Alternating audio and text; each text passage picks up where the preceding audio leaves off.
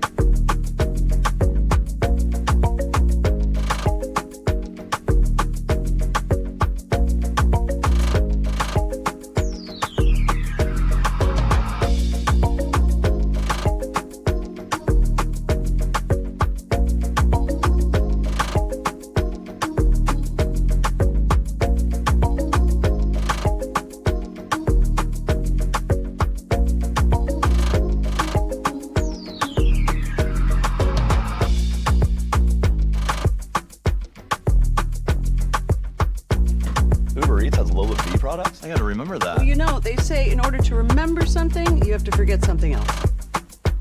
Okay, now that is a very cute haircut. That's like a little shag. I've never seen it before. Well, I mean, of course you have. That's the Rachel. Oh, is that your name? No, I mean, like, your name. No, I'm Jen. My name's Jen. Right, but I just mean, like, this is your haircut. But that's hair on your head. I'm not saying this is your hair. Okay.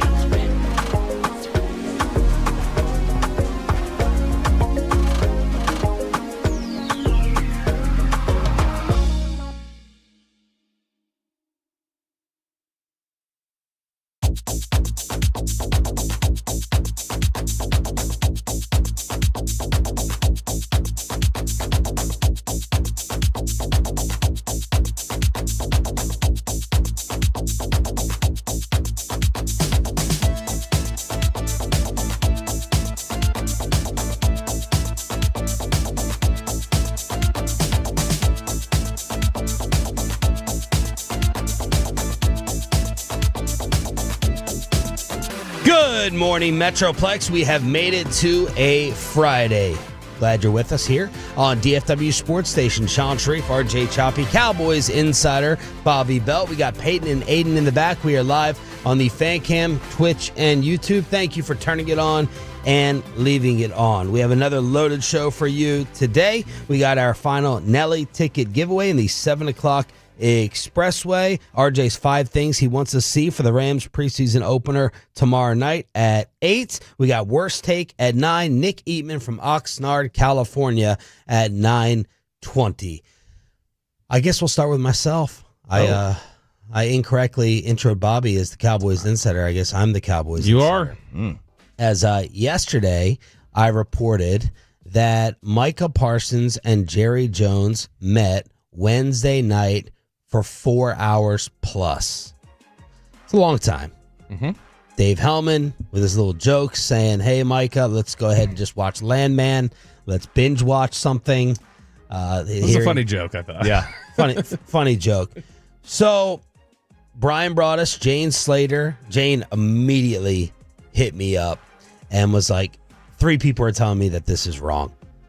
Then brought us at 4:50 this morning, woke me up and said 3 people are telling me that this is wrong. So just for balance purposes, Jane brought us. Bobby was told something last night that doesn't necessarily corroborate. This is the same source that gave me the Schottenheimer story, so I'm going to go with that. It's Jerry, man. If Jerry told you that, you got to run with it. Jerry did not tell me that, but I think some people within the Cowboys are emphatically denying it. We shall see what happens. My initial reaction was, and of course, Jerry and Micah were not at practice yesterday, which set off everyone's alarm bells. Michael in the office scrambling. Oh my God, it's happening. It's happening. I guess the official word is Micah is working on his back somewhere. Nobody knows where Jerry was, but I wish the back would get better. Maybe Jerry was massaging the back. Yeah. Maybe that's what that was. But then I saw Steven with Trayvon Diggs on the sideline laughing and hugging, and I said, oh, there's good feels in Oxnard. Maybe we have gotten over a hump. I wasn't told anything else about the supposed meeting. My initial reaction was, this is good. This is positive. But then the thought crept into my mind, is Micah Parsons reiterating his demand for a trade after Bobby told us yesterday they're not playing around. They're serious about this. That could be the case. All I was told was they met for a very, very long time and David Mulugheta was not physically present. I understand why the internet and Twitter said, oh, you worded that awkwardly. I get it. I don't know. The reason I worded it like that, because I don't know whether David Mulugheta was on a speakerphone. I don't know whether David Mulugheta was on a Zoom call. I don't know. All I could say was he wasn't physically there because I was told he had not flown in at that particular time. So that's where we stand. I am sitting there in line waiting for my son's open house on the phone with Bobby. Oh, is this your first open house? No. He had an open house for his daycare. Okay. But this one took forever. Oh, I was yeah. arguing with Amanda. Again, you know my rule. My daughter's not allowed out in public after what she did on the airplane. She has to stay inside in the cage that we had. It's a very nice cage, though, and we had it built for her. Avatraz, I'm calling it. There you go. Avatraz Island.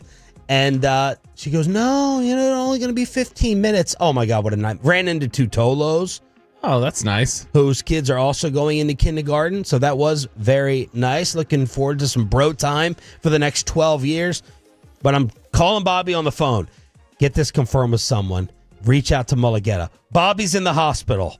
So I get back. I'm waiting to check in. Did Mulligetta answer back? Anyone else from the Cowboys? Should I contact Tad? All these things playing out. I said, screw it. I'm sending it. Micah and Jerry meeting for hours on Wednesday. That's my story, and I'm sticking All to right. it. Listen, the only thing that sounds fishy is 4 hours. There's nothing that you could talk about for 4 hours.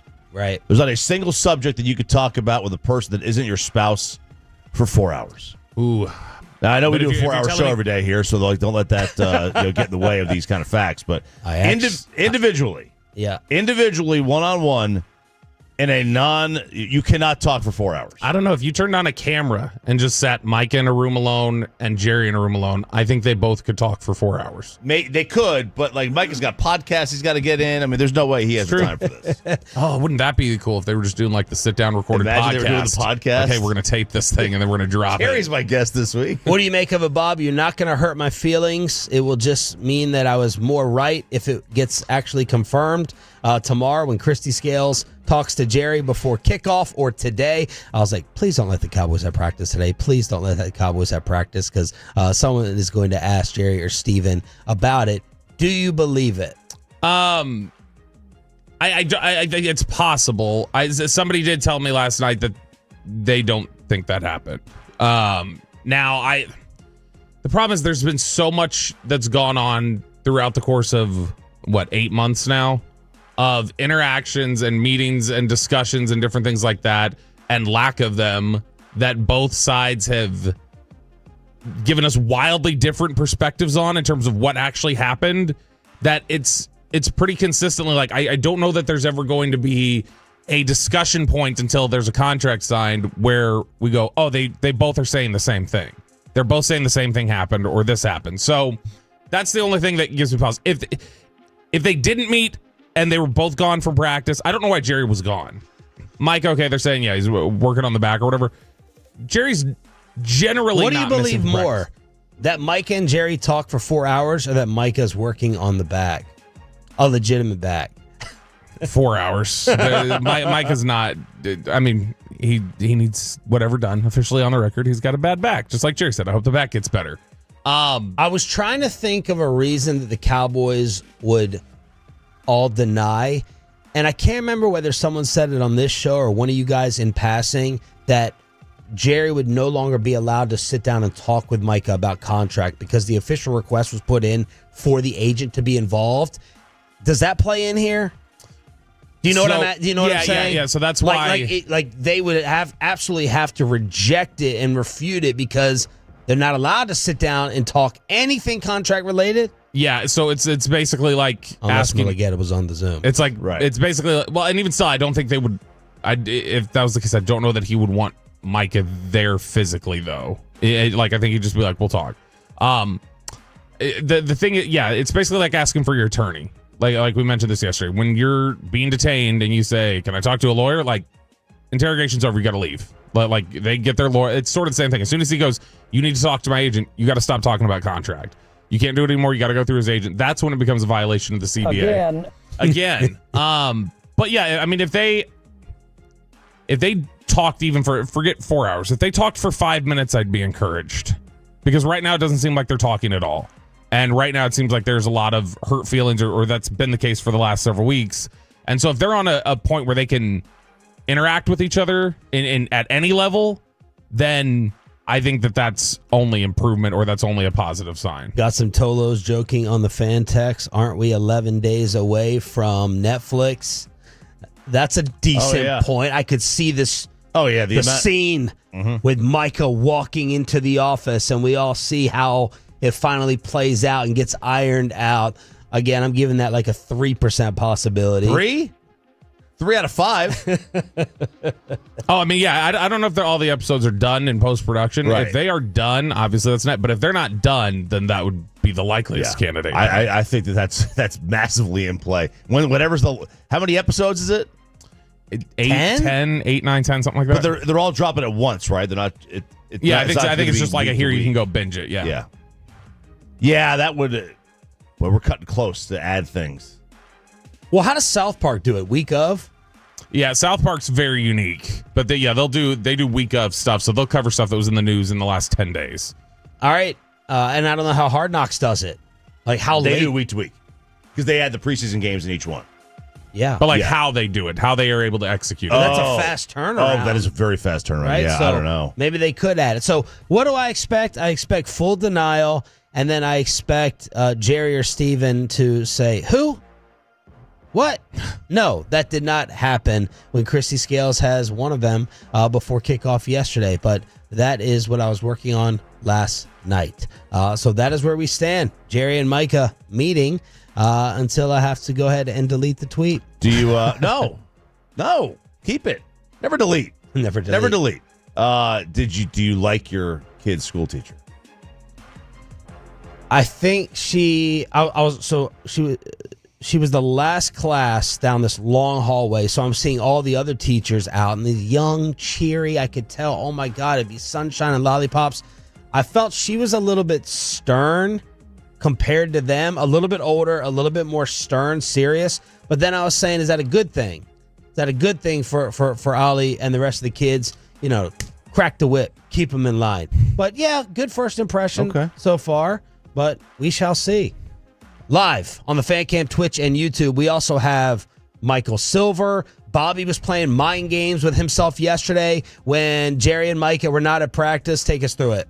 Yeah, I hate the existence that is covering this right now, because it is like the fact that it's just something so simple now gets you all like worked up and like, oh my gosh, I got to start calling people. I got to start figuring things out. Let me send a text. Let me find out what this is. And it's like, they're not at practice. That's unusual for sure. But now it's like, all right, let me ask around. All right, it's nothing is what I'm hearing. Okay, maybe though. I mean, who knows? At first, that's all I heard was nothing. I didn't hear any response. I wasn't told it was nothing. I just heard nothing. And then I started thinking to myself, all right, well, nothing doesn't mean something, but nothing isn't nothing. And so I guess nothing is something. And so if it's something, then maybe it's something big. And as I'm trying to talk myself through all these stupid thoughts that are going on in my brain, somebody replied back and said, status quo. So I was like, okay, I guess that means status quo. They're not doing anything. And then I got another one a few minutes later that said, nope, still the same. And so both of them being gone from practice is ultimately nothing, but it was the first time that it popped into my head where I was like, is there any bit of dramatic flair to this one? Right. And like, why else would Micah miss? Let's just assume, and I'm going to go off Jerry's sarcasm the other day, that he's not getting his back work done. Let's just assume this is a hold-in injury. Wink, wink, Terry McLaurin. Maybe this is a sign to the negative where he's like, I'm not showing up at practice anymore. That's giving them too much. Like, why all of a sudden yesterday was Micah not there?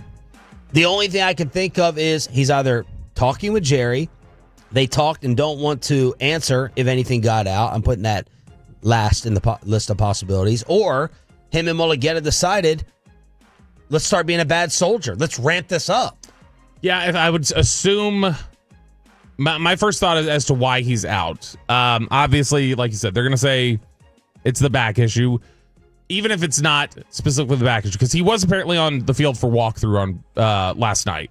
So, which was not open in the media, but apparently when they were doing walkthrough in jerseys and everything like that, he was out there for that. So the fact that he wasn't out there earlier, I wonder, did he just not want to be around media that day for whatever reason? Is there something where maybe there is some sort of treatment he was getting done, back or otherwise? He was just getting treatment done, trying to get things worked on, and said, you know what? I don't have to be out there for this.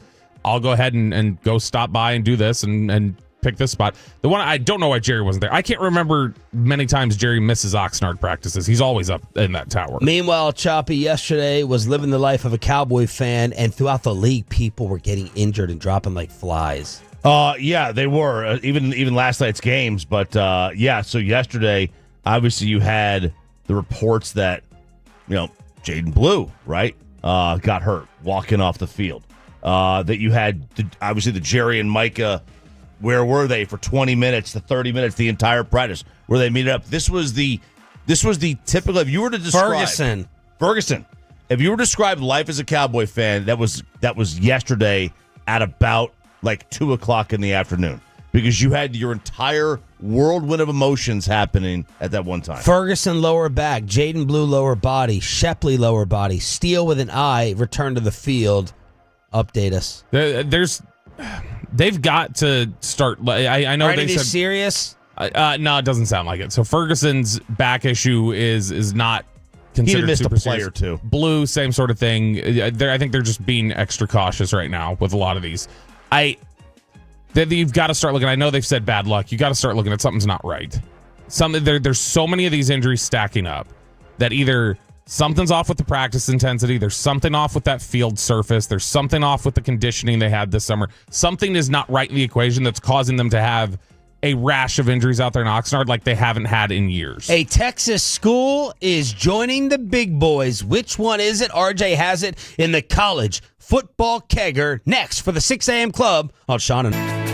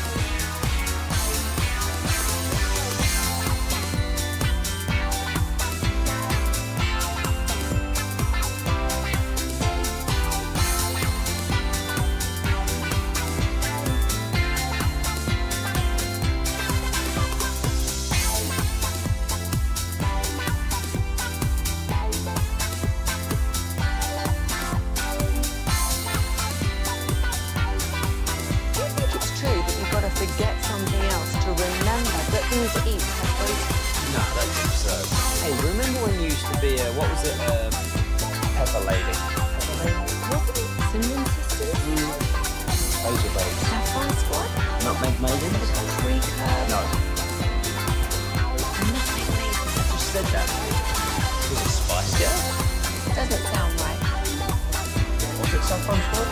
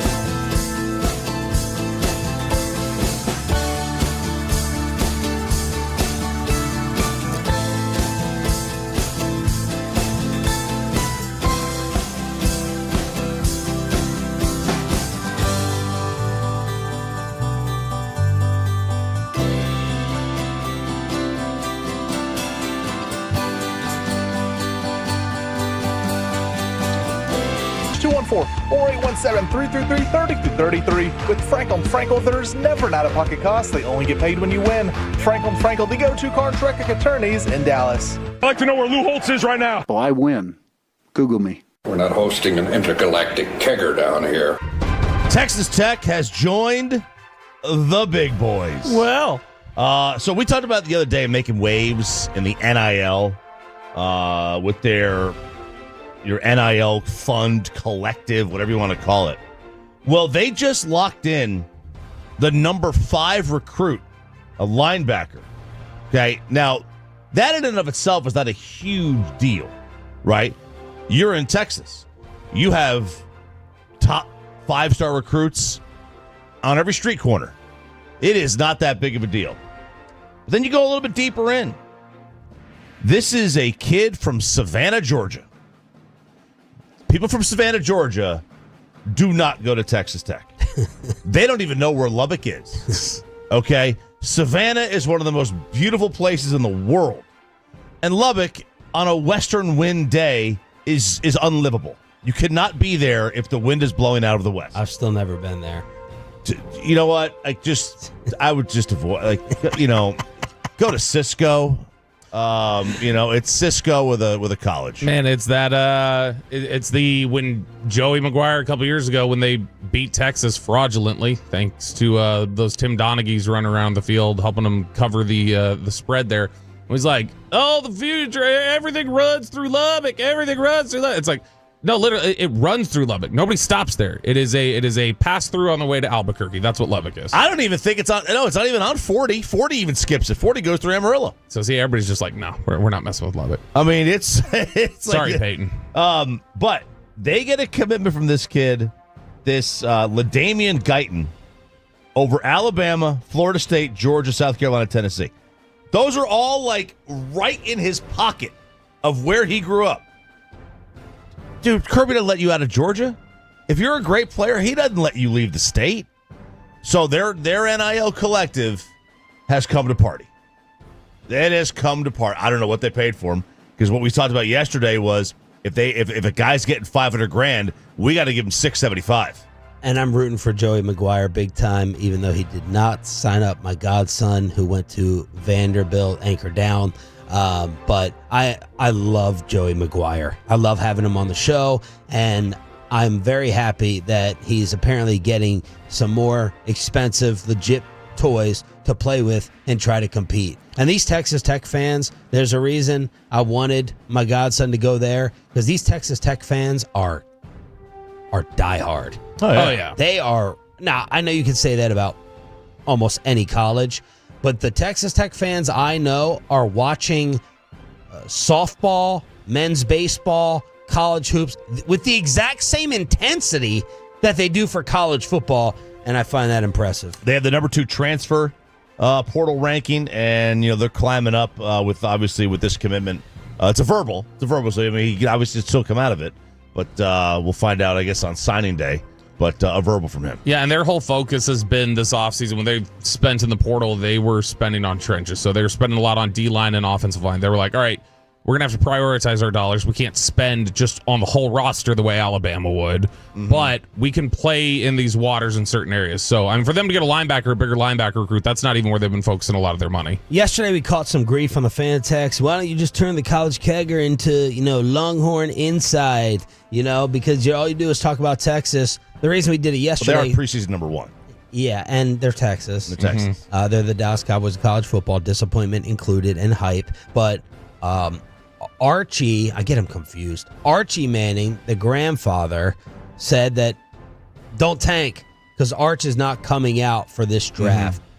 I just wanted to give you each a minute more to talk about that. I feel like we didn't break it down as a huge story with the time dedicated to it, because we're not surprised it's a Manning-type thing to do. It is. I don't know if Eli came out early. I don't think Eli came out early. Obviously, Peyton didn't. He had a press conference saying he was going back. But this is kind of par for the course. Eli played his senior year. Yeah, this is kind of par for the course for the family. They just don't. They believe, and Peyton has talked about this. I think he was on McAfee's show or no. Well, but he said that, it really helped him to be in the same system. He was in the same system in college for 4 years, same OC, with David Cutcliffe. And then he had the same OC for basically his entire NFL career until he left Indianapolis and Tom Moore. And Brady had the same, he had new OCs, but he had the same system. It was Bill's system that Bill wanted to run, whatever that Perkins scheme thing they run is. It was the same one, right? So you have nothing different, and that helps out a young quarterback. And I think that's what they want with Arch. Yeah, and really exciting, great news if he's legit for Longhorn fans. Yeah. I mean, Peyton played his senior year, Eli played his senior year, and you're talking about this would be Arch leaving after his sophomore year. Like he's redshirt, but still, you're talking about having him jump after basically 2 years in school.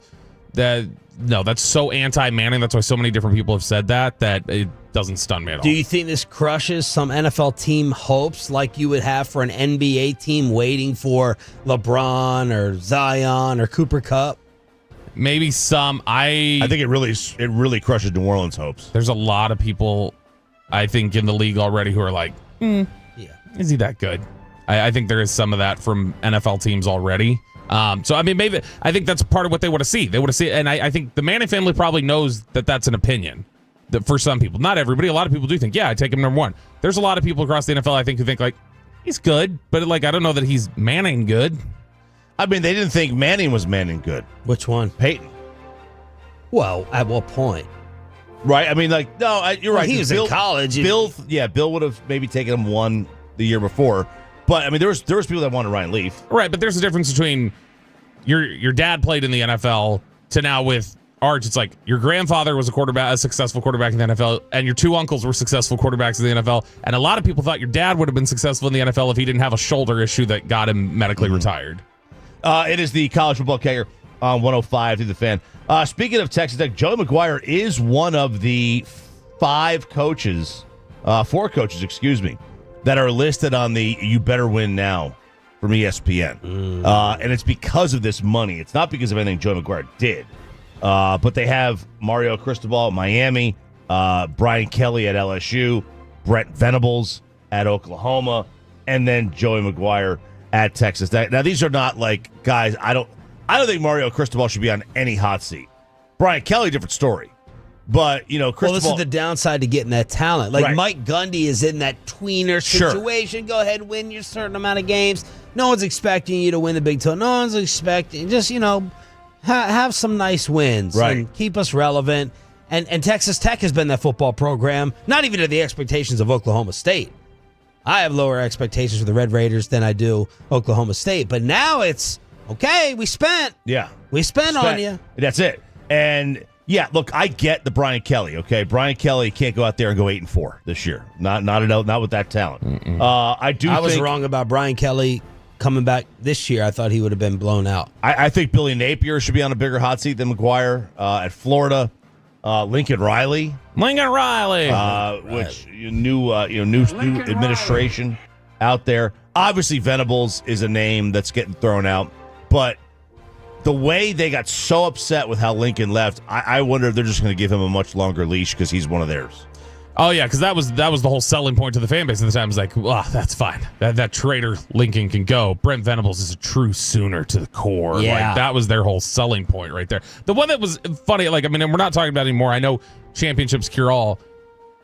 Like a month before winning the national title, everybody's like, is Ryan Day going to get fired? Like, in the next week?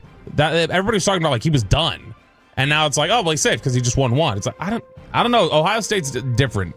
A lot of those, that's one of those programs that you can get blown out pretty fast. I would be on watch with him still. Really? I see. I don't know that you can win a title and be gone the next season. That seems crazy to me. It does in general, but if because of that, RJ and I advocated for him to quit on them, walk away. Yeah.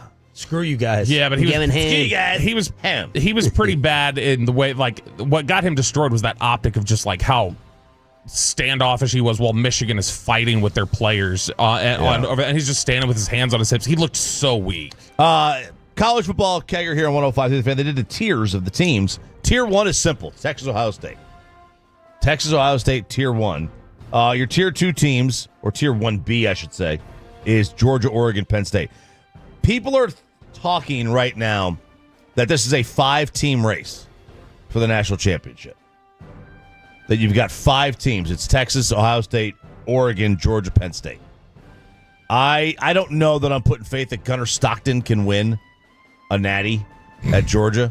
I don't know that Drew Aller can win. I've seen too much of him. Aller's just so frustrating. Aller's that guy who you sit and watch and you're like, you were built in a lab to do this. And in a lot of ways, you have done it against lesser competition. Big games, that dude always flops. Always. Yeah, this whole 5-team, it's these teams, that's a bunch of horse crap. It's stupid. We get changes every year. Arizona State was in the Final Four. Oh, yeah. TCU made a final. Arizona State wasn't good, though. They lucked into it. They weren't, look. They did get, they made it. What are we going to do? They made it, and they made a little run.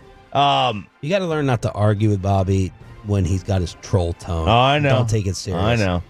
Yeah, that's what he wants. Peyton, when the Giants come to town this year, could I pay you to throw something at Scadaboo that's been thrown on WNBA courts this year? Bobby. Put a price on it. I am stunned because, look, I am an SEC guy, and we love to. Scadaboo would love that. He probably would. I'm an SEC guy. We'd love to let everybody know how difficult it is to play in the SEC. Yeah, I've heard. So I am stunned that I had not seen this stat until yesterday. But all 16 SEC teams are in the top 20 in strength of schedule preseason in terms of hardest schedule. With I think Missouri is slated at number 24. Why are you at the top. stunned? I'm stunned because that's what you guys flex. I know, but that's the point. How has nobody said this yet? I feel like people say stuff like that every day ad nauseum. Wasn't Lashley just fighting about this? He was fighting about the perception, but I didn't realize that in the hardest schedule, the strength of schedule preseason, that all 16 teams were in the top 20. I'm sure I would have heard something about that. And I'm very disappointed in the SEC coaches for not bringing this up at Media Day. Because we need our propaganda list. I know, that's the thing. Like, it may have just been said at one of their cult meetings when they're passing out the Kool-Aid or whatever. Like, they may have just said it there, and that it's not something that's shared to the public. They were literally handing out, like, infographics to people at SEC Media Days about how great the conference was. There were all these reports of them handing out pamphlets to media that just go, here's how, hard it is to be in the SEC compared to everybody else. They are constantly flexing that stuff. They are, and they should. They should. The ACC, meanwhile, is taking credit for Cal's swimming national championships in the Pac-12. Jared Goff, they gave him we got a number 1 overall draft pick here. It's the College Kegger here with RJ Choppy in the 6 a.m. Club, Friday edition of Sean and RJ live on your official home of the Cowboys and Rangers. It's 105.3 The Fan. Let's recap our crazy Thursdays. Bobby was in the hospital. Choppy had a dogfight, and I had Operation Freezer Save thanks to the help of the Tolos. All of it next on Sean and RJ.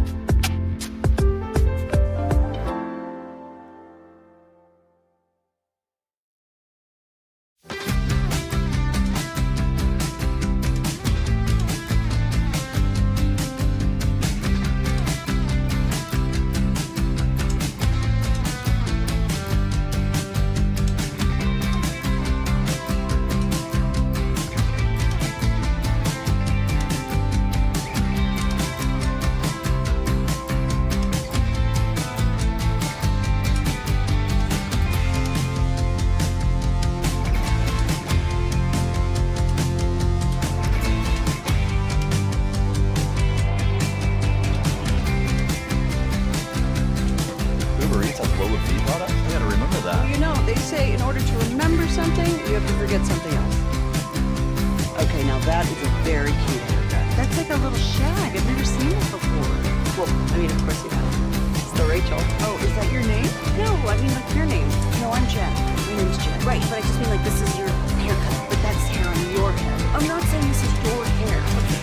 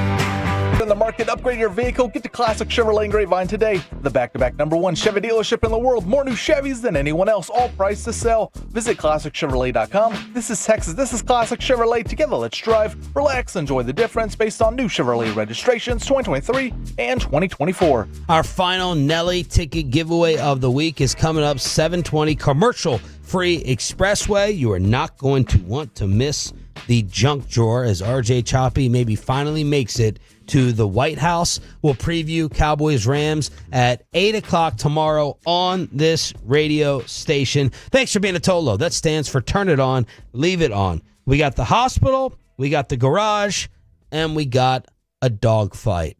Where should we start? I guess with you, Bob, with the hospital. That sounds most serious. Yeah, that was exciting. So I always love when you get a call from the wife and the first words out of her mouth are, "Okay, don't freak out. I just need you not to freak out." And it's like, okay, not gonna freak out. What's up? So they were over at someone's house yesterday, and I guess there was this inflatable tube of some, like, it's just an inflatable kid's toy, like a giant thing. I don't know what it is. I don't know if it's like one of those. I think it's one of those boxing things that like you hit it and it bounces back up at you or whatever. So like a tackle dummy. It was some inflatable toy like that. They were playing on it. Laura, Addison, and these kids that were over there, they were playing around with it. So at one point they'd stopped, and Laura was just laying on it. And she was laying on it like you would do like one of those arches, like if you were doing a yoga pose, basically. So her head was basically on the ground, and her feet were on the ground, and she was laid over it like that. Oh, so like when HBK laid over Triple H, they both got pinned. I mean, that was the exact analogy I used to Kristen when she was trying to explain it to me. So this kid, one of the other kids, comes running up and jumps in the air and lands on the other side of it, like trying to launch her like it's the Blob at one of those, like, lake camps. He hits it. She flew up in the air and like landed on her left side. And when she landed, Kristen called and she's like, "This is just not like her." She said she has not stopped crying for 20 minutes. And she just keeps saying her back hurts and she has not moved off the floor.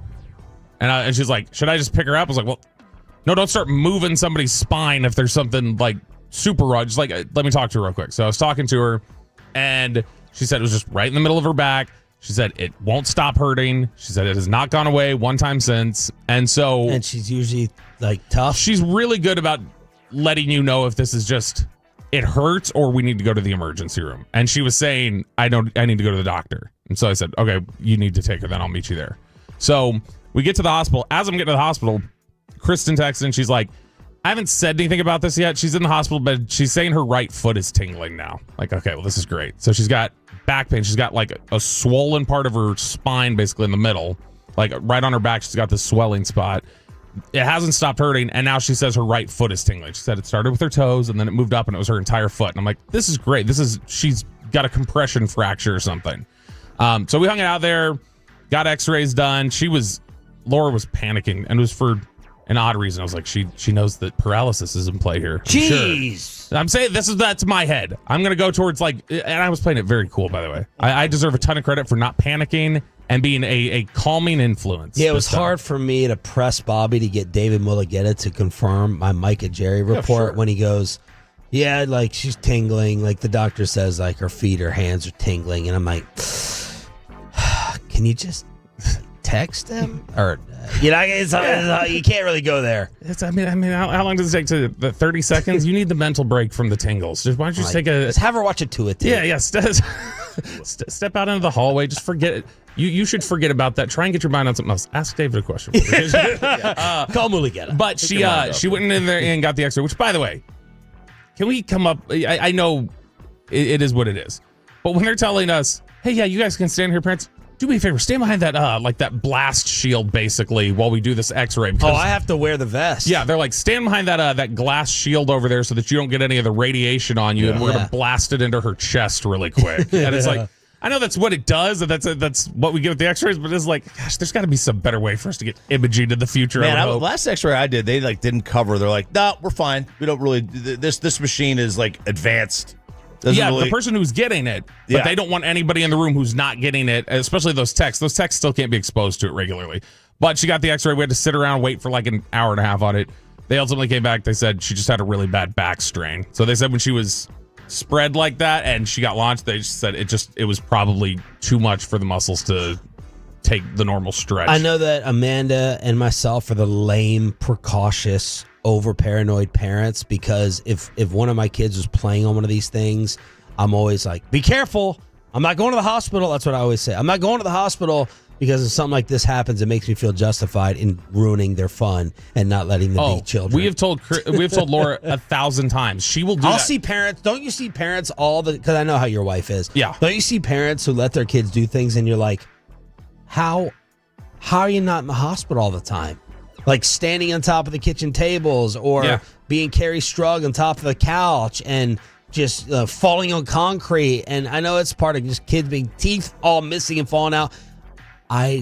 Sitting in a hospital for me is like sitting in an airport, except you have the extra worry of your because there's no destination. But see, you're right, because it just hasn't happened yet. Like you mentioned, they're walking around the couch like Carrie Strug. Eventually, you are going to be Bella Caroli. You're going to be carrying that child while they like nurse a sprained ankle or whatever. So that's going to happen. But she ended up last night. It was just a symptom because Laura was saying stuff like she wouldn't put her arms down. She kept holding her arms up. She said, "When I put my arms down, she's like the kid from Christmas Story." She said, "When I put my arms down." She said, She said when she dropped her shoulders, it would hurt more. She said if she took a big deep breath in, it hurt more. And so I was like, "Gosh, this is all a bunch of really like sensitive stuff with it." But she ended up. She chilled out. She was fine. Her biggest concern was she said she didn't want to wear. She's like, "Am I going to have to wear a body cast?" I was like, "No, I don't think you're going to have to wear a body cast." Don't you just tell every kid who has a cast, "Oh, you're going to get that big. Everyone's going to sign it. It's fine. Everyone's going to sign it. Don't worry about that broken femur." Of course, my child wouldn't allow anybody to sign his cast. What? I guess that's Julian. Yeah, he had a pink cast. He goes, "No one's signing this thing." Oh, pink. Oh, but he's fine with the pink. Him and his WNBA shoes. No wonder he went in Sarah's drawer. Both. There was pink in there too. He was a That's WNBA right. fan. A lot of pink in there. But he. I guess that's not a thing anymore, or whatever. At school, it's not a thing. What happened? What happened? You turning into this NFL player? He got busted for dog fighting. I am not turning into the NFL player. LaShawn Johnson? Was that his name? Yeah. I was thinking Michael Vick. No, it was not Michael Vick. That story was in Oklahoma. Yeah, LaShawn Johnson. Yeah, it was in Oklahoma. Yeah, he was busted for dogfighting like 20 years after he was busted for dogfighting. Seems so unlike Oklahoma. So I got home. So here, long backstory here. Pudge used to poop upstairs all the time. We never go up there. We never turn the AC on. It's 5,000 degrees up there. It's just one room. It didn't end up smelling. No, not really. So a couple years ago when we first got him, he started pooping upstairs all the time. We went up there like, what the heck? This is like his little toilet. So we got a gate. Well, we took the gate down when we got the new couch because we put the old couch upstairs. We took the gate down. We never put it back up. So you built the wall. And you didn't get rid of the couch. We got rid of the reclining movie chairs because they had it was bonded leather. They had just tore up, right? Yeah. I gave them to a Tolo. So I go up there and he started pooping up there again because we took the gate down. We never put it back up. And I'm like, what the heck? You're potty trained, dude. Clean it up. Fast forward a couple of weeks. I go upstairs. Poop everywhere. Dude, we yell at him. We scold him. This is the second time we scolded him. Clean it up. We're out in Oxnard. She said he did it again up there. She yells at him, scolds him. Why didn't you just put the fence back up? I don't want to put it's a pain in the butt. It's a pain in the butt. Yeah. You should see a ghetto setup I have at my house to stop Ava from going up the steps. Really? It would be embarrassing if company came over. It's just a pain in the butt. I'm not getting that gate. I'm stupid with that stuff anyway. Yeah, it's still like the stuff's still screwed in the wall. It's easy I could do that, but it's just like I'd rather not have a gate. We don't have kids. I'd rather not have a gate. You don't go up there. No, it's true. It's true. And you do every other. You fix motors now. And you can't put up the gate that's already halfway assembled. I'm He's just waiting too lazy. for Mexico to pay for it. It's in the garage. Stop. I don't feel like going in the garage. So finally, I get home yesterday, and there's a turd up there again. And I was like, all right, I have had it. I was like, Pudge, get up here. Yeah. Yell at him. Come. And he slowly walks up. He knows what he did wrong. And I laid it. I'm yelling at him. I'm just doing everything I can in my power not to find not to spank him, right? I'm just doing everything I can. And he starts to give me the teeth. Ooh. This SOB gave me the teeth, and you will not Okay, so I had to side control him or whatever it is. Right, that thing where you lay him down on the side, you dominate. Oh yeah, the power. Yeah. I had to show him who's boss. Well, that wasn't working. So I throw him outside. I say, get outside. Get out in the backyard. Find some shade. I dare you. It's noon. Find some shade back there. Touch grass. Yeah, there's no grass in the backyard. It's turf. Turf Concepts Online. So Sarah says, you can't put him outside. And I'm like, why not? She goes, it's too hot outside. I said, there's shade. There's a little bit of shade. She goes, no, we don't have an outside dog. We are not outside dog people. She said, find a better way. She goes, lock him in the bathroom. I said, great idea. I lock him in the bathroom. All right. I start hearing, and then I hear the trash can rustle. And I walk in there, and the floor is soaking wet. And I'm like, what did you do? He nervous peed all over the floor. So I clean it up. I say, you're going outside again. You go outside to pee? And I go put him right back into the bathroom. And I left him in there. And I shut the lights off this time. Oh, no. Wow. And he peed even more. So we're getting a new dog.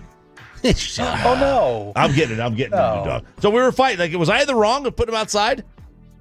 Well, how long were you going to keep him out there? I was hoping to keep him out there for about 2 to 7 hours. I wanted nothing to do with it. I was going to keep him out there for their attention span's like 30 minutes. Pepe's the dog guy. What do you think?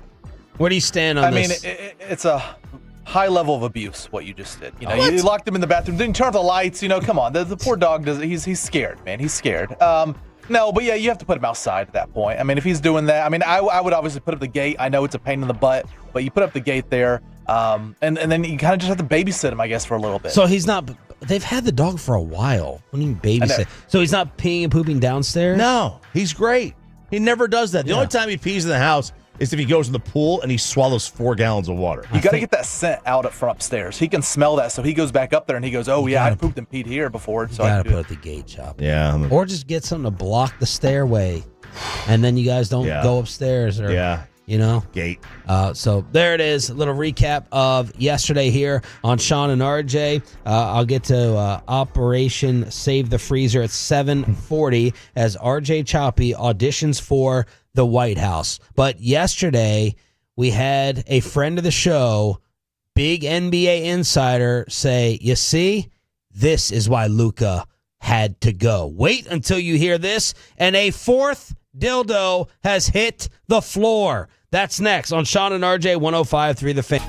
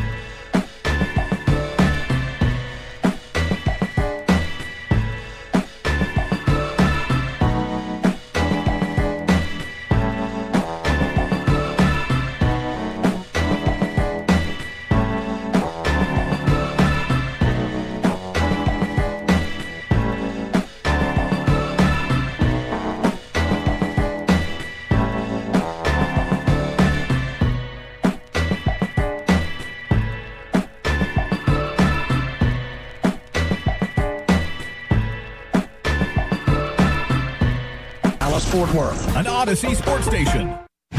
Driven by our D&M Leasing Studio, this is Sean and RJ on 105.3 The Fan. Are the Dallas Mavericks now justified for the Luca trade? Good morning, Metroplex.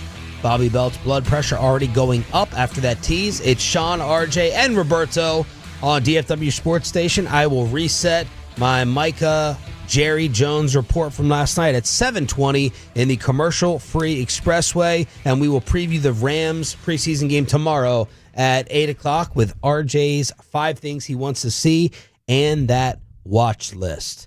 But, Bobby, a couple of days ago, you had already sent this article that Luca was over us. Yeah, he's moved on. We've gotten a little bit of 165 million reasons to move on. Well, we've got a little bit of chatter on the fan text before. You'll have a handful of people who, while they're complaining about Luca, they'll go, "Move on. He's gone. He's the enemy now. Drop it. Nobody cares." Never. All of that. You're getting all that. Well, The Athletic says that's exactly what's happened now. The Lakers reporter, is it Dan? I can never know how to say his name. Dan Woike or whatever his name is. He's the old LA Times reporter. Woike, however you say that. Wookie, maybe. I don't know. He had an article up called Inside Luka Doncic's U.S. Tour, from Lakers extension to a surprise Backstreet Boys concert. He had a viral TikTok yesterday of him talking to Brian Littrell and them lip syncing to each other. So he's been all over the place, and we've talked about this. But they said one of the things that stands out to those close to Luka Doncic is that the message that's been sent is he's over the Dallas thing. He's moved on. He's looking to the future. It's not the big emotional thing that it was. Maybe there's some sadness there. They didn't say that, but they said he's focused now. And he's locked in on what he's going to do. He's got an episode of Hot Ones coming out soon, apparently. He's recorded that. So I'm sure we're going to get some... Sean Evans... Is that the hot wings. sauce? The chicken wing thing? So he's right off the diet. Sean Evans is the guy... He does the interviews with those. I don't know if people just encourage their publicists, encourage them hey, really open up here or what, but they will just spill their guts on a lot of that. Yeah, we're going to get a Nico Harrison answer in that Hot Ones episode. I think because your guard is down because you're so focused on the 50 billionth Scoville unit. A lot of it has to do, I think, who's interviewing you. So I don't know why. Because of the Hulk Hogan updates you've been sending me, I've gone down this Hulk Hogan rabbit hole, and I watched 2-hour-long interviews. One with TMZ and Harvey Levin. The other was with Theo Vaughn. And they were Hogan on them? Just with Hogan. Yeah. And Harvey's coming in with his hard-hitting questions and everything, and Hogan's like, my brother's death and all that. I don't want to go there. He was uncomfortable. Theo was not aware of the same subject. And when it came up, Hogan told him everything. Because Hogan was kind of looking at him like, are you asking me this to get an answer out of me? And Theo's just like, nah, man. I'm just like, hey, well, how's your brother? And his unawareness caused Hogan to put his guard down and give more of an answer and the full story versus having the guard up with Harvey and TMZ because Levin went in with all of his homework. It wasn't this natural just conversation. It's like if there's a famous celebrity or singer, I feel no nerves going up to them, and I'm like, Amanda hates this. She goes, don't go up and say, she's a huge fan. She's got a crush on you. Please take a picture. Like Luis Miguel. Luis Miguel is he's this famous Hispanic. I'm trying to think of another person. Fantex, help me out who I could compare him to. He's a legend. And I'm like, hey, my wife is in love with you. I don't have any nerves with that. If it's Michael Jordan or a famous athlete, I'm not going up to him. I'm scared. Mm-hmm. So I think it was like John, is it Facenda? Who? John Facenda, the voice Who was the guy in the airport that everyone... John Quinones. John Facenda. Well, who's Facenda? Isn't he like the NFL Films guy? John the autumn wind. John Quinones, right? Yeah. All the girls were freaking out, and I was like, I sometimes think that helps, and I'm like, I don't really know you, because I'm not trying to get something from you. Yeah, it's like I don't really know you. Can you take a picture with my wife? It's like Marshawn Lynch hated doing. I remember when he was going through his hating doing interview stage. He played video games with Gronk and Conan O'Brien or something for an interview one day, and he was the most open and relaxed just because he wasn't talking about his normal thing. I think, and you're having to explain things more to someone who doesn't know anything. What do you think? What do you think kind of reaction we would get if we didn't prep Peyton for it and we didn't prep Jerry for it? But in the middle of the Jerry interview, we just went, Peyton, do you have a question for Jerry? and we just made him do. What kind of response do you think we get from Jared? Do you think Jared would meet it as like similar, like, yeah, this guy did not prep, and he's clearly just in need of a casual hand here? Tim McMahon, Mavs insider, friend of the show, now national ESPN big dog, gave his Luca thoughts after that Men's Health cover on the Hoop Collective pod. The Men's Health cover, and I guess there were 3 stories. I read one of them. It's a bit much. Like, look, it's cool that you've committed to conditioning. I don't think you needed the victory lap too. And this has been like a long victory lap. And essentially, he's sticking to the Mavericks. Okay. Lakers. Huh? You said sticking to the Mavericks. Oh, sticking it to the Mavericks. Oh, sticking it to the Mavericks. The whole revenge bod thing. Yeah. This proves the Mavericks. Look, Luca didn't have to get in shape to prove that the Mavericks made a bizarre decision. But Luca's body changing so much this summer does confirm that those conditioning concerns are absolutely real. Like, his sudden commitment to conditioning, like, bro, you're several years into your NBA career. I mean, a victory lap, I would say about time. I totally agree. Wow. I know it's unpopular. I totally agree. I wonder how many Mavs fans got angry and furious, being like, oh, now? And then Luka's excuse that came out the other day for why he never did it here. He said, because I had more time off, we got eliminated earlier. I had an extra month and a half. Get out of here. Come on now. Are you serious? I think I was a good player before. What drove me, basically, we made a slightly different training plan. I had a little more time. Last summer was really tiring. I played until June, then the national team, so there was no energy. This year I had more time. That is a bunch of crap. It is. McMahon, part 2. And there have been, like, his first summer after his rookie year, he had this kind of conditioning commitment. A couple of years ago when he got the body team, he came in leaner, but, like, I don't know, man. The whole victory lap thing to me has been a little bit odd. And the article that I read, like, there was this suggestion, I don't know if this came from Luke or this is just the writers, but that he was left without guidance. Like, he had to, like, during the summer, he was on his own. Trust me, the Mavericks would give him all the guidance that in the world. None of that guidance was feast every night and throw down a bunch of beers. And, he's European. Goran Dragic is European, actually from the same hometown. He managed to stay in great shape his entire career. So congratulations on your newfound commitment to conditioning. The accountability is on Luka. The accountability is not on anybody. I'm not on the Mavericks, not on anybody else but Luka. And I'm glad that he's now taken those steps. But the victory lap has been weird. Now, I already know what you're both going to say, especially you. What am I saying? That the Mavericks should have waited for the Dirk-type maturation for it to click. The question... Hell, man, I had literally just wrote that. Did you, for real? Yeah. The question, though, is, would it ever happen here? You know what I mean? It's like you parenting your kid, or do they need to go somewhere else for a little bit for that, it's like they say, send them to boot camp, or they need to go to the Army. Was that ever going to happen under your watch? That is my question. Or was he just too comfortable here?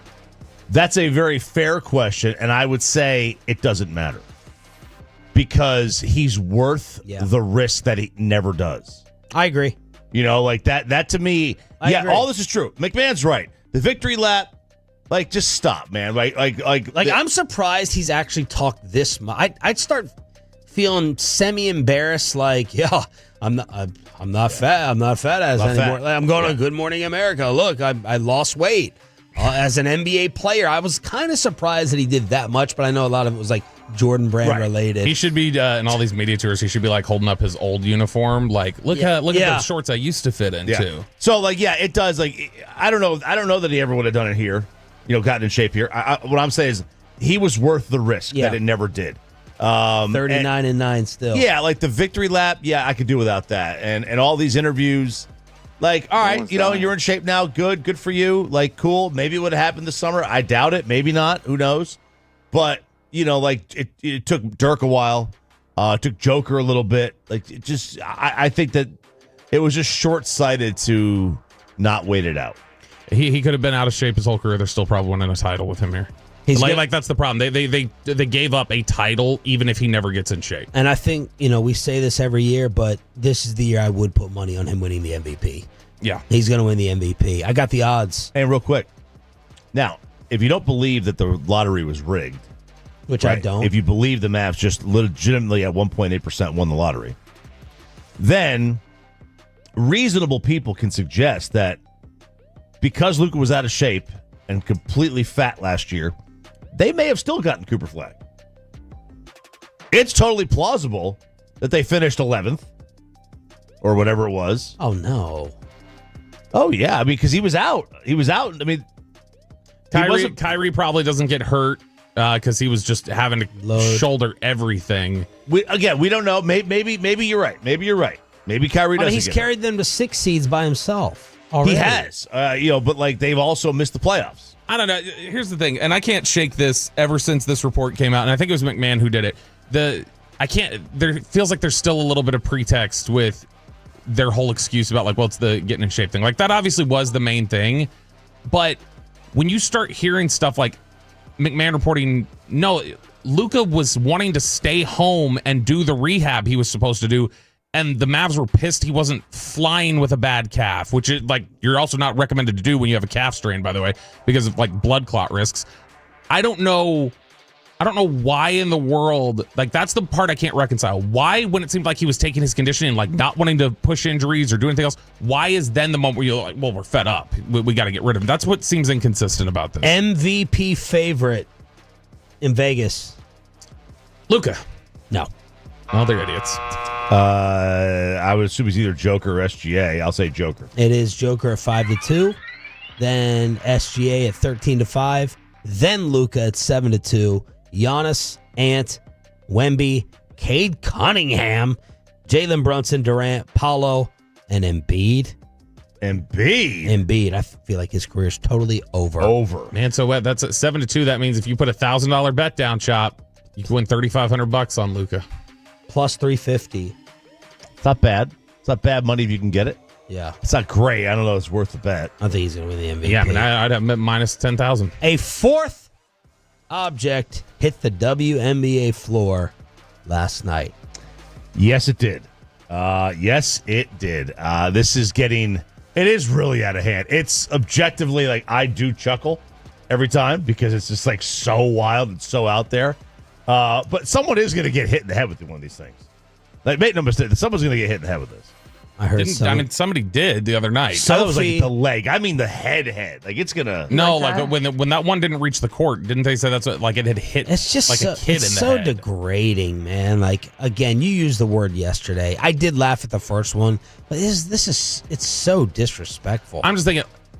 I know that the first one you see, it's like, oh my gosh, that's ridiculous or whatever else. But here's what I know: if that happened in the real world, and somebody threw one of those at like Kristen, for instance. Like I'm going blind with rage and like beating the hell out of them. like that's just where it is. And so like every night for it to be happening now, it's like this is getting really, really disrespectful. The bets, man, the bets are wild on this. They had like I mean obviously they had the color bet, but they had other props that you could use on this as well. I mean, just it's all over the place. It is wild what's going on. All right, there it is. Little recap of everything you need to know here with Sean and RJ. Here's one from last night. I got this right. Who touches it first? You could bet like player or ref. Arena employee minus 105, ref plus 140, player plus 180. Oh, that's got to be a ref, I think. A fan plus 1,000, a coach plus 1,200. And then obviously you can bet on the color. Purple. What do you think the punishment should be when they get the person? I mean, the same thing that it would be if you're banned forever from the games. I mean, I know we disagreed on it yesterday. To me, that is what they were talking about. It's a sexual assault charge. I don't know how it's but a you're sexual throwing assault. It's an object somewhere. No different than battery. Just like dead serious. You want to say it's assault or assault and battery? No, but I want you to think if you were out in public and there's a very clear message with why they're throwing those on the court, and it is a sexual relation. So what I'm saying is that if somebody did that to you on the street or did that to your significant other or whatever else, you would think of that as a sexual assault. No, I wouldn't. I would think well, that they have to touch my significant other inappropriately, like themselves. I would think. Yeah, if you want to say it's attempted battery or attempted assault, I'm not going to argue with that. I don't view that. I don't view getting hit with that any different from getting hit with a beer can. Yeah, that's me. We can agree. I agree. Yeah, it's like, to me, I don't know that I can have somebody going door to door telling everyone. Why is it that for the WNBA? Like, there's clearly a connotation that's either that, like, it's not just a beer can. That's what I'm saying. They're not just throwing trash on the floor. It's hateful. Yeah, it's disgusting. I don't know if I view it as sexual assault. Like, I think sexual assault that you have to does that go with registering that where you live though, Bob? Yes. Are you going to take it that far? Like, I have to let people in my neighborhood know that I'm a sexual assault? No, I mean, to me it is though. Like, it's a legitimate, like, there's the whole reason it's thrown on there is related to sex to begin with. Like, that is what it is. And then you are assaulting them. Like, it is some level of a sex crime to me. 877-881-1053. Better hope you never end up in Bobby Belt's courtroom. More of a hate crime than sex crime. Let's go commercial free with the Expressway, our final Nelly ticket giveaway, and I will reset my report of Jerry and Micah finally meeting. Commercial free Expressway with the junk drawer as well after this.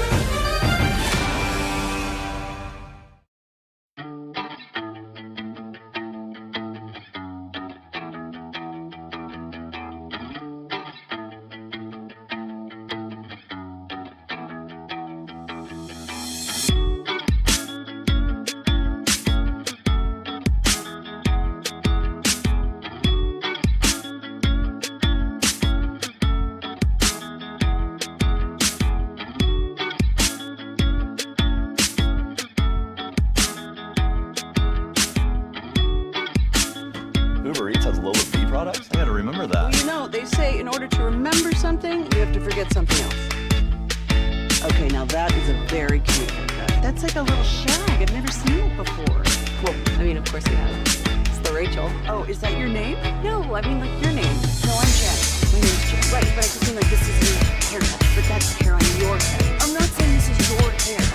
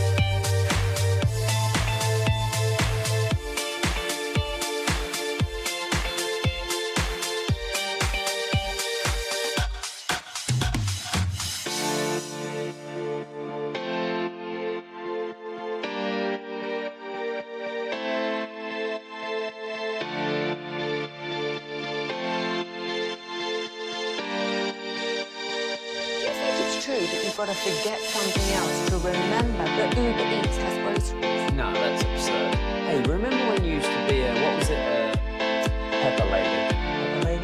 Was it Cinnamon Sisters? Basil Base. Saffron Squad? Nutmeg Maidens? No. Nutmeg Maidens. I just said that. Was it Spice Girls? Doesn't sound right. Was it Saffron Squad?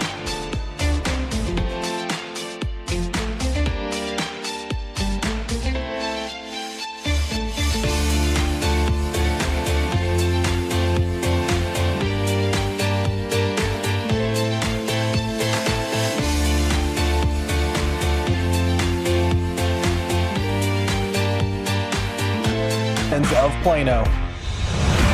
From news and notes to the coaches and players for America's team, let us go inside the stars on 105.3 The Fan. Before we do that, and I will reset my Micah Jerry report that happened last night here on the commercial-free Expressway with our final Nelly ticket giveaway of the week here on Sean and RJ. Choppy, you want to catch us up with preseason action last night? Well, Anthony Richardson, his finger is not supposed to go that way. It went to the right. His pinky finger. It looks just like Anthony Munoz. Anthony Munoz's finger. And this was a microcosm, this play, of his football career to this point. He just can't read a defense. And Chase Daniel went on social media last night and made an immediate video out of this. Chase Daniel basically said, do not put this on the offensive line or on the running back. There's a lot of people saying this is on the offensive line or this is on the running back. First of all, the running back is free releasing. It's called scat protection, 5-man protection. This is the protection that's called. Second of all, the center is going to the left. And because it's a 5-man pressure, you see a linebacker blitz. So 90 is left free. And people are like, well, why didn't the right tackle stay on 90? It's called sifting. You're supposed to sift as a right tackle to the most dangerous guy. And they probably teach it in Indianapolis. Hey, the most dangerous guy, you know what? We're going to throw off the outside dude. So the most dangerous guy is the linebacker. Okay? This is completely on Anthony Richardson. First of all, throw into the hot. We've talked about this multiple times. This is day one install. Okay? I know there's a left defensive end dropping up top. Throw the back. You're going to get hit. This is what happens. You're looking at the wrong side. This is not on the running back. This is not on the offensive line. The right tackle, in fact, is doing exactly what he's taught to do. If Anthony Richardson wanted to fix it, he should have slid the line to the right. I mean, and that's one thing where like social media is great for these like instant breakdowns of that, because I mean if this thing has got a fracture to it, I mean they're saying it's 4 to 6 weeks. If it's not, if it's just a dislocation, I mean he could be out, much less time. But that finger it's not supposed to go that way. The good news is I don't think he can throw the ball any worse. That's positive. Yeah. You think how many games does Richardson start this year, Bobby? I don't know. He's such an enigma because it's like what's the bigger concern with him right now, mental or physical? I mean, physically he's one of the most gifted players in football. Yeah, so but you just said he can't throw. Yeah, like that's a mechanics thing though. It's not fit. Like physically it's a Milton question. Like that's the thing, is that he's got all these physical gifts, and there are times where flashes and you're like, oh my gosh, this is incredible. I had heard coming out of school he was typically like last one in, first one out guy. Like he didn't put in a lot of the work in the classroom. And there was a difference on, is it that he doesn't know how to do the work? Like nobody's taught him how to do the study, or is it he doesn't want to? So I don't know. He's so ridiculously inaccurate that I think he probably starts half the season. Bengals are trying to get off to a fast start. Finally, 2 touchdown drives for the starters. Jamar, 4 for 77 and a touchdown himself. And we will maybe apply that to whether Dak and the Cowboys starters should play tomorrow against the Rams at 8 o'clock. I've always been in favor of, I'd like to see them out there at least a little. Like, I just want to see them get some sort of rhythm out there. At 8 o'clock. 877-881-1053. Frankel LaFrankel injury attorney. I was talking to Peyton. I was trying to tell Peyton to have something ready. So so you didn't hear me say that? No, I didn't hear you say it. Well, at least that's a valid excuse. All right. Well, I wish I could come up with a lie as to why I'm not listening better. Peyton, was I not on the talkback talking to you? You were. No, I'm talking for Chop, because Chop said I lied about it. No, I know. I'm just saying I wish I could come up with a better excuse as opposed to not supposed to listening. So yesterday, Jerry and Micah were not at practice. Oh my God. They're back negotiating. They're putting together the deal. Supposedly Micah, I think according to Slater, was, rehabbing his back. And I texted my guy and said, what's going on? He told me, I don't know why they're not at practice, but they did meet for hours and hours and hours the night before. And David Mulligetta, Micah's agent, who has talked to Bobby this week, had not flown in yet. So that's why I tweeted David Mulligetta not physically present. I don't know if it was positive or negative. I don't know the tone of the discussions. You got Brian Broaddus. I appreciate Broaddus and Slater. They're being told by multiple people this did not happen, and they didn't want to put me on full blast, so they're side texting me, and they're like, out of respect, Jane basically nicely said, I don't know what I'm talking about. Broaddus is like, I'm being told by 3 people this did not happen, but I'm not going on social. I said, go ahead, do what you got to do. I appreciate that you reached out to me and you're taking that approach, but people look to you as a valid Cowboys source of trusted info, so tell them you're not hearing it. That's fine. I get it. And, I hope to be right for my own purposes and credibility and bragging rights. But that it was 4 hours between Jerry and Micah on Wednesday night. I don't know whether Mulligetta was on a speakerphone. I don't know whether Mulligetta was on a Zoom call. I just know, because that's all I was told, he was not physically there.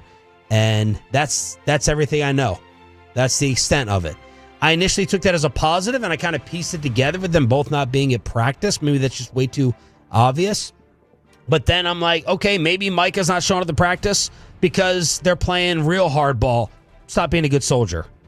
You're not going to be out there cheering on your teammates. We need to start becoming a problem. We need to make them feel like this is real and that you are not going to just be sitting there 7 feet away from Jerry like everything's fine and okay. Maybe Micah reiterated his trade demand in Jerry's face. I don't know. All I was told was that they met for hours and hours and hours on Wednesday night.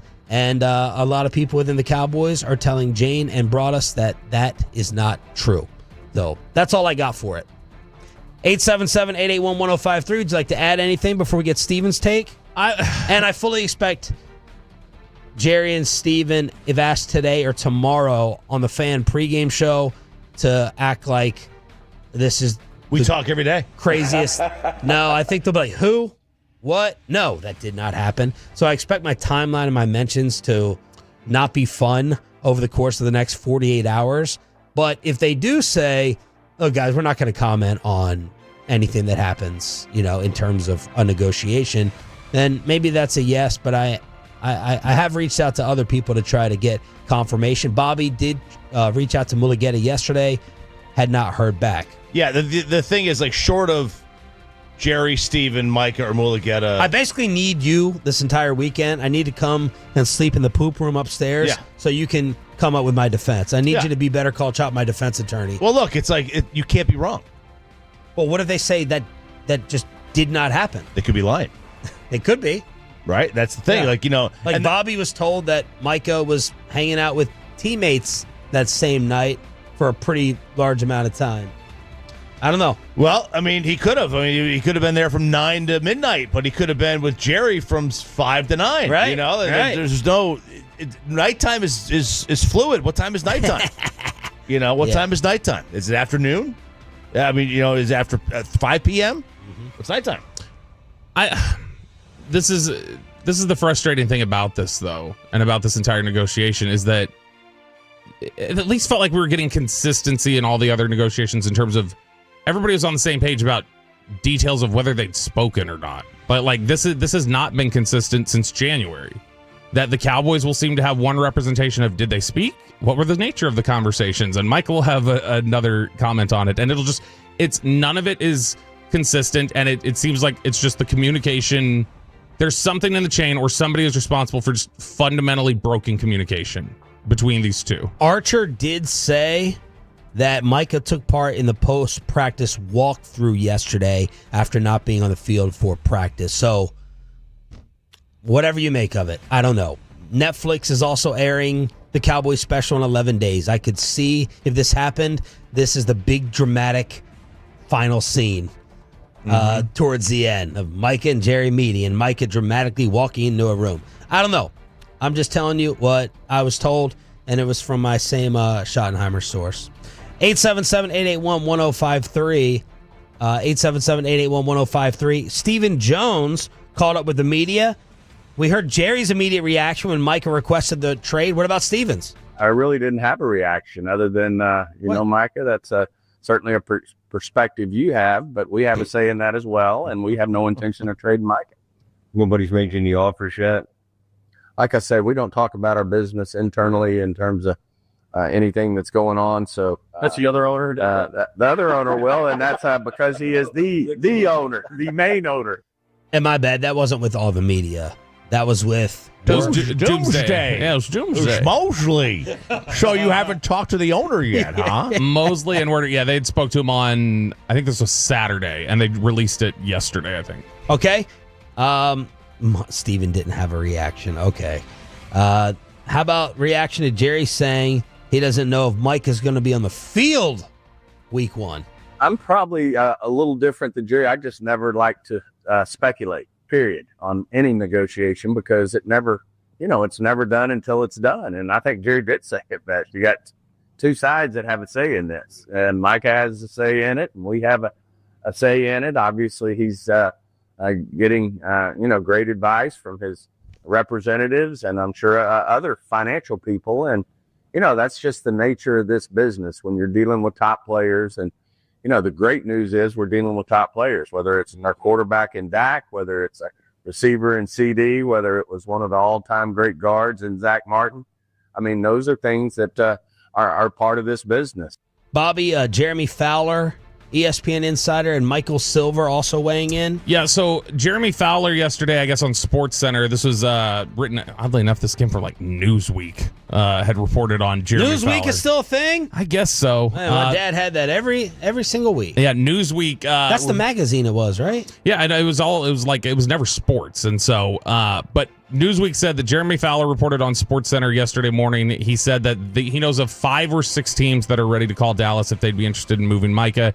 Even teams within the NFC East. So you'd assume that's Commanders and the Eagles, or Commanders or the Eagles. Wait, say that again? He said that 5 or 6 teams are ready to call Dallas and would be interested in Micah if they showed willingness to. And he said including some in the NFC East. Now he said some, so it wasn't clear if he was saying one team or more.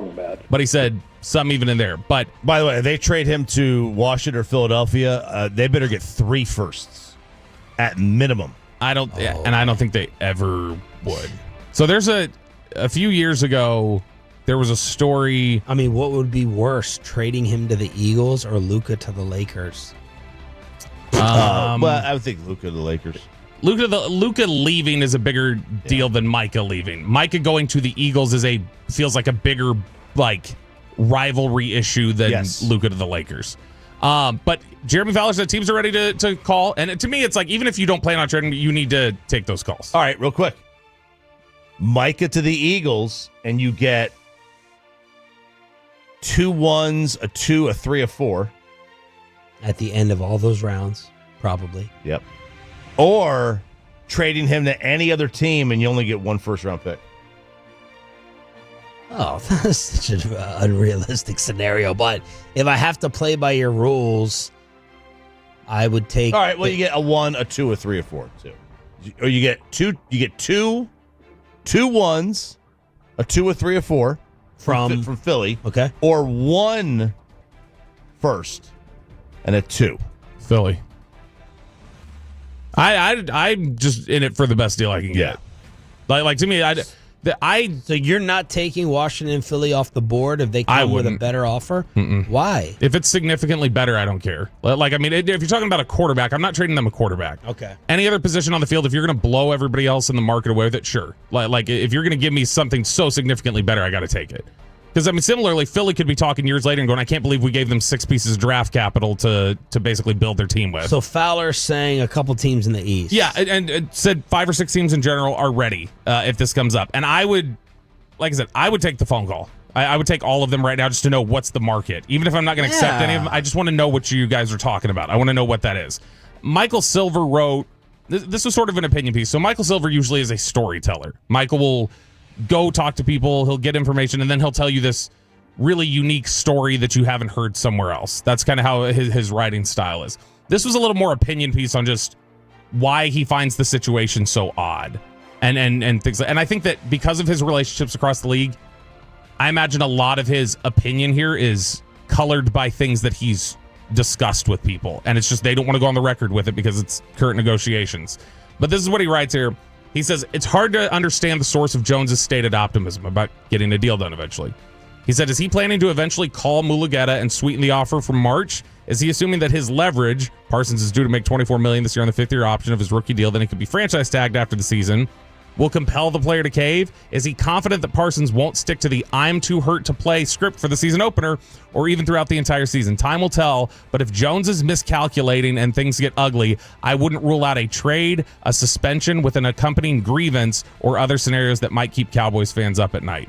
So I think Silver is reading tea leaves from across the league, and he's saying if this goes on and Jerry's charm doesn't win out like it normally does, this is ugly. This is, you will have to trade Micah. The Cowboys will be forced to make some sort of a move, and then Micah will file something with the PA, and this will get ugly really fast and could ultimately lead to a divorce. Because that's the thing is that... And I do think that Jerry Jones believes he can smooth over any situation. Anything. There's no one that can walk in a room with him that he cannot win over with his charm. I believe Jerry, and I think he's probably got a track record that pretty much shows that as well. Yeah. He could say, hey, I don't know how he does it. I don't know how he does it, but every player who leaves here, like, ends up mad at someone else most of the time and not Jerry. Maybe besides Randy Gregory. And I mean... Like, T.O. doesn't hate Jerry. How? Like, Jerry Jones sat there and caught him. And he charms it over. He didn't initially. I think he's gotten sideways with him in the last couple of years on something. Because T.O. I think had complained about. I think it was a Kaepernick issue or something like that. He got upset with. But yeah, that's usually how it is. That's why it's more problematic this time, is because he like had, D Ware, Mr. Jones. He had that moment. Micah had that moment with him. And it's apparent, and it's gotten things worse. That's the thing, is that we're not used to those sit-down meetings leading to anything other than a deal getting done, and it didn't. And now it's tense. All right, we are commercial-free in the Expressway, inside the Star. Choppy will preview tomorrow's Rams game on this radio station at 8 o'clock. Let's hook you up. All right, Tolos, that's right now, call number 10 at 877-881-1053 wins a pair of tickets to see Nelly at the Dos Equis Pavilion on Friday, September 5th. That's caller number 10 at 877-881-1053. The KNC Masterpiece is going to be broadcasting from Jake's, who has been the host of Fan Phenom, as it kicked off last night. So KNC, because Ruben was up here getting ready for their broadcast. What location did he say? I'm sorry. I think he said Marsh. Okay. Marsh. All right. So go and check out their awesome menu. Speaking of food, let's unpack the junk drawer. Did you know that Benjamin Franklin invented the junk drawer? Junkin! That is exactly what I had to do over the past 48 hours as my garage freezer died, and I had to make the decision on what to do. I cleaned the coils, I unplugged it, replugged it, going out every 30 minutes to check whether there's any type of cooling. I got all the expensive meats and goods out of there and put it in the main fridge. And yesterday I had someone come over to dissect. $70 for about 15-20 minutes. The service call was $70. Service call. Yeah. Broken compressor. Oh. So that at least made me feel, like, I didn't feel good because it wasn't an easy fix, but at least made me feel good. It was nothing I could have done, but it's a broken compressor. Get a new one. How much you think the charge is? Parts, labor, everything included. to get the compressor replaced. Well, did you already see it, Bob? I read your Twitter, so well, you're you not just muted. don't. You just don't retweet me. So thanks. We got to verify your sources first. That, by the way, is I'm keeping a scoreboard on that because I got a couple reporters in town who did that to me on Schottenheimer, and I even look at the own people in the building who didn't retweet my report last night. Bobby being one of them. I didn't see it. Yeah, you were Because like, he does have you muted. I was don't. worried about you last night. You weren't responding to the group text or anything. We were making ice cream. Is that like when I say I'm eating cereal? No. Oh. Well done. You have an ice cream maker? Yeah, we got the Ninja Creamy thingy. Yeah. Oh, how great is it? It's awesome. It's pain in the butt. I have almost bought that several times. I've been so tempted based off social media videos. Like we got it. A neighbor put it on the Facebook page, and he said, "I'll sell it to you for $100." I was like, "Sure, I'll take it." What? He goes, "I hate this thing," and I'm like, "Why?" He goes, "It's a pain in the butt," and it is. It is genuinely a pain. What's a pain? It's about just it? cleaning. It's a pain. Oh, cleaning. Like because there's the top to it. Yeah. The milk and cream gets inside the mechanical stuff. It gets all sticky. So you got to when you're cleaning it out, you've got to try to find a way to funnel the water inside there. So we're making ice cream. Huh? Dishwasher? It doesn't work to get it inside. All right, give me the price guess. With labor, $475. $700. Oh yeah, $700. So I asked all the Tolos, and it was probably 95%. When I said, "Do I get this repaired or a new fridge?" Because I don't want to go fridge shopping. I don't want to deliver it and then getting rid of the old fridge and taking all the stuff out. Although I'm going to have to throw out all the stuff anyway that's left in there.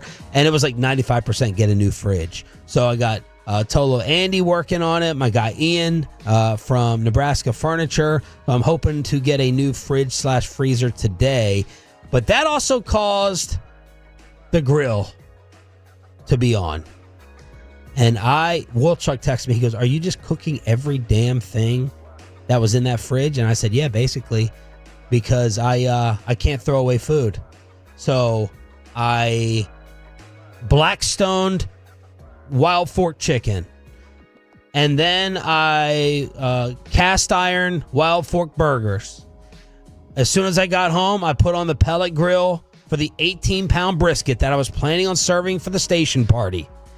And while that's taking place, I ran out of room on the smoker. I oven baked a turkey breast that I inject. That was my initial just Friday cook plan. I want a little small turkey breast, inject brine, all that. That had to go in the oven. So I think that's all the cooking that I did yesterday. So I got burgers, chicken, a brisket that's been resting now for like 12 hours, and turkey breast, if I didn't already mention that. Do you care what this fridge looks like? No. Okay, that's what I was about. Yeah. I was going to ask you. You get one a white one. When you said you didn't want to go $500. refrigerator shopping, does that just mean you didn't want to go out there and spend it or take the time? Or research this and that.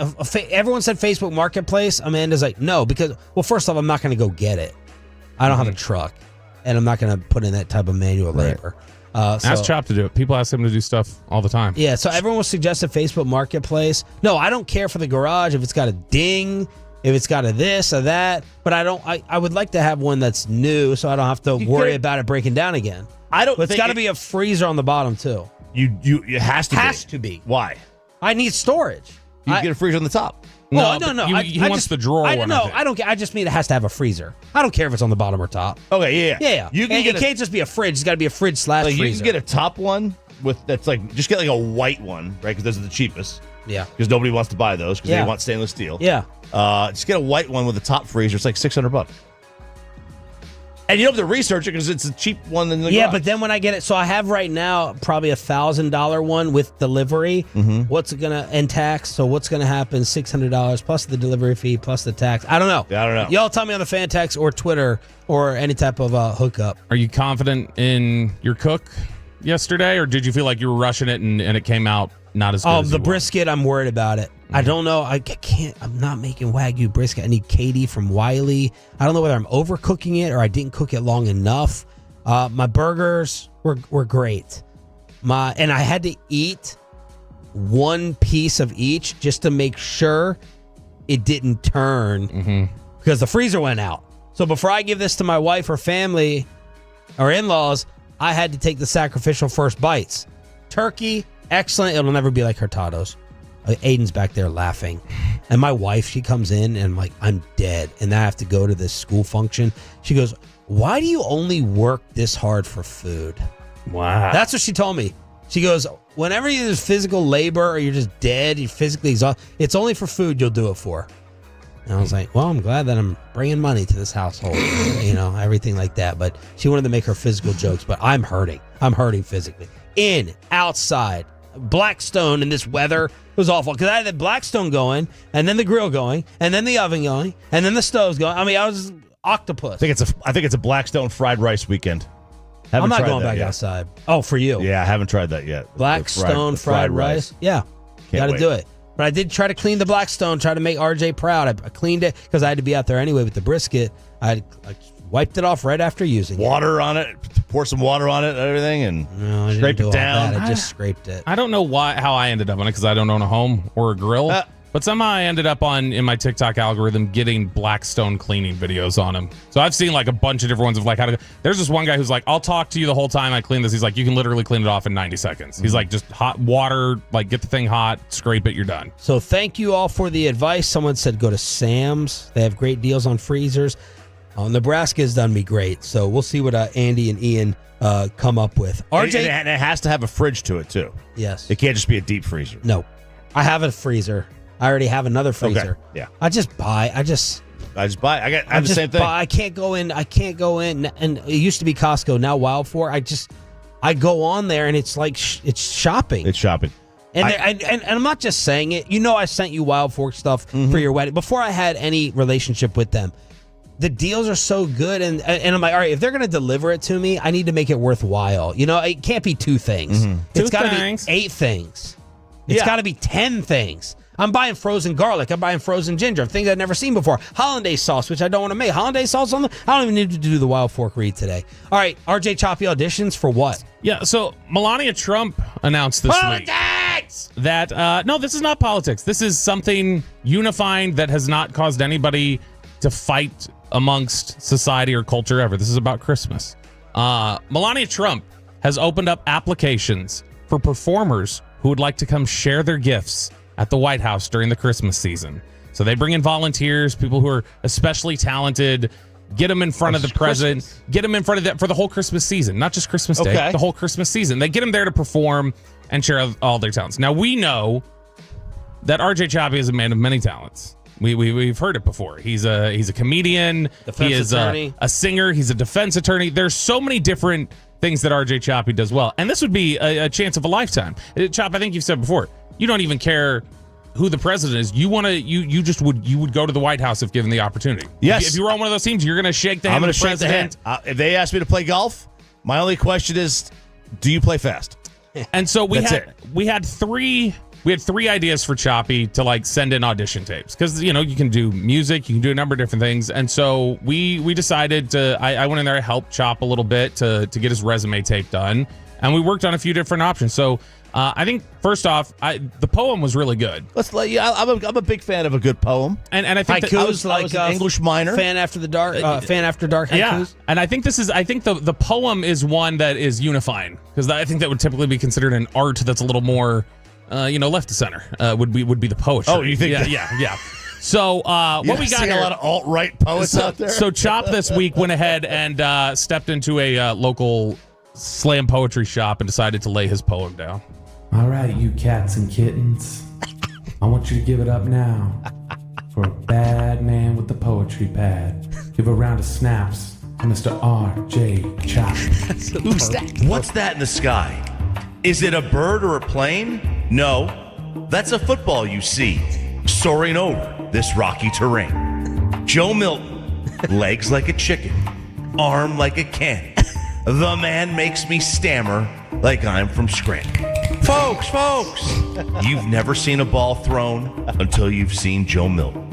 The only tape I've watched more happens to star Paris Hilton. And look, it's not like the tape was even good. It was filmed like night vision or something, and I couldn't really see anything. So I watched a lot of it because I wanted to see what everyone was making a big deal about. Personally, I like a Ray J tape. I don't even call it the Kim Kardashian tape because I'm not a sexist. What's with all this talk? People saying Joe Milton should be QB2? The only way Dak should start is if Joe and Greer both have the flu. A message for Shoddy. Take off that visor, start 4, and take the under then. You'll hit the over when you decide to start number 10. It was received really well with the snaps. The snaps. When you came with the snaps, That's I was so like, good. what is this? That was excellent. They were really good. We've also got we got a stand-up comedy routine he did that he worked on too. It's about 90 seconds if you want to do it, or we can wait. Oh, We should probably cancel the night. No. we're gonna do it at either now or 9:40 with KNC or 8:20. I don't know. How long is it? About 90 seconds. Let's play it. Okay, go ahead, babe. Oh no. Hey, thank you. We're here all night. Pleasure to be here, Mr. President. Thank you very much for the opportunity. Kind of bummed. Y'all invited Bobby, though, too, even if he did dress up in a suit. Oh, my God. I'm sorry. That's J.D. Vance, people. My apologies. I never attended this thing when Biden was president, but yeah, I've heard the food is much better this time around. Yeah. I heard they serve salmon, but it was from a Wuhan market. Yeah, terrible. They got that, hey, it's just before the election bulk discount, and they didn't want it to go to waste. I don't know. Oh, I see a fellow Texan over there. Party doesn't start until me and Ted Cruz start doing some shots. You know what it means if Ted Cruz is here? A bunch of people must be suffering in Texas from a natural disaster. It's a Cancun joke. Yeah. Nancy Pelosi, she is here as well, looking absolutely radiant. Those Hooters. God, how long has it been since we last saw each other, Nancy? It had to have been that time 5 years ago when I was visiting the Capitol and I saw you hiding under your desk. Oh, by the way, I want my headdress back. Bobby. Thanks for the stock tips. Oh my, is that who I think it is? Give it up for Alexandria Ocasio-Cortez, AOC. Oh no. In the house for now. Saw ICE put on tactical gear in the hallway a few minutes ago. Dude. Okay. Hey, you know who I haven't seen here tonight? It's Epstein. Where are y'all hiding that little rascal? Are we not telling people he's still alive yet? Is that not a thing? Wow. RJ Choppy auditioning for what? That's for the White House Christmas performers, and he's got a song later that we'll play too. Oh, no. Really patriotic. Incredible. You all should have approved the Pelosi thing with me. You approved one thing that I said it was fine, but what about the Nancy thing? Past reference. My hands were clean of this. Oh yeah, I hear you throwing Bobby under the bus. I didn't write it. The 5 things that RJ wants to see tomorrow against the Rams in the Cowboys preseason opener, and should the starters be playing next on the.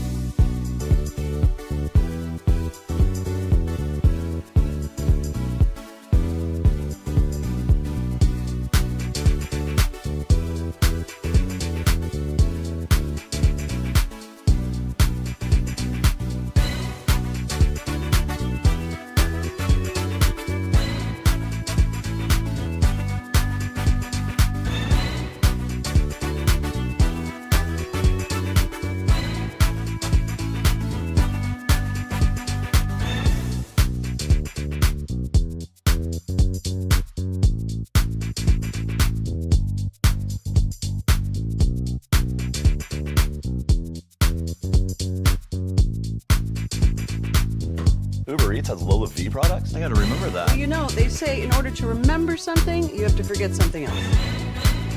Okay, now that is a very cute haircut. That's like a little shag. I've never seen it before. Well, I mean, of course you have. It's the Rachel. Oh, is that your name? No, I mean like your name. No, I'm Jen. My name's Jen. Right, but I just mean like this is your haircut. But that's hair on your head. I'm not saying this is your hair. Okay, freaking me out.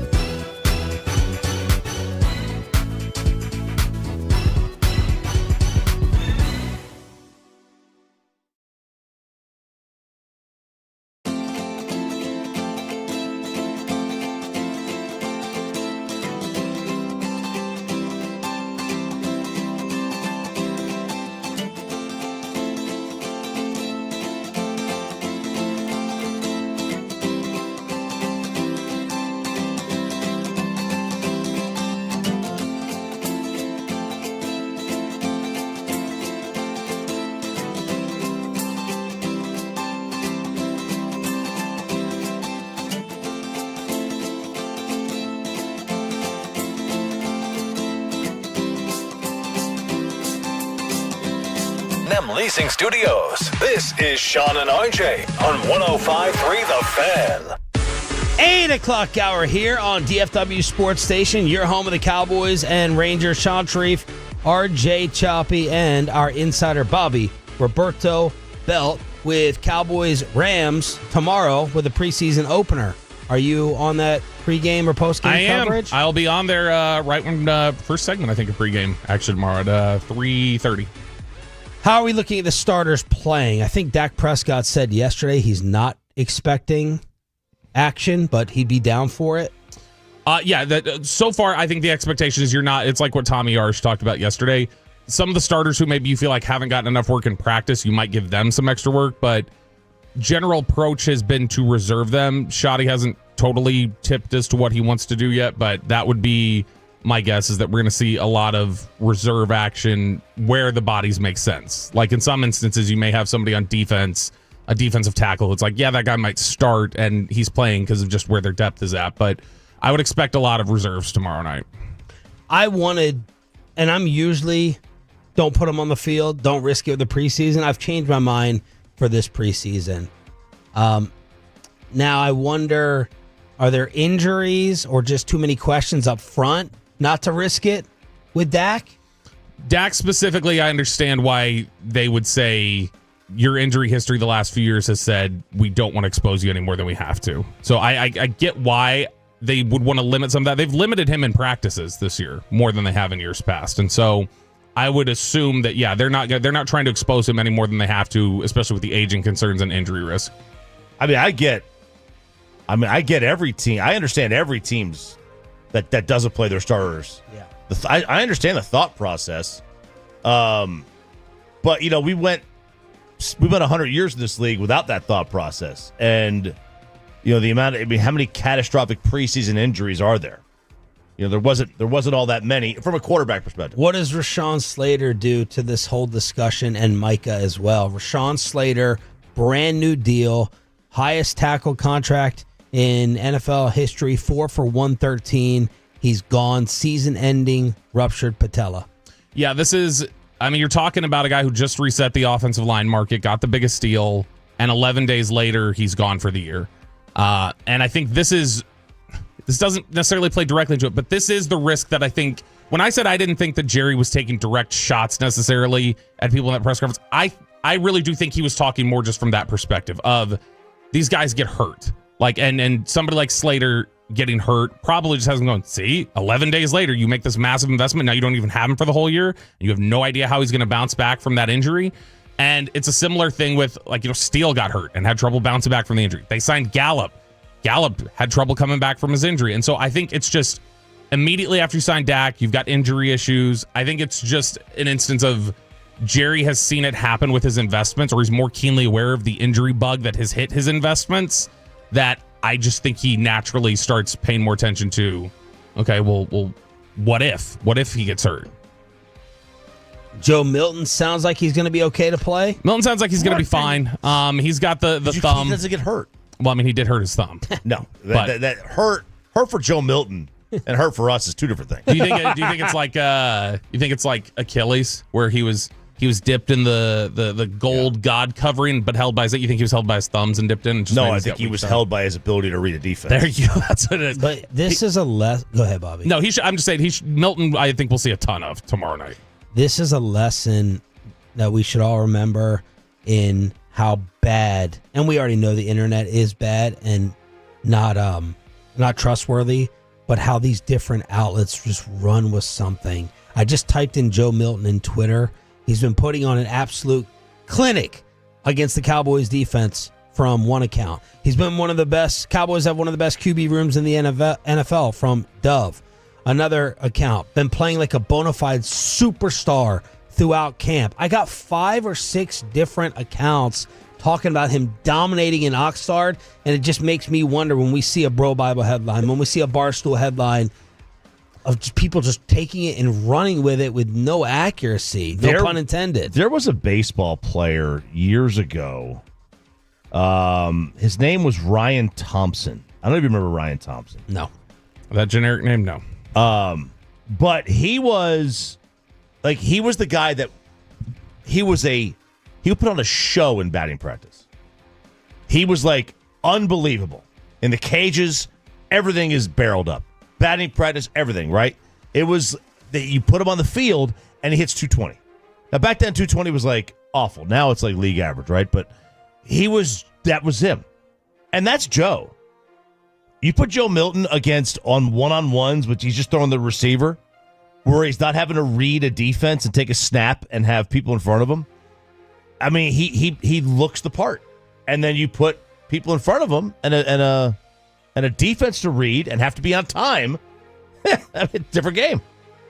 Yeah, I mean, that's honestly what honestly, even those practice situations, sometimes it's not comfortable. Sometimes it'll still say a lot of him. Like he's got tremendous ability. That's the thing. You just hope you can harness it and turn him into somebody who can, like, the traits are all there. It's just a matter of like, all right, how do we rein this in and make sure that he's got this skill set used to the best of its ability. RJ Choppy's checklist for tomorrow: Cowboys Rams preseason game 1 on the Fan. All right, number 1, the 5 things I want to see for the Cowboys in their preseason game. I want to see Joe Milton end the Cowboys' career of Will Grier.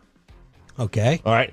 Nothing against Will, other than he chose to go to Florida to start his college career. But Joe playing great is better for the Dallas Cowboys, because Joe playing great is because he's got more upside. And with the upside there, if Dak gets hurt, I mean, I think you got a legitimate chance to stay competitive. Number 2, some clarity on the wide receiver room. Outside your top guys, your Mingos, your Tolberts, your Holdens, like who shines, right? Can you get some kind of a clear eye view, Jalen, of who the number 3 or 4 might be? Can you get some of that? Number 3, do we have a running back that can break one? Like any running back will do, literally. And Jaden Blue, his status after yesterday? The thought is that it's nothing serious with Blue, and it remains to be seen how much they want to push him, but it's thought that he's going to be fine. Number 4, how does a shoddy coach team look? Does he wear the visor forward? Is he backwards? No, it's going to be forward. Baseball hat? Does he go to the baseball? Does he go to Tuca? What's he wearing out there? And then number 5, most importantly, this is a meaningless game. And if you're watching the fourth quarter, you need your head examined, but I want no injuries. That's number 4. 5, whatever. That's been a challenge. That has been the injury issue has been such a problem for them just at these practices. So much more than I can remember it ever being. Usually you will have there'll be a big injury we're talking about during training camp usually. Some are bigger than others, but yeah, a Sam Williams pops up. A Tyron Smith has the avulsion fracture while he's in training camp. I can't remember every day it feeling like 3 people left the field, and it's been like that like the entire camp. And I really think they got to do some sort of audit of themselves and just look and go like, what is different this year? We can't just assume this is bad luck. How surprised were you to see Steven and Diggs just laughing and hugging it up yesterday? Very surprised. That's not been cheery. It does make me wonder all right, is Steven the role of good cop right now? But I mean, because obviously in the opening press conference, Jerry was the one who was more forward with his criticism. But Steven hasn't pulled back necessarily. Steven's talked about we think he's behind and he should have been here and those sort of things. But I mean, I think so many of these guys really do look at it and contextualize it as it's business. And it's just the nature of the business. And I guess that's just part of them and their interactions. Let's go around the rest of the National Football League. We got Bloody Vrabel, Smelling Salts, and Shedeur Sanders starting. Yeah, let's see. Are the Browns doing Shedeur dirty here? They are going to start him. Yeah. They have given him exactly 0 reps with the ones. Now, and you think that's putting him in an unfair position? Perhaps. That's the talk is. They're putting him in an unfair position. Now, the question I have, and this is why I don't think it's necessarily as big of a deal as people are trying to make it out to be, is that how many of the ones are actually going to play? Yeah, it's not. I mean, even if the ones play, why is it? Wouldn't people want him to get the work in then? Like, I don't understand. If you haven't gotten any practice reps, quarterbacks will tell you that they throw to the guys who get open in practice. That's what they throw to in games. Yeah. And if you don't practice with any of the guys you're going to be playing with in the game, how do you know who gets open in practice? I mean, did anybody care in years past when Will Greer was the 3, wasn't getting any practice reps with the 1, and then in the final preseason game he was playing with the 1s? It was just like, yeah, like I don't think it's setting him up to fail. It's just the nature of where they're at with the reps. Internet thought like, oh my God, you said you're trying to make him look bad. Right. What is Cleveland doing by bringing in Tyler Huntley as well? Like, what are they doing? They have such a huge quarterback room. They got injuries, but they just made the quarterback room bigger. Doesn't make any whole lot of sense. Yeah, what is it? It's like the Huntley, Pickett, Flacco, Gabriel, Shedeur. That feels like the definition of if you have 5 quarterbacks, you don't have any. But I mean, this is I guess they're just looking at it as we got to find some quarterbacks, so we're going to literally throw anybody we can into this competition because we're so bad at picking the one that we're just going to pick 5 of them and see who's best. So I mean, I don't think it's as big of a deal as being made out to be because I hope he balls out. This is going to be the story tomorrow morning when you wake up and watch highlights. It's going to be Shedeur's start. For sure. Absolutely. Smelling salts. So there's been confusion around this because a couple of days ago, it was like the NFL's banning smelling salts. By the way, has anyone ever done them? Oh, yeah. I mean, it's... Calm down. At the gym. They guys break about at the gym all the time. Really? All the time. What does this smell like? Like ammonia. Yeah, it's ammonia. Wow. And you watch them do it? I've watched them do it. And what are they doing it for? Before a lift? Yeah. Like themselves geeked up. Wow. Yeah, it basically kicks in fight or flight or something. Like it just basically alertness and. But I mean, they did. KNC did it in here. Yeah, I think you can smell it across the room. KNC before they even opened the bottle, they could smell it, and then when they opened it, they held it they held it 2 feet away from themselves and just kind of took a light sniff, and they immediately just recoiled and closed their eyes. Awful. So anyway, George Kittle was like, dude, I'm going to retire. So I was about to take the under on San Fran and George Kittle. All of his unders I was taking because he said he would do it before every series. Every series? Every series. What are the medical ramifications on this? Is it like whippets? Can't be great. I don't know. It can't be great for you. I mean, you're inhaling. But here, the NFL is like, no. Hang on.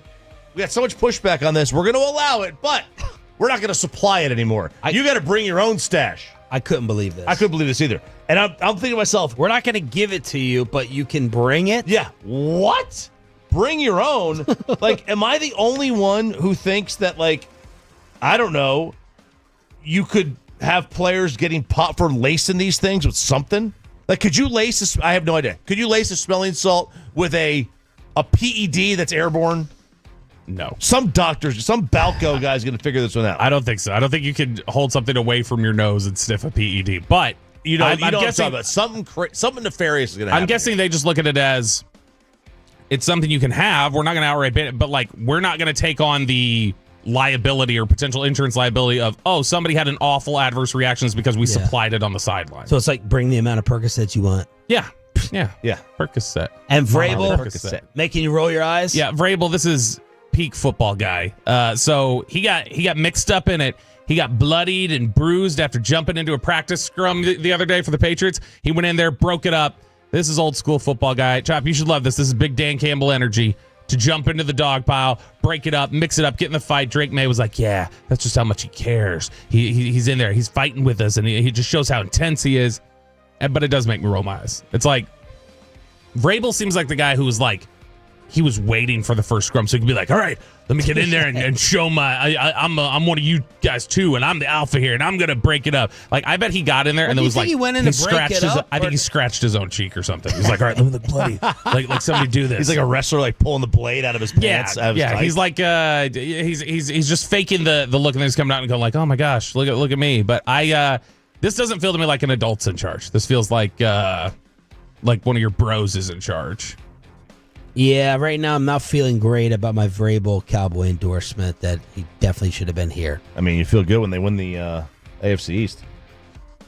And I had someone try to tell me over under 8.5. I'm like, you tell me, wait, the Patriots have the same over under as the Cowboys? That cannot be right. Is there some Patriot hype? I know you had mentioned there's a that little bit, yesterday. So they've gone on a little bit of a spending spree. They've made some, they've spent some capital. They've got guys who Drake May's second year. They think Vrabel's going to be a good culture guy. The quiet Cowboys controversy that no one is talking about. That's next on Sean and RJ 105.3 The Fan.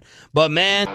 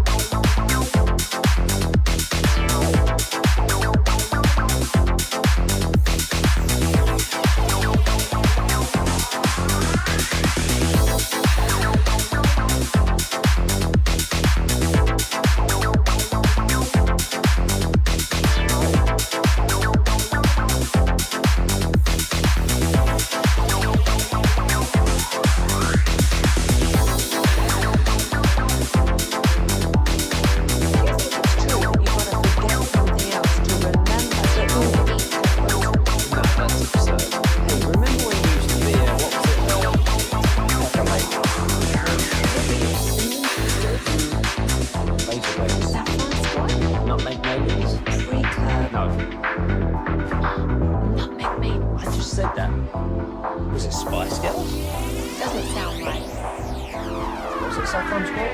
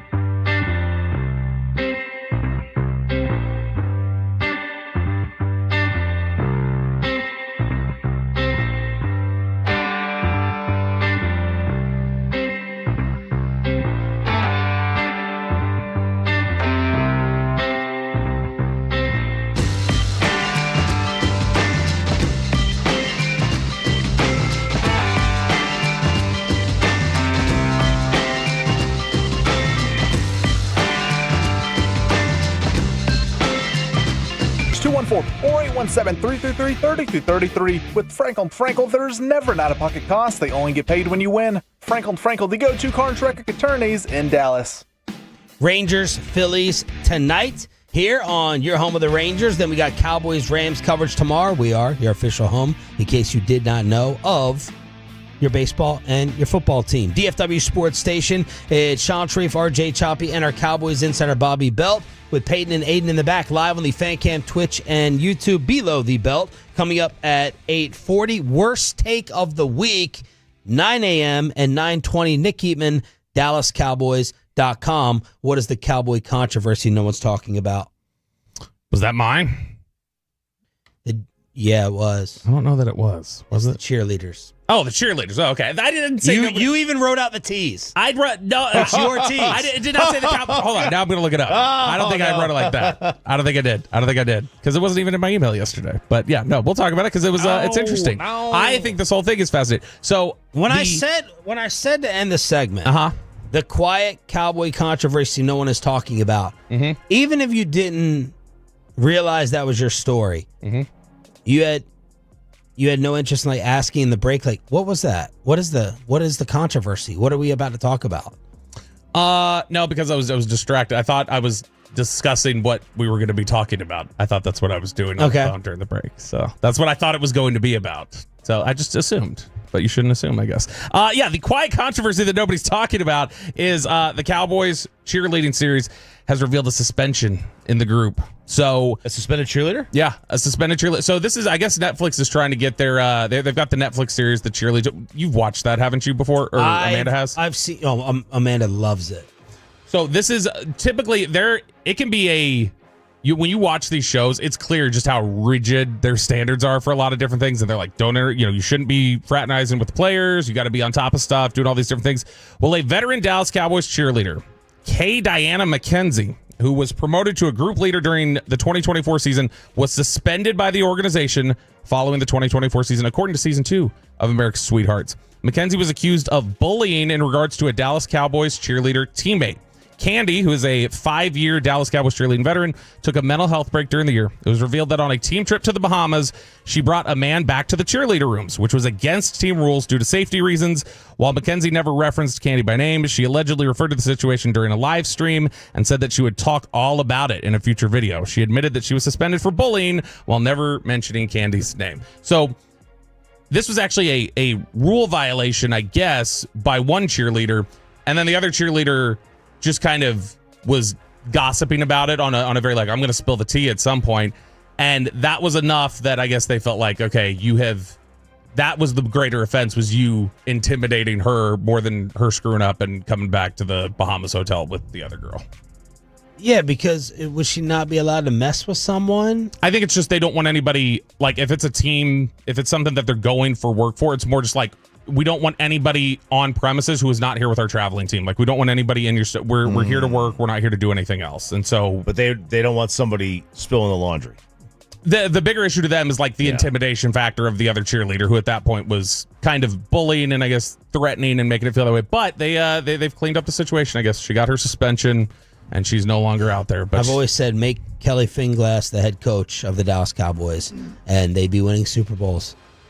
She's scary. She don't play. Dude. I love watching of that, her discipline.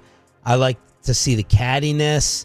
I like to see the pressure that they're dealing with. And then I'm like, they're always just so perfect with this image. I'm like, let's see how perfect that they really are. The women of the Dallas Cowboys, that are around the organization that have different roles or whatever, they don't take S a lot. Nope. They are drill sergeant. I'll gladly walk up to Tad and I'll be like, Tad, I said something stupid on the air today. I'm sorry. And Tad will be upset about it, but I also know I'm sorry, man. He's gonna be like, all right, okay. There are others there are some of the ladies that I would not walk up. I'd go, hey, I screwed up. Please don't get me thrown out of here. Choppy, let's clean up the rest of the junk drawer. How about this one? Now I do. Are you guys ketchup people? Oh yeah. Yes, in certain contexts. All right. Well, perfect for you then. Are you Heinz, not? I like ketchup, but I use it only on fries and burgers. Okay. I don't put it on anything else. Yeah. I couldn't tell you the last time I put it on anything else. Heinz and Smoothie King have teamed up for a tomato ketchup smoothie, and I couldn't think of anything I would want less. Cream base, you wouldn't want more. You wouldn't want less. Mayo, something. This or the breast milk, the fake breast milk ice cream, which is not real. Which one would you eat sooner? Ooh. I'd probably eat this first. No, because the breast milk ice cream isn't really breast milk. It's just it's an imitation. I'll take a little sip. It came from some nipple. Were you thinking? No, of it didn't. Were you thinking of the breast milk last night while making that ice cream? I was not thinking of the breast milk because you know me. I mean, once it's passed, I forget about it. I'm on to the next day. We're on to Cincinnati. Yeah, we're on to Cincinnati. They're trying to replicate the what they say the taste is. So there's not actually breast milk used in it. Okay, I could probably get down with that then. So that's easier than this tomato shake. shake. This just doesn't sound appealing at all. Does it sound to you guys? Tomatoes are one of the like V8. I don't love V8. It's just got to be a Bloody Mary. It's got to be the right Bloody Mary. Hey, have you had a Clamato? Clamato? Yeah, I don't. The clam. They have antibiotics for that. Yeah, any type of like vegetable drink I was never into. Bloody Marys, I don't think I've ever had one just because it doesn't please me at all. What about shrimp cocktail in the red sauce? Like not just shrimp, but the shrimp cocktail in red tomato sauce. See, I love that. But then it's just, I don't know, the idea of smoothie and ketchup, it doesn't go well with me. That's gross. I'm such a just rube that when I was on the plane last year and the Cowboys had like these little like shrimp cocktails, I was like, oh, okay, I guess I'll try shrimp. But I was like, oh, there's marinara sauce here. And I thought it was just marinara. Marinara. That's what I thought it was. I was like, this will cover over some of the taste. It was not marinara, guys. Well, you were pretty good with the cocktail sauce at St. Elmo's. Yeah, it didn't burn. It just tasted bad. It was gross. That's what it was. All right. Do you want a Texas Hunter or HBO Max? HBO Max. HBO Max is going the way of Netflix. They are going that way. Your explanation for this last night, that was my favorite part of your email with not explanation, your chopification. It was incredible. Yeah. So HBO Max, which I have HBO Max. Well, and I share the password with my children. But not Netflix. No, they have Netflix. And Netflix doesn't allow password sharing. Although they signed in on the TV, and I guess they haven't signed back in at their house, so I still have it. We were watching the Lacey Peterson documentary. Ooh. Sarah had never heard of this case before. She had never heard of the case. So we watched 24 years old, yeah. Yeah. Now, so HBO Max, they are going to start the process of a ban of password sharing. And listen, I share this with my kids, and I just don't understand. Listen to this. How you can discriminate against split households. All right? Those are my kids. They should not be punished because I got divorced. So they should not have to lose their ability to watch whatever. Euphoria. What if you threw that in a custody battle with the lawyer? Who gets to share passwords? It's it's kind of a joke. It is actually a good point though. But to me, if you've got kids that it is really hard. I think if you pitch it as look, these kids live in two households and it's one of their accounts and they're just in different spots. You're gonna tell that kid oh, sorry, you're not allowed to have that. Yeah, I have a big problem with that. I've got a big problem with Netflix doing that. All right, and I'm gonna start a campaign here. Okay, it's me and the other divorcees, whatever we're called. We should be able to share things with our children. It really does make sense that they don't just allow you to get it for free. I get it, but yeah, I would say maybe 2 networks. There should be a cap on it. Maybe okay, you can have it in 2 households because a lot of people do float back and forth between different places. So that's the way I look at it. We've had this discussion before. I think you've said you don't think you're going to be able to get your kids to play youth sports, right? That Amanda has said he's not out there practicing football. That's not happening. Yeah, football's not happening. So and that's you want. Well, now that the smelling salts are back, maybe. Yeah, you want him to have that. I feel like youth sports has been under a little bit of attack nationally at times for just safety risks, and it creates a culture of just toxic masculinity, and they bully the kids. There's a new research out from the University of Washington that's gonna run counter to all that, and it's actually kind of makes sense when you think about it, I think. So they found in research that sports participation in kids greatly reduces the risk of suicide in teenagers. That they said they found out that when teenagers participate in team sports, that it is an active intervention strategy for kids because they've got their purpose or whatever that they're doing in terms of with the team sport. They usually feel unity, camaraderie. It helps create accountability with other people. They feel like there are people that care for them. And so they said in their research, they show that it has greatly reduced the risk of suicide in teenagers whenever they participate in team sports. Amen. I am a big, I think so much of that is you have, like you said, sports is you have friends, you have built-in friends. How much of teen suicide is you're lonely, you feel like you have no worth, whatever. COVID, absolutely. But also it's team sports in general, doesn't matter if it's team or not. They teach you about it's okay to fail. You're going to fail, you're going to lose. And how much of that is you can't deal with losing or with being, unsuccessful for a moment. Whereas if you play baseball, especially because it's a game of failure, you're used to failing 70% of the time. Yeah, I think that's the biggest thing is that isolation is such a big driver. If you have thoughts that are just very negative, or you're dealing with the worst place for you to be is in isolation alone with that. And that makes sense to me then that it's a natural connection of if you're part of that group, you're naturally going to be guarded against some of that. 877-881-1053 to hit us up on the Franklin Franco Injury Attorney text line here on your home of the Rangers and Cowboys, 105.3 The Fan. Bobby is going to tell you why everyone in North Texas hates the nosebleeds. Is the G-Bag fight back on? That's next. And below the belt on Sean and RJ. After we go.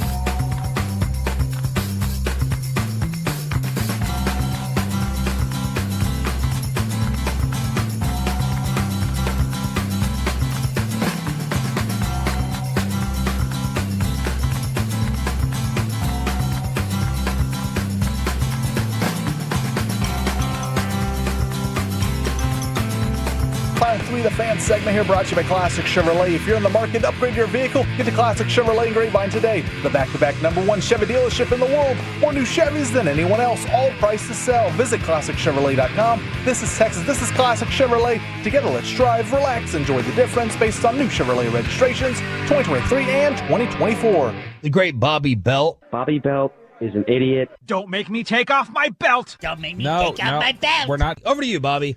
The nosebleeds suck, and everybody in Dallas knows it. Dang. It's unanimous. We have factual data that proves the nosebleeds suck. And by the Open up nosebleeds, your damn ears and listen. I'm talking about the nosebleed seats at AT&T Stadium is what I meant. This is a report over. In fact, there's a couple different things that tie in here as we talk in Below the Belt, which is sponsored by D&M Leasing. Check them out at dmautoleasing.com. Let's start first with the report from Sportico that came out this week about NFL ticket revenue. So one of the things fans always, I feel like, just hate these days is whenever they see a Forbes report talking about how valuable the Cowboys are, or look at all the money the Cowboys made. It just triggers them. Well, you may take some solace knowing that the Dallas Cowboys were not the highest selling football team in the National Football League last year, and it was by a long shot. So the Cowboys in ticket revenue last year were second in the NFL, but they were behind the San Francisco 49ers. Now, what would you generally think? Gate revenue, they had 9 home games last year. What would you generally think, like, Cowboys probably pulled in X amount of dollars at the gate? I wouldn't even know where to start. Game, What's the average how much ticket a game price? do you think? And Cuba says they lose, right? All pro sports teams lose on that. Is the average ticket price $500? Is that too high? I don't know. What do you think if it it's is? $500 times 100,000, Peyton, what is that? That's $50 million. Is it $50 million? So they made times 9. They made that. Oh, okay. Whatever 50 million times 9 is. Huh? 450. 450. Yeah, you are about 4 times too high. The ticket revenue that the Cowboys made last year, $136 million.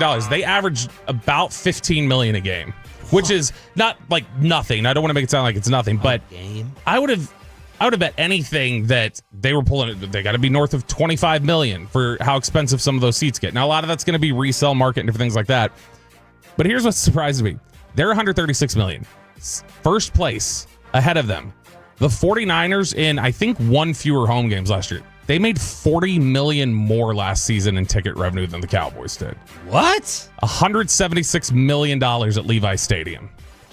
California prices. Now, that ties into the next day, and it was not a direct tie, and it just happened to be this way. Bookies.com put out a breakdown of, hey, this used to be an accessible thing. The NFL, it was accessible to every fan that wanted to follow their team because it was on broadcast TV, everything else. But they're like, all right, where are the cheapest nosebleed seats? And how far away are they? How good are the nosebleed seats in every stadium? And the number 1 worst nosebleed seat in the NFL belongs to the Dallas Cowboys. No, the Dallas Cowboys at AT&T Stadium. Wow. They measured this by where is the last seat in the stadium? How far away is that in terms of feet from the field? What's your point? And the number 1 in the league is the Dallas Cowboys. 552 feet and 4 inches in section 431, row 22, seat 1. You're almost 2 football fields away. Yeah.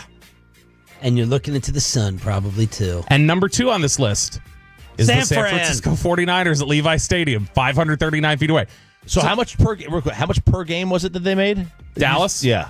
About $15 million. 15 million. $15 million in gate revenue. So about $150 bucks a ticket, essentially, is the average. People are busting on the Cowboys even more because the Bills apparently have their new stadium block the wind. And people are like, oh, you can set your stadium up to do certain things. Yeah. Based upon the elements and God. Right. They said their stadium to block the wind, but not the snow, so they can't have a Super Bowl. That's the biggest thing they're worried about is getting the Super Bowl. Buffalo can't have the Super Bowl. Nobody wants to go there. No, but nobody wanted to go to Minneapolis either if they got one. But Minneapolis is like a city with like infrastructure. Buffalo is We were in a mall. That. We were in a mall. Have you been to Buffalo? No, but I've seen it on TV. As a kid. I don't remember it. But I mean, like, I know that they're... It's probably the size of Jacksonville. Buffalo right? is small. Oh gosh, ugh. I mean, at least their ponds are it may frozen be over. I don't smaller have to than smell all that. It may be smaller. No, the Cowboys, I've actually talked to people on the Cowboys, DallasCowboys.com side and different stuff like that. Well. They will all tell you Buffalo is the worst ride into the stadium in the NFL. They're like, they are worse than Philly fans. They are worse than Giants. They are nasty to you going into the stadium. And it's like, they're bad. And it's tight quarters. And it's like a little community football team. Now, the best value, oddly enough, seems to be at these stadiums that don't have a lot of like intense home field advantages. And you would think it'd be better than that. The closest nosebleed seat you can get is 414 feet away at Hard Rock Stadium with the Dolphins, which Dolphins have always been considered to kind of have just a like generic one. Chargers and Rams at SoFi are 418, and then behind that is the Cardinals, which those are significantly closer. And you would think, all right, tighter atmosphere, that would be a louder environment, something like that. But no, those are both areas where those are considered kind of generic fans, I think. We got to play the beginning of Mike McDaniel's press conference the other day. You should stand corrected. Good morning. False. Great morning. Let's go. What makes this one great? Because we're another day closer to death. It's what? I mean, that's par for the course with him. It's a great morning because we're another day closer to death. Is that par for the course for I always Yeah, thought he was just like seems like optimistic. he's weird. He's weird. That's what False. it is. Great morning. Let's go.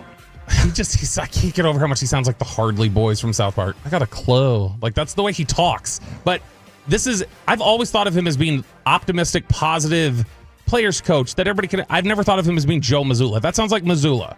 Like Missoula would be like, we're closer to death, which means Because we're another day closer to death. we're closer to reaching our ultimate goal of what we need to be, which is jumping off of this earth. What is the philosophy on that? What's the life philosophy? What am I missing? Well, we're closer to death. I would assume there'd be some kind of spiritual. We're closer to heaven, going to heaven. Right. Okay. What's his religion though? I don't know if he is religious. That's the thing. And so if he was, then that would make sense. Ask him next time you're hanging with him in Indy. Let like go last and let year. God. When he's swinging his legs from that is still the funniest thing I've ever seen. He was sitting in this like high top, like probably taller than that chair you're sitting in right there, and he's got his arms folded and he is swinging both legs from this chair because he can't reach the bottom of it. It cracked me up. I thought it was funny. All right, the Dallas Cowboys were back on the practice field yesterday and dealt with a few different injuries that were obviously of significant concern because of the players that were tied to it. Jake Ferguson was the first one. He left, walked off the practice field, didn't even go to the medical tent. He apparently is going to be just fine. No issues there. The one that was really concerned, I think Chop texted about it first yesterday, was that Jaden Blue had left on a cart. And that was concerning to everybody. It's like, all right, you got to hop on a cart. There's a big issue here. Yeah. He went in the medical tent. He came back out. Seemed fine. I mean, if you're coming back out and standing on the sideline, generally there's not a big problem with it. Nick Harris from the Fort Worth Star-Telegram reported last night that Jaden Blue's MRI revealed a bone bruise in his heel after it was stepped on in today's practice. No ankle sprain. Good news for the young back who has emerged as an offensive playmaker in camp. That's one spot where I don't think you want to set anybody back right now, is everything that they're doing in the running game, because you've already got the issues with, Tyler Guyton has fallen out. You've had the issues with Terrence Steele missing some time. You're already trying to put new run game concepts in, and you're trying to break in a whole new running back group. Stephen Jones had talked on the what podcast, RJ Choppy? Doomsday Pod. Yes, Doomsday. With Matt Mosley. And Ed Werder, former college associate of Mike Fisher. I think they went to the same college at the same time, roughly. I was much younger than Eddie. I enrolled at 15 years old. He had a lot. He reacted to a couple different things with Micah. Fish yesterday when he was covering my Micah Jerry report. I saw like this breaking YouTube, and I turned on. He goes, after my visit with Sean Sharif, you know what our visit was? Mike texted me and said, nice scoop. And I wrote back the thumbs up emoji. And he goes, after my visit with him, like we had this long, in-depth conversation to verify. Like, Michael. It's technically true. Michael. He visited that's with not you. a visit. I don't think that's a technical visit. But that is what he would say. Jerry Jones told me. He listened on our show. He listened to Jerry's answer on our show. Jerry Jones tells me that Stephen. After my visit, I said, "Am I drunk? Like, did I talk to Mike on the phone today?" Stephen reacted with Doomsday to a couple different things with Micah. It was the general Stephen sort of reaction. We're not going to get into details. Sort of generic. I thought his answer about George Pickens was interesting because we've been asking this question with the Micah negotiations going on. How might that impact George Pickens' negotiations since they share an agent? Could things get ugly there? Would you start seeing them cool at all on Pickens because of their issues potentially with Micah Parsons or their tension with Micah Parsons?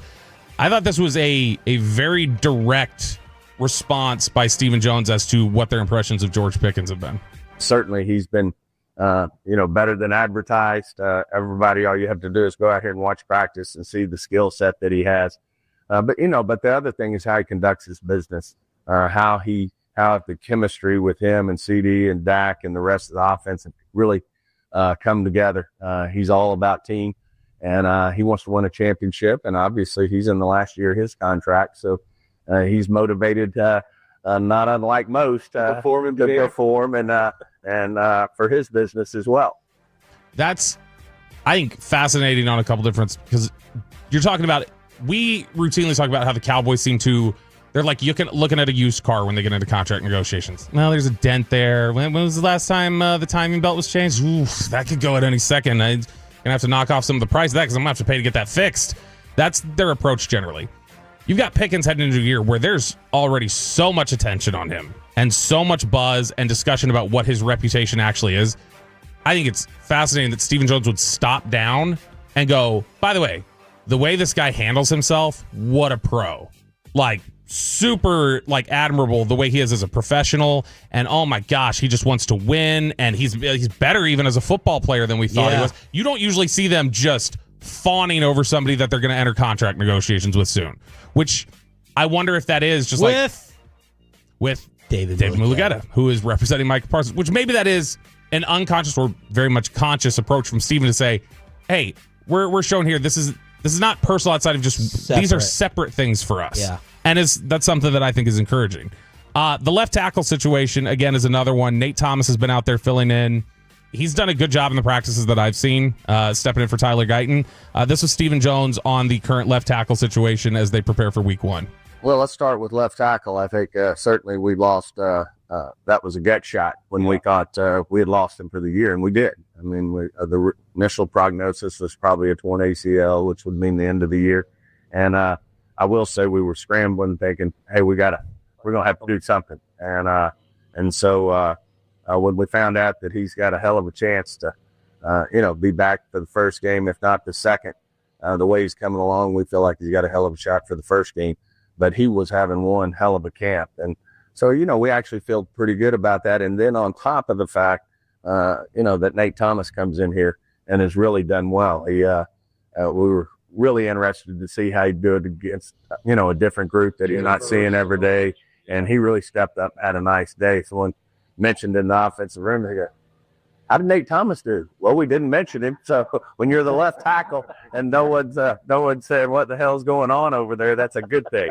Boy, I guess right now Steven is so worn out by contract questions that if you ask him anything else, he's going to give you some good stuff. Yes. Because so excited. I thought him saying right there, he sounds genuinely optimistic Guyton might be back week 1, which would be a little bit of an accelerated timeline. But that also confirms what you had asked the question of at the time about with Rappaport. Was Rappaport wrong? Was he giving bad info? Steven just said there, we initially thought the prognosis was he's out for the year. And so that was where it was at. But interesting stuff from Stephen Jones on Doomsday. That was one interesting. I said fascinating all the other times. Oh, yeah, it was a lot of I was very conscious of saying fascinating instead of interesting. Take your bell back. Below the belt right here on 105.3 The Fan. Final hour of the show. Nick Eatman with his Rams preview from Oxnard at 9:20. But worst take. Who had the worst take in the world this week at 877-881-1053? Was it RJ's college team? Was it Jim Acosta? And why am I being put up for nomination? Worst take after this.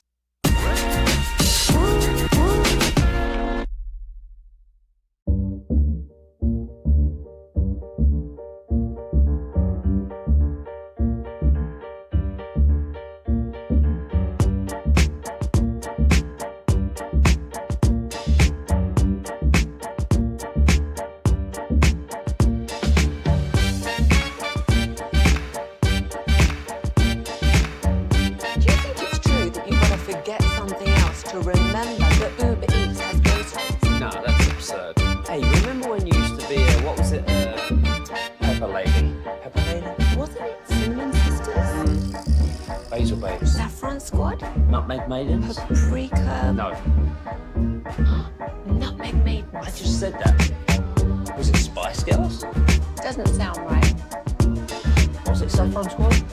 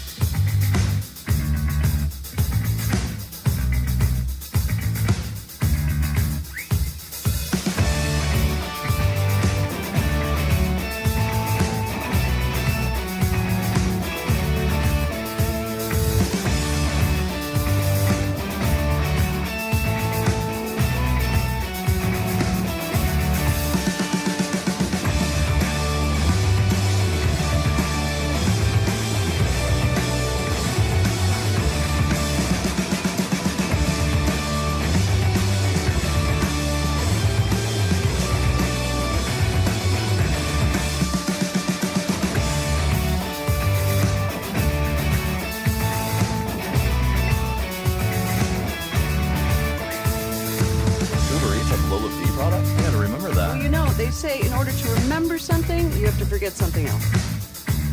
Okay, now that is a very cute haircut. That's like a little shag. I've never seen it before. Well, I mean, of course you have. It's the Rachel. Oh, is that your name? No, I mean like your name. No, I'm Jack. 3 the Fan. Ever met someone who is so extremely dumb that they don't know how stupid they actually are? There's been a whole lot of stupid said this week. You are made of stupid. Chicoline walking in from the Grande, not understanding the Bobby Belt fist pump, and he was surprised by it. I would call it a pump. Yeah. A pump. I wouldn't. Muscle memory. Yeah, that's more. I would keep that off the fan cam. Aiden, if I were you. It's Sean Tree, RJ Choppy, and Roberto here. Final hour of the week on DFW Sports Station. Nick Eatman, DallasCowboys.com, will join us from Oxnard Crosstalk at 9:40 with KNC out at Jake's, the host of Fan Phenom. And I heard Waterburger is going to be in here in about 15 minutes. 75th anniversary specials that we're going to tell you about. They always they bring in like the whole restaurant. I feel like when they drop stuff off here, it's glorious. It's always a good day when Waterburger comes in here. What are they offering? Let's see. It's their 75th birthday. So the world famous classic Waterburger is only 75 cents from 11 to 8 p. 75 cents. 75 cents. 11 a.m. It's a deal. To 8 p.m. That's a deal. That's a deal. All right, we are doing Worst Take today, and we might be calling Sean Mr. Gotcha Down. Because he might be a 2-time champ today. Because he's got an opportunity to win Worst Take and 5-time G-Bag of the Day status. As he won number 4 yesterday. I got stopped at 4. Sean might get 5. How much is that going to upset you if he gets 5 and you didn't for whatever you did that made you G-Bag of the Day? Mine was the diss against Peyton that got stopped at 5. Oh, yeah. I dread it. Every day Tolo D is like, you won again? I said, I don't want to win. I don't want to win. I want this to get out of here. Well, you're going to have 2 victories today, I think. So we'll just lead off with yours. You have not listened back to this yet, have you? And I'm not going to now. Oh, you've got to. No, I heard it a little bit walking in. You know, the replay at 5 a.m. Dip over here. Yeah, who's had a nice week.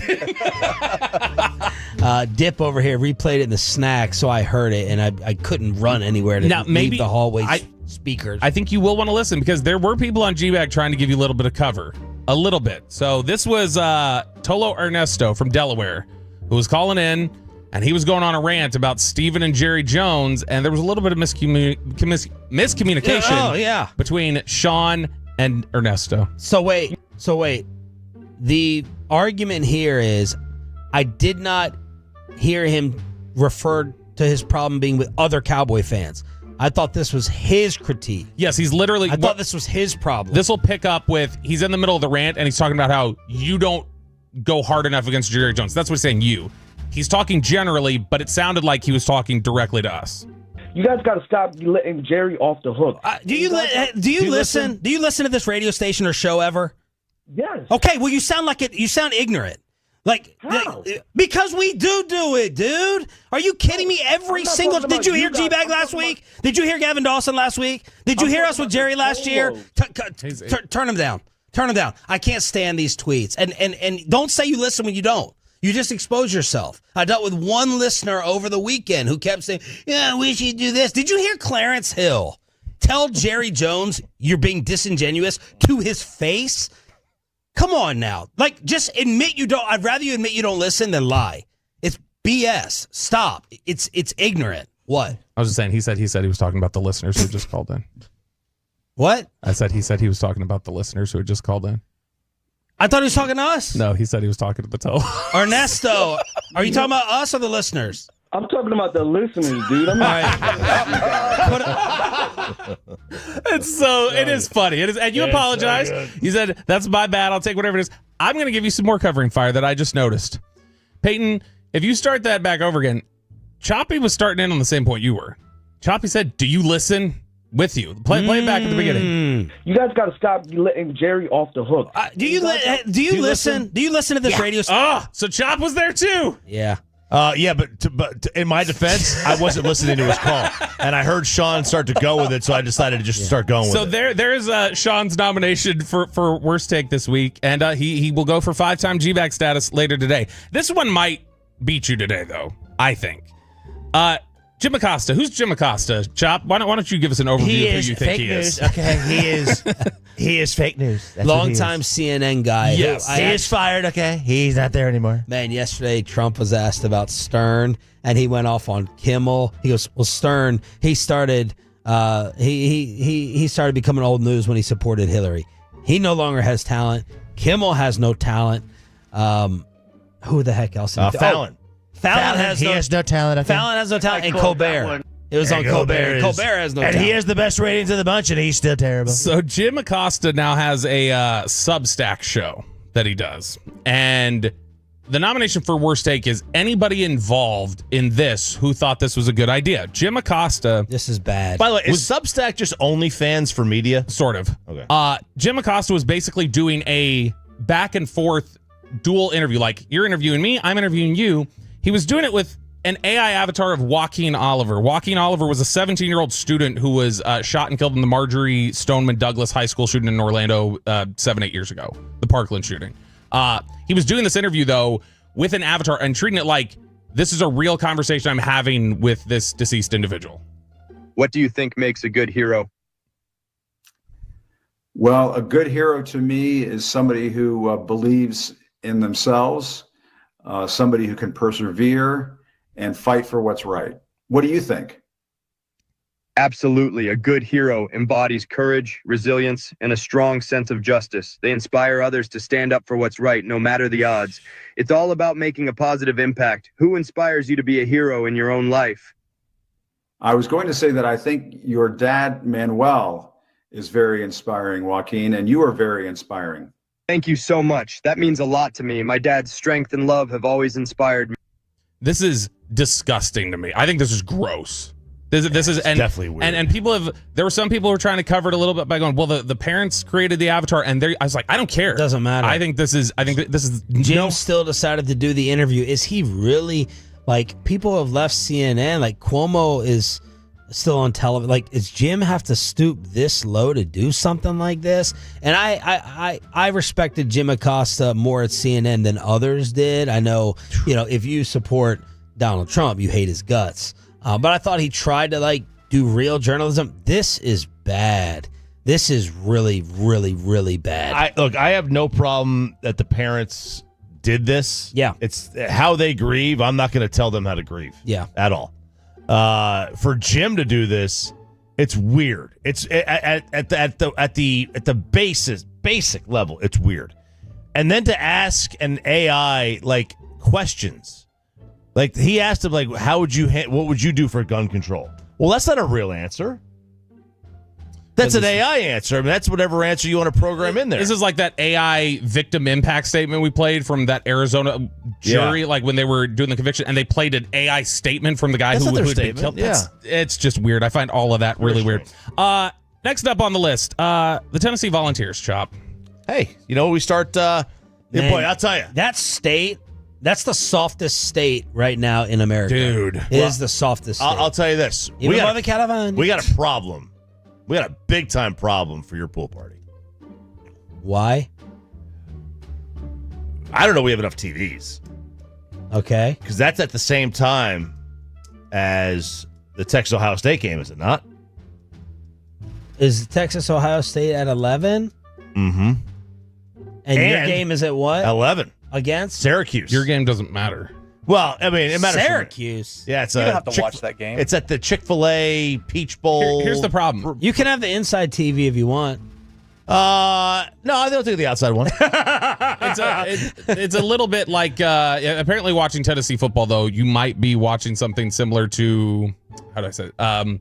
Like adult films from maybe another country where things are going to be blurred out, because that's exactly what the Tennessee Volunteers did when they decided to roll up, and Aiden's going to put the picture up on the fan cam. They rolled a practice clip of an incredible interception that was made, and people were like, oh my gosh, what a great pick in practice. Well, then people slowed the footage down and they took screenshots and they went, why is Tennessee so cowardly blurring the quarterback out so you can't see who threw a practice interception? This is bad. This is soft. That's like Luca. Mavericks Luca. Yes. Luca. So on three, do you know on three? Yeah. I have no idea how trustworthy they are, but they had a report out that the media was saying that this was not a quarterback who threw it. It was a minor? No. Another player. Like it was a trick play. Oh. And they didn't want them to see. They were being super careful. Pass. They didn't want to see which player threw it. This is still bad because if Jaden Blue throws an interception in practice, the Cowboys better not throw that up as a corner highlight of look how badass he is. He picked off Jaden Blue. This is, but it's definitely better that they would want to conceal a secret play than not embarrass a quarterback. Because surely we're 3 weeks. Surely all the quarterbacks have thrown an interception by now in camp. Does it matter though for the DB who you picked off? Like if you made an athletic play, that's what you know what I mean. Yeah, I think it matters if you picked off a running back. Aiden's got the blur up. And it's like you can't get a tighter shot, a tighter tracking shot of just the DB and the receiver. Why do you have to? That looks like a tight end body. That looks like either a quarterback, tight end. Like I don't know the quarterback. Fullback. Yeah, it looks big. It looks like a big guy. They suspect it was one of the tight ends. I'm the only one. Because one of the tight ends was also that day in a red jersey because he was injured and he was a no contact player, and that's a red jersey. This is we got one more nomination. So we've got Sean, we've got Jim Acosta being weird, and the Tennessee Volunteers being soft. I'm nominating Don Van Natta.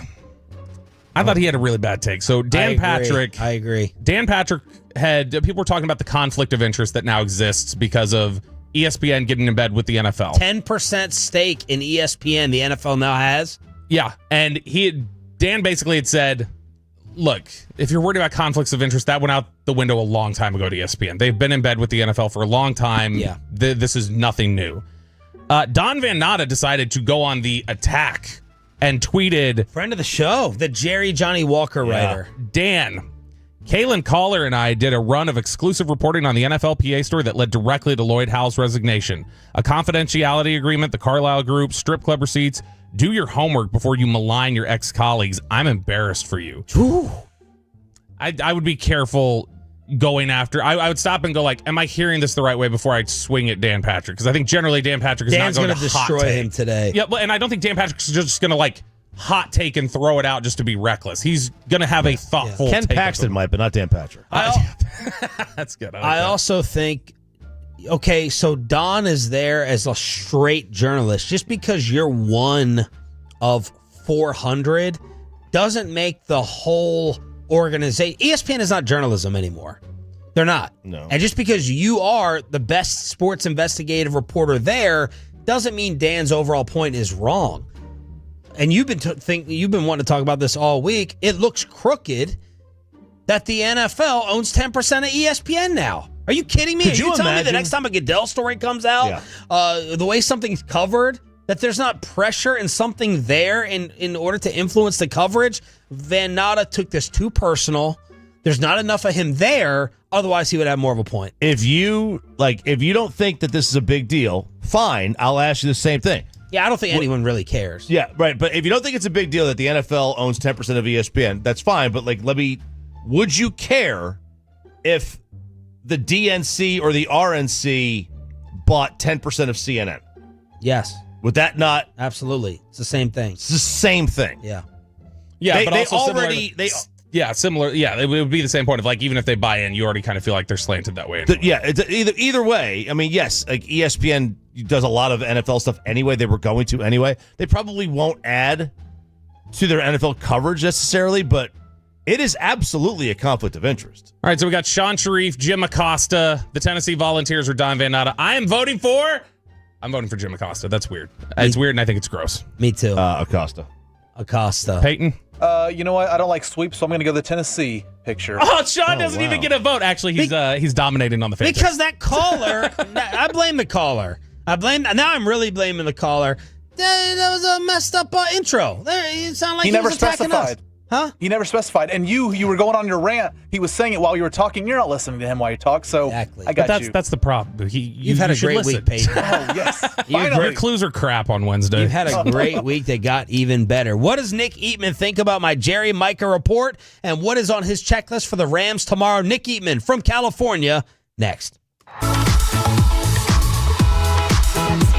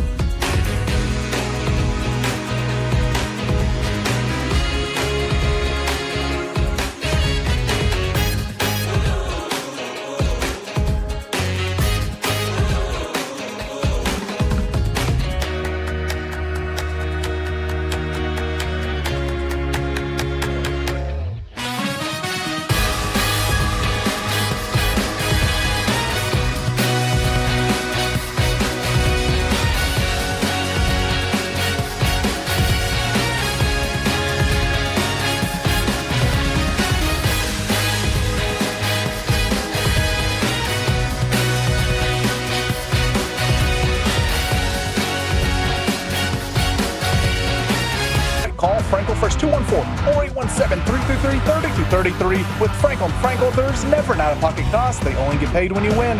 Franklin, the go-to contract attorneys in Dallas. We'll crosstalk with a KNC masterpiece live from Jake's coming up at 9:40. Right now, out to California for Cowboys insider Nick Eatman, DallasCowboys.com, brought to you by the WinStar World Casino and Resort. Proud to be the casino of the Dallas Cowboys. Please game responsibly. That looked and sounded like a crazy day of practice yesterday, Nick, was it?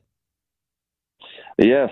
Every time you looked up, I mean, I was kind of standing, closer to the exit, and so I got a great view of several guys just walking off, limping off. That's what I saw more than anything than things on the field, were the guys that were walking off the field. Give us the ones most to least or least to most concerning that happened yesterday in your mind. Well, yeah, I think Jaden Blue, I mean, especially from a standpoint of a guy, I think that everybody's excited to see, wanting to who's going to actually play in the preseason. I think he would be a guy that you would be somewhat worried about. It looked like it was in the foot to ankle and calf area because he did have a little walking boot. But then later on in the walkthrough, he was just more of a sleeve. So he was out there at least for that. And it shouldn't be too serious, I wouldn't think.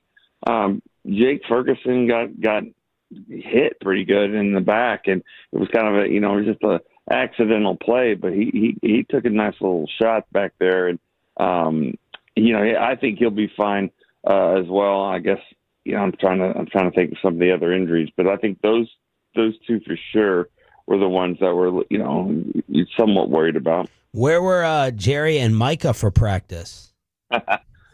Great question. It depends on who you ask. It's like, are they signing? Are they, are they playing Xbox? I mean, I don't know. I mean, a lot of different areas are different answers there, but at least Micah did. He was back for the next walkthrough, but the official word from the team was that he was getting treatment on the back tightness. How often can you remember Jerry missing practice? I don't know if we've kept tabs on that one. Yeah. I feel like there's been times we've been out there where I haven't noticed them. Where Sometimes I'm like, you don't notice him. He's just always sometimes he's sitting up there and it's hard to see. I had to bust out the camera, the super zoom. You can't look up there and tell if that's Jerry or Steven? No, sometimes they're sitting. If they're standing up, yes. Yeah. But sometimes Jerry's sitting, and I'm like, all right, that looks like him, but let's be sure.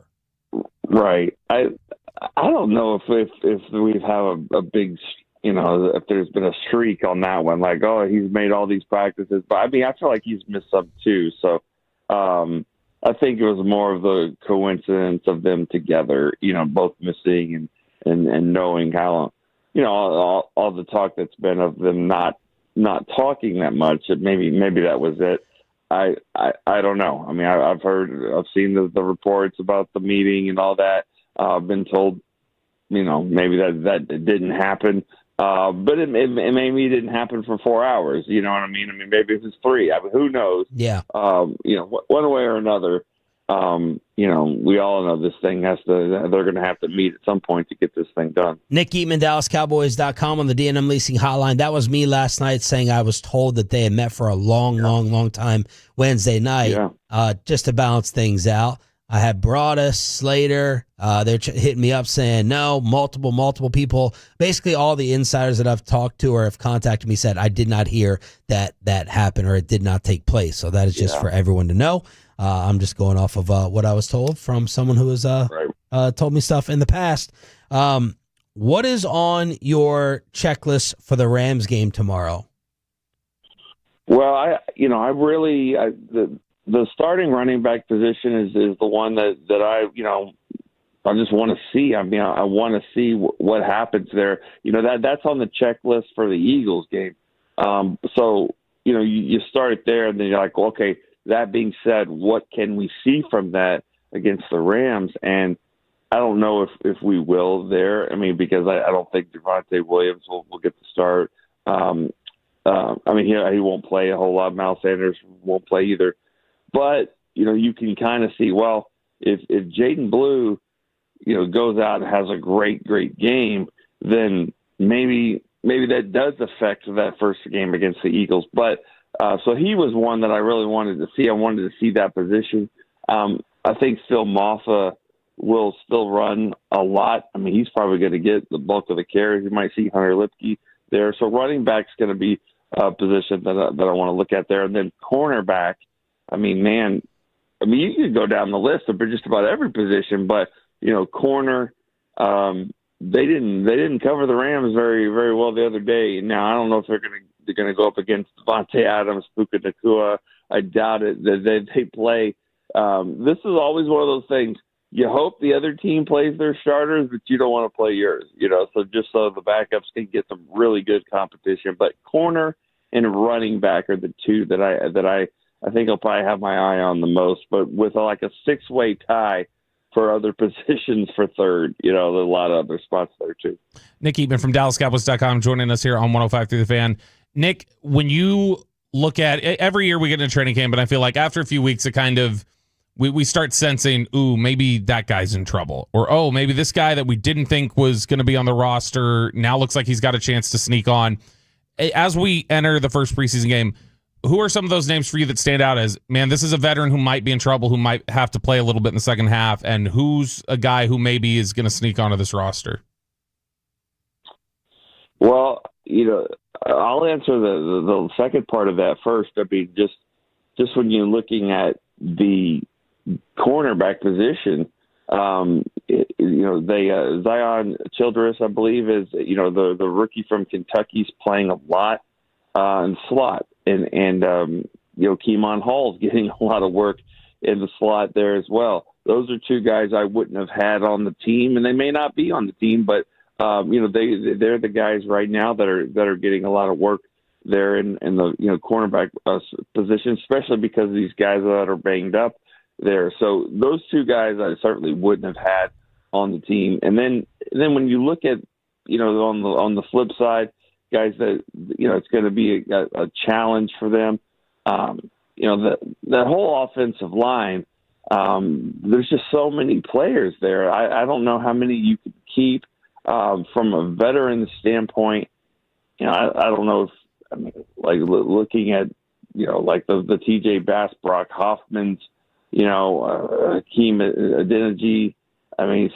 Charles, there's no way they can keep all these guys. So that's just one position. I don't think that I'm giving you these great names. You're like, oh, what happens if he doesn't make it? I'm just saying there's something's got to give there. But I don't know if there's a lot of spots. I love your answer there too, because I don't know if this team is good enough, deep enough where they're going to be cutting, veteran players that have been around for a while. So the one that stands out to me that I don't know how they're going to fit everybody that they either has had a good camp or somebody they're committed to is receiver. To me looks crowded. I don't know. I don't know if Brooks is going to be here. Are they going to have to move on from Flanoy? Are they going to have a veteran that they say, you know what, we're just going to have to cut ties here because we like these young guys?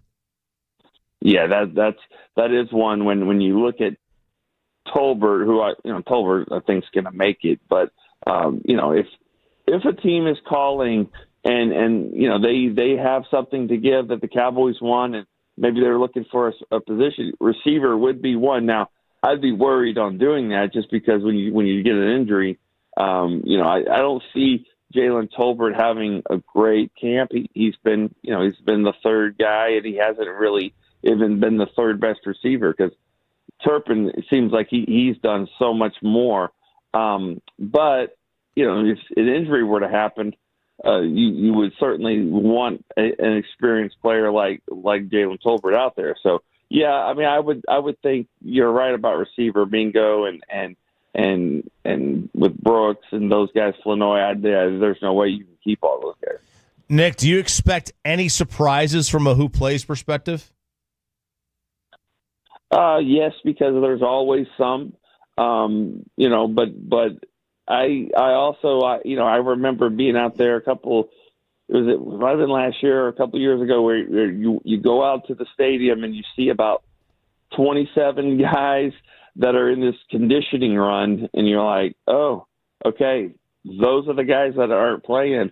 And you to me, you get a little bit more surprised on how many guys aren't playing. Like, oh, I didn't think so-and-so would be in that group. I would think he'd be up there.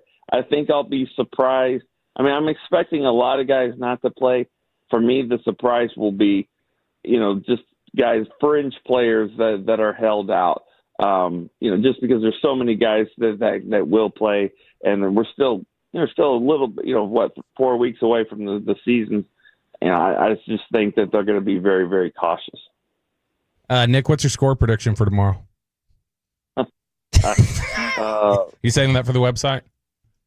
No, yeah. I think like 13 to 11. I didn't want to say the other score. I didn't want to offend you guys. So I was 13-9. How about that? What preseason? Yeah, I know it's a rivalry. It's always a rivalry. So I blocked the extra point, and the Cowboys will win 13-9. There we go. Thank you, Nick. Enjoy it. We'll recap Monday. Appreciate you. All right, see you guys. The great Nick Eatman from California, DallasCowboys.com, brought to you by the WinStar World Casino and Resort. Proud to be the casino of the Dallas Cowboys. Please game responsibly. What preseason sport would you feel the most and least comfortable betting on, and which one is the most bet on? Well, the NFL is the most bet on, I would assume. Okay. I feel most comfortable NBA.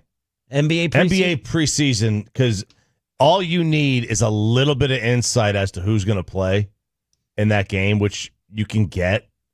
And it's you're cooking, baby. What about soccer friendlies? I don't know how to bet soccer. Let's go and see what happened last night. Phenom auditions. Fred was apparently there co-hosting with Chiafalo, and we'll set you up for today, the KNC Masterpiece at Jake's, when we crosstalk with the fellas next on Sean and RJ. Coming up in the next G-Bag, Nate.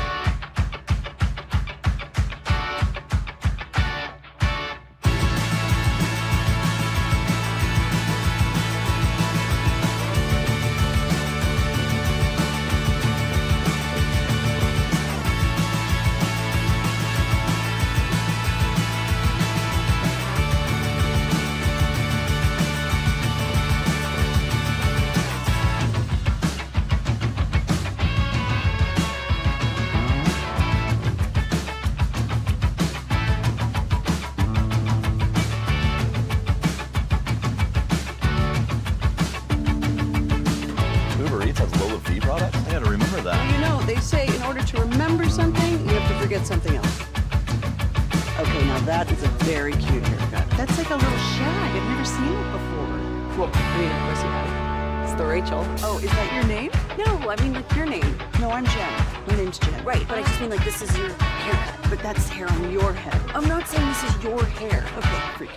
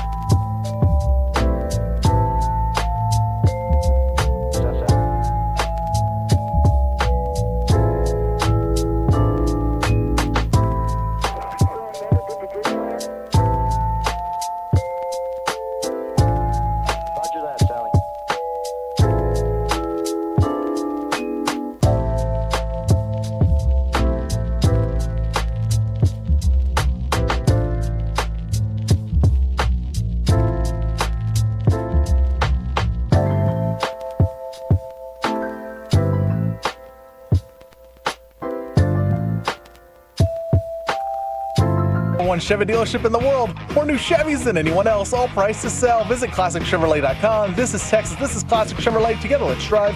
Relax and enjoy the difference based on new Chevrolet registrations 2023 and 2024. They're going to get fed today, but otherwise it would be a horrible day not to crosstalk in studio with the KNC Masterpiece here on Sean and RJ because we have the greatness of Waterburger in to celebrate 75, and our boy Travis, what's up, guys, is in here in studio. Tell us what we got. So I brought you over. We've got our classic Waterburger, of course, that today, if you have our app, you can get from 11 to 8 for only 75 cents. Oh, my. So if you don't have the app, download it now. Go into the Waterburger and grab it. But I also brought you our brand new limited time burger, our Bacon Wrangler burger, which is my favorite. 2 beef patties, 2 cheeses, bacon, crispy onion strings, chipotle aioli sauce, and pickles. And then to top it off, to wash it down, you've got our brand new Dr. Pepper Blackberry Shake in there. Dr. Pepper Blackberry Shake. It is wonderful. Oh, my. And I've never seen... Is this like the rowdy of fast food? This is What a Guy. What a Guy, baby. Aiden, get What a Guy on the fan cam, please. He is a wonderful guy. So yeah, this is What a Guy. He comes out to all of our special appearances with me. You know, we're tight. So you know, when we have our big events, you know, we bring What a Guy. We bring out the big guns. Nice. So you can see with the muscles on the guy. Oh, you know, yeah. He definitely eats a lot of our Waterburgers. There he is. Which he's on there. Choppy thought I got just too aggressive in the last break because I went in for the bro hug immediately. I don't know I don't the know that you can do rules that. on mascots. Like, do you shake their hand? Do you high five? Do you hug? Well, he really likes. So I just awkwardly stood there and looked at him and said, "Hey." He really likes to do dance offs with you. He'll do the floss. He'll do all that. Do your stuff dance with from you, so. training camp. What was that one? The one on the tennis courts that Julian loved, where you were on the ground. Oh.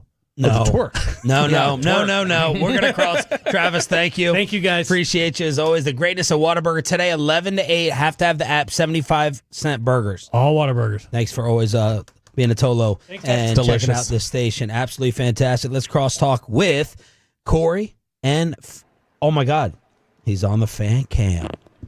Wow. You got a new computer or something? No, I actually brought it in for a change. Look, you guys know the night show doesn't typically get sent on remotes, and when we do, it's on the weekend. So, I don't bring anything except for a notebook. Corey, set us up. Where are you? Guys, we are at Jake's Burgers and Beer off of Marsh Lane. It's 10031 Marsh Lane, right here in Dallas. And it's at the corner of Walnut Hill and Marsh Lane. And I want to let you know a couple of things here. Specials and happy hour from 3 to 6 p.m., so that'll be shortly after our show. Today, during our show, the first 50 people that get here get a Jake's 40th Anniversary Collector's Pint Glass. That's number one. 4 lucky winners are going to get a limited edition Jake's baseball jersey. I posted it on Twitter and Instagram. Go check them out. The bartender, I think his name's Cody. He has it on. Cody, is that right? Yeah. Okay, there you go. Tony.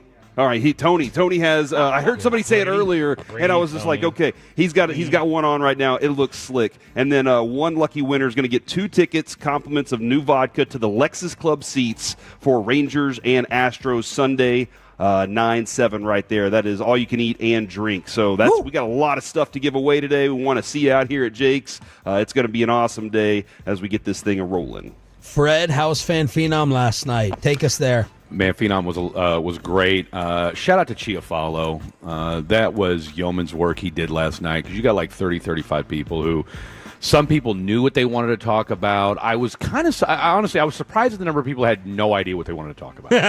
Okay, I mean, I really, really was. Now, look, I get it. Some people just did it on a whim. Yeah. But I will say this: there were a ton of Tolos. Like folks are like, shout out to Richie from Ennis last night. Rob from Mesquite. Our boy Brandon D from the Hot Dogs over there at Globe Life Field. We just had a lot of folks come in, do their thing, show their love to 105 through the Fan.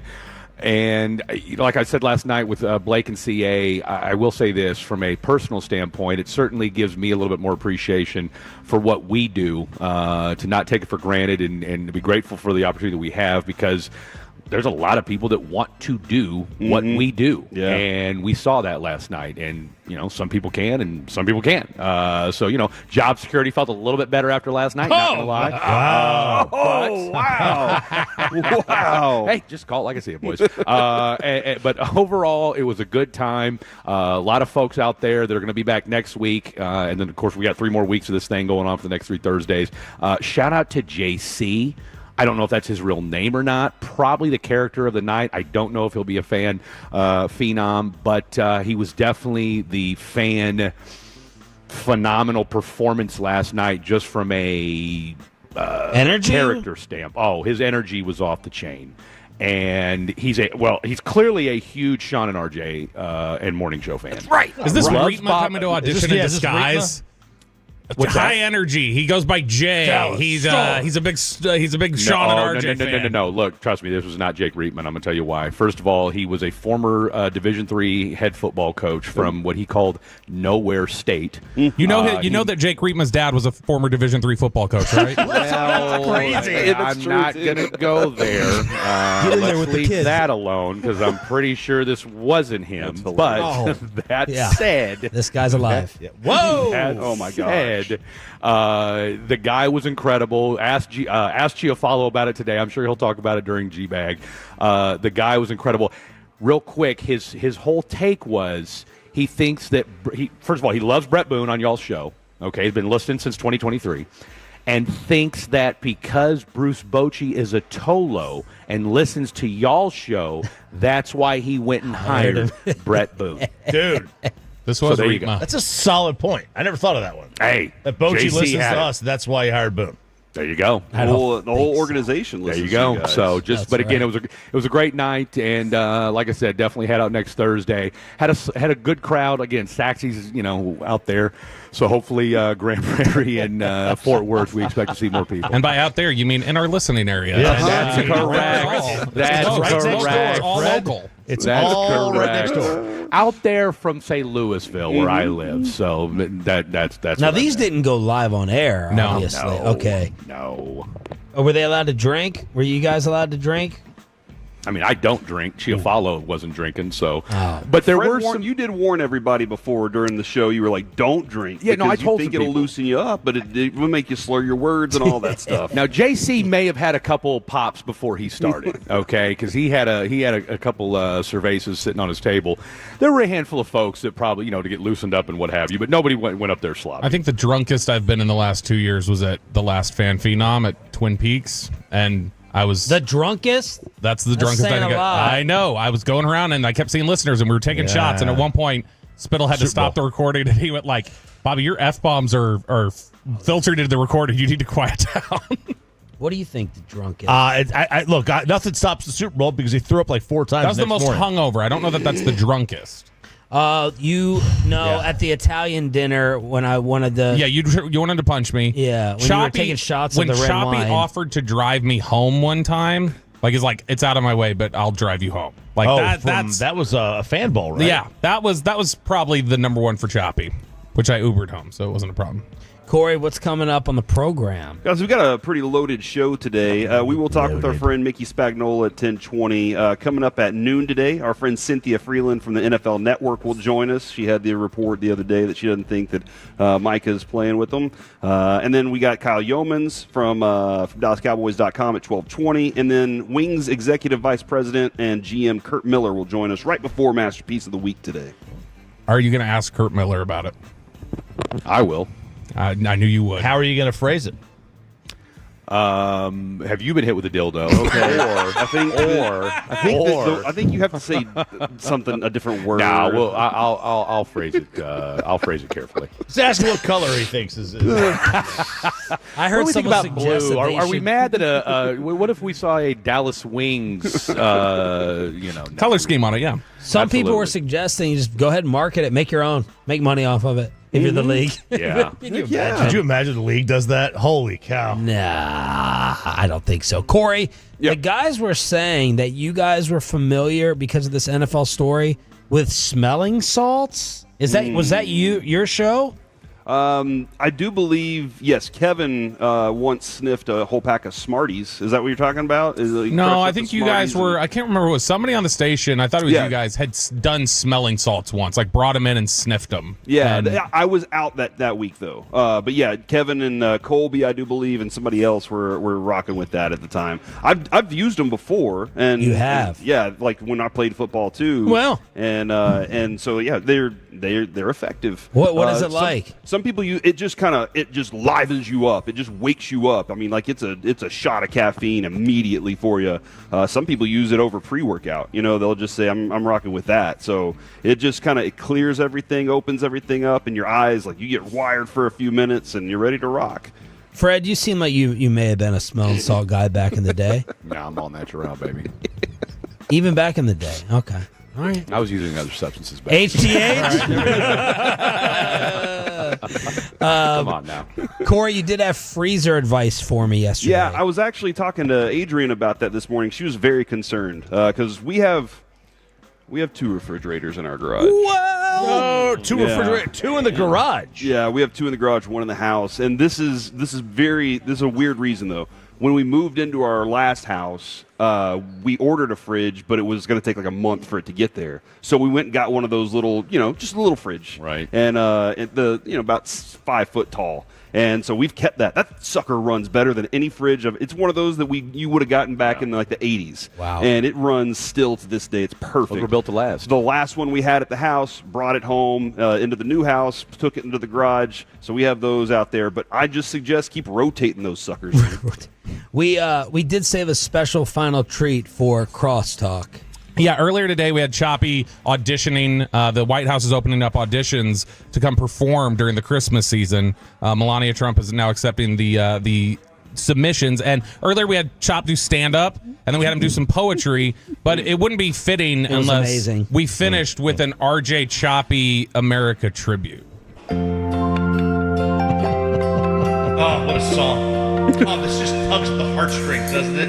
I remember the first time I heard this song when I was a little boy, and it just got me all up in my feels. Here we go. If tomorrow all the things were gone I'd worked for all my life, and I had to start again, would with just my children and my wife.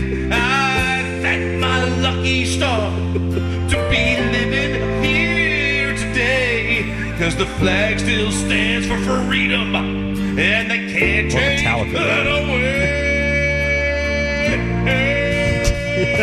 Everybody, and I'm proud to be an American, where at least I know I'm free. And I won't forget the man who died, who gave that right to me. And I'll gladly stand up next to you and defend her still today. 'Cause there ain't no doubt I love this land. God bless the USA. And Texas. And Texas. The KC Masterpiece. Next on The Fan. Have a great weekend. The more time.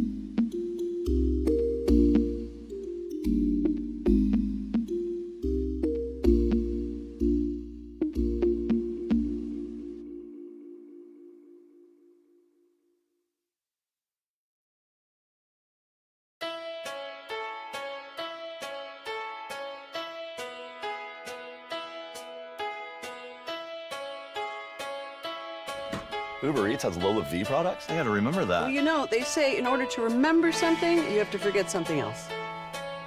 Okay, now that is a very cute haircut. That's like a little shag. I've never seen that before. Well, I mean, of course you have. It's the Rachel. Oh, is that your name? No, I mean like your name. No, I'm Jen. My name's Jen. Right, but I just mean like this is your haircut, but that's hair on your head. I'm not saying this is your hair. Okay.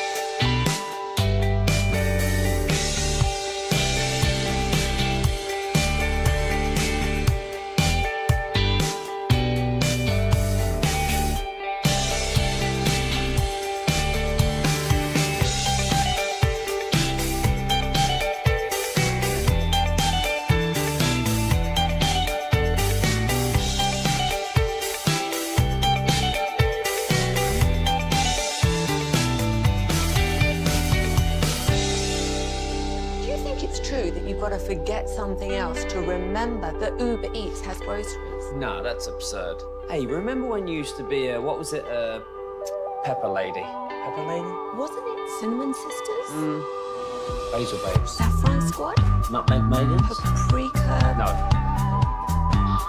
Nutmeg Maidens. I just said that. Was it Spice Girls?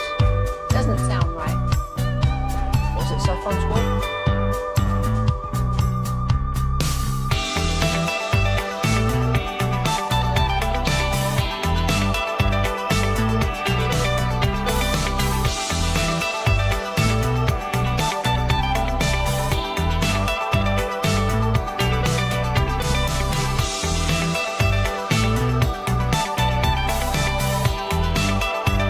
Leasing Studios. It's the KNC Masterpiece on 105.3 The Fan. Hey, we're back here on the KNC Masterpiece on 105.3 The Fan, and we are live from Jake's Burgers and Beers today, and it's going to be Marsh Lane, 10031 Marsh Lane, right here off of Walnut Hill and Marsh. And this is the old neck of the woods. My wife used to work right around here for a while as well. Your old hood? Yeah, the old hood over there. Actually, we were a little further east growing up, but I love this area over here. And the thing about this one, they have a huge patio, outdoor patio in the back. Umbrellas covering and everything. They got an arcade over there as well. Full bar over here. Fantastic beer selection. They got Petticola's Velvet Hammer. You got the Manhattan Project. They got all sorts of beers that are local. Also, if you like the Ballast Point Sculpin IPA, that one's available, as well as your Miller Lights, Coors Lights, Bud Lights. Are you a beer snob? I got to know a lot of the local breweries around here and brewers, and I started brewing. He's got a brewing shirt on. Yeah, this is Martin House that we used to work with too. They're out in Fort Worth. They're great dudes. We had the show out there. Yeah, we were out there for having a good time. It was just a party. It was a Christmas party. That's what it was. And so like that was the thing was I kind of got to know a lot of the brewers around here because I was interested in brewing myself, and I made a few beers. And the Petticola's Velvet Hammer was the first one I replicated, and I was like, this is the one. So it's always my favorite beer, and also a pretty cool logo. What would be the name of the Corey Majors draft when it finally does? The company. I've already decided it's called Long Night Brewing. Long Night. And that's also my Call of Duty name. Have you trademarked that yet? I need to. You might need otherwise, that lady's going to come in and steal it and then sue me like Alec was talking about yesterday. And we don't want that, Alec, do we?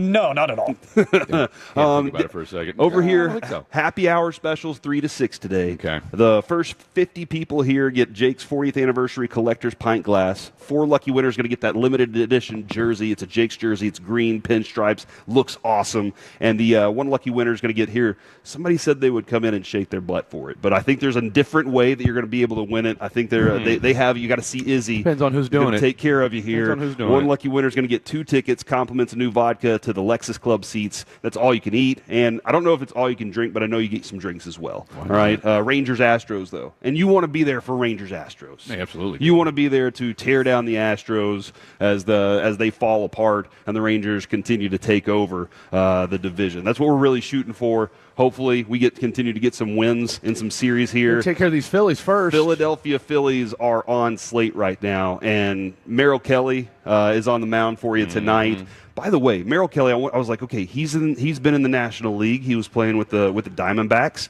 How did he do against the Phillies? Merrill Kelly is 2-1 with a 2.73 ERA, 20 Ks. I see you, Merrill Kelly. 5 appearances versus Philadelphia in his career. Last one was a pretty good. Pretty much gets to about 6 innings every single outing against Philadelphia. Would you live with that? And in very few runs, I will take that. If this team can score some runs, that'll be even better. But yeah, this is a significant series. I always look at these types of series, Fred. By the way, tomorrow night's game will be on 1080 KRLD. So the Cowboys game is going to be on the Fan. Call. And then the Rangers will be on 1080 KRLD, our sister station as well. But I always take these as like, hey, how good are you? You know, like you got to find, you compare yourself a little bit to these teams. Maybe you sandbag them. I don't know. Yeah. Like maybe you say, I'm going to sandbag them a little bit. But at the same time, you're trying to figure out how good is that team and how far away are we from being that team? Or are we better than that team? And did we show them what we got? So that's what I'm hoping for the Rangers as they take on the Philadelphia Phillies, man, because Kyle Schwarber, like that's one of those dudes that I've always wanted. I've always heard great teammate. Yeah. We watch him for about 3 years. I always said it seems like every time there's a big moment in He's baseball, involved, he's at the 100%. plate, and that's just one of those kind of guys. So No, you took the words right out of my mouth because that's what I was going to say about. I mean, dude, he did it at the All-Star game, right? Yes. I mean, and raise your hand if you found out during the All-Star game that they did a home run off. Yeah, because I didn't know. Okay, me and Blake were sitting there doing radio, and we're looking up. We're like, why are they doing a home run derby at the end of this ball game? Anywho, no, Kyle Schwarber is that guy, man, and. We talked about it a little bit yesterday, right? When you talk about the whether it's the Blue Jays and the Dodgers and the Yankees. I mean, this these top notch. You took 2 out of 3 from the Tigers to kick things off. This Ranger team, see, and that's what. Again, we'll go back to the reoccurring theme here when it comes to this team, is that they do compete. Yes. It's not like they're getting, what was it a few years ago with the Cowboys where, okay, you beat the teams you were supposed to, and outside of maybe the Lions game, you were just okay against great teams, right? And the NFL you can really demonstrate that, right? Where you can beat up on the lower halves of the team. That's been the Cowboys over like the last 3 years, right? now, for sure, And yet when it comes to the PTPers of the world, you're like, okay, you guys just aren't ready for prime time, right? The Rangers have not been that team. No. Okay, it's not like the Rangers just beating up on the Rockies and the White Sox of the world and then getting housed by the by the Red Sox, the Yankees, or whoever. I feel extremely confident in this baseball team, in the pitching. We've talked about it time and time again. And, when you got a Merrill Kelly who's been there, done that, so you like your chances tonight. But we're going to beat this drum over and over again until we see somebody finally start to break through, and maybe we can, sleep a little bit easier or at least rest a little easier knowing that, okay, somebody not named the usual suspects, we talked about it yesterday, steps up, steps through. I'm looking at Jock Peterson. Okay. Jock Peterson is the guy, and I know that's kind of an easy target right now, but at the same time, we had a guy last night, shout out to our boy Colin on the Fan Phenom audition, and, you're not really supposed to say anything when they do their thing. Okay. He said Josh Young was going to be the catalyst if this team's going to break through. I always agree with that. I'll tell you this. If somebody, whether it's a Josh Young, I don't know if Jonah Heim, I think it was G-Bag was talking about it yesterday. I can't remember, was somebody at one of the shows, morning or afternoon, what he's been like since that World Series run.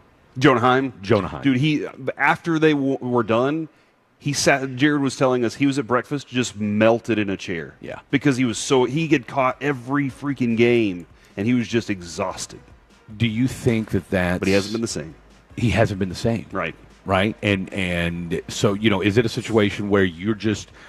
It's kind of... You know what it is? It's kind of like Martin Maldonado. Okay?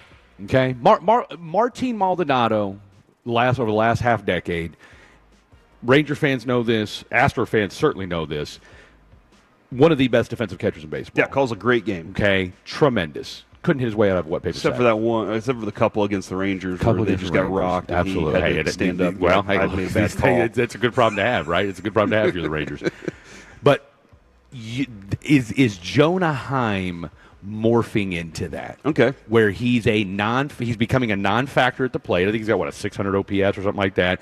Great defensive catcher. Yeah. Okay? Calls a great game. You don't worry about him behind the plate.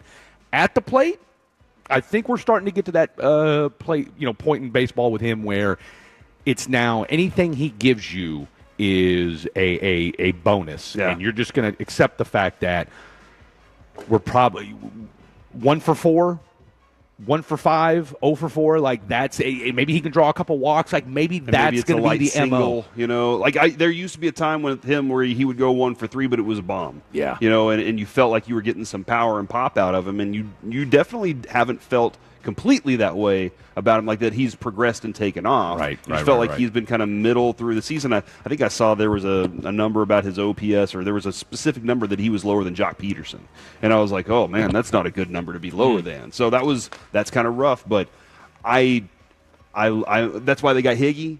So they wanted some pop at that position, a guy that could rotate in and out. All the pitchers seem comfortable throwing to Higgy as well, so you got that out as well. But Heim's a switch hitter.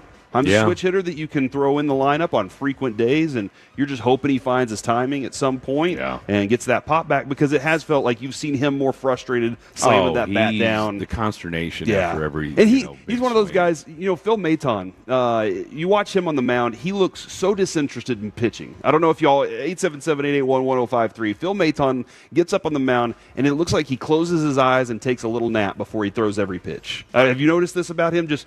And then he throws, and you're like, oh, man, that was fantastic.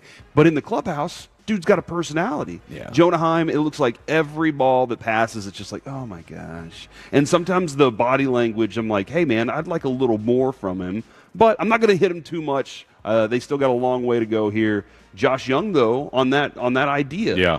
I've always thought this because of his energy. If he does something, the team feeds off of it. Oh, no doubt. He's the only guy that's not even keel, because he will be very positive on that side of it. I don't see him negative too much, but it seems like he's just always very positive on things, where everybody else, the Corey Seagers, Marcus Simeons, everything's very flat with those guys. And that's one of the reasons that you see the Bash Brothers stuff with Adolis. They feed off of that. But Josh is one of those guys that's like, I don't feel like I can do it unless I'm performing. And I think a lot of us are that way anyway, right? Look, I thought he did a great job. I thought he did a great job explaining to, and he was very candid with G-Bag earlier in the week, part of their player show. Make sure you guys tune into that. Yes. Odyssey at 105.3 The Fan. You know what time it is. But he did, they asked him about being sent down to Round Rock, and he said, he didn't really want to get into it too much, but he just talked about how he was pressing. He goes, you can't hit a 5-run home run. Yeah. And I'll tell you what it told me is and again, not to sound all, Tony Robbins or anything like that, but it humanized him, right? Like, I think sometimes we forget, man, like, look, these guys make it look so easy, but at the same time, they're struggling too. And baseball, again, it's the most singular team sport there is. And so, it's just you and that guy. It's just you and the pitcher, that duel that's going on. And I go back to what Kevin Pillar said. And I know it was lambasted at the time he said it, but I think, and I don't know that he was trying to be inflammatory. And again, he talked about it he tweeted out a couple days ago that, he was a little upset about things. But when he talked about how guys were more, even if they won, they were more wrapped up in their own failures than they were the victory. Oh, yeah, all the time. Like, I think people misconstrued that. Because it wasn't hard to see that the offense was not where they wanted it to be. How many times did Bochy come on a post-game show after losing 2-1? We got to just keep staying at it. I keep telling these guys. That's who he is, too. And that's who he is. It's all about the work. And it's at some point, look, that message either gets tired and stale, or you just keep chopping wood and say, all right, we're going to break through, right? We're going to figure it out. And right now, this offense, again, you got the highs, the lows, the ebbs, the flows, as we see with baseball. You had a 6-week stretch where this team was, and again, I don't know if we're still the highest run-scoring teams the June 7th, that arbitrary number. It feels like the offense has kind of taken a step back the last week or so after, the great start from what went down after the All-Star break. I would like to see, I'm not going to say you have to have a huge breakout, but I need to see somebody, whether it's a Higashioka, whether it's a Josh Young. I'd like to see Josh Smith hit a home run this weekend, okay? You need to see somebody in the bottom half of the order get hot. I'd love to see Wyatt get hot. I'd love real to. hot. There you go. Let's see Wyatt like, get going. dude, he is unconscious right now. Yeah. And we haven't seen even Corey Seager. A couple of years ago, you were like, dude's unconscious. He steps to the plate. He's calmed down a little bit. Oh, my gosh. And I want to see that again. And when they liven up, things will be good. But one of the things that we were discussing the other day, who's chasing you? Cleveland Guardians have now tied you in the wild card standings. They are also 1.5 games back. We'll talk a little bit about some of the tiebreakers coming up in baseball nuggets. We'll get to those in just a minute. We are live from Jake's off Marsh Lane in Dallas today. I want you to come on out and get your pint glass. You're also an opportunity for Jake's edition baseball jerseys and a couple of tickets to the Rangers game against the Astros. Those are all available. It's going to be awesome. Lexus Club seats right there. So we'll be here until 2 o'clock today Fred, last night we did get football action. All right, we did finally. Yeah, I didn't get to see any of it. Football but season because you were busy last night. We Hold on, did they have it on it that the Jake's out They there? did. But They you were did. just you were Man, locked we were in. locked in. You're a dude. radio guy. We You're were locked in. I dude. get Chief that. follow. Like I said, I can't say enough about our boy Chief last night. He was doing the Lord's work out there. Sexy. I got to watch a little bit of the Ravens game last night. That was. It was football. It existed, and How it bad is happened. Anthony Richardson, by the way? Anthony Richardson is not good. And I'm glad that you asked because I wanted to dive in on one of the things because I feel like it is football season. Like we're there, dude. I do feel We're football there. season here. I'm in baseball season, but football season, and tomorrow night, obviously, whenever the This weekend Cowboys is game full happens, go. it'll be popped. But Anthony Richardson, he's one of those guys that's just very unaware. Dude. Mike was talking about this the other day about Kamar Rocker and how little football he played or baseball he played. Yes. And then so what happens there, he's like, he's so talented though. You got to give him chances, right? And you get him out there at a high level, but now he doesn't know how to hold on runners, and now he doesn't know to cover first. You know, you watch Evaldi; he's a professional, and not only a professional, but an elite professional. Yeah, he is. And so that's great for Rocker to be able to be with him and ask questions and stuff. Anthony Richardson, kind of at the same thing, very athleticism off the charts. Yeah. But doesn't see the game the same way. And there was one play where he did not see what was happening, should have been checking his right side, got popped. Just look over. Yes. I mean, seriously, just look over. Wow. Here's the line, though. It was weird. He hit me. Then I was trying to make sure I had the ball. I just look down, and I see my finger in a different direction. I'm like, maybe I'm tripping. And then I look at it again, and it was definitely like that. So I'm like, I need to get this thing popped back in place, and I'm going to be good. Finger just shooting the other direction, and that's that nasty stuff. And then Joe Burrow, after their game, they score a couple of touchdowns on 2 drives, and he's like, offense has to be better. And, like, that's the difference between 2 different quarterbacks, too. This guy's like, I still got to figure out how to make reads because figure out where my finger's at. reading him's as easy as reading Goodnight Moon. You know, it's one of those things you're just like, yeah, I know exactly what's going on. Joe Burrow, you're like, I don't know exactly. And this dude's still commanding more and demanding more out of his team. Yeah. And so, like, here we are, ramping into football season, and it's an absolute blast right now. Okay, so did you catch any of the Bengals game then? No, I didn't know what channel it was on. Well, the preseason, you get, I knew I had NFL Network for the other 2 games. You get wild setups with preseason football, I was right? like, man, do I need to go to a Cincinnati station or something? Well, there's that, and then you got just random people doing play-by-play and color commentary, or big names doing like locals commentary that you're like, what is this all about? But you wonder this year, since you saw Joe Burrow. It looks like our guy Aaron Rodgers might get some run. I wonder if we're going to see Dak Prescott. He talked a little bit about that yesterday, and he said he is willing to go if they ask him. I mean, don't you think? I mean, because let's call it what it is. All right. What has this? I on one hand, I get it. If you've got a veteran quarterback, it makes sense, and we can get into this more. But what has this Cowboys offense proven? To suggest, let's go ahead and give our guys, we'll be fine September 4th to just roll this football out. Nothing. Absolutely nothing so far, and I think you're dead on. By the way, the coverage tomorrow, they'll start things with DeMarco Farr from the Rams play-by-play tomorrow as they get things rolling, starting at 3 o'clock out at SoFi. Coming up next here on the KNC Masterpiece, let's chit-chat with our friend Mickey Spagnola from DallasCowboys.com. Sean and RJ, the KNC Masterpiece, G-Bag Nation, and Fan After Dark, live and...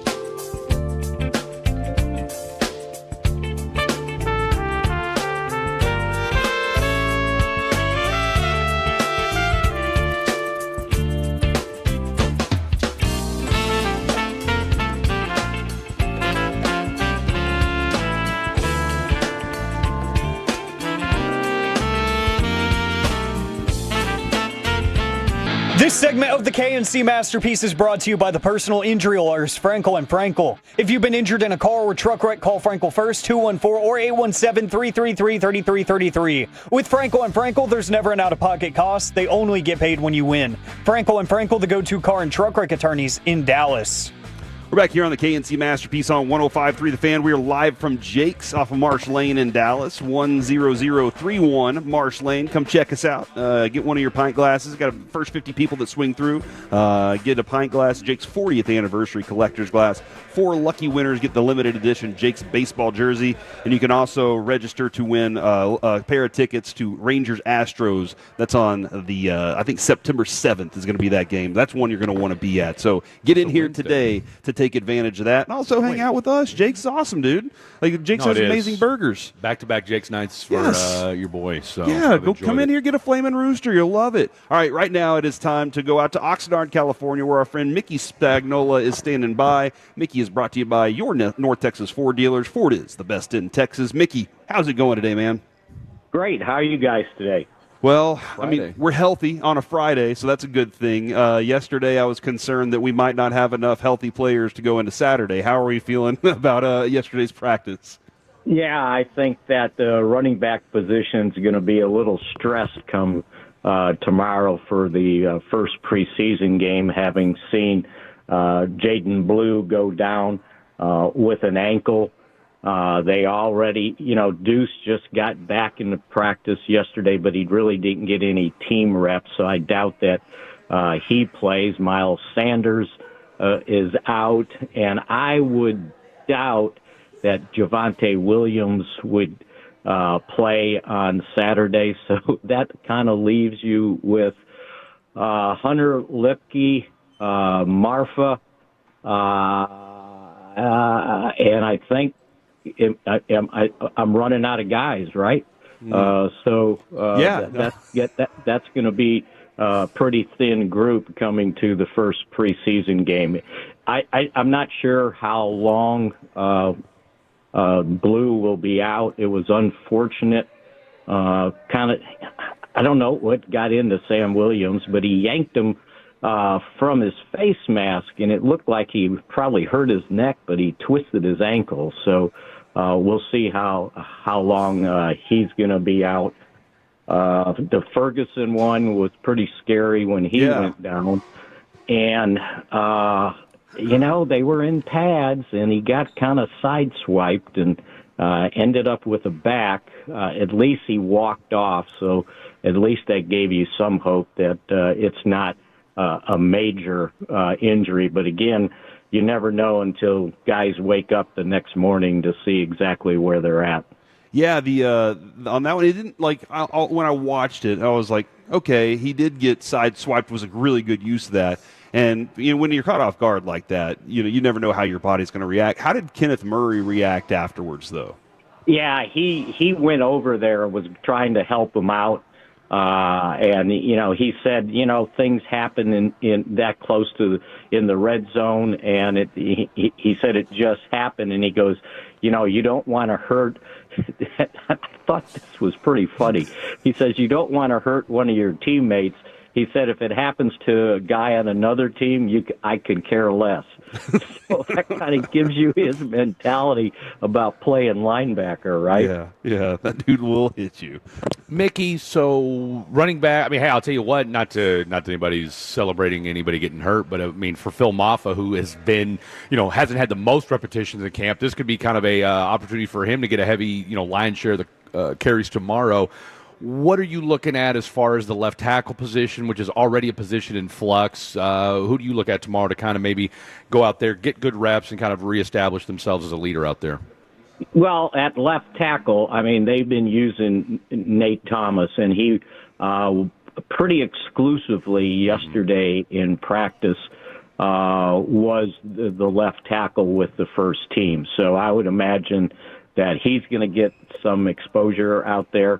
We got to remember about him. The last time he played in a football game would have been with Louisiana in 2023, right? He missed everything last year. He was placed on IR. So what he did in that scrimmage was probably that was the first time he actually played against another team. So I'm anxious to see how he reacts now that he got that scrimmage under his belt and maybe has a little bit more confidence in himself. And I think sometimes guys like that, especially when they, you've got Jared Verse against you and you know who he is, and you're probably going, oh, okay, can I do this? And I think as the day went on, he did better. He has to remember that he's got long arms, and he's got to use his arms and not his chest to stop guys from the pass rush part of it. And so we'll see if he comes along there. Awesome Richards is kind of getting the second team reps there, and I don't know that he's made a move yet to overtake Thomas. So right now it's Nate Thomas, and we'll see how he does. And see, this is where these preseason games are so important for young guys like that to get reps against another team. And it gives guys like him that nobody really kind of knew about or knows about in other positions that give an opportunity to kind of show what they might be able to do. But if you continue to decrease the amount of preseason games, and I understand that, people don't want to have to pay money to see preseason games, but in situations like this, these games are vitally important to a young Cowboys team that have a lot of positions that they got to sort out with some guys that not many people know about. What's the latest, real quick, and I might be the only person outside of Akeem Adenijai's family that cares about this next question. What's the latest and greatest on him? On who? I'm sorry. My fellow Jayhawk, Akeem Adenijai. You know what? He ended up, I think it was yesterday, he got a couple first-team snaps in place to steal. Rock chalk. So they kind of, be careful with the rock chalk, okay? Easy. What's that supposed to mean? He's a Missouri Tiger. He's a Missouri Tiger. You went to that overrated journalism school in Columbia. Okay, I hear you. Journalism school in Columbia. Okay, well, see, we won a Hearst National Championship when I was there. I don't know what that means, so sorry. I went to the premier journalism school in the Midwest. He got some opportunities. So, I think that he's kind of showed up well so far. Okay. And they've got to keep 9-10 offensive linemen. So I think he's got his hand in the air as, don't forget about me. So, Nice. And again, opportunity, that's what these guys have to earn to get a chance to go out there and show what they can do. And so all these reps they get in these practices are vital for guys like that to kind of show up and say, okay, well, let's see if we give you this, how well you do. So, if nothing else, and I know, it's not much of a consolation, but you make the practice squad and you never know because you continue to get work during the season. Yeah, that's always important. Mickey, this roster, how much of it would you say is completely set? Like, what percentage would you say is locked in, and what percentage is wide open? Because you just kind of mentioned that just a second ago. If you were to put a percentage number, I would think that there's probably, just off the top of my head, like maybe 10 spots available, which is. It's a good sum, too. It's a significant number, yeah. Yeah, and what do we got? 2-3 weeks to go, and I hate to say this, but injuries do occur. Absolutely, they do. And so again, when these young guys like Zion Childress getting opportunities to kind of show what he can do in the slot, Keeman Hall in the slot. That makes a difference if they get opportunities and take advantage of them. Because at the cornerback position, if they had to play next week, Trayvon Diggs is not ready to go. True. Josh Butler is not ready to go. So now you've got this dilemma on where I use Deron Bland. Or is he doing both? Like in base defense, He's my outside cornerback. Now, when I go to nickel, does he have to go in the slot? Well, if he goes in the slot, then somebody else has got to be playing well enough to play on the outside. So they got to sort out the cornerback position for sure. And I think there's a lot of candidates at defensive end right now to be able to, figure out who are the backup guys that are going to come in and possibly make the team, and then the rest of the offensive line. So I think you've got to be able to sort those things out. We mentioned the running back thing. That's certainly not settled. I think at wide receiver, we pretty much know probably 5 guys, but can somebody say, hey, I'm the 6th guy, you got to put me on the 53. Otherwise, if you got to release me and try to get me on the practice squad, somebody else might pick me up. And that's another thing that has to be considered, too, because sometimes you don't want to expose somebody that you want to keep up maybe on the practice squad, and then somebody grabs them when you have to release them and then re-sign them. So there's a little cat and mouse stuff that goes on towards the end here in those last couple preseason games. Like, I don't want to expose this guy because I would sure like to keep him, but if I show too much, somebody might sign him to their 53. So there's a lot of that goes on in these next couple weeks. Mickey Spagnola, Cowboys Insider, joining us, talking all things Dallas Cowboys ahead of tomorrow's big game against the Los Angeles Rams. You mentioned, obviously, Kenneth Murray. It feels like that's the first time out. I mean, we've heard Kenneth Murray's name twice this year, right? Knocking out Jake Ferguson yesterday and then having a kid. God bless him. That said, now that we've finally had some physical practices, now we've had some padded practices from a linebacker perspective, now that you've had to kind of really put your eyes on guys and see kind of the physicality of it, see what this new scheme looks like, who stood out to you? Yeah, I think the two linebackers. Well, you know what? Kind of the unknown linebackers, because I'm not sure everybody was familiar with Kenneth Murray. Mm-hmm. And I want to say it was Schottenheimer when he first was asked about Kenneth Murray, and he said he plays like a grown ass man. Yeah, he does. And he does, right? And he's the guy that was wearing the green dot in his helmet, even though he was not considered the middle linebacker. He was one of the outside linebackers. I think Jack Sanborn quietly has shown that he has the instincts to play in the middle. Now, you kind of worry about his size. That's like 6'2", 235 off the top of my head. Not great size for a middle linebacker, but you know what? Eric Kendricks last year wasn't a big middle linebacker, but he was fast, he was quick, and he had instincts. And so if you could compensate for your lack of size, I think Leofau has had a good camp. And the guy that has sort of kind of reestablished himself is Damone Clark. Oh, that's nice. Yeah. He got lost last year in, I don't know if it was scheme, if the coaches didn't like his style of play, but I think we forget that the year before he led this team in tackles. Yep. And I think he has reestablished himself.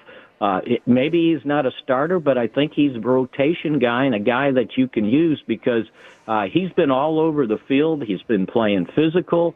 So, yeah, I think that from a linebacker spot that we didn't know a lot about, I think they might have reestablished themselves there.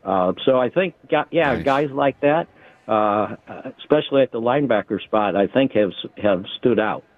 Mickey, thank you so much for your time, all your hard work this week. We look forward to talking with you next week as well, and I know you're going to be a very busy man tomorrow out there at SoFi. Have a good one, all right? Yeah, we got a pregame show that starts at 5 o'clock Central. Yep. Yeah. Nice. Yeah, we'll get this thing rolling. Looking forward to it. MIZ. Right on the Fan. There he goes. Mickey Spagnola, our Dallas Cowboys insider, always helping us out. Coming up next in Baseball Nuggets, Rangers math you can digest. I know Kevin's not here. I'm still doing math anyway. Next on the Fan. Coming up in the next G-Bag.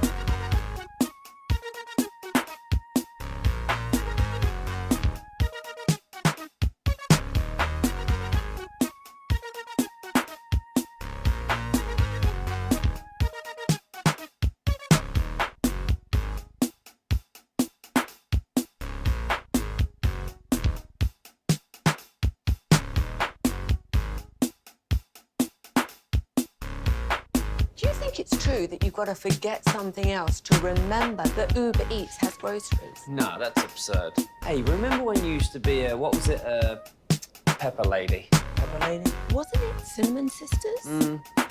Basil babes. Saffron Squad? Nutmeg maidens? Paprika? No. Nutmeg Maidens? I just said that. Was it Spice Girls? Doesn't sound right. Was it Saffron Squad?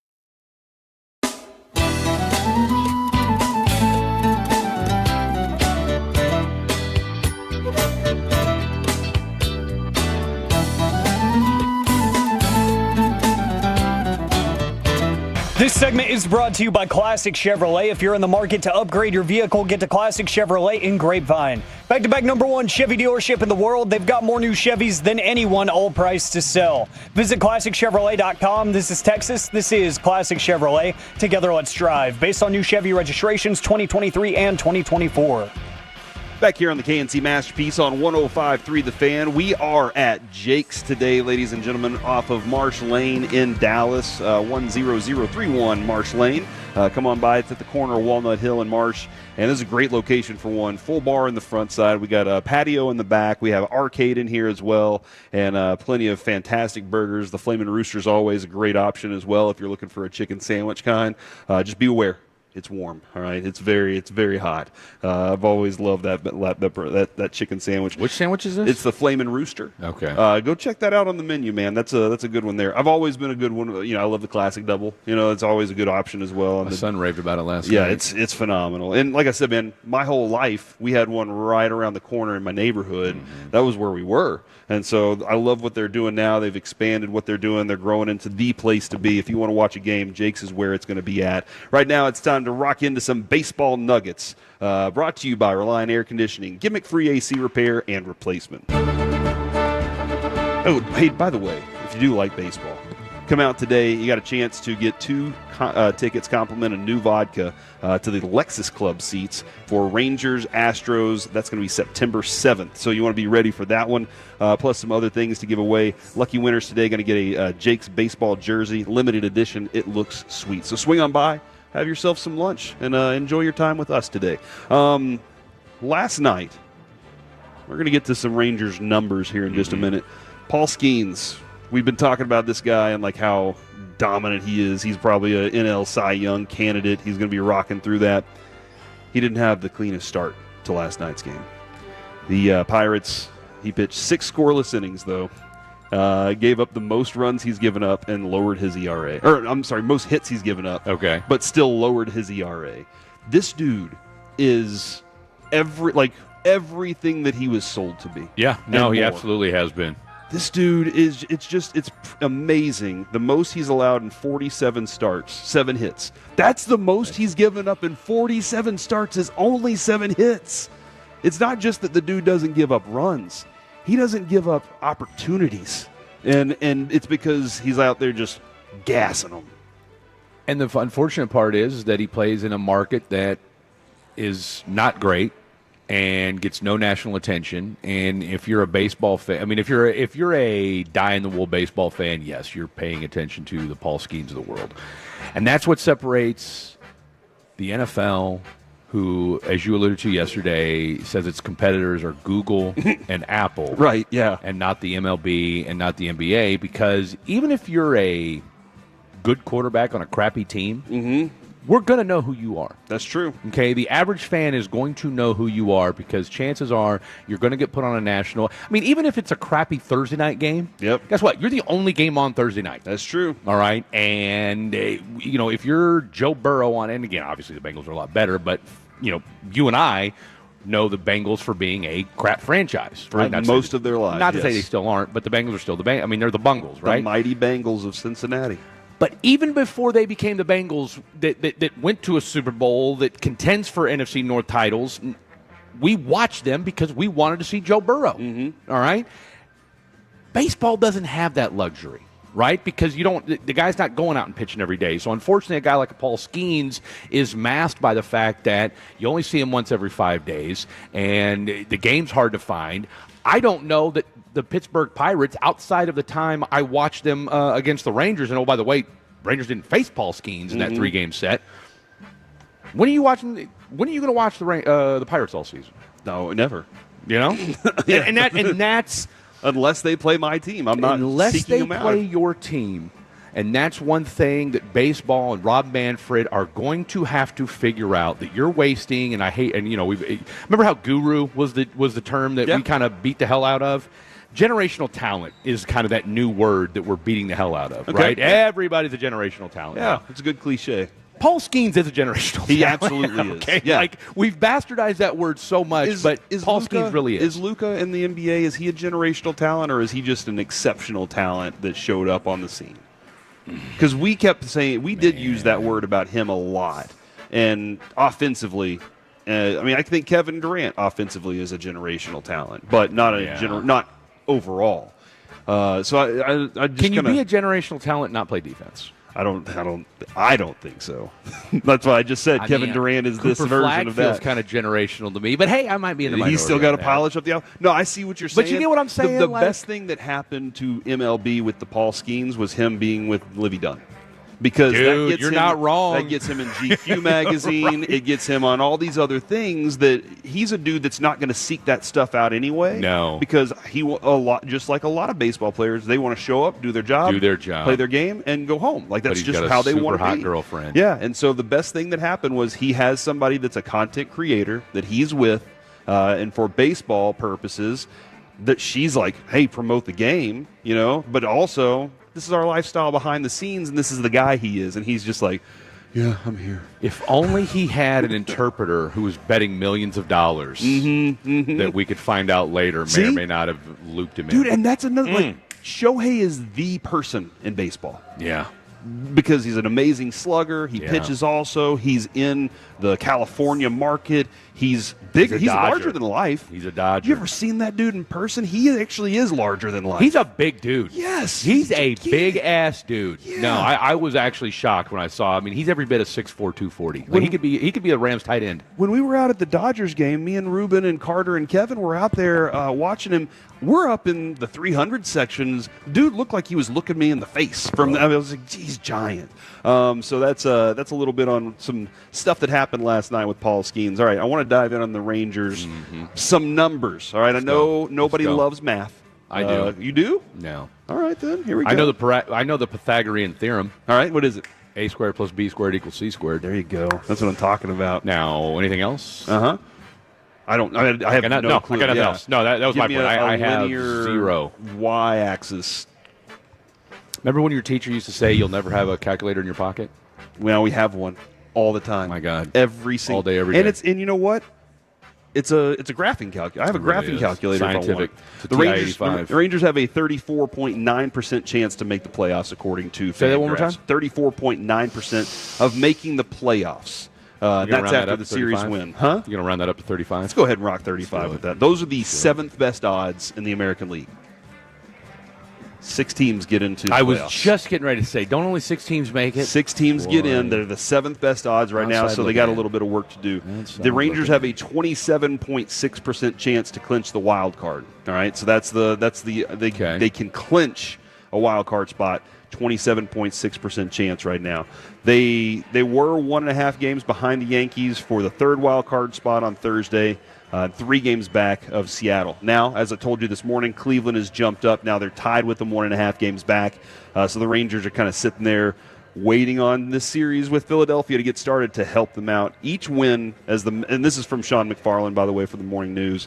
Each win as members of the Rangers are quick to state very important given the way they stand right now. 2 things can be true. Some wins against some teams do matter more. I agree. And why is that? Because tiebreakers. The tiebreakers are always, they're hugely important. You go up against these teams. Cleveland is one of those teams. 1.5, they're tied with them right now, and that's one of those teams that you have to battle with. You have to win games against them if you get that opportunity. And the Royals. So those 2 teams right there, hunting and chasing down the Rangers, and teams that you're going to have to beat. But here's the deal: Rangers, they have a 7.3% chance of winning the AL West. That's taking down the Astros. I'll take 7.3. It's going to bump up to 10 here soon. All right, get ready for that, Fred. I see that little smile on your face. I'm more nervous about the Mariners. Dude. This schedule, though, that the Rangers have coming up is brutal. A bit of a gauntlet. I know they got the Blue Jays, they got Philly. What do we have after Philadelphia here? So you got this 3-game series against Philadelphia, and again, you're 36-21 at home right now. You're 24-35 on the road. I saw something today, and I was just kind of going through stats because look, baseball nerds, that's what you do. That is true. Did you know? And again, I'll just throw this out there and just a little something you can throw out to your friends, and for all you Phenom nerds out there, maybe you guys can use this in your argument for next week. Wyatt Langford, a guy that we would love to see get hot. I'd love to see him get hot at home. Okay. Right now he's actually batting higher on the road than he is at home. He's got a 267 batting average on the road, a 209 batting average on 267 on the road, 209 at home. Now that said, man. Right? That's what I kind of jumped off the page. The team's to me as playing well at home, and he's not. Not to mention, though, the one thing that is kind of getting lost in the shuffle, though, in the last 5 games, he's only had 4 hits, but he's drawn 6 walks, including 2 each in his last 3 games. So, again, love to see it. Mm-hmm. Love to see it. And want maybe, more of it. And here's the thing, maybe, just maybe, we'll see Boch tinker with that lineup because Wyatt's been sitting in that 6th spot for a majority of the year. I'm starting to wonder with the way Adolis, and shout out to our Tolo that was texting in talking about the numbers and what have you as far as Adolis was concerned, striking out fewer times than he's had in the last few years at 26%, but with runners in scoring position, that's my biggest question. Do you see him? And I'd be curious to know tonight, will we see Boch tweak the lineup a little bit considering where guys are hitting on the road versus away? That'll be up or soon. At home. That thing will be up soon. Before our show's over, we'll know exactly where they stand with that. Coming up next here on the KNC Masterpiece, what's your level of interest in this weekend's preseason opener for the Cowboys and the top 10 training camp cliches? We'll dive into those next here on the Fan.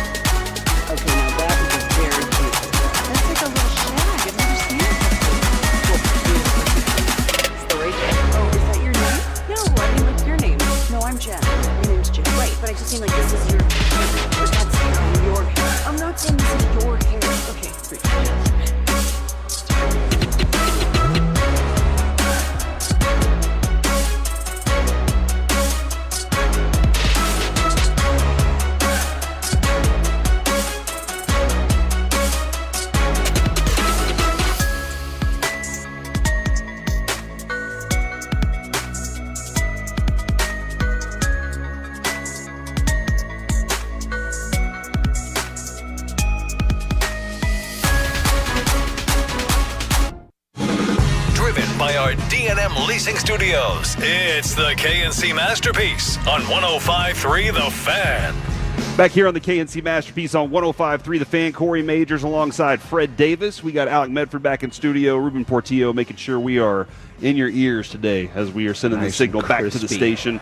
Because we are at Jake's off of Marsh Lane in Dallas. It's at the corner of Walnut Hill and Marsh Lane. They have a full bar around the corner, all sorts of great local beers. Got the local, got also, your regular domestics as well. You got the patio out back with umbrellas. You got the huge arcade over there as well. Lots going on, and always fantastic burgers. This is a place where on game days you need to be at a Jake's. All right, this is the place. Just tell your buddies from now on, hey, where are you going? We're going to Jake's for the game. Yeah. And again, we have opportunities today for some wins. You can get a 40th anniversary collector's pint glass. 4 lucky winners are going to get that Jake's baseball jersey, and plus we are Jake's is giving away 2 tickets, compliments of new vodka to the Lexus Club seats, Astros Rangers on September 7th. So get involved today.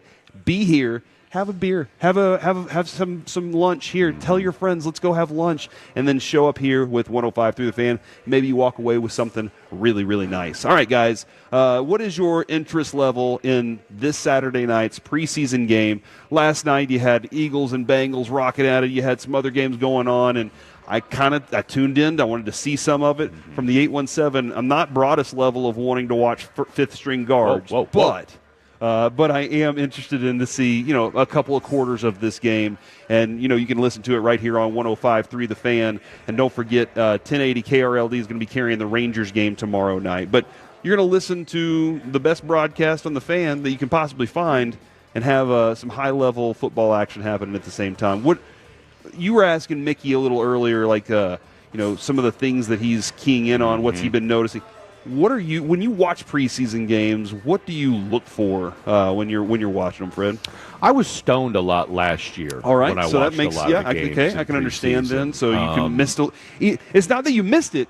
You just don't. No, I missed it. You just don't remember. I don't remember. Yeah. It. Now I could be sober and still miss things. It passes through and just kind of. Yeah, I get that. No, I'm with you 110% on that. No, this year I am geeked to the nth degree. Because this year, I was still trying to figure out the whole Dallas Cowboys dynamic. Okay, I was new to the gig because covering the Cowboys is a night and day different world when you're in it versus when you're outside of it. And you've covered you've covered the Texans, I covered the Chiefs way back in the day, and so to cover the Dallas Cowboys. Going into year 2, I have a much better feel of what I'm watching and just kind of covering the team as a whole. Because like I said, last year I was just kind of, it was all very new to me. This year, especially with the, and let's think about it this way too. Last year, it was almost kind of like this just overwhelming pall of pessimism anyway. Yep. Okay? No, dude, last year was probably as the most amount of pessimism I've seen since I've been. I'm in year 15 of this now, almost 13, and I've never seen that much pessimism about the Cowboys. I mean, everybody. I mean, you had the whole Mike McCarthy. Everybody was on a 1-year deal. People were just furious because Jerry had told everybody they were going all in, and then they did the complete opposite. Whereas this year, you've got the Brian Schottenheimer. You've got Dax healthy finally. You've got CD in the midst. We all feel comfortable, quasi. I mean, I think Micah's going to get done. Let's call it what it is. I mean, Sean tweeted out yesterday, talked about it on the show today, that they negotiated for 4 hours. I think that thing's going to get done sooner rather than later. What? 4 hours? Hey, wait. Dotting I's, crossing T's. I mean, Jerry probably politicked for 3.5 hours. Though. Probably so. Okay. And either that or you know what they did? They were like, you know what? Let's watch a new season of some show together. You know what? I bet here's what they were doing. Landman 2? He said, hey, guess what? Guys, I got an early version of America's Team, the Gambler and his Cowboys. You want to watch it? He wants to show Micah. This is what I was really like whenever I bought this team. This is what This is what the championships are like, Season 2 could have you, Micah. Yeah, this could be Season 2. That's what I'm convinced of the 4 hours was. Yeah. I am geeked for tomorrow. I want to see, and it's preseason game 1, so let's not pretend like this is going to be this is not September 4th when we're going to be really, really geeked, but I just want to see how this team looks. I'm excited to see Joe Milton tomorrow. There you go. Dude, the Joe Milton fanboys are insane, by the way. We were lucky enough to talk to him. Got a really awesome video with him drawing up some plays. But just listening to the way he talks about leadership, teammates, and how important that is. That's a dude that I'm like, he's young in this game right now, and he still sees it that way. Sure. And he's building something with these guys. I don't know what his future holds. Have zero clue what his future holds. But I think it's going to be fun for him. I'm most excited to watch him because I did watch him out there at practice, and there were some throws that you were just like, that was special. And then there were some throws that you're like, that wasn't special. No. Or why didn't you throw the ball? Because he does like to hold on to the ball a lot. So that's one of the things I want to watch him play in this game. And then you know what's going to happen on Monday, Fred. People are going to start bringing up, is there a controversy at quarterback with Joe? And no, there's not. But it's fun to watch this guy in preseason. It's our job to allay fears that there will be any kind of quarterback controversy that you can take to the bank. All right, I don't care if Joe Milton goes 15 of 15 for 400 yards on Saturday. He's not your starting quarterback. That's right. All right, it's not going to happen. And again, I think what Mickey said the other day, Babe talked about it yesterday, that they are hopeful that he's going to be the backup quarterback going into September 5th. Now, or September 4th, going into this 2025 season. And we're all confident that it's going to take place and Joe Milton will be your backup quarterback. But there are things about Joe Milton that they want to see that I'm excited because I don't think New England's moving off of him for a 6th-round pick. No, they understood the room. They understood it was Drake May's room. 100%. They understood all that stuff, and they were just like, okay. But they also saw what they saw, and they were willing to take what they took. Not just that, but I mean, let's call it what it is, Corey. Quarterbacks are a premium. Yep. And Babe said it yesterday. He goes, if you got beamed into earth and had never seen a football game before and saw a 6'5", 240-pound specimen that runs the a moon out of the 4.5, sky. right? It's got a howitzer for a right arm and can run.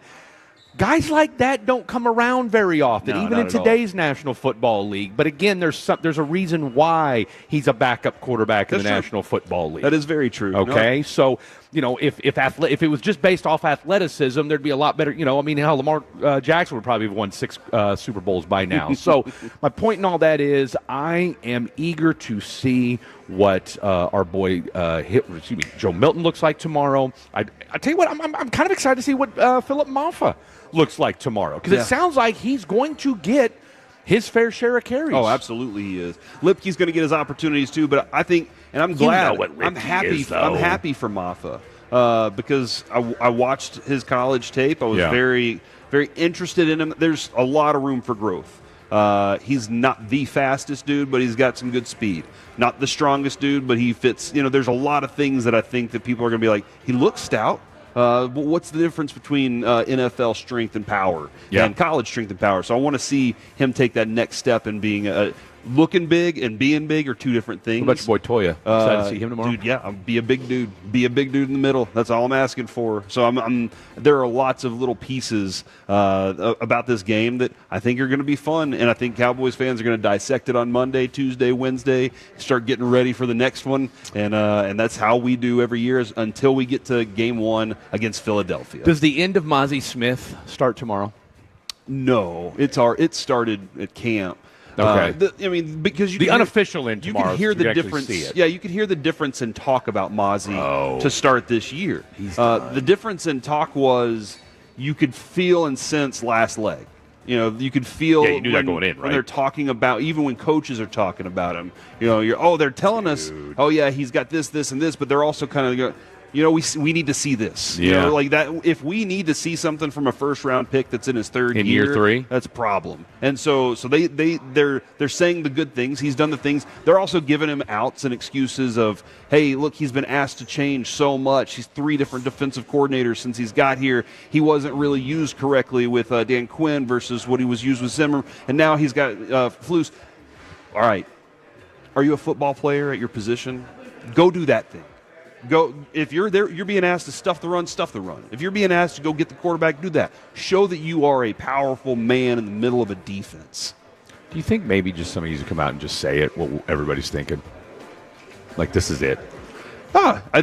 I mean, you know what I'm saying? Like, why? Yeah, and I understand the PC nature of it, but I get it. You got to balance you got to weigh the room or whatever the hell it's called. But I think it just needs to be said by somebody other than us.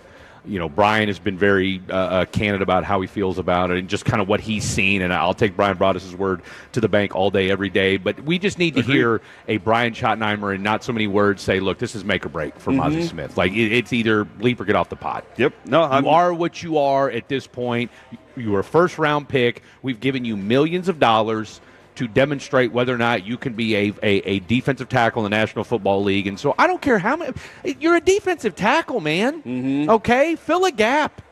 Get to the quarterback. Take on a couple blocks. Like, this isn't rocket science. And I understand that there's technique involved, but I'm going to go back to something that – you know, like I said, I've gotten to be very good friends. One of my closest friends in the world is Henry Thomas. He spent 14 years in the National Football League, and he talked about, he was undersized for most of his career. So what did he do during the offseason? And Brian can attest to this, all right? He worked on his technique. All right, he understood the things that he had to do that was going to make him a better football player because he had guys like Chris Dolman. He played with guys like Keith Millard. He had guys like John Randall next to him. So he knew that if he was going to get on the football field, there were certain things he was going to have to do. What's Mozzie Smith doing in the offseason? You know what I saw from Mozzie Smith this offseason? Losing weight. Taking a picture on Instagram of him at a gas station behind his Dodge Charger. Okay. Show me a picture of you doing some sit-ups or something, man. Show me some a video of you work. I mean, that's the one time when I would have loved to have seen a workout video. Okay? I don't need to see Mozzie Smith getting gas. We are the KNC Masterpiece. Got Fred Davis here with us as well. Live from Jake's off of Marsh Lane in Dallas. The top 10 cliches of football season. We hear it every year. These are the things that you're like, okay, what does that really mean? And the coaches just say it because they've been asked questions. Yeah. You know, coaches say it. You hear players say these things too. Number 10, ahead of rehab schedule. If a guy's ahead of rehab schedule, like the I haven't heard that much here in Dallas, though. No, it seems like everybody's kind of, well, we don't know. That's what it feels like. Trayvon Diggs. Just working hard. Micah's back, obviously. I mean, that's really ailing him, as Jerry has pointed out. He's in the playbook. Siobhan Ravel, he's had the setback. We would like to see guys that's another one. ahead Good of one. schedule. Number 9, wide open competition. Yeah. Love to hear that. Is there a wide open fourth receiver? I thought Jalen Tolbert. I thought third receiver would I think it's be a wide thing, over 3 through 6. But it looks like they have penciled in Tolbert as 3. It looks like they're comfortable there right now. But I Would think you say 4 it's through 3? 6. You think Tolbert's 3? I do. I think they've made up their mind. I know based off what? Turpin is actually it's a rotational 3, right? But it's just based on the reps that I've been watching, and the opportunities. But okay, I think it's interesting because Tolbert is more of your like real wide receiver, outside, inside. You can kind of do a couple things with him. Turpin is you throw him all over the field. So you're going to see him in the backfield a lot more even than last year, I think. You don't think Mingo's going to get more opportunities? Mingo is going to get opportunities, I think, especially on blocking downs. Yeah. But that is because he's one of the best blocking receivers in the game. He's the Jonathan Ogden of wide receivers. But running back's pretty wide open. I know Javante's there, but they're like, hey, somebody take the job and run with it. Precautionary card-offs. We see he was carted off all the time. And it's Rashawn Slater. What's the line there is if he walks off on his own power, we're good. If he needs a little help and he's walking to the tent, we have questions. We'll wait. Carted off, oh my gosh, it's season-ending potentially, is usually the thing. Number 7, rookie exceeding expectations. He's a rookie, exceeding expectations, because we had no clue what he was going to be, and now he's shown us something. Donovan Ezeraku. Yes. Oh, he's actually, you were talking about a dude working on things that he's not good at. Yeah. That's him. That's him. That's the work. He's putting in that extra work. And that's a rookie doing it. Number 6, the game's slowing down. You know, the speed of the game is just too much when you get out there, and you need the game to slow down for you. Number 5, I think we've said this a few times, iron sharpens iron. Love it. And you're talking about what's happening with Nate Thomas. Does he need Mike out there so he could sharpen that iron just a little bit? Dramatizing routine moments in camp. Like there are moments where a guy throws an interception. It's a routine thing that happens in camp. J.J. Watt talked about it the other day. He was like, are you kidding me? That play was probably designed specifically for this, and the defensive player knew it. He took advantage of it. It's camp. Don't worry. Trayshawn Holden with that one-handed catch at the back of the end zone. Nice. He could be receiver 3. Number 3, football is back, and I said that this morning. That definitely happened. Never gets old. This is definitely shoddy. new coach building a new culture. And then number one, you know it. I bet you could say it right now. What's the biggest cliche you hear in all of sports whenever it's this time of year? He is in the best shape of his life. I'm in the best shape of my life right now. Who shows up fat to training camp? Some people. There was one dude, he was 480 pounds when he showed up to camp, and they were like, go walk around the track. That's what you're going to do for the entirety of camp until you lose your weight. Coming up next here on the KNC Masterpiece, it is time for AM on the FM. Where we heading, Alec? We got the question of the day, plus, why would you lie about this? Next on The Fan.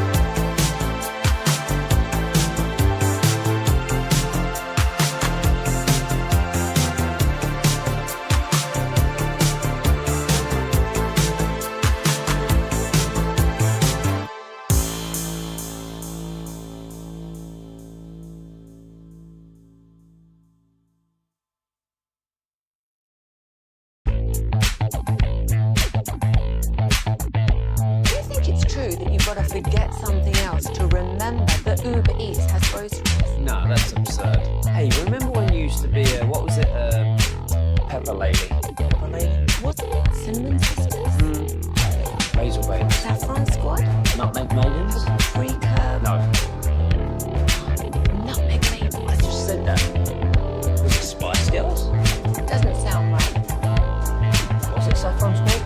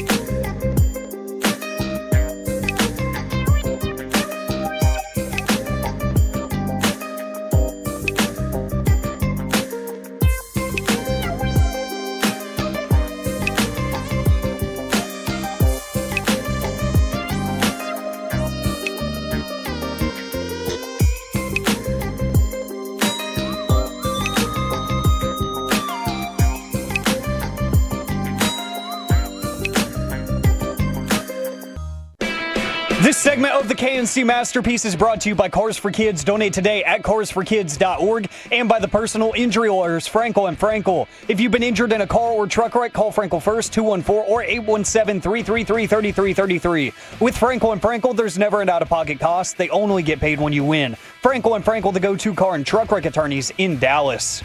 Back here on the KNC Masterpiece on 105.3 The Fan. We're live from Jake's today, and the burgers smell fantastic in here. I see some people ordering some Peticolas Velvet Hammers as well. All sorts of fantastic beers. You got 3 to 6 p.m. You got happy hour and specials rocking out here. So you want to be here for that from 3 to 6. Be out here today, though, for the opportunity to win. You can get your 40th anniversary pint glass. 4 lucky winners get an opportunity to win one of these Jake's jerseys. They are slick, dude, and they're exclusive. And then 1 lucky winner, 2 tickets to the Rangers-Astros game on 9/7. So you want to be here for that. Come in right now, get registered, get your stuff, enjoy a meal, and have a beer, and say hello to Fred and myself. It's always a fun time to be able to see some Tolos out here. But right now it's time to go with AM on the FM. What does this button do? Please, please, do not push the button. You have no idea what it... Alec, you be quiet. Alec, that was awful. 1 for Alec, 0 for Peyton. Don't you dare touch that dial. Don't you dare do it. It is time for AM on the FM. My name is Alec Medford, the man that they call the pride of Mansfield, Texas. 877-881-1053. That is the Frankel & Frankel Injury Attorneys text line to answer today's question of the day. Plus, I thought Blake Elliott's lying about his name on the dating apps was bad. This is even worse. Oh, no. We'll get to that here in just a little bit. And, guys, I often miss you guys whenever you're on remote. I'm often jealous, but I'm very jealous because I frequent Jake's. So this is a little bittersweet for me. I've got one that's damn near walking distance from my house out in Mansfield. So that's the place that I usually go to. You can find me there pretty much once a week with the homies. But it's a great place to be, and we're going to talk some football here for the question of the day because we've talked about it. We got the first preseason game tomorrow right here on 105.3 The Fan. Pregame starts at 3 o'clock with Chiafalo and Broadus, and then postgame going all the way until 11 o'clock with Zach and Broadus. But I'm wondering, guys, what is the must-have item on a Cowboys game day? It can be food. It could be something you're superstitious about. Maybe it's a lucky football. Maybe it's a lucky mini helmet, a lucky jersey. It could be a food item. It could be your phone because you need to see all the updates. You need to see people overreacting and underreacting to certain things.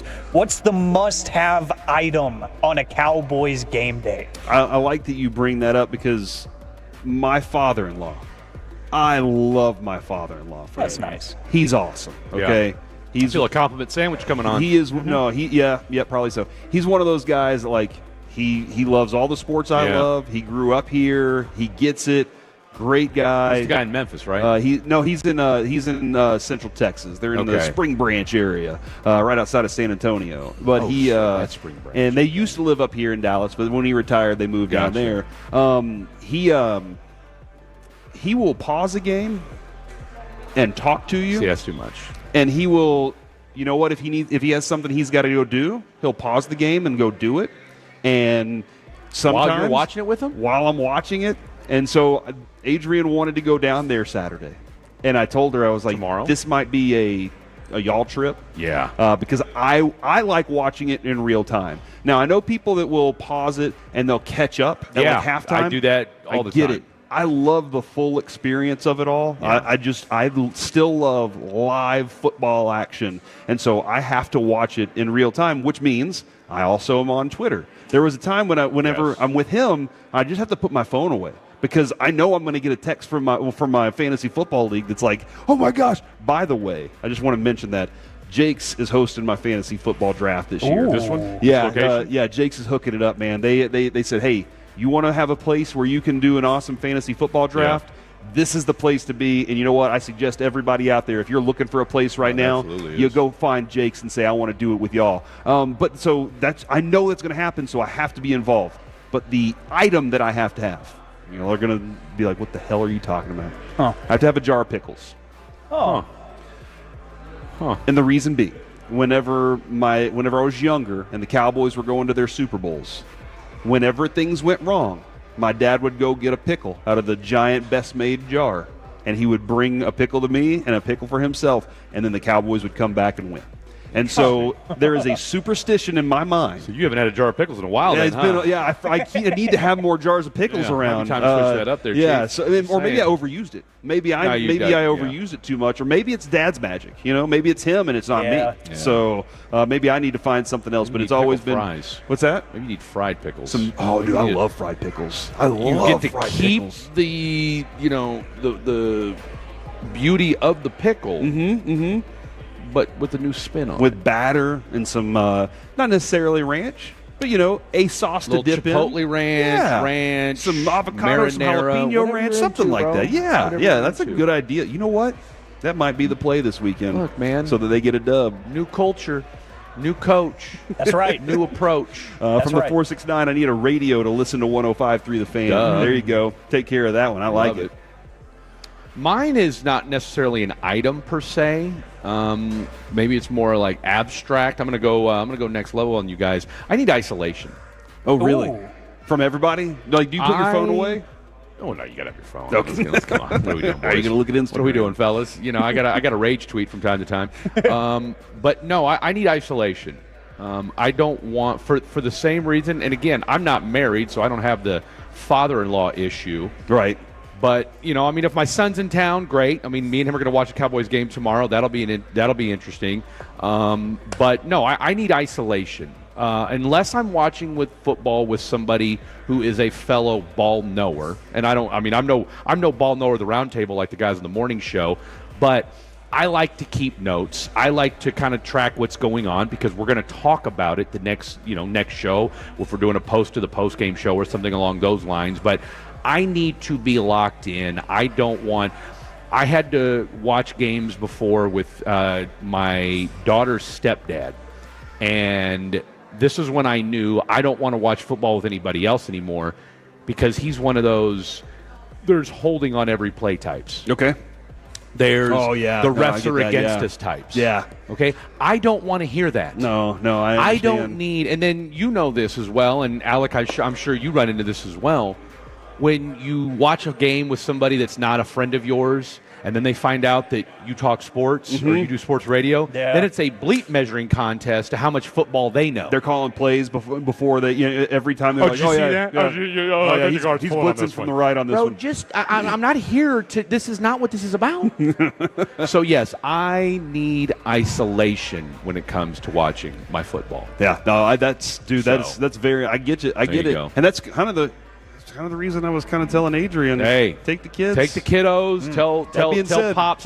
What do you call your not stepdad? What do you call your father-in-law? Travis. Good for you. That's his name. That's his name. I know so. I think one time he called me son, and it oh my gosh, Yeah. like I appreciate it so much, but I've never called him dad. No, nor should you. You have a dad. I do call Sharon sometimes. I'll be like, hey mom, like it's very not often. That you can get away with. Yeah. Does she have a son? She does. Okay. He's in Vancouver, Washington. Okay. Hanging out and enjoing life up there, off the grid. That's the way he likes it. Good I for appreciate him. that about him. Good. My phone Maybe you thrown check in away. on him a little every now. He's a good one. Well, he's not like in a we one-person communicate shed, through is his he? wife. Okay. She's a doctor, and so she's the one that's like, we'll keep. All right, so he's not totally off the grid. Exactly. Okay. He's just off the grid enough. Well, we're in there for a second. Off the grid enough. Corey, but yeah, man, that is one of the things. Saturday. Yeah. Adrian, my mom called and said, "Hey, girls' night." So my daughter and my nieces and my sister, they're all going out there to swim, and then my oldest has work. My middle son is going to go stay with a friend. I'm alone. Good for you, dude. My buddy, I was like, "Hey, pool, mi casa, game, su casa, cold beers, like what?" And he was like, "In." So that might happen. No-brainer. But here's what happens too: I started drinking in the pool. I'm going to miss the most of that game. I'm going to have to rewatch it on Sunday so that I have something to talk about on Monday with you. So I can't drink too many. All right, I just got to stay at a nice even keel. Because the game starts at what, 6? Yeah, and it'll be at like 11:45 when it's over. I was going to say, something tells me that when you start to imbibe on a Saturday, especially with no family around, my gut tells me, Corey Majors, 10 o'clock in the morning, that your imbibing starts pre-noon. Crack a coldie at like 10 o'clock because you got to clean the pool up. And then you've already done your workout for the day. Yeah. You cleaned the pool up. All the chores have been accomplished. Yeah. And you're just like, what else am I going to do? Oh. Drink when I'm bored. And that's usually what drinkers do. I think that's what we fill the space got a name for of people boredom like with that. drinking. Hey, hold on. It's only on the weekends. I'm kidding. I'm kidding. I just forget how many I've had. It's when you call the plug is when things start to go awry. What? Let's see, from the 469. Let's take this party up a notch, huh? Yeah, from the 469, they say, I can't watch a Cowboy game with my father-in-law because he says whatever he can to irritate me. That's how my actual dad is. That's why I'm usually isolated as well, Fred, upstairs in my room by myself watching this thing go down. And the item for me is, it's not any superstition or anything. I need my iPad. And the reason I say my iPad is because I've got the phone ready at all times, but I've got the game on the screen in front of me. But I usually have Twitter up in front of me on the iPad, and then during pre and post, I have our fan cam on. So I'm listening to two different things at one time. I'm usually listening to whatever game is going on before and after the Cowboy game while I'm listening to the pre and post, and I'm trying to take in as much football as I humanly can, and it's probably not good for my brain, but I enjoy it. So the madness that comes with an NFL Sunday is always great. In this case, a Saturday. But I need it because then I can split screen on the iPad, which I can't do on the TV. I can split screen my Twitter feed, and then the other half is the fan cam. So I'm getting things done. I'm getting my information from this station. I'm getting reaction from social media and Cowboys Twitter because it's always fun to watch the overreactions. I need to have that with me at all times during a Cowboy game, and I fully agree, Fred. I prefer to be watching with no one. If I'm at the stadium, that's different. I'm there to have fun. I'm there to enjoy myself and make memories. But if I'm at home and I'm trying to really take it in so I can talk about it on the show, I need to be alone. Because people will just do whatever they can to try to throw me off and irritate me, or they're asking me questions, and it's like, yeah, I'm more than willing to give you information, but not in the middle of a drive when we're down by 6, and I'm trying to see if we can put together something and take a lead here. That's not what I'm trying to do. I did see an interesting text that might be putting it lightly from the 432. I have a friend that has an encased pair of socks that haven't been washed since the last time the Cowboys were in the Super Bowl. Okay. He has them next to him before every game. Okay, hold on. But why doesn't he wear them? Like, he should wear them so that you can bring that Super Bowl luck back. Obviously, this is the reason that we haven't been back in the last 30 years. Is because this guy has locked up his socks. He's got socks locks. Lock socks. Lock socks, huh? Maybe go barefoot next time. See how that works. Yeah, something's got to be done because it obviously feels like keeping them encased is not really doing much. I respect the effort and the level of just totally bearing down on that idea that they are sacred, but I don't think it's working. I think we need to free them. I think they need to experience oxygen again, and maybe a little bit of OxyClean too. 903. I have to listen to Brad, Babe, and Christy while I watch, and that is the way to do it. That is definitely the way to do it. Try to sync it up best you can, but make sure you have the fan on while you're watching whatever the game is on. That's right. And guys, Fred, I heard this live when Blake was talking on Fan After Dark about how he uses an alias when he's trying to talk to women online. Well, how about photoshopping yourself onto somebody else's body? So Samantha McIntyre is a social media influencer with over 500,000 followers on TikTok and over 100,000 on Instagram. She has a YouTube channel that is very successful as well. But one of her focuses in her content is she's a distance runner, and she loves posting her workouts and her achievements in races. So it's right up your alley, bro. She ran the Boston Marathon this past year and posted her pictures online and everything because that's a big deal, running a marathon, especially the Boston Marathon. Yeah, it's illustrious. Everybody knows the name, so she had to show that off, right?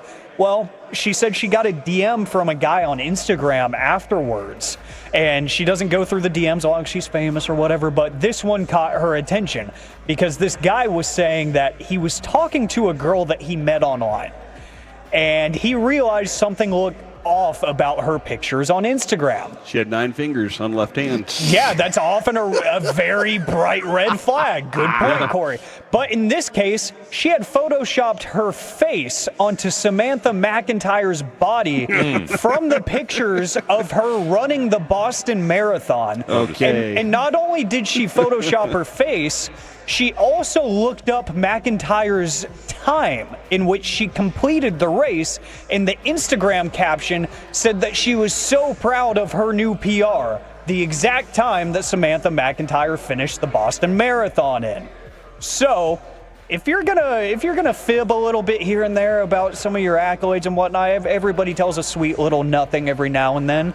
But going to the lengths of photoshopping yourself onto somebody else's body in the middle of a Boston Marathon, I don't think that's the great way to attract people in this world of social media where people can easily figure out if something's been AI replicated or photoshopped. Not a great idea. There you go. I appreciate the creativity, though. I agree with him, though. I don't want to be fooled like that, all right? When I want to know the truth. You don't have to worry about it. I want to know. Yeah, you're right. I'm just looking out just for my say fellow man for other folks. Yeah, that fellow are man out there. And like the 469 guy said just a moment ago, this guy's keeping his socks locked up, screwing over all the Cowboys fans. Stop sock blocking the Cowboys fans. All right, coming up next here on the KNC Masterpiece, it's time to go around the entire NFL and dip into some gridiron gravy. Coming up in the next G-Bag Nation.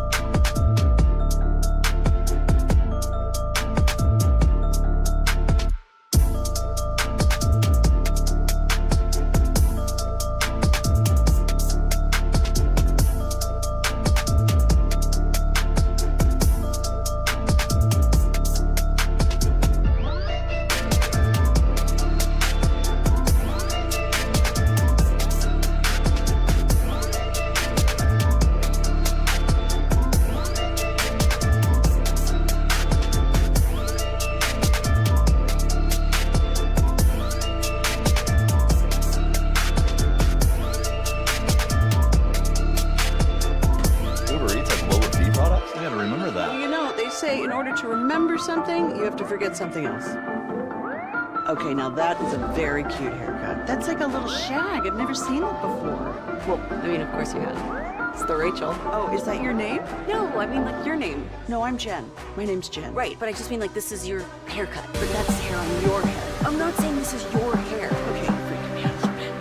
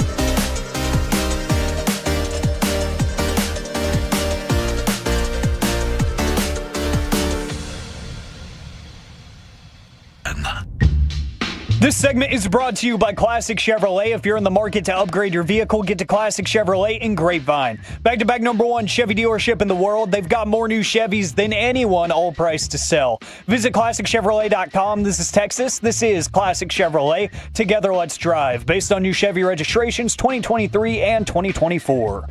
Back here on the KNC Masterpiece on 105.3 The Fan, and we are live from Jake's in Dallas, right here off of Walnut Hill and Marsh Lane. Come swing by today.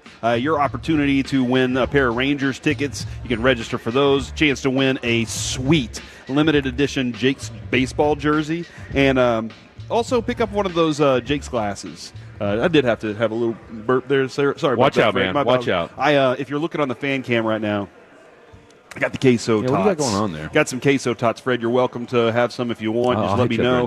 Queso tots are rocking right there. Oh my gosh, they're so good. And come on and get yourself a burger too. You know, get a burger for the family. Yeah, no, I'm getting ready to get the one. Entire group. Get the entire group some burgers as well. Right now, it's time to go around the entire NFL. Dip into some gridiron gravy. We dip it and rip it into that queso tots. Is what I'm talking about. Guys, we have an update on Jake Ferguson. According to Todd Archer, Jake Ferguson is dealing with a back contusion suffered Thursday, according to a source. Not serious is what they're saying it's considered. So they avoid an injury and a scare with their starting tight end that just got paid this offseason. And that's fantastic news. Not that he was going to play this weekend or anything like that. No. And Kenneth Murray, as we were talking with Mickey earlier this morning, Kenneth Murray was like, look, I could care less if it's somebody else on somebody else's team, but he's going to be contributing a lot to this team this year, so I definitely didn't want to hurt him. That was a football play, man. He was coming over the middle. He hit him with a little, shoulder shrug. Thudding up. I mean, that's football. Thudding up is what it. Now, one of the sad things though is whenever a player just has an injury out of nowhere. And yesterday we saw that Rashawn Slater, after he signed a pretty significant contract with the Chargers, he went down in a non-contact injury. It was his leg. Looks like this is terrifying. I had this happen in a different way. Yeah. His is a torn patellar tendon. Yeah, he's done. All right, he's done for the entire season. My kneecap slid out of place, and foot ended up by my hip and everything. It was gross looking. Went all Pat Mahomes on him. It was nasty, dude. But it didn't tear, and the tear at the patella tendon I guess that's got to be the worst, man. Well, when you said yesterday that it was non-contact, you kind of had the feeling like, oh, that can't be. Mm-hmm. Now, is that the same knee? Because he got hurt last year. Did he not? Or was it year? I know within the last season or two, he's gotten hurt once or twice with a couple, multiple stays as far as getting hurt goes. I mean, look, when the dude's healthy, he's one of the best tackles in football. Yeah, absolutely. But you just, and look, as an AFC West fan, you hate to see it, but as a Chiefs fan, I mean, look, that's part of the game, guys. Look, I know, one of the questions that Tolo just swung by and asked you, when's Micah signing? And shout out to our boy Tony. We don't have a newer answer on that right now. No. Okay, like that we just don't. But I will say this: him not being in practice is good for the simple fact that they can get some work done. I have seen Micah Parsons wreck practice before. Yeah. Okay, I've watched him every single play. It was Micah was already in the backfield, and I'm sitting there going, I am terrified that our offensive line is terrible. And then I went, oh, it's just Micah. It's also Micah That's Parsons. who he is. Now, that's what they've done with Aiden Hutchinson. Aiden Hutchinson, the Lions, because Aiden Hutchinson's so good, they said we have the Hutch rule. And the Hutch rule is if he breaks into the backfield and stops a play, we keep going. Because Hutch is going to get his work in. He's going to play a certain way. That the bodes Hutch well rule for is, him. though, we're not going to stop play and act like, because it would be every single play, every single down. So let's just play through so we can actually get some work and function done. And You're right, though, dude. That stinks that you're – I mean, that tells you, okay, is – and that always begs the age-old question, is he that good or are your tackles that bad? Yeah. Or some combination Oh, of both. yeah, absolutely. But you got Penny Sewell on that right side, so you got to believe that, hey, you're feeling pretty good about things if Aiden – and I'll tell you what, from a Detroit Lions perspective – you're feeling good to know that he's that back already. Yes. That was a gruesome injury. Oh, man, yeah, from a it year was. ago. It was nasty. And it was tough for him. And you also, watching what their trajectory was going to be. That defense was never the same. You really expected and that defense just continued to get beat up, too. They play a physical style, but that was unfortunate for them. They're still a young team on that side of the ball in a lot of different areas, a lot of room to grow, but we discuss this all the time. The window isn't always open. No, it's not. You got to make sure if you have that chance, you take it, and so you got to when you can. Jackson Dart, and we're going to get to you're going to get some audio from him in just a second. There's no light that's too bright to play in, and I love hearing that. There's another guy we're going to get to that has some swagger that's going to talk like this too. But he said, "I'm just stoked for the opportunity. I hope I can get every situation, just get those reps, be on that stage, do it at a high level. I'm excited because this is a dream of mine since I was a kid." And, when you have that kind of dream, you played it out in your head over and over and over, and you've thought about these things. But he also got some advice from one of the best quarterbacks in the game and one of the MVPs. Yeah, I talked to Josh like a few days after I got drafted, and he's been somebody who I've really looked up to, and since coming here, just watching a ton of his tape and how he was able to operate Coach Davis' system and whatnot. So it's going to be kind of a surreal feeling to be on the same field with him. What a smart decision by him. Reach out to Josh Allen and say, hey, you played in Brian Dable's system. How do I ramp this up, get ready for it faster? But also let me watch what you're doing. You give me some ideas so that I can understand how to manipulate the game also. Because it's not just, we discussed this week. Hey, give me orders, I can go do it. But also give me orders and then let me navigate within just in case I need to scramble. In case I need to do something else, how can I freelance this system?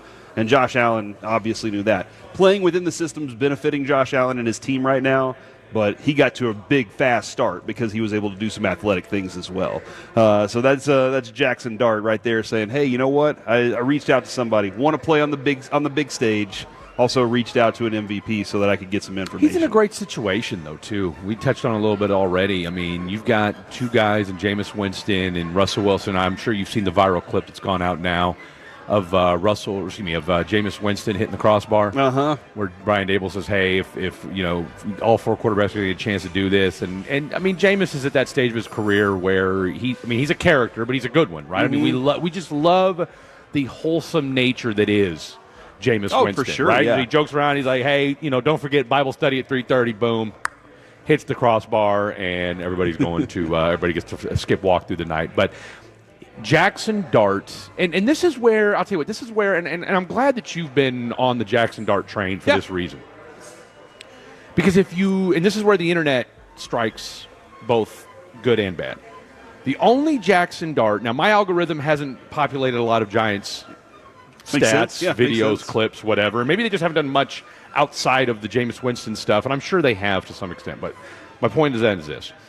You see the Jackson Dart interception from like a week and a half ago. Oh, this is how things are going in New York training camp, and it shows Jackson Dart throwing a pick six. Which is going to happen. Which is going to happen because he's a rookie, playing in training camp for the very first time against, grown-ass men that get paid to play football. Not to say that doesn't happen in the SEC.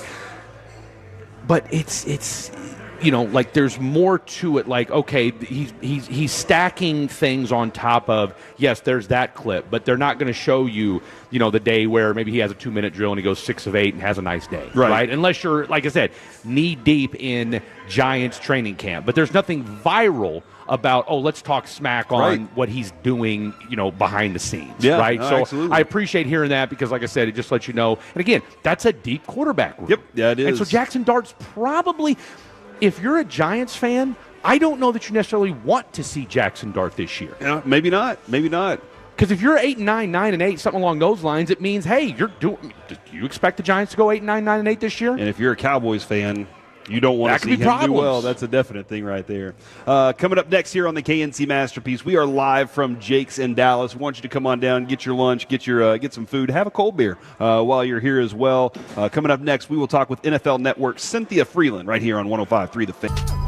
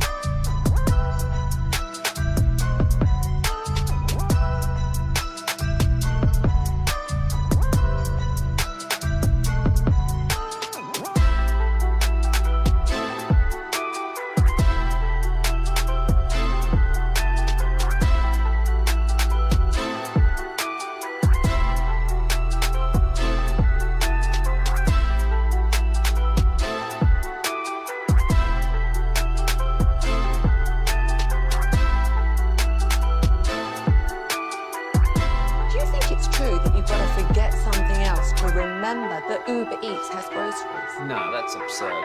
Hey, remember when you used to be what was it, Pepper Lady? Pepper Lady? Wasn't it Cinnamon Sisters? Basil Babes. Saffron Squad? Nutmeg Maidens? Pre-curb? No. Nutmeg Maidens. I just said that. Was it Spice Girls? Doesn't sound right. What was it, Saffron Squad?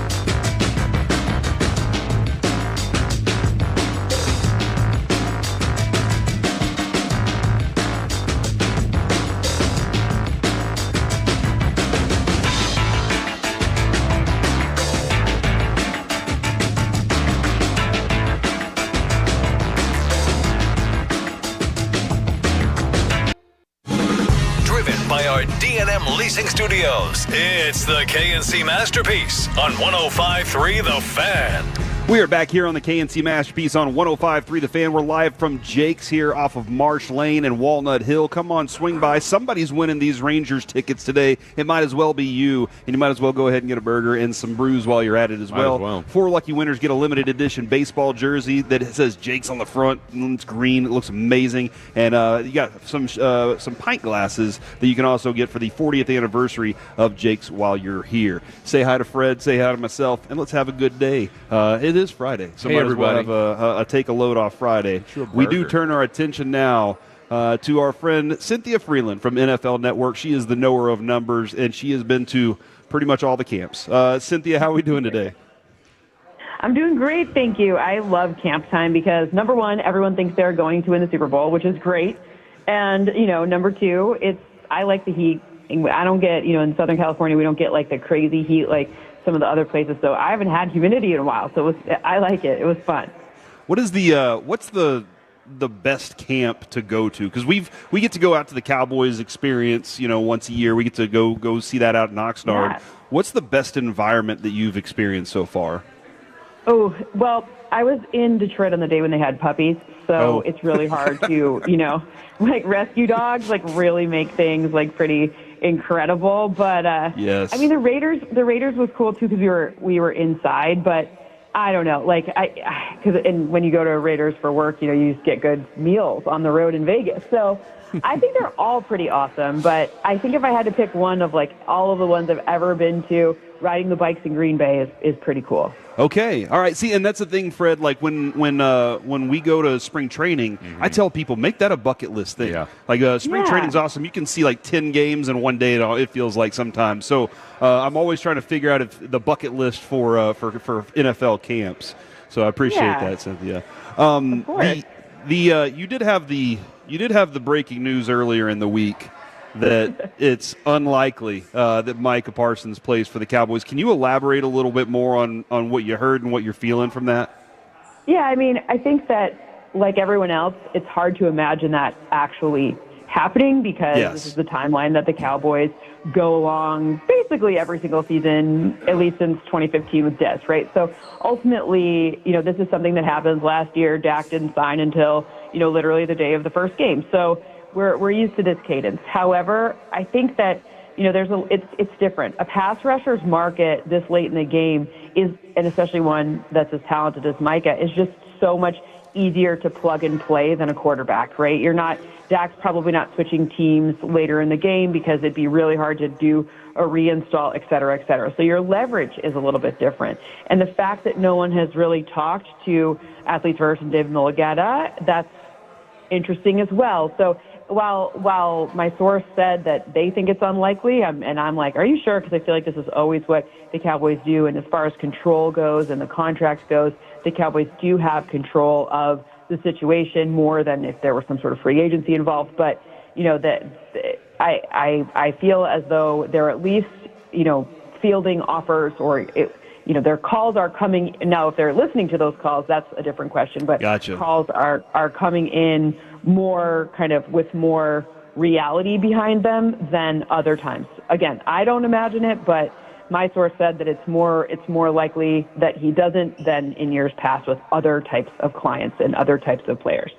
Cynthia, appreciate having you on. We had a barbershop in McKinney that said they wanted to let you know that you got all their love. So, and they are big Cynthia fans. So there you go. So the DFW is in full effect.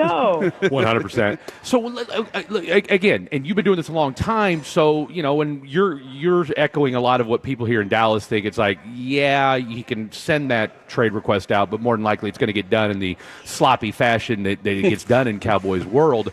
What made your source think that this was going to be different? I think the fact that the market is, like, because of the difference from the player, like, positional standpoint, like, there are 31 other teams that could find a use for him in, like, 2 seconds without having to do much to reconfigure their other players. So I think a lot of it has to do with that and the value that Micah has, considering the number of snaps he plays isn't as high as some of the other of his contemporaries. would command something that would at least be interesting in the trade market perspective. Whereas you're going to, a lot of times a player's demand closer to the season starting goes down because of what we talked about before, installs, trying to figure out how they fit within a system, organizational structure, trying to figure out a 53-man roster, how much money do we keep in the cap for injury considerations, et cetera. It becomes harder. Well, now you have this plug-and-play piece that literally any day of the season, week 17, Micah could go on a team and be impactful from day one. Cynthia, we also got a number of people texting in saying that you've helped them win fantasy games in the past and fantasy seasons. So you keep that up and let them know. Let them know right now where they can get the best fantasy advice from you or the best advice for those things. Well, yeah, I mean, we got Fantasy Live coming back on NFL Network, and, I'm on Twitter at C Freeland and Instagram at Cynthia Freeland. So either one, we'll have a lot of good stuff, and Numbers Games coming back, my YouTube show, so we'll have a lot of good notes there. And some of this camps, I feel like sleeper picks are kind of my, favorite ones to do because, we can fight all day. Do you want Saquon? Do you want Bijan? Okay, whatever. It comes down to your draft position. But if you can get the Trey Tuckers of the world, now we're talking about it. Like those guys later round picks that you could potentially slide in, and they give you that upside, especially later in the season when you really need it, when injuries start to strike. All right, I know, and people might get upset about this. I love fantasy football. As a matter of fact, the Jakes that were out today, they are going to be hosting my fantasy football draft coming up here in a couple of weeks. I'm really excited about that. But when it comes to Dak and George Pickens and CeeDee Lamb, not just the fantasy numbers, but the expected numbers for what those guys are going to do this season. Dak's kind of been in this weird place where you're like, is he elite? Is he just regular 13? In middle of pack, trying to figure out. But adding George Pickens definitely adds some pop to what this team is, right? Well, I'm going to ask you again. This one actually comes back to our initial discussion of Micah. Because if Micah's playing, then the defense will not be as leaky, right? If Micah's not playing, then I think the numbers, I'm talking about fantasy, real life too, but, think about it like that, right? Like how much more will they need should they not have as strong of a defense? So I think a lot of those numbers come down to the complementary aspect of how good the defense will be. Like, for example, you want to target a ton of those Cincinnati Bengals because I'm very confused about their defense, and that even includes if Trey Hendrickson plays. So, that's the type of thing where for fantasy, you just got to kind of remember, we all like wins. When you're a Cowboys fan, your most important number is wins. When you're a fantasy fan or you're trying to pick your fantasy team, you want to make sure you're getting the most points possible. So look for those teams that have, offenses that are forced to overcome some deficiencies on the defense. Cynthia Freeland joining us here on the D&M Leasing Hotline. You mentioned earlier that you go to a lot of different camps, so you get the vibes and what have you. God bless you for liking humidity. Just don't stay in it too long. After 12 years in Houston, I can speak to that. That's I get to leave it. Well, exactly right. You're just kind of you're cherry picking on the humidity. God bless you for that. That's right. So. And one thing you mentioned that stuck out, and because again, this is everybody. It's rainbows and unicorns right now for everybody. That's right. But my question for you, and you don't have to name names, quarterbacks notwithstanding, what's the difference that you notice or sense with the teams that say they have Super Bowl aspirations and they're just saying it versus the teams that legitimately do? I think it's an easiness, meaning when they're in practice, they balance like a hard practice, but they have an easy way about them. Like it sounds weird to be like the vibes, right? But the vibes are in check. Like you see a lot of players telling each other like, hey, when you're running this route, blah, blah, blah, blah, blah. And they're helping each other out because they're super focused, but they're also laughing and having fun and not messing around, but like keeping it light because this is a game after all. And the more that they love it, the better they'll do. For example, I actually spend some extended time with the Broncos, and Evan Ingram, the way he's folded into this offense and the way he's also able, as a veteran coming onto this team to, obviously Bo is a second-season quarterback, and there are some things when you're adjusting to each other and forming a new chemistry, they have great communication, and you can see it, you can hear it, but it doesn't feel like, it's not like tense. It's like, oh, okay, cool. All right, let's do this. Okay, great. Like, let's help each other out a little bit. Yeah. And I'm glad you brought up Bo Nix because we constantly have that conversation with. I think Sean Payton's a fantastic offensive mind. The skill set of Bo Nix, that marriage that they've had, was really fun last year. It was an absolute blast to watch, and I kind of got ahead of it because of preseason. They ran their preseason like he was going to run it in the season, so I was like, this guy actually might have something this year. What is the belief with Sean Payton and Bo Nix? Because there were a lot of question marks about what he was. He's legit. He feels legit to me. Yeah, I mean, making the playoffs is a pretty good legit meter. But here's what I'm going to say: this team feels to me as they'll go the way their run game goes, because that was the kind of missing piece of the puzzle. Bringing in Evan Ingram, I mean, okay, let's just put this back. For fantasy purposes, yes, Evan Ingram is going to totally be someone you want to target. All right, that's aside, because we know Sean Payton loves him a tight end who can catch passes. Done. Now, with the run game, I think, when you draft a running back, not Jahdae Barron, that was their first round pick, the corner, but, you draft a running back and then you get rid of Javonte Williams, but, you say this is the focus of the team. Well, then you look back at, what was last year. Well, Javonte Williams, I think his total yards, and he led the team, were the second fewest for any team leader just behind Las Vegas. So the point is the run game was not a source of strength. And if there's one thing you know about Sean, and there's one thing we all know about Sean, he wants to have the Alvin Kamara chess piece run game, but like a short pass that imitates a run and effectively acts as a run. It doesn't really matter, right? But he wants to have that. So getting rid of Javonte Williams signaled that they didn't have the right pieces in place. So I think the run game will be a huge emphasis in this preseason, but also I think that will dictate a lot of where their aspirations are for this team, because they're in a second season. Bo will have it'll be a little trickier because teams are now be defending him specifically, at least to begin with. And this defense is already awesome, but every single season you got to see, okay, does Jahdae Barron fold in nicely? Are they going to play with Riley Moss? Are they playing with 5 defensive backs every out? Like, what's going on? So this team will go how the run game goes. You said getting rid of Javonte Williams. We got Javonte Williams here in Dallas. Are we okay? I mean, like you said, getting rid of, like he's just kind of throw it out there.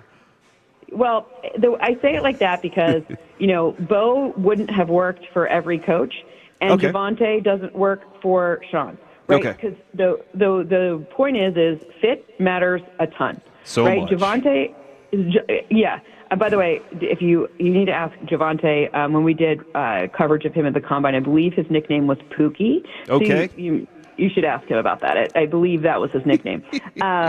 Anyways, I love it. But I think the point is what the strategy of how you want to run listen, the Cowboys, the run game, the run aspect of the Cowboys is completely different. When you close your eyes and you think of Cowboys run, you get a much different look than when you think about Sean Payton's running backs over the course of the years. So the fit with Javonte Williams wasn't right. I actually think the fit is very nice with the Cowboys. Now, I'm going to asterisk there because nobody loved Tyler Booker being signed more than me, but you still, I mean, maybe all of Dallas, but other than that, other than all of Dallas, but other than that, you still don't replace, Zach how many years? Martin.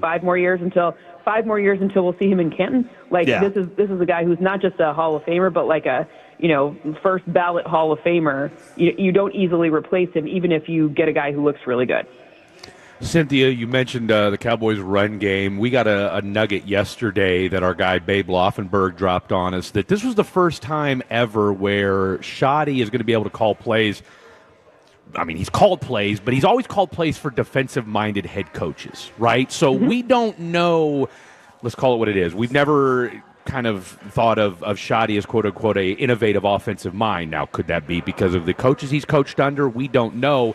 What are you expecting with the Shoddy/Clayton Adams, offensive mindset going into 2025? I like it. I think it maybe wasn't like look, you're the Cowboys, so every hire is going to be meticulously scrutinized in various ways with various levels of rigor, right? Like meaning like how worked up someone on TV may want to get. But if you're looking at the track record and you're looking at consistency and you're looking at someone who knows football and fundamentals and the things that matter as you're trying to sort out, a team that's had I think Dallas every year thinks they're going to win the Super Bowl, so it's a disappointment. I never once this time of year I'm like, Dallas is just going to be happy if they win 8 games. Never. Nope. Right. We aren't. So the expectations are sky high always, and now you have someone who's like a football. Like obviously, they've all been football guys, but this is a fundamentals. He's not loud. He's not voice. Like he seems like a solid. I mean, I don't want to call him boring because I don't think he's boring, but for Dallas and like all of the fanfare around Dallas, I think having someone who's a little bit, I'm going to use the word calmer, is a great thing. Oh, I like that. Yeah, no, I do. And I don't know the right word for it. Like he seems like an adult. Like he's just like an adult. Yeah. And that's got to be a good presence. Hopefully it is. Cynthia, thank you so much for your time today. We look forward to talking to you again during the season. Go follow her right now on Twitter and all the social medias, at C. Freeland on Twitter, where she is kissing math literally on her picture there. So get after it. And Cynthia, we'll talk to you again soon. Thanks so much for having me, guys. Enjoy Absolutely. the last bits of summer. Almost there to the nice cool weather in Texas, which will be like, 95. Is kind of what we're looking forward to there. Coming up next here on the KNC Masterpiece, it's time for the Lunch Rush, the Expressway, Fair or Foul with Fred Davis. Next on the Fan.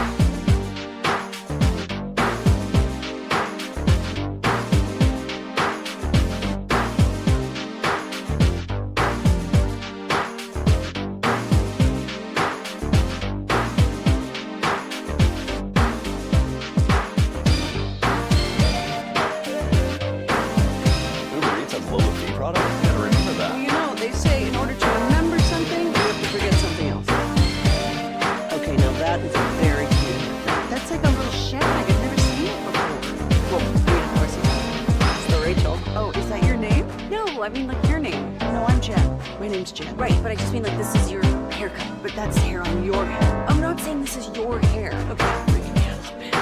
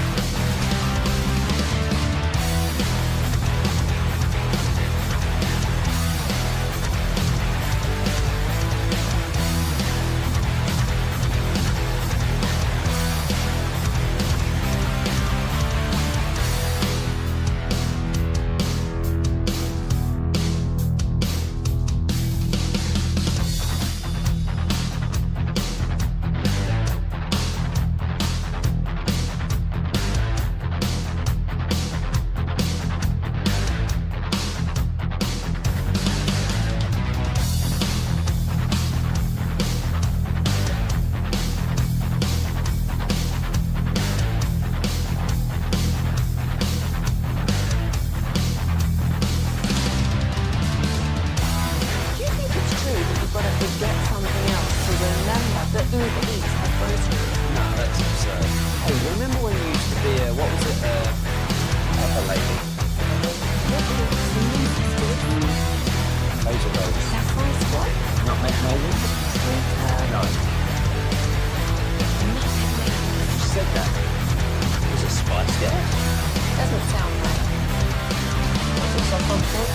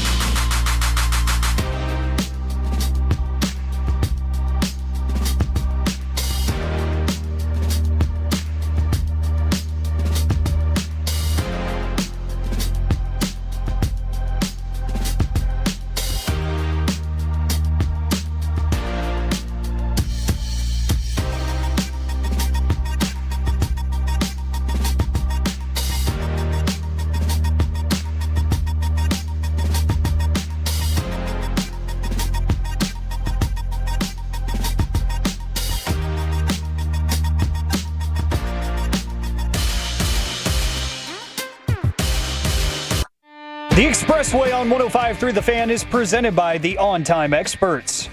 Back here on the KNC Masterpiece on 105.3 The Fan, we are at Jake's off of Walnut Hill and Marsh Lane. So if you're dropping anybody off over at Love Field, just swing on by. That's a good opportunity for you to say, I had dropped you off at the airport, sending you on your way, and now I'm going to go try and get myself some Rangers tickets. You come in here, walk right over to the right-hand side, and there are some amazing ladies that are taking care of you right now. They will possibly hook you up with a 40th anniversary collector's pint glass. You could win a limited edition Jake's baseball jersey, or this Rangers 2 tickets, compliments new vodka to the Lexus Club seats. All you can eat and drink.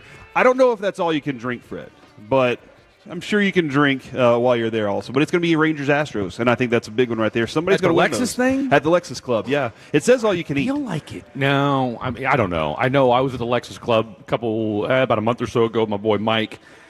The food was it's silly great. good. Yeah, silly good. So I think it's going to be important for you to swing on through and get yourself that opportunity today. I do think you can drink all you can, though. Okay. Or all you want. But 877-81. Yeah. What do I know? Yeah, just find out. What do I know? Right now, though, it is time for Fair or Foul with Fred Davis. You guys know what time it is, ladies and gentlemen. It is time for a little Fair or Foul. I'm going to read a story, maybe tell a personal anecdote, something along those lines to all you Tolos, fatties, and everybody in between out there, as well as my boy Corey Majors. I've also got one of Dallas's finest here as well, a.k.a. my cousin. Oh, nice. Who's here at Jake's. Also, all you fatties out there know about our boy Stevie B. So just keeping the streets of Dallas safe. He's a cop? He absolutely is. Is he packing? Overcover or undercover? Right now, he looks like a dude. That's him. Cops that's are dudes. Him. That's exactly right. Pretty that's good exactly thing to right. know. That's why we're family. You just don't know what you're going to get. So here's the deal. Now, this may apply to some of you out there, but let's hope that it doesn't. Who doesn't appreciate a good Florida man story? I know I certainly do. A Florida man who said, I do, not once, not twice, but 3 times, has been sentenced for his felony bigamy conviction. Henry Betsy Jr. was sentenced to 2 years probation on July 31st after being convicted of being married 3 separate times to 3 separate women at the same time, according to ABC Action News and WKRC. The Deacon Herald reported that none of the women were aware that Betsy was married to any of the other women. I don't know if that's on him or them. And that he married the women in separate counties, helping him avoid detection from the state as well. The 50-year-old Betsy pleaded guilty to the felony bigamy charge in May, according to ABC Action News. The outlet reported that he attended that court hearing with a new girlfriend by his side. My man just can't stop himself. However, at his sentencing, however, he was alone when he was confronted by all 3 women. Quote, he sold the perfect person when in reality, he was none of those things, said one of the wives, Tanya Betsy, who unraveled her husband's deception when she began searching his name in county databases across the state, revealing he was still married to 2 other women, Michelle Betsy and Brandy Betsy. Okay. Quote, she found me and she messaged me, and I had no idea that she was actually still married to him. At the sentencing, the wives all said they met Betsy on dating websites and married him at their local courthouses. Quote, he said all the right things. And for those of you out there that need to spruce up your dating profile, this is what his said.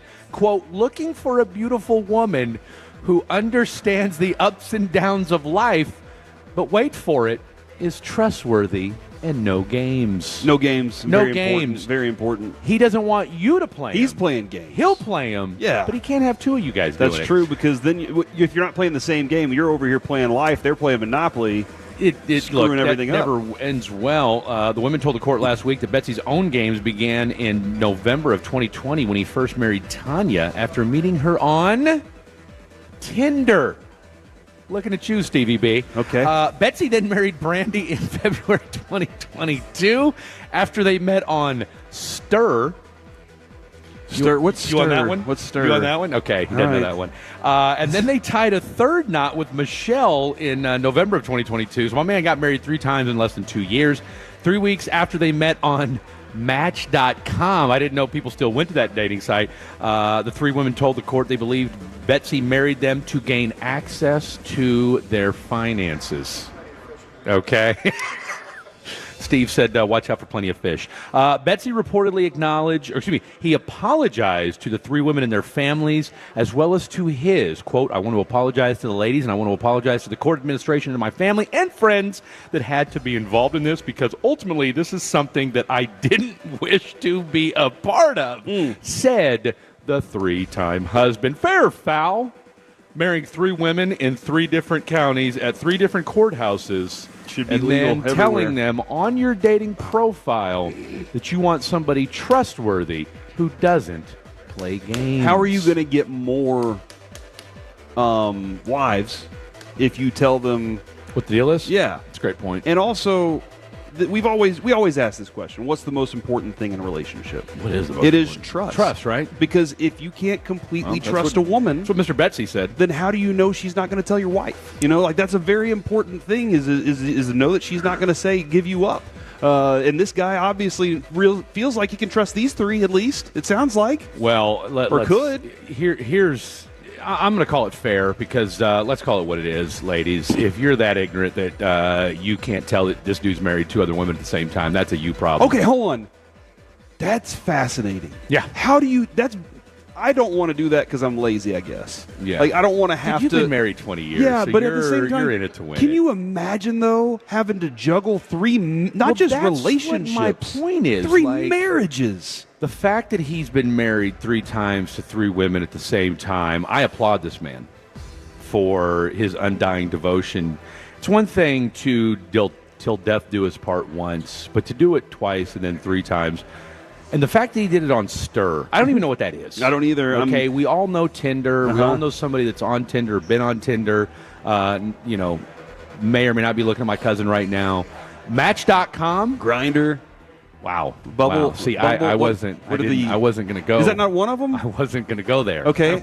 I just heard, again, been married for almost 20 years now, so I have no Holy clue. Toledo. What are we Holy talking about Toledo. here? What happened? I don't. Is gay marriage allowed in Florida? Oh, man. Is that that's what Grindr is? You're just now finding that out? Yep. You're just now finding that out? I'm glad I didn't Google that one. Wow. I mean, you know what? Wow. Everybody has their own lives, you know? Needless to say, Mr. Betsy, Stir is where single parents meet.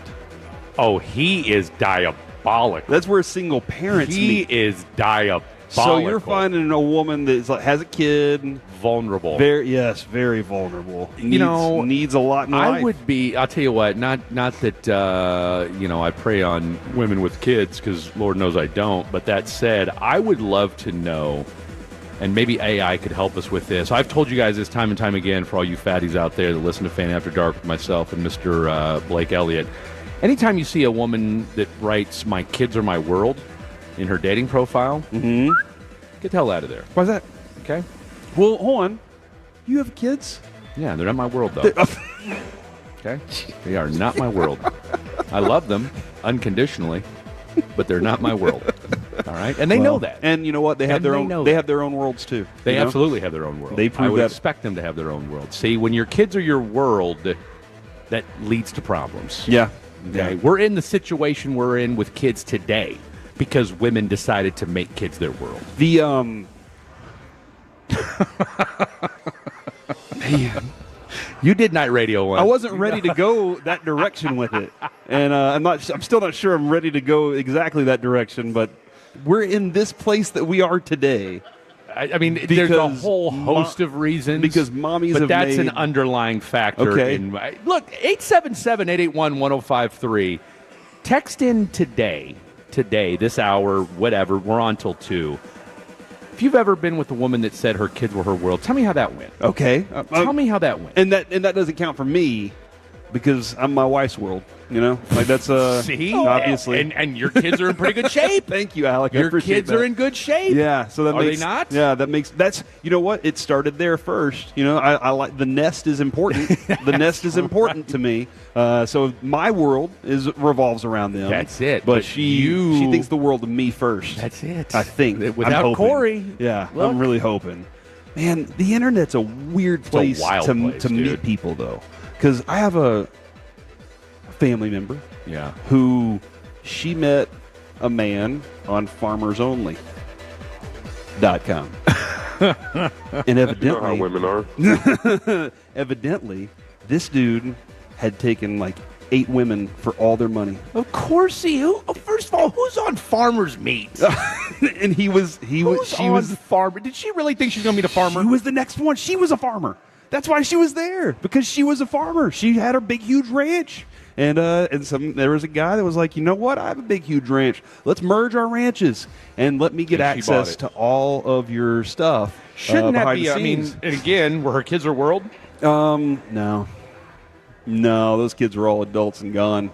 So she was she was grown up. She was by grown ass woman. Yeah, she was lonely off in that ranch by herself, thinking about. Farming. Man, I just, at some point, though, don't you have to be, I would think that aren't there telltale signs, ladies? Okay. Like the guy's frequently not around. That's got to be one of them. I mean, in this case, okay? I mean, think about it. How does he communicate with the others? I mean, now, I'm curious as to, it doesn't say... It doesn't say anything about what he told the women his job was. Because my first, quote-unquote, red flag, all right? Travel a lot. Do you are you a traveling salesperson? Yeah. Is that why you're gone all the time? Because in today's day and age, a lot of people work remotely. Yeah, there's not a lot of door-to-door vacuum salesmen anymore. There sure aren't. Yeah. There sure aren't. Remember the old days when they'd knock and they'd say, "This is a rainbow." Oh, trust me, as somebody who's done his fair share of door knocking in today's day and age, I mean, there's nothing more demeaning and humiliating than knocking on a door and the person's looking out at you through their window and just kind of mean mugs you and then goes away. It's like, bro, I mean, my nobody's shirt says here. roofing on it. Nobody's here. What do you think I'm doing? Yeah, that can. By the way, so real quick, we've got a real life person here. Okay. And my boy Stevie B, and again, he met his current young lady on Tinder. Okay. Okay. Now I was busting his chops for a little bit because I wasn't sure if she was catfishing him. Okay. But by a show of thumbs up, so far so good. She's back in Dallas. All is well. She's real.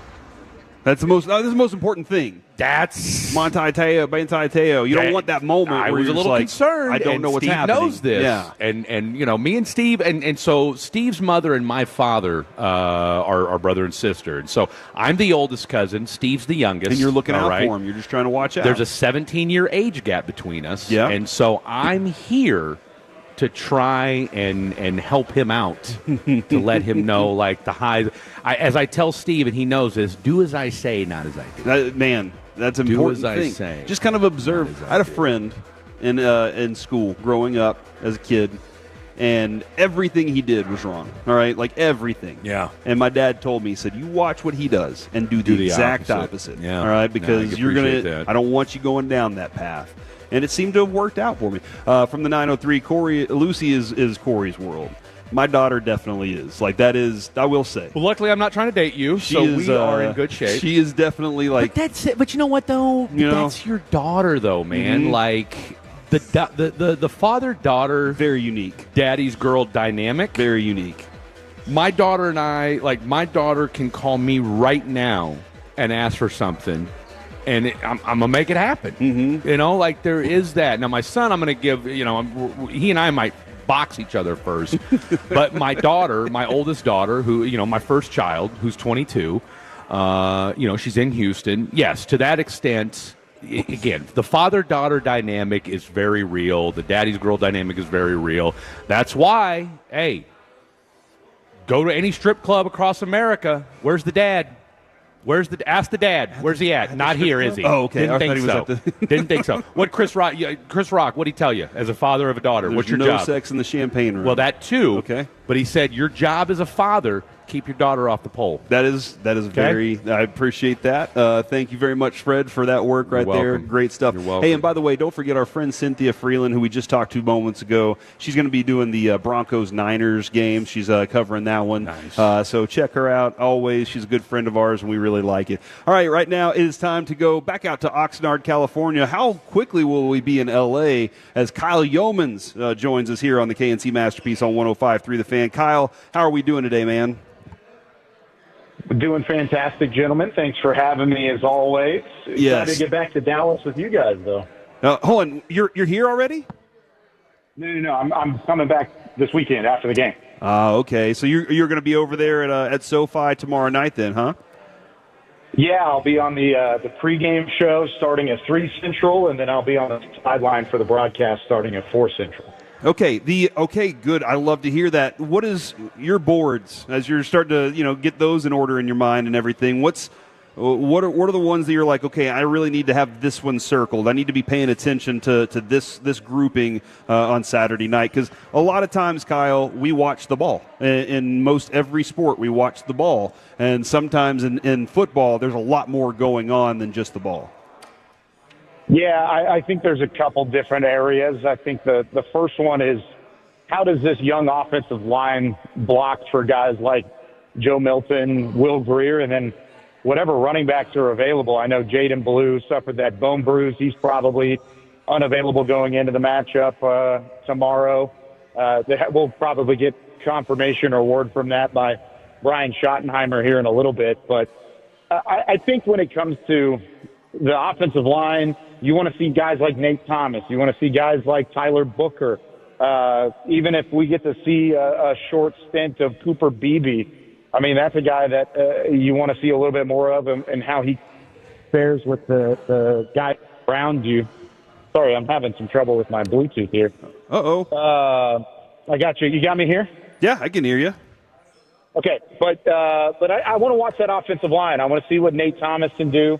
I want to see what Tyler Booker can do, and kind of piece together what this offensive line is going like around the guys that are already solidified as starters. Okay. Fred was asking a little bit more about Mozzie earlier to me, and I'm kind of curious the other guys around Mozzie that might be taking on new roles here for the Cowboys defense in that area. Well, I think, the big thing with Mozzie is you want to see consistency. He had the flashes at times last year, but has not looked up to par throughout training camp, and that's why you see guys like Jay Toia step into the one role and the two role every once in a while. Solomon Thomas and Osa Odikizua have been the 1 and 2 guys. That's your 3 technique and your 1 technique right now as training camp continues. And that's a knock on Mozzie. It really is. I mean, as a first-round player going into year 3, you would anticipate him having some level of success, and he hasn't necessarily been there or done it yet. So I think to your point, Jay Toyia is going to see a lot of snaps. I think Mozzie's going to see a lot of snaps. But those are guys that have had the up and down at different times throughout training camp, and it's not a position of surplus right now for this Cowboys team. Kyle Yeoman's joining us here on the D&M Leasing Hotline, talking all things Dallas Cowboys. They get ready for their first preseason game of the year tomorrow against the Los Angeles Rams. Let's talk a little bit about that secondary. We know that this is a position group. Hell, Steven talked about it this week as far as that's a position that they're not opposed to going outside and going and grabbing somebody. Who are some names not named Kyer Elam and Deron Bland that you're going to be keeping an eye on tomorrow as far as that could make an impact for this team? It's funny that you say it that way because those are really the only 2 guys that are solidified in that entire secondary, right? That's true. I mean, those are the only 2 guys you feel confident in entirely because they've done it before, and at least Elam, you've seen it throughout the entire offseason. I mean, it starts with me with guys like Keybon Hall, a guy that has been around the building before, has stepped into the nickel cornerback spot. They're really focusing on him pretty exclusively in the nickel, and he's worked with both the first and second team, and that's not first or second team. It's first and second. They're getting him a ton of reps out there. Seems like he never really leaves the field here in Oxnard, and I anticipate a lot of that to stay the same going into the preseason matchup. I had a conversation with him yesterday, and he said it's the biggest opportunity in my career. He said, I've never had a chance to start in this league. And, of course, he did make the active roster for the first time with the Chargers a couple years back. He played in 16 games, mostly in a special teams role. And while he still values his role on special teams and knows that's how he can make a 53-man roster because of the injuries in front of him and the revolving door at corner, he's been probably the most consistent throughout training camp, and the coaching staff has rewarded him as such. A couple other guys that I would like to see step up. Israel Mukwamu. I think he's had an up-and-down camp. Andrew Booth hasn't played super well throughout camp so far, but he was, of course, on the active roster last year, so can he solidify a spot too?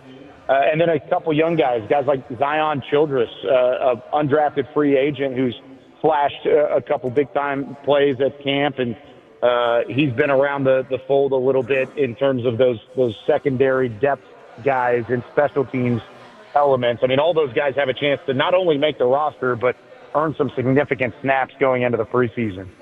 Dak said yesterday that he doesn't think they're going to ask him to play tomorrow, but if he does. No, seriously, though, the backup quarterback situation, we talked a little bit about Joe Milton. I got to see him early in camp. I don't know how much he's changed since that first week and how much he's grown and developed. We know the athletic talent is there. He's bigger, taller than everybody you're going to see. He's got a rocket arm, as he talked about yesterday. But the development of seeing the field, how's he coming along with that? Yeah, that's been the biggest problem, right? I mean, you guys saw it in the early parts of camp too, but he's got to have the right progression. He's got to have the right diagnosing of a scheme or the right read of a scheme opposite, and he's struggled with that at times. And then he's got to put the right touch on the ball. And so I think all those things have to come together. I thought yesterday that the Thursday practice here in Oxnard was the best practice Milton has had to this point. And it wasn't the deep ball, it wasn't the long throws and the rocket arm strength that he has. It was the fact that he put extra touch and extra finesse on a couple of his passes. He was able to find receivers in tight windows at a couple different opportunities, and he wasn't afraid to throw into those tight windows. That was there we go. That he struggled with early in camp too. Does that mean it'll translate to Saturday? Who knows? I think it's going to be up to him ultimately on whether or not that'll translate. But for the first time in camp, I looked at Joe Milton yesterday and said, wow, this guy could actually be your second quarterback on your roster. But it can't just be for one practice. He's got to continue that over the next month. Kyle, has anybody ever told you you are the voice doppelganger of Jared Sandler? Yeah, actually, Okay. I've gotten that multiple times. And Jared hates it when people say that. I think it's a compliment because I love Jared, and we've worked together before. We've actually been on broadcast together back in the G League, and nobody could Like tell the who was Spider-Man talking meme. whenever. Yeah, nobody could tell who was talking who was play-by-play and who was the color analyst at times. But no, the I love longest Jared. broadcast So from one anytime I person in hear it- history.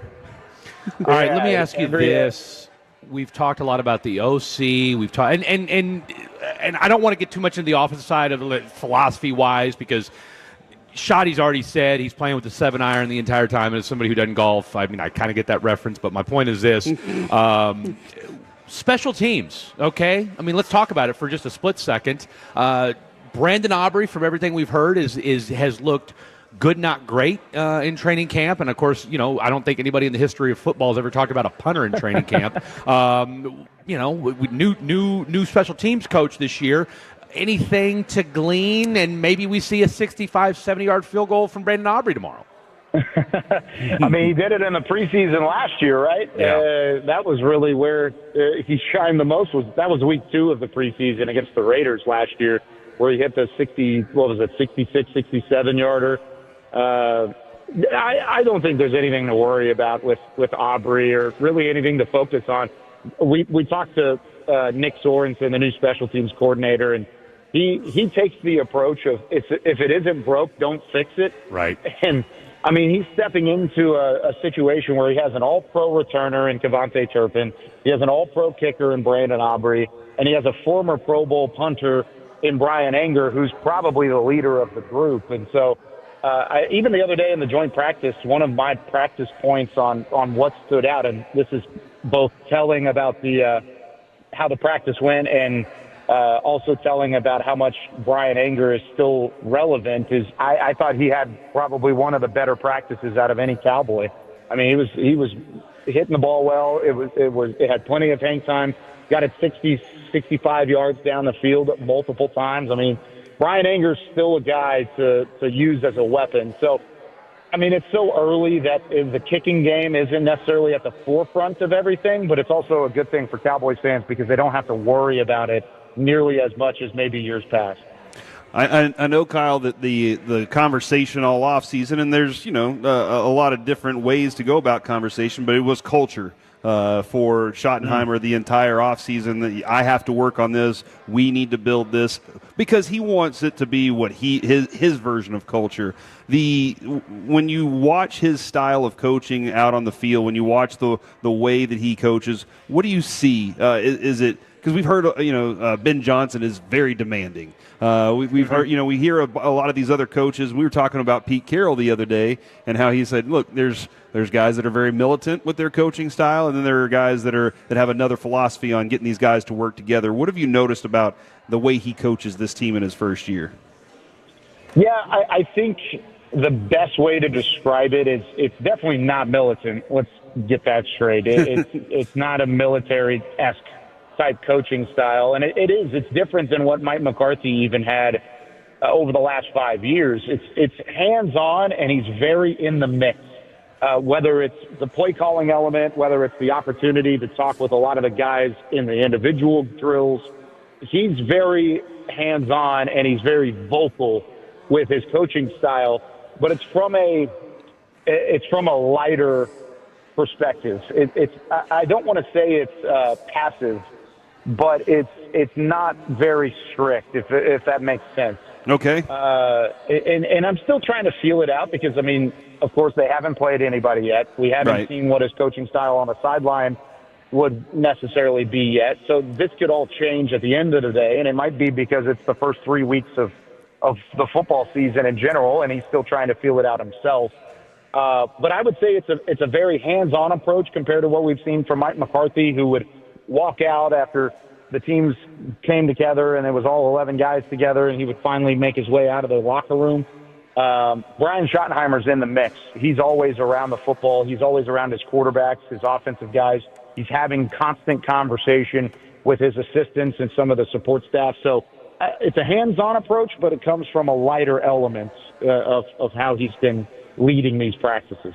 I do like hearing it's different because last year was a tough one to go through. Hopefully this one will be an absolute blast. First preseason game, getting rocking tomorrow. Kyle Yeomans, thank you very much, good sir, for your time, man. Yeah, thanks, guys. I'll talk to you again next week.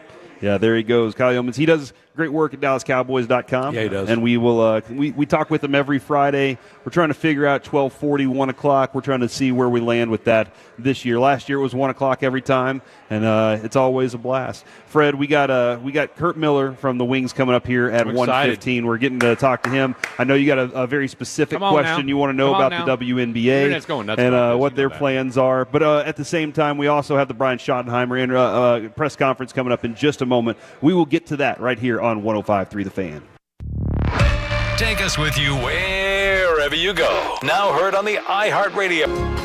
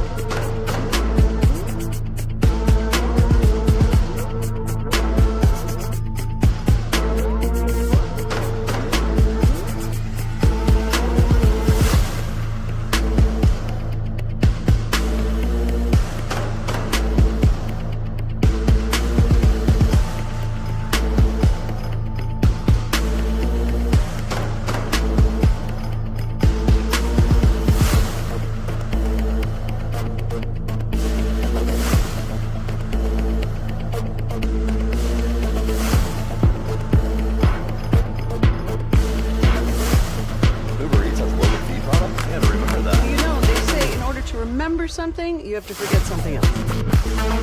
Okay, now that is a very cute haircut. That's like a little shag. I've never seen it before.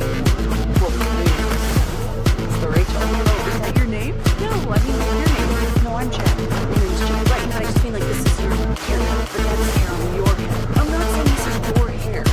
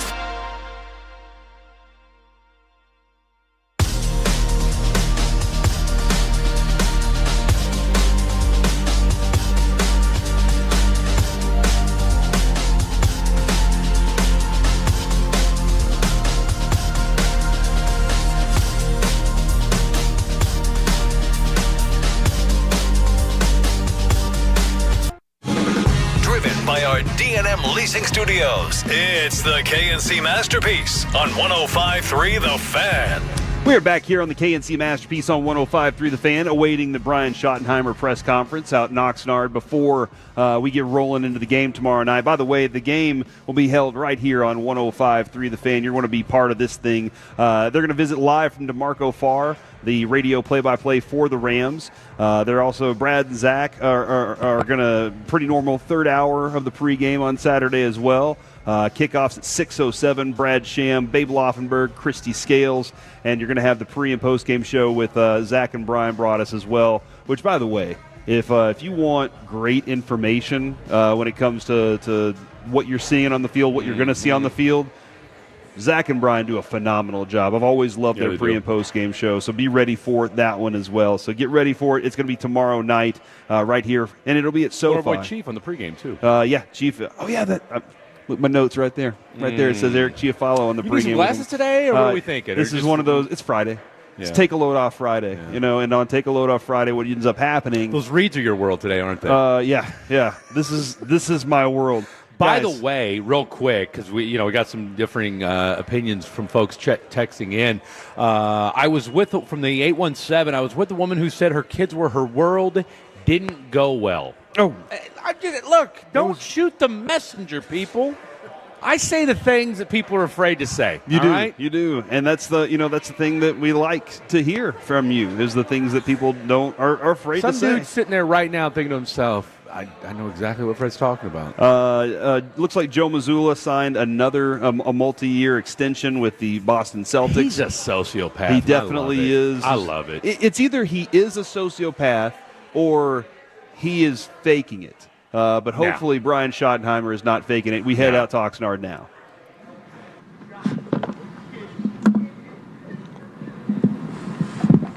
Dalvin? Good morning.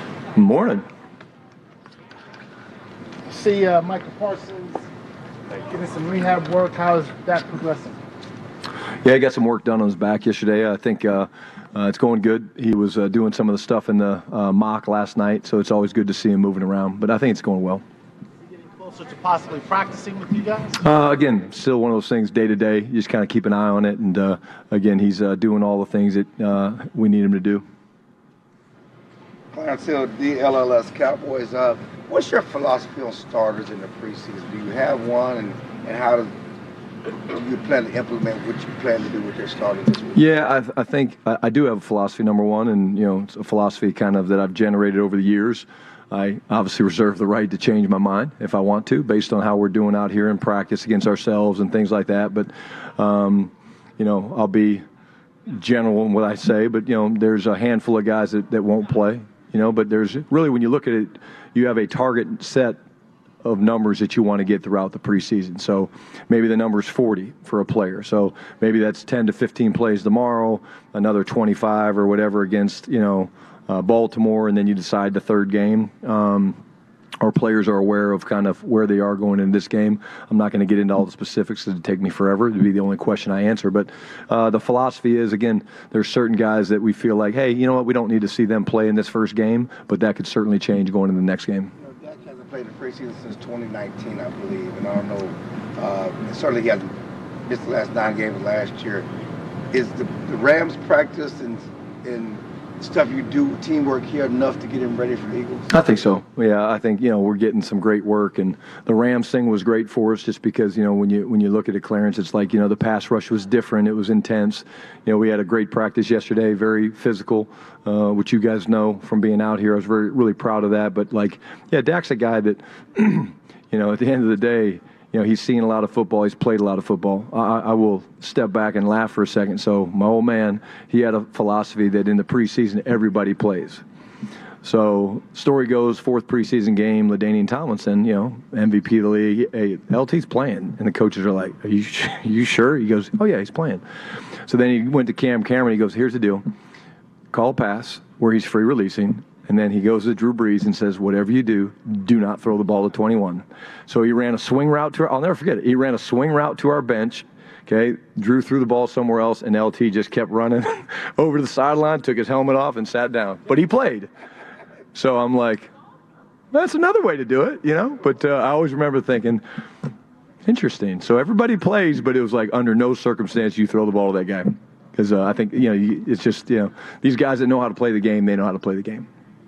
Quick question. Numbers at running back. Certainly, can you give us an update on Blue, Deuce? I mean, it seemed like you're going to be challenged on Saturday. Yeah. Again, I'll get some more information when I go in there. We're a little bit challenged. We got some good backup plans organized. We got some athletes that you guys might see toting the rock a little bit, and we'll do some fun things with those guys. Hey, we might have to just go all 5 wides and getting empty and sling it around a little bit. I mean, that's old football back. I used to do that, on Thanksgiving weekend with my family, just getting empty and spread it out. But again, I'll get more information about the injuries, guys. But we're a little thin at that spot, but that opens up opportunities for other guys. And again, you guys know I'm big into cross training, and hopefully we stay pretty healthy in this game. Brian Todd Archer of the ESPN. Cooper Rush was a reliable backup for years here up behind Dak. Joe's untested. How important are these preseason games for him to, not only for himself, but for you guys to have complete faith that he can do it if needed? Yeah, well, I think we have faith in Joe already. I think that's the first thing I would say, Todd. But it's incredibly important. You're talking about a guy that hasn't played a whole lot of football, not just in the National Football League, in college. I mean, some of these guys coming out of college, they've got 5-6 years worth of starts, and every rep that Joe gets is critical. So he'll play a ton of football, and he's going to do some great things. He's going to make some mistakes. That's part of preseason football. Shit, I'll make some mistakes. Being a first-time head coach, and that's why we do preseason. And but the reps are important for him just because every chance he gets to stand back there and have to, what I say, drive the car, which is the move the offense and things like that, he's learning. And he's learning on the run. And I think he's as excited as anybody to go out there and compete. And then with Revel, where is he in his recovery, return, rehab? Yeah, I think, again, I had a little swelling, a week, 10 days ago, but I think, he's doing really good now. And again, I'm not going to put a timeline on him, but I think he's back to where we kind of want him to be. And the thing that's been fun for me, and I think DA talked about this the other day, is kind of watching, how Trayvon's really been kind of leaning into Von and kind of helping him. And even in all the things that we do, he's a guy that really understands that, okay, I'm not getting the physical reps, but there's things that I can be learning and I can be watching and I can be mirroring. That's what you call it. You mirror. I stand behind a guy that's taking the live reps and things like that. And he's really bought into that. So, quick story, Joe Horn, obviously great receiver, played for us in Kansas City. He was a guy that was the first guy I ever saw do it. And so he would literally stand about 15 yards behind the offensive play. And so if the receiver, J.J. Bird and Derek Alexander, whoever was running the route, he'd be like 15 yards. He'd go in motion, like behind everything. And he was just stacking reps because Joe was more of a rep learner. And I'm not saying Von's that. I'm just saying the next thing you know, Joe takes off. He goes to New Orleans. He gets a huge contract. He becomes a Pro Bowl receiver. So the power of mental reps, I think, doesn't go unnoticed on me because I've seen guys like Joe Horn maximize those and turn those into really, career-defining changes. A little bit of that early in camp. He does. Yeah, Joe does that at times as well. Yep. John Machado with The Athletic.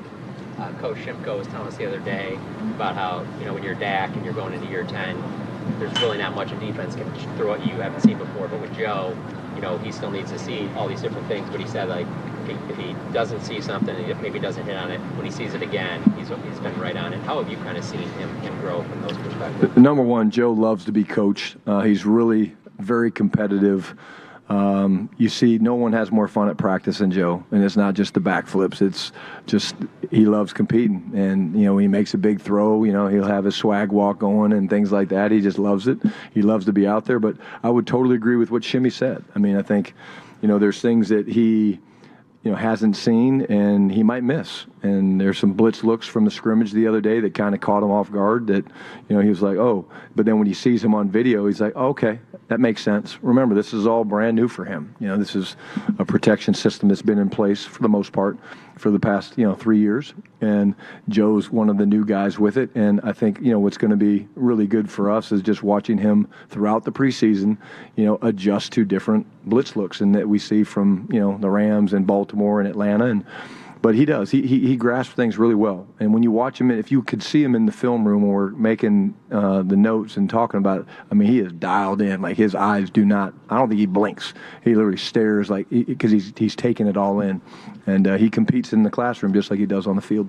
And Dak said that you mentioned maybe Brett Favre threw the ball like that. Can you think of any other quarterbacks that you've seen that have thrown a ball that reminds you of anything of Joe Mel?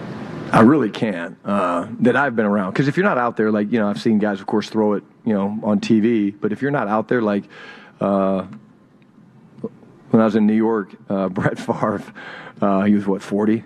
And his elbow was bothering him a little bit. So we wanted to go inside, and because his arm was bothering him. So he went to Coach Mangini and said, hey, Eric, do you mind if we go inside? And Eric's like, yeah, we'll go inside. But I want you to let it rip today. And he kind of looked at him. He's like, oh, you want me to let it rip today? He's like, yeah, I want you to let it rip today. And to this day is maybe one of the greatest practices. I have the tape somewhere, Betacam, so I don't even know if I can play it anymore. But literally it was the most impressive practice I've ever seen because it was he was challenged by Eric in a good way. But yeah, the arm strength at 40, 41, whatever he was incredible. Joe might have him on distance, if I'm being honest with you. Joe might be able to throw it farther, but the RPMs are very close. Nick Harris, four-star Telegram. Who are a couple of guys or position groups that you're looking forward to seeing in a live game environment tomorrow? I think the young linebackers get me excited. I want to kind of see those guys play a little bit, And when I say young guys, it's not just rookies. It's first, second, third-year players. The backs were beat up, but I still want to see these guys, go. And whoever it is, it is. The tight ends. They get me excited. Those are the first couple ones that popped into my mind. But there's really guys at every spot. And, again, we talked to the team this morning about, number one, how amazing it is looking back. And I think it was first day of the phase 2 when we could practice. It was 70 days before the first real game. And so today the countdown tracker was set to 1 because we actually play a live football game tomorrow. And so there's going to be some, really great film and learning opportunities and maximize the opportunity. We talked about that. Like, you're getting evaluated on everything you do, how you come off the field in terms of and make the adjustments, and how dialed in you are when you're talking to the coaches and we're making adjustments. So there's guys at every spot that, again, we will be, excited to see how they respond, not just to the environment, but to the overall flow of a game. We've seen Elijah Clark get some burn with the one. Zion Childress had a good play with the one yesterday. When a guy comes in undrafted, how can they earn the trust so fast to be put in those situations? Do right. Just do right longer. I mean, that's what we talk about all the time. The standard's the standard, and both those guys have done a great job of, picking up the things, and they spend extra time in the meetings. They ask great questions when you're sitting in the defensive meetings and you're listening to the guys, and the DB meetings. Like, both Zion and Elijah ask great questions. Zion actually just beat Crop in a basketball competition this morning, so he's probably on cloud 9 right now because he beat Crop on a buzzer beater. But to me, it's when guys come in, you just know, like, this, they get it. Like, this is a business, and I want to make the Dallas frickin' Cowboys. And to do that, man, I gotta do something special, and that's work my ass off and don't take any days off and ask questions and compete so hard in everything I do. And those are two guys that have done that, along with many, many, many others. Tom Yarch, DallasCowboys.com. Dak was talking about yesterday how he's seen Joe grow with his internal time clock and getting the ball out. Where have you seen Joe take those steps in the mental getting the ball out part, and what are you going to need to see in the next 3 or so weeks that'll show you that he's on track to keep progressing? I think Dak's dead on, and Joe knows that. Joe's the ultimate competitor. Joe's a 6'5", 235, 38-pound guy. So the competitive nature in him is to stand back there and rip, piss missiles at people. And literally in walkthrough, our guys are like, dude, please stop. Like, stop. It's a walkthrough. And he'll throw some fastballs. But the last 2 days, I would say, has been his 2 best days of understanding the time clock. And the way we kind of do it, is we tie it to their feet. So the best quarterbacks in the world, they listen to their feet because their feet tell them when to eliminate your progressions and when to get to your outlet, or when you actually have to take off and run. So you literally talk about listening to your feet. And when I say that, I'm talking about, okay, if my first hitch tells me I've got a little bit of time, that second hitch happens, you're like, okay, I got to do something now because I've used up my time clock's going. And the last 2 days, I would say he's been much, much better. It'll be interesting to see when the bullets are flying live tomorrow, how he does. For young quarterbacks to get that down? Is that something that you've seen kind of stretch and vary between different guys over the years? I'm a huge footwork guy, so I think, Tommy, when you talk about it, it's like that is the hardest thing to figure out because, and that's what I hate about 7-on-7. Because 7-on-7, there's no time clock. Like, you can still do it, but you don't feel it. Like, shoot, I'll say this about Dak. The last 2 practices, yesterday's practice, I thought he did an incredible job of finding the check down. But like, whether you go back to the young quarterbacks I've been around, Sam Bradford, Drew Brees, Phillip Rivers, Andrew wasn't young when I had him, but like there's a learning curve, and that I think that's what takes them so much time is when to eliminate a progression, because when you have a progression, I'm going from right to left. I'm starting with Garrett and I'm working all the way over here to Calvin. It's like sometimes you lock in on those things, but there is a time clock that you have to feel and instinctively take over, and it takes a little while. That was the Brian Schottenheimer press conference right before the Cowboy game gets rolling tomorrow right here on 105.3 The Fan. Coming up next, we talk with Wings GM and Executive Vice President Kurt Miller, next on The Fan.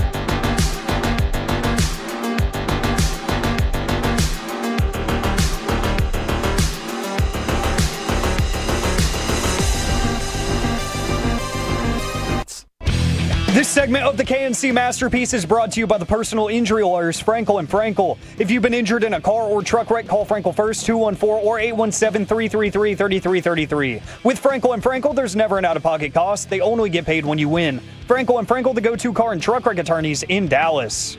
Welcome back to the KNC Masterpiece here on 105.3 The Fan. We are live from Jake's off of Marsh and Walnut Hill. Come swing on by and get your opportunity to, you could win some tickets to the Rangers game. You got a couple of them for the Astros Rangers on September 7th. You could also win a Jake's baseball jersey, and there's so much more. Come on out. You still got plenty of time, and also happy hours from 3 to 6 today, Fred, so enjoy that while you're out here. It's getting close. But right now it is time to talk with Wings Executive Vice President and GM, Kurt Miller. Kurt, how are we doing today, sir? I am good. Happy to join you guys.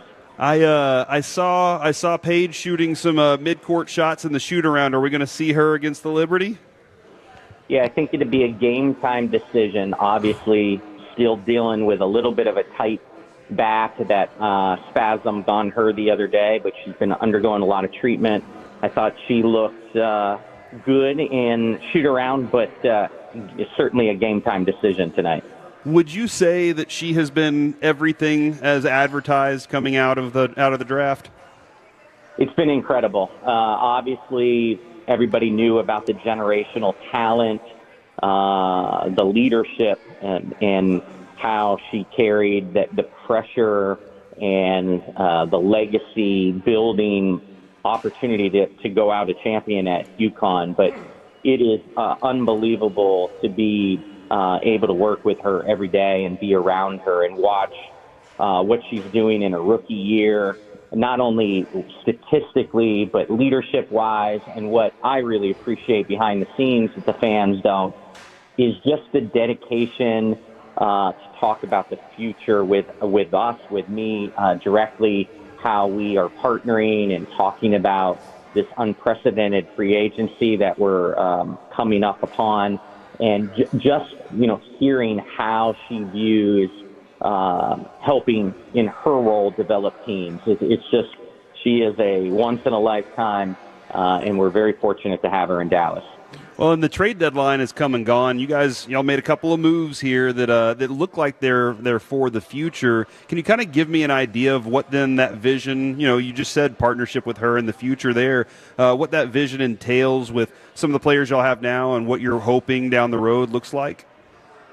Yeah, I think the entire year is kind of played into this as we, lean into a 26 free agency minus the players that are on rookie contracts, which in our league is their first 4 years. Almost the entire league. There's 2 veterans in our league that have contracts beyond this year. So our entire league of veterans are going to become free agents. And so it's a unique year in terms of GMing around the league more than ever, because we're all trying to position ourselves as we get into this unprecedented free agency. So our year, has been disappointing in terms of win-losses, and certainly the adversity that we have faced, especially with injuries early on. We started out 1-4, not unusual. We had the hardest schedule out of the gate with Minnesota twice in the first 3 games. But after Game 5 is when the injuries really started to take our toll on our players. We've played, I think we've now passed the 80-game mark of games missed by players with injuries, or a couple players that had to leave for Euro basketball requirements in the middle of the season. And so we've had to take a really hard look, and while we are still committed to winning and growing, we've had an unbelievable opportunity to play a lot of our young players. For the first time in 25 years, we are the first team who started 4 rookies, and we did that for a significant stretch, getting some of our rookies unbelievable game experience in this year. Unfortunately, when we're dealing with a lot of players in and out with injuries and missed time, which has all contributed to the future. And so these latest moves before the trade deadline, we had to ask ourselves very candidly behind the scenes, what are the chances of re-signing these veterans? And if not, could it be valuable to acquire future assets, younger players that we would have control of their contracts? And so really difficult for me, who drafted Dejanay Carrington, went after, made her a priority in a trade in the offseason, a great relationship, with her. It was difficult to make the decision to trade her, but the opportunity to acquire a player that we would have control for a couple years and a future asset, understandably, eyes were on the future in that decision, knowing the talent that Dejanay, can bring. So looked at it, and Cheryl and I are really close, working on the Olympic team together, and through the years, arch rivals. But we looked at it as a win-win in where both our franchises were this season, and taking a little different approaches to the end of the season. Kurt, Fred Davis here. Glad to have you on the show today. I mean, look, let's call it what it is. You've been in the WNBA now for a decade. It's been a hellacious year in terms of growth, eyeballs, and just how this game continues to grow. That being said, we've also had some other things that you guys have had to deal with as well, obviously with the things being thrown on the court that you guys have had to deal with for the last month or so. As disappointed as I'm sure you are with kind of the unfortunate novelty that this thing's become and the distraction it's become, is there a way to turn kind of this, this recent spat of new eyeballs into something more positive? Yeah, absolutely. I mean, I'm one of those people that have been in women's basketball for 35 years, 24 years at the D1 level, now over a decade in the WNBA. And, I beat the drum for a long time. If we got new eyes on our game, if we got new people through the turnstiles into our game, we would hook them with the product. The product has been really good for a long time, just needed more people to recognize it and see it. And so with this growth and certainly, starting, Caitlin Clark, a big part of it, Paige Becker's a big part of it, Angel Reese, and some of the, younger, newer players with their incredible collegiate fan bases following them now more than ever to the WNBA. We have seen unprecedented TV ratings, unprecedented people in the stands, so there's a lot of positive. But with that, obviously now there's new things, and it's social media and the negativism and the, obviously all fan bases want to win. We are dealing with, a fan base that's disappointed and wants us to turn this around quickly. But there's obviously building steps in professional basketball, both in the NBA and the WNBA. And we have an incredible opportunity to, again, potentially have an incredible draft pick next year. We've added draft assets over the next 2 years. And so, I think with growth, you probably have some unintended consequences that we didn't know we were going to go through. But I beat on the drum for 35 years about how good this sport is, and it's fun to see sold-out arenas night in and night out, the fan bases, the TV viewership. It's only going to get better from here. Kurt, one of the, I guess my one criticism as I've been watching throughout this year, and it's been an absolute blast, by the way. It seems like offense can come, but it seemed like there was some scrambling defensively and kind of still trying to get that all together. Is that a simple fix of talent, or is that something that's like, look, they just have to work together more and we'll figure out how to be a good defensive team together? Yeah, certainly, my time in the league, as I came into the league, was really known in my own coaching circles as an offensive coach, but where I really hung my hat in the WNBA was we ended up with just an elite defensive team through the years, especially that Connecticut crew. And one of the things that, it happened through experience, and it happened with incredibly talented veteran defenders. So, it takes some growing. I remember coaching Courtney Williams and Jonquel Jones and some of the young players in that first draft class of mine, and to see where they are defensively now in the league after years and years and years compared to where they were their rookie years with their head spinning, players naturally get better at the type of defenses that are necessary in the WNBA. I think you're going to see our young players, certainly grow at the defensive end, but it's a little bit slower. Certainly. And then there's just no practice time in our league. Our cadence of games, our injuries, we're always worried about load management. our load management in our league is more often in practice than it is in games because we don't have the amount of games the WNBA or the NBA has. And so it's not easy to clean up all the defensive adjustments and defensive growth because the intensity and duration of practices are so limited in our league. But you hit it on the head. That's where we have really had a weakness this year. I believe in Nola Henry. She's the voice of the defense in games. Obviously, Chris came with an incredible defensive background as a voice of defenses, some of the best defenses in WNBA in recent years.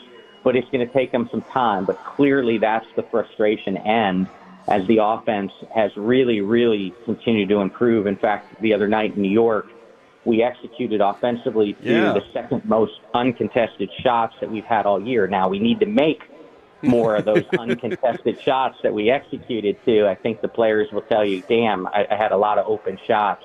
But the offense is, really, really starting to come around. But the defensive end, there's still a lot of work ahead of us.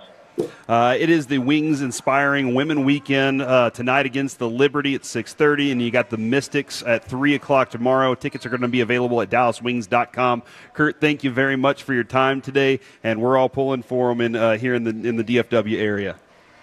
Appreciate it. Appreciate the support, and come out this weekend. That's what I'm talking about. All right, there he goes, Kurt Miller, Executive Vice President and GM of your Dallas Wings. And right now, ladies and gentlemen, it is the time that everybody's been waiting for because they didn't get it last week, Fred. Didn't. We did not get it last week. It is time for Masterpiece of the Week.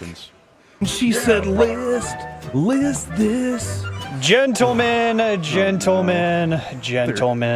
there are kids in this place right now. Well, they're about to be educated. Concerned. It's time for Masterpiece of the Week. Oh, no. This is the time of the week that we revisit some things that everybody on this program says they're wild, wacky, and oftentimes very concerning, and I don't even know if that's PG. We'll get to that here in just a moment. I do have a couple carryovers from last week, too, because, Micah Parsons decided to drop a social media bomb, and we had to scrap the segment. But gentlemen, we often have traditions here, and traditions include picking on people that are not here to defend themselves. And one of those people today is Gavin Dawson. I just like how astute this point is.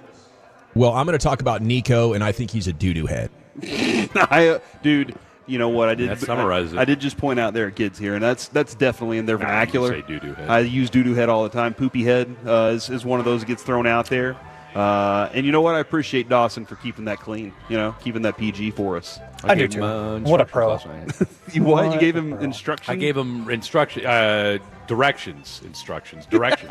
Driving directions. Oh, okay. He's driving to Kansas City. I thought you were saying you were instructing him on how to do radio. Only and I was like, use this is impressive. head, Yeah, Dawson. I love it. Only use doo-doo head. Well, a very dark turn from Mickey Spagnola last week. We're going to have to get a new mascot because Rowdy was dead. Oh, God. What?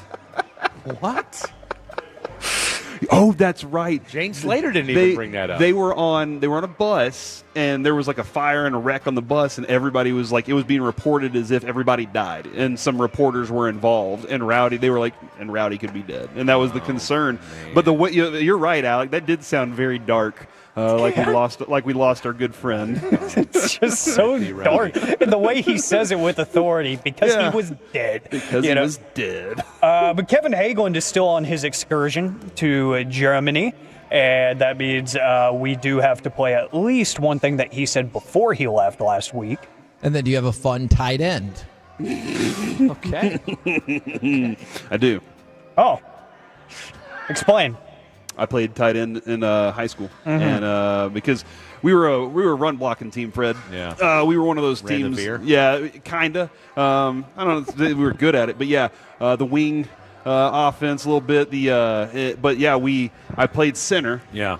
And our tight end got hurt, and they were like, "We're not throwing the ball. No. Put Majors out there at tight end, and we're gonna be an awesome blocking with the Coreys." It was my tackle was named Corey also. Okay. And so we would just plow over people. He's listening right now, as a matter And of you're fact. a fun guy. And I'm a fun guy. And it was an absolute blast. And then there was the moment where I was standing in the end zone, hands wide open, nobody around me within like 20 yards, and the quarterback looked at me and said, and ran out of bounds. And I asked him at school, the next Monday, I was like, why didn't you throw it? He said, Coach said if I ever throw to you, I'll never play again. And I was like, all right. Is the coach listening right now? Nope. Nope. There's a reason for that. Yeah, you don't sound upset about that. He didn't love me too much. Apparently not. But it's all right. All right, since we had Fred Davis on the show this week, that means we definitely have some entries from him because, he says things, and this was one of them. Get your planet out of my mouth. Did you say planet? Yeah. I said planet. Your whole planet? I said planet. What was the planet doing What there? were we talking about? It was if the 7-mile spaceship Yes, that's right. Flew over. If Will Smith, what would Will Smith say to the planet? Yeah. Welcome to Earth. Yeah, that's right. Yeah. Independence Day. Yeah. And clean it up. I'm starting to remember some of these that I grabbed, and I'm scared. Let's see. Corey, I know that Kevin kind of introduced this. I introduced it with Bassick because he would make a lot of random noises that just didn't make sense. And now Kevin wants to continue that tradition, and good for him. You continued it with this one. It looks like he just swings it from his belly button and just kind of... It's the sound effects that Alec loves so It's much. all about the sound effects. And that was Jock Peterson. I don't know, dude. Watch Jock Peterson. Oh, no. I watched him the next night because you said that. He has that one. He just kind of pulls the... You said that on Tuesday, and I was paying attention. And so you saw it. You know what I'm talking about. Absolutely was. Let's see. We're getting into uncharted territory here. This is Corey and Fred. You guys combined for this. Hey, I got too much. Let me pump it and put it into some buckets or some 877-881-1053 if you've got too much. Yeah. We were talking about the ice cream. What ice cream? I do believe. That's and right. you know what? I was talking with my wife about that ice cream. I said, hey, guess what flavor ice cream's out there? Yeah. And she immediately knew. She knew. Dude, and I was it's like, got the- did you know know what? this? And she was like, no, I didn't know. I could just guessed. And I was like, you're kidding me right now. But she was like, this is a genius idea. Huh. Yeah. Okay. I guess there are people out there who really love that idea. Well, by the way, remember I told you that my buddy pranked me with that in a shot glass one night. You did, yes. His son texted me and we were chatting and I was like, by the way, it was your mom that did that to me. And he was like, Jesus. and he was like, that. I said, I hope that's not TMI. And he said, no, it's hilarious. And I said, I appreciate that. By the way, the breast milk ice cream is still out of stock. Oh man. Oh, yeah, I bet you did check right off the wake up, huh? No. Well, I just checked it now because Blake checked it last night, so I knew I was okay then. So I checked it just now, still out of stock. Yeah, if you're checking that website at 11 o'clock at night, we need to have a conversation. I'm gonna do it at 12:01 tonight because obviously it's every midnight. And then I'm gonna tag the FBI in your next Twitter Oh my post. gosh. But Fred, you had a different idea, not ice cream, but this. I would make a protein shake with breast milk. Dude, that one slipped right by me, but that sounds like a great idea. You got all sorts of nutrients. Who wouldn't enjoy that? Is there protein in it already? I feel There like has to be. Yeah. Maybe a little bit. Like how these kids getting muscles if they don't have the protein. Smoothie King's doing ketchup flavored smoothies. Gross. What would you rather drink? A breast milk flavored Right, yes, smoothie? absolutely, Or a 1000%. ketchup flavored Yeah, smoothie? give me the breast milk. It's a no-brainer. Huh. Okay. Marking that one. This is the part where I get scared. Fred, you said this. I'm here to see dongs, people. Pause. Yep. He meant home runs. He meant dingers. See, you can tell I listen. Look, I'm a G-bagger, okay? What can I say? Yeah, that is What can I say? that happened in real Oh, life, and I was man. there for it. And Corey, you thought you were safe. You're going to be the final entrant for today. You said this, and context is very important at times. But I call it the magic wand sometimes in the bedroom. Wow. Oh. Guys.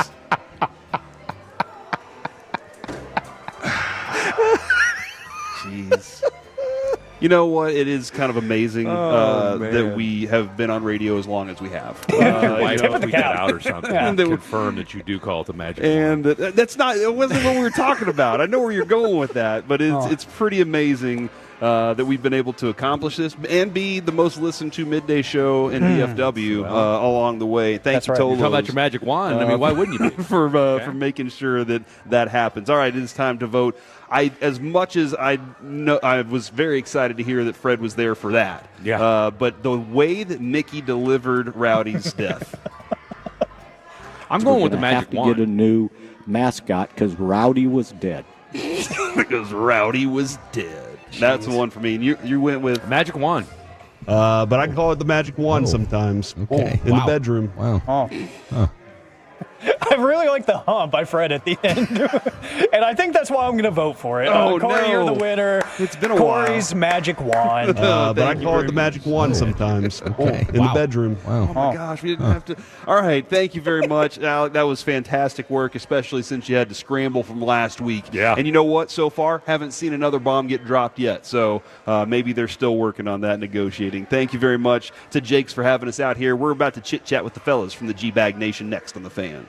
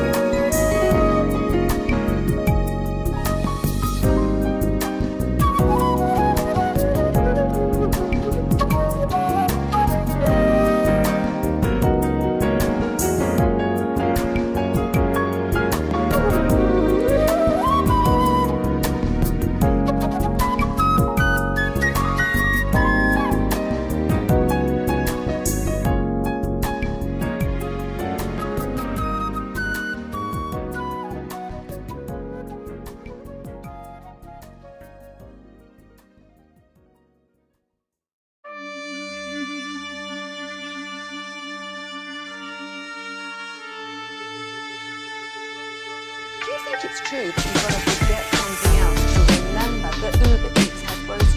No, that's absurd. Hey, remember when you used to be what was it? Pepper lady. Basil babes. Saffron squad? Nutmeg maiden. No. I just said that. Was it Spice Girls? Doesn't sound right. Was it Saffron Squad?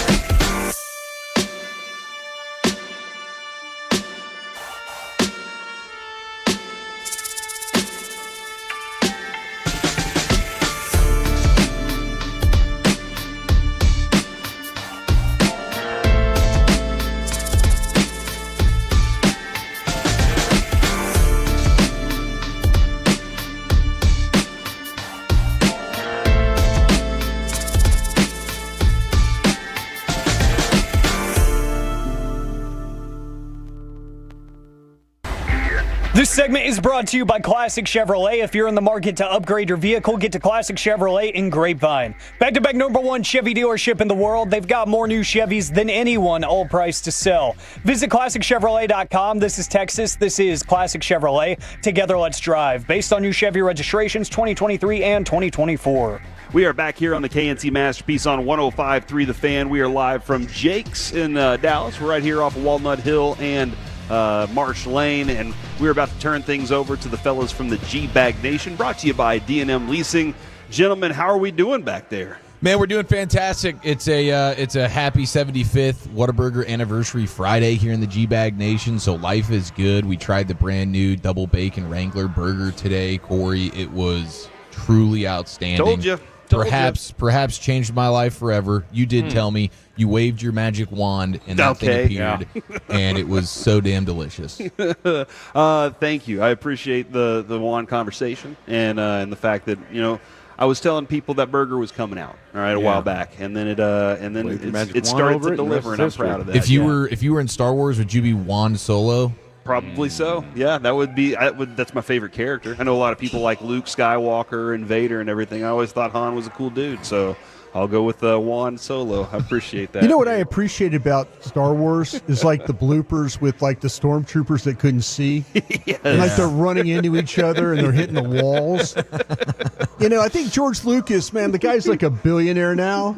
Yeah, and he was just creating chaos. Yeah. Like he's like, hey, listen, put these really dark helmets on and run around like, you know, we're on alert, and then run into each other. And, you know, I think that's the best part of Star Wars myself. The fact that shoot some laser beams and bump into each other. You could see like the wires holding the, you know, we were just the technology. Now, if you go back and watch that today, that's kind of like, it's unbelievable how stupid. It was cutting edge technology. Back at then the it time. was. The sound. He got us with the sound. He figured out like how to turn it up as loud as possible and make your seat shake. I don't know, said something really bad there for a second. Easy, Broadus. Easy. Almost said something bad there, but it was like it was noise and that was it the Dolby sound thing Yeah, or THX. Lucas sound. Yeah, he was. Yeah, he's in his that. bag. Yeah, right now, what I've found to be kind of funny is on TikTok and Instagram is the AI Star Troopers. They're behind the scenes, like what they're doing whenever Darth Vader's off, chasing something down, and how I have to deal with this idiot on the bike today, and it's really cracks me up with those guys. Guys, we got a game tomorrow night. You guys are on the pre and post game show. What are we feeling as we get ready for tomorrow? How are we looking? I thought Kyle Yeomans came on and talked about some good things. Good.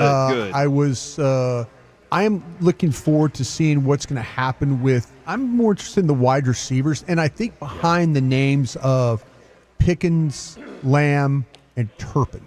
Okay. Because I don't think that wide receiver. I think that Turpin is. I say it's just going to be about the numbers. I'm not saying who's going to be the third or who's going to be the fourth.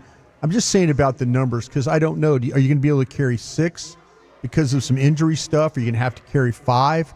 But I just don't think there is a clear-cut number 4 on this team right now. Okay. And I consider Turpin, the way that they use him in all the different ways, he is going to be if it's the number of wide receivers, he's number 3 for me. Not of how he's playing or anything like that. How I think they're going to use him. So on the team, don't worry about it. The rest of these cats, we're fighting for our lives right now. And I think there's going to be some guys that maybe get put on the street. And I'm not going to be Stephen Jones and say, boy, this is the toughest cut we've ever had to make, that kind of thing. Because we all as personnel guys say that every single time. Oh, man, this was a tough cut. No, it's not. These guys cut themselves in the second week of camp when they didn't show up for 2-3 days. That's when guys cut themselves. Then, when you release a player, you look at him like, well, hey, we're, everybody goes, oh, we're going to move in a different direction. All that. No, you cut yourself because you did. Mozzie Smith. I mean, Kyle was very, very much talking about Mozzie Smith. Yep. Mozzie Smith has not done anything to make you feel like that he's like Tyler Guyton. Mozzie Smith and Tyler Guyton were kind of in the same boat. Like Will McClay said, we need to get players that love football, that care about football. And Tyler Guyton all of a sudden started caring about football. Mozzie Smith, unfortunately, I think football is very difficult for him. I think he's not having fun playing football. And I think Mozzie Smith's looking for a way out. If I could wave my Corey Majors magic bedroom wand over this roster, all right. It would be that Mozzie Smith becomes an All-Pro. Same, yeah. You know what? I got a wand. Love to see that. Yeah, I would absolutely love to see that. But me too. But we're in a situation right now. We're in a situation where you're kind of like, there's some guys that had. I think that Damone Clark was in the same boat. You're at the crossroads right now. You're looking at either going right, you're going to the work in Jacksonville or Tennessee or some other team's going to take you, or you're going to take the path left and stay here and fight for a roster spot. I just don't know that just he has have a big enough wand to make Mozzie Smith a better player. It's tough, man. Is it a lip thing That's or one right now that Stephen Jones talked about it at the media gathering the other night. He says there's things that we have to wear. There's things that they're wearing that one.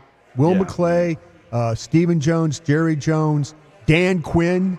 Yep. Dan Quinn's somewhere else. He's like, it ain't my problem anymore. but here, okey doke the team. Do you think that happened? Is that what's going on there? Do you think he okey doked the playoffs? That was his big plan. Oh yeah. Do you think he knew I'm out of here in a year? Well, let's see if pick this Mozzie Smith character. Let's see if Mozzie Smith does get released and if Dan Quinn picks him up. Oh, that'll be your sign right there. What do you fellas got coming up on the showgram today? Pure gold as always. Yes. Corey, thanks so much for asking. We have Todd Archer live from Oxnard in the 4 o'clock hour. Looking forward to that. And, of course, What You Drinking, What You Thinking, 5 o'clock. And then Eric Nadell. It's going to be a party, man. There it is. There's 5 potentially flawless hours. No, it'll be flawless. Could be flawed. We don't know, but it'll be beautiful is what I'm looking forward to with the G-Bag Nation. You got them for the rest of the day. And also, we got to thank Jakes for having us out here, man. This is amazing food. And, we got more locations for Fan Phenom. Fred, 100%. Thank you, sir, for being with me today. Pleasure. We'll have you a couple times next week, man. Corey, and you're rid of me. Rock this thing. No, I'm really happy to have you around. All right, coming up next, it is the G-Bag Nation. Until then, you've been Masterpiece. Wasn't it Cinnamon Sisters? Basil Babes. Saffron Squad? Nutmeg Maidens. Paprika? No. Was it Spice Girls? Doesn't sound right. Was it Saffron Squad?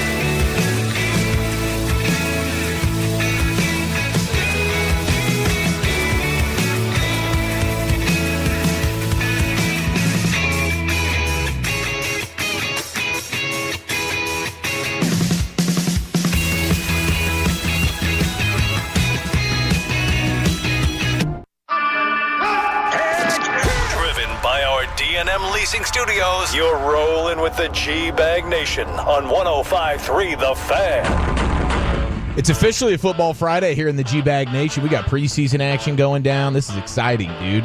25 hours from right now, Broadus and I will be handling the pregame duties for preseason game number 1 for your Dallas Cowboys. Saddle up, ladies and gentlemen. Great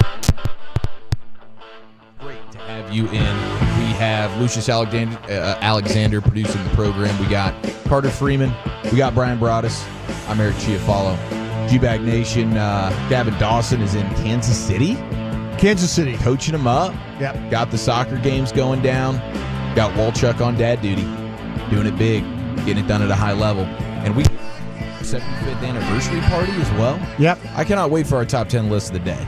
Coming up here in about 20 minutes. The best Whataburger items, according to me. According to you. And I had to call an audible before the show because we tried their brand new burger. So I wanted to ask you as we get through this list, and these are your items, right? These are mine. Do any of them have, okay, take a number 4, like double cheeseburger, and then combine it with a number 1 to make it like a triple patty, number 12, something like that? When it comes to my patty melt, I do note that I prefer an extra beef patty on there. So it's a triple meat beef patty. Someone's saying my mic is jacked. Is my mic jacked? When you snatch it around his neck and you make it do what you want it to do, kind of squeaks back a little bit. Did I get a little handsy there at the start? Pause. A little rough with the mic. My apologies on the... be gentle. Be gentle. On the mic grab. I'm just so excited to be here on what is now, it's the unofficial start to football season. It is. It is the first Football Friday. Yeah, we had some football going last night, right? Yeah, we did. Something like that. How about like that? That Seattle Net Raider game, you can put that one up.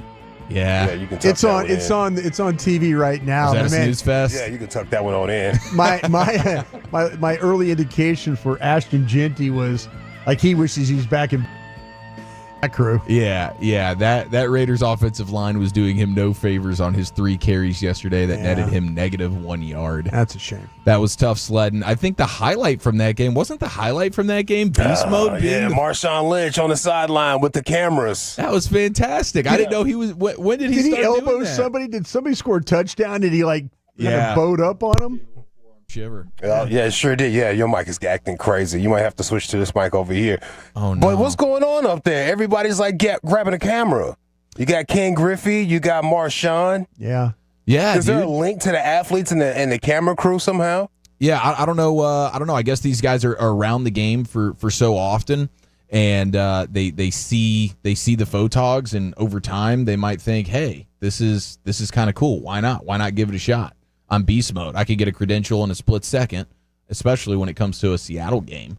Yeah. So get in there and get it done. I can't wait to see the results of his photos. Man, you might got a hum on it. Man, all right. I'm going to call Chris Oradat to come up here, the engineer. You might have to work on that one for a second. Pause. Yeah, this one over here is all lit up. We're good for that one. Well, that was a mistake. Okay. I was just trying to see which one. It's just like being the professional photographer that you are. How hard is that, though, for these pro guys to pick these things up? It's going to take a while till you find a good eye, till you have your eye on a shot, so you know how to, make a photograph happen. Yeah, I was always like, I watch those guys, how it's funny when they take pictures, they shoot away and then come back. It's like when you put your camera away and then come back to the shot where you some people are looking at the back of their camera to see what that shot looked like. Okay, I always felt like that it was like they're looking and they do it to maybe like they were doing the white balance stuff, or maybe trying to get it, or maybe get their eye right to make it. I don't know, but I'm always admire the people that can shoot pictures.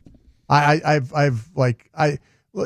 can say I just love like old pictures, like old black and white pictures that people like, not even with like really good equipment. Like I was kind of complaining about the grainy 1967 pictures. You were. But there's some pictures that were done old school I really, really, really like, especially in sports. It's nostalgic a little bit. Yeah.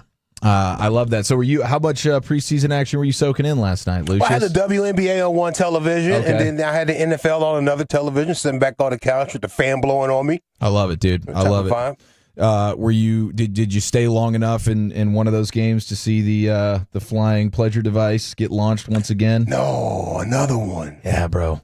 Another one. Somebody's eating money out here, though. Number 4, bro. What arena? The 4th one got tossed. Let me confirm the arena. I think it was back in Chicago once again. I'll tell you what, I think they're double dipping down there in Chicago. Chicago's security is not getting it done. Dude, but okay, we talked about this yesterday. You can't bring a bag in there. So how are you getting that thing in? Side of the leg. Just taped it on the side of the leg. me, You pat boss. me down, bro. That's You caught your boy, man. How about just wearing I'm it excited to be here, bro. wearing it in the front? Just walk in with it. Just owning it. Just walk in with it on the front. I mean, you could probably get away with that, huh? Yeah, it's crazy times right now, dude. We are on. So Chicago was like, didn't we have arena, like it was some odds on which arena? And colors, too. Yeah, bro, you can bet on, I mean, you can really get in the mix on this. So I need to know what color was it. It was purple. First time we've got a purple one. Yeah. So the latest odds are posted, but there's lots of value right now on a white one to be the next one. Oh. And after last night's purple, cashed 4-1. A white one, like white color or flesh colored white? What are we talking about?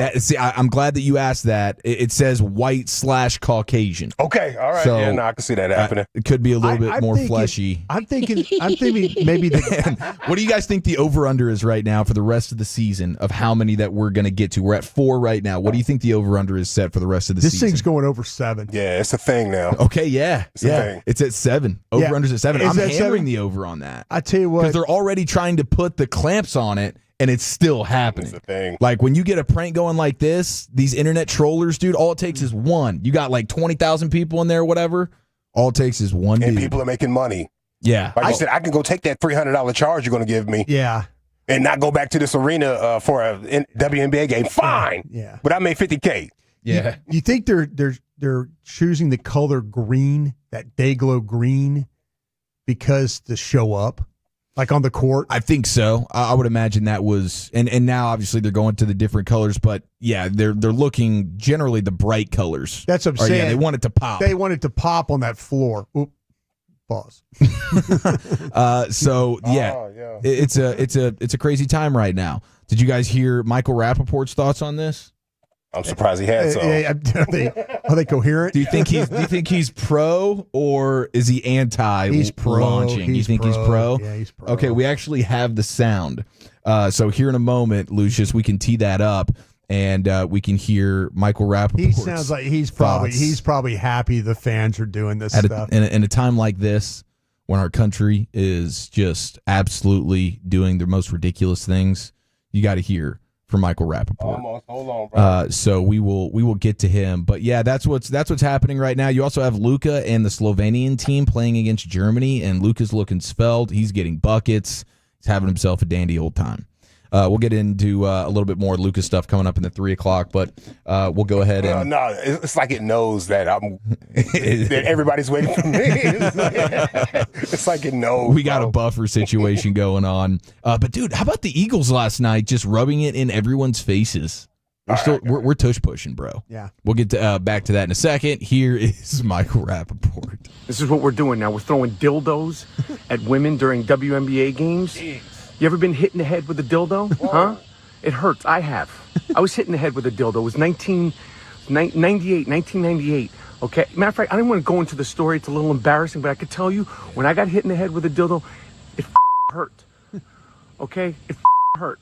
Those things sting. All right? It's not funny. It's not funny to be throwing. You're going to hurt one of these. You want to hurt Caitlin Clark, Paige Buchers? You want to hit her in the head with a dildo? Is that when it's going to stop? Is that when it's going to stop? When someone gets knocked out with a dildo in Madison Square Garden while they're shooting a three-point shot? Cut it out, okay? You might think it's funny. I have been hit in the head with a dildo, and it ain't funny, and it hurts. Cut it out. What a Wow. nut, bro. He's pretty serious about that. That's surprising for me. What a nut. You know he's just being funny. That's all he's doing. It's right got to there. be. But that it does feel like actually that because these things are pretty large. Well, I do, and they're getting launched from like the nosebleed seats. Yeah. So it's coming with some velo. I saw we were at Tiger Stadium there at LSU, and we were playing against Florida State. And the winner of the game got to go to the Orange Bowl. So every time there was a score, oranges came flying from the crowd. I saw an orange thrown from basically the second deck hit somebody in the face. Ooh. Yeah. Yeah, that kind of it. Yeah, when you're throwing stuff like that, airborne, down onto the field, the velocity, that knocked my guy back and onto the ground. Oh my! I saw it happen, and I was like, "Holy jeez, this is crazy." But yeah, I can imagine. You know, I think he's, in a way, I think he's not serious. Maybe he is serious. I mean, he has a great point. It's just he's the worst guy to make it. Yeah, that's a great point, though. Yeah. I was kind of confused. I thought he was going to take the approach of like, this is incredible. This is great. This is perfect for this basketball league. That's what they need more of. You know, he's don't want to be concerned with somebody's safety and somebody got hit in the head with one of them joints and we got a report on it. Yeah, so it's day to day from this point on. She got hit in the head with it. Come on. You got a mild concussion situation. What would be the report? I mean, mild concussion hit with a pleasure device. Yeah. I think that's what it was. Breaking news, bro. That's crazy. Yeah, that's going to be on the ESPN ticker. They're going to have whoever the WNBA insider is popping on and breaking this unfortunate news. Who is the Shams of the WNBA? Do we have one of those? That's a good question. I don't know that we have one of those. Is it Walt the barber? Is he Walt? Walt's the WNBA guy. He's definitely. We should get Walt's thoughts on Tovash this, is the Who's the insider for these things? We might have to call an audible, and you can tell how much Rappaport's watching the WNBA with his Paige Bucher's name drop right there. Yeah. But I think Walt would be the guy here locally to bring in and just get check the temperature on what's going down. Listen, you couldn't get away with this at a Wings game, could you? Be a Wangs game. No, a Wings game, and I'm saying this because aren't their crowds not as big as the other crowd? You can't do this in a smaller crowd, right? They're going to point you out right now instantly. Yeah, well, right? I mean, you're up there like 26 rows up, and you stand up and throw, and there's not a lot of. I mean, maybe I think a lot of these teams have big crowds. I don't know. Are we kind of a? I don't know if we have the biggest crowd or not. I'm not really sure. We're a crowdless team a little bit. We're struggling. They're still playing over there at UTA, right? Yeah. It doesn't general matter. manager was it can on. be so packed in there. You're still going to be seen. Okay. I was just. To me, so you're right. If you stand up and throw one, people will be like, "It came from right there." If there was 2,300, look at the MLK photo over there. That's exactly. what Exactly. right there. It was that room 621. They got it right there. Yeah. But no, I just wonder because to me, if I was going to do this, I'd make sure the arena was crowded. Yeah, you want that thing to be a packed house. Yeah. Yeah, I don't know what the getaway plan is for these folks necessarily. Do you throw it from the entrance into the concourse? Did you stand right by the and rip it through the tunnel and then just throw it and run? Yeah, I guess that would be the coward's way to do it. If you're going to do it, man, you got to go crouch first. Yeah, okay. All right, we have our top 10 list of the day and your G-Bag of the Day champion replay. Of course, the G-Bag of the Day, new contenders, goes down at 5:30 today. What you drinking, what you thinking at 5 o'clock. Eric Nadel, Jared Sandler, Todd Archer, just getting started here in the nation, and we're back with the top 10 list of the day. But first, I want to tell you about my friends at Greystone.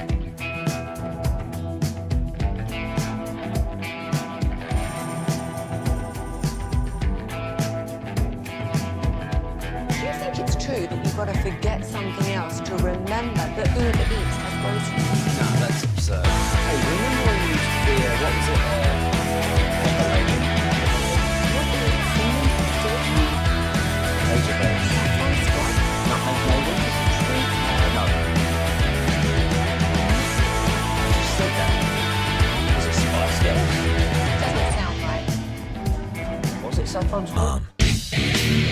All right, let's get you the Wooly Bully Top 10 list of the day, plus the G-Bag of the Day Champion replay segment here in the nation, brought to you by the Frankels. Life is unpredictable. Accidents happen. If you or a loved one has been hurt in a car wreck, call the Frankels first, 214-333-3333. Also brought to you by Cars for Kids. Donate today at carsforkids.org. Biggest L, Biggest Dub coming up at 2:40. 877-881-1053. What's your favorite Whataburger menu item? We'll get to that here in a second, but right now, it's time for Lucius to take center stage. Little Pantera right there, bro. I was watching Pantera, the lead singer. He was on stage just ranting. Straight racist rants.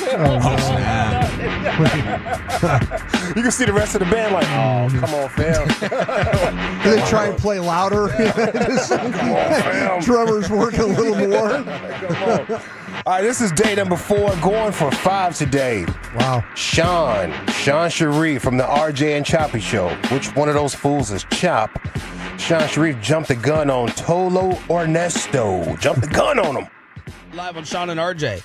Yo, what's up, guys? First time calling, man. It feels good to finally talk to you guys. How you guys doing? You feel good. Doing well. Thanks for listening. Feel good. So here's my thing. You guys got to stop letting Steven off the hook, man. I mean, Steven and Jerry. You guys are going to need to realize all this could have been avoided if you would have signed Dak 2 years ago, we wouldn't be in this situation.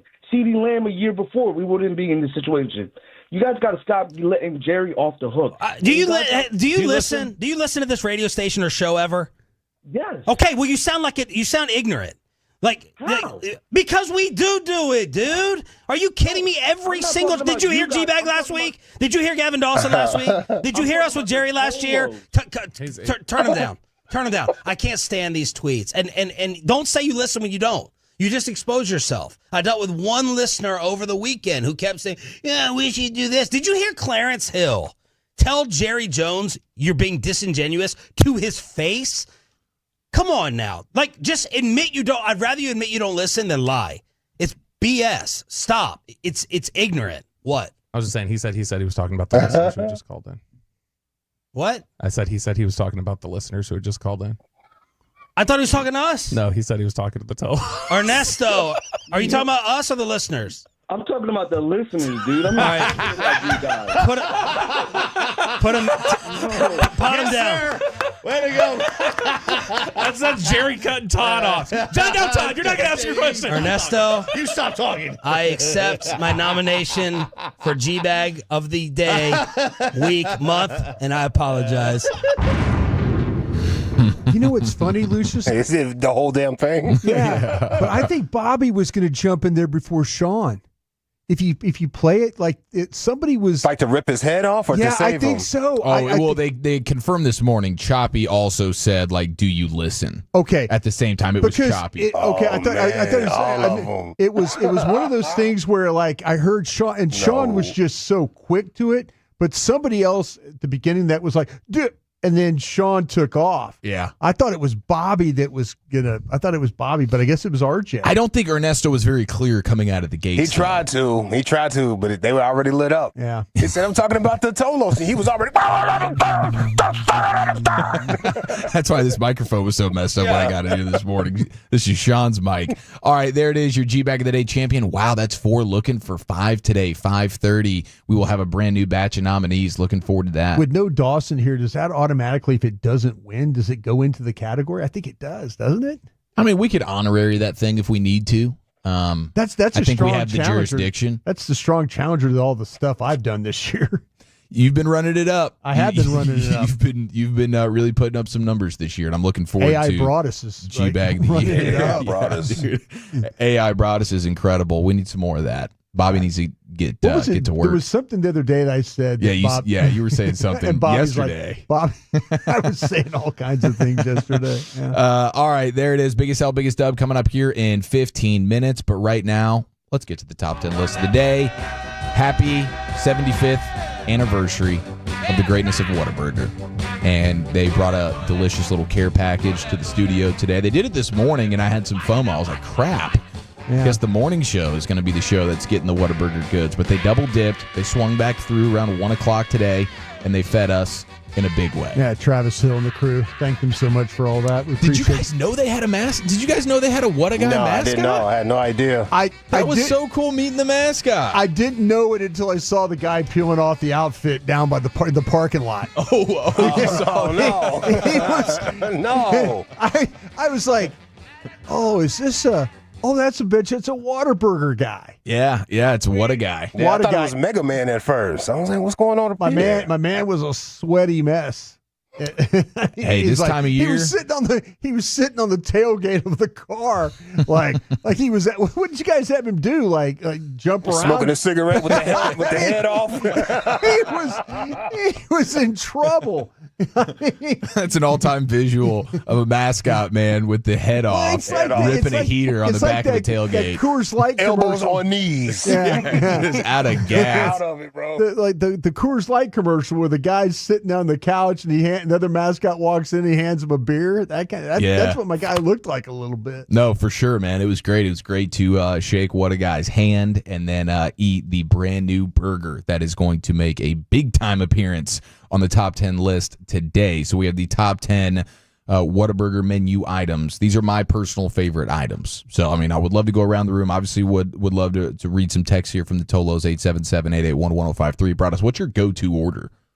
Oh, I've always been real consistent. I love the number one. Just with the cheese. number one. I just like the number one with cheese. Just one good patty. Yeah, it's just the number one with cheese, and then all the fixings, the onions, the lettuce, tomato, all that stuff. Their mustard is so good, too. Little mustard and a little mayonnaise on that thing, and a dab of ketchup, too. Lucius, do you have like two different ones at like the post 11 p.m. and the pre 11 If you p.m.? can catch that 11 to 11 window, you really hit a nice spot with Whataburger because you can get the taquitos. Mm-hmm. Oh, wow. Yeah, with the sausage and cheese. Yeah. Extra hash browns. Get two of them boys. Man, come on. Yeah, those hash brown sticks go crazy. And you think about it sometimes on like a Sunday morning or a Saturday morning, you think, I'm going to get up and get that damn thing. But you just don't have the gusto. Yeah, you don't have it in you. You don't have it. You get there at like 11:15. Exactly what I'm talking about. You're like, son of a gun. Don't have it. I guess I'll just get my favorite cheeseburger then. Okay, 877-881-1053. Outside looking in. My honorable mention is going to be that Buffalo Ranch chicken strip Sando. This one's pretty good. I don't know how many times you guys have had this. When they first released it, I was really getting after it in a big way. That was when I was back at UNT, and I was just hitting that drive-through on a regular basis, especially when you throw that thing on the Texas toast. Yeah. That's the other thing that you can do with any of those burgers. I mean, you can. You just like throw that thing on Texas toast. Let's get this thing done. So that's going to be my outside looking in. Let's see here. We have, okay, Carter has sent me. Shout out to Carter here. Carter's going. He's a real Whataburger guy, bro. Oh, he is. Like real life. He goes there every Friday. It's his thing. Yeah. It's tradition. It is a tradition. He sits in there all by himself and just soaks it up. Whataburger gear. Maybe he could be the mascot guy. He would take might pride need in it, He might honestly. need a backup.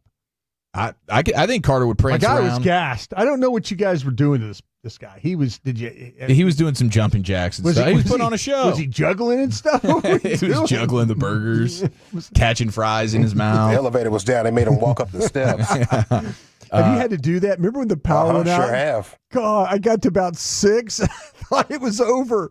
I had to take a knee. I was just like, gosh, this is too much. Oh, yeah, dude, you got to take a couple of halftime breaks. Go on without me. Just go save can make it. yourselves. Yeah. Save yourselves. I'll detonate the bomb. We'll be okay. We'll save the world. Carter's going with the honey barbecued chicken strip sandwich. He does note that the Buffalo Ranch chicken strip sandwich is in his top 5. So I know there's plenty of people that go there for the chicken items, which is what's fantastic because Whataburger has such a wide variety menu. I would be interested from Carter's perspective, what makes their chicken strips better than anyone else's chicken strips?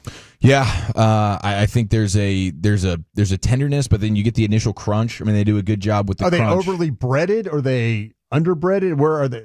How are they? I think there's plenty of breading. I will say that. See, if you have a chicken strip sandwich and they're heavily breaded with more bread, that's a gut bomb right there. Yeah. Yeah, I hammered home 15 of those things a few weeks ago with KNC. With bread? Yeah, it was breaded chicken tendies. No, like the bread, like a sandwich. Oh, you mean with the toast? Yeah. If you're eating it with the toast and it's like heavily breaded, whoa. That's hard. Sometimes you got to carb load, man. That's what you got to do. Yeah. Okay, we're getting a lot of love for the honey butter chicken biscuit, which is truly amazing. Everybody's trying to duplicate it now. I mean, you go to these different places and you see they're trying to come up with their own honey butter, but no one does it quite like Whataburger. Chop House Cheddar Burger coming in pretty hot. Let's see, you got the sweet and spicy bacon burger. And, of course, you just got your run-of-the-mill Whataburger the same way that Broadus just mentioned it. Patty Melt as well. Yeah, that's going to be high on my list. So I got the Buffalo Ranch chicken strip sandwich on the outside looking in at 10. That Pico de Gallo burger, they brought that up to us a while back, and I thought that thing, that was really dang tasty. Nice flavor. Yeah, a lot of good flavors.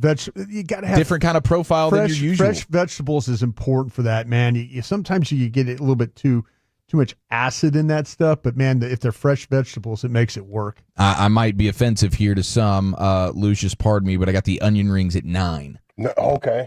I mean, they're on the list. They're really, really good, man. Oh, they're fantastic onion Lucius, rings. I'm telling you what, Jake's has some good onion rings. Nice, crispy.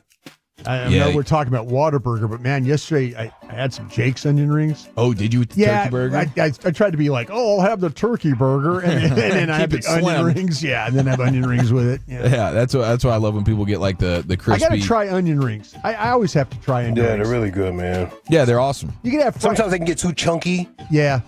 Too big. Where the onion is too much onion. It's just too much onion. You didn't fry it. I'm like, I'm eating an onion, dog. These were perfectly done. The crispness to them. It doesn't. It was like it wasn't falling apart and all that. The bite, you could get the consistent bite of it.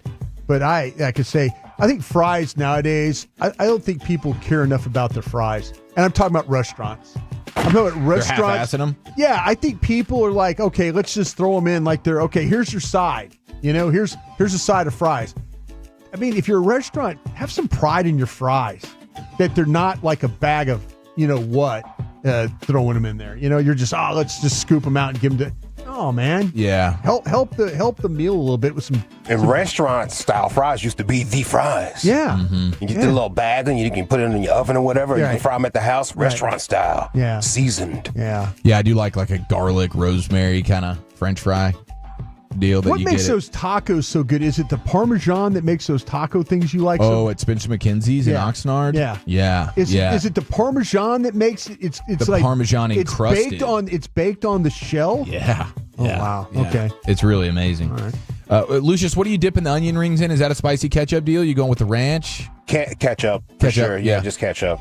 I got the fries sitting there at 8.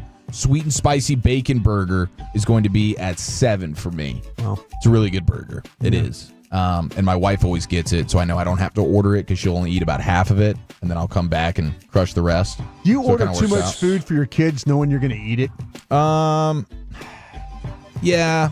I mean, not intentionally, but I just know it's going to happen. Yeah. I know they're going to leave some extra stuff there, and I'm going to go ahead and clean that up. Yeah. Honey butter chicken biscuit, I got it 6. That's a morning deal?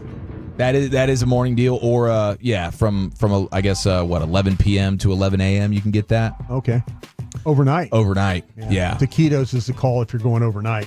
Yeah, the taquito and the honey butter chicken biscuit are the two that you get. Now the sausage, egg, and cheese taquito, I go double sausage on that. You could actually go. No, I like that, bro. Sausage and bacon. You ever do the sausage and bacon combo on that? Because you can do that. You can do that. They'll let you. They will. Oh yeah.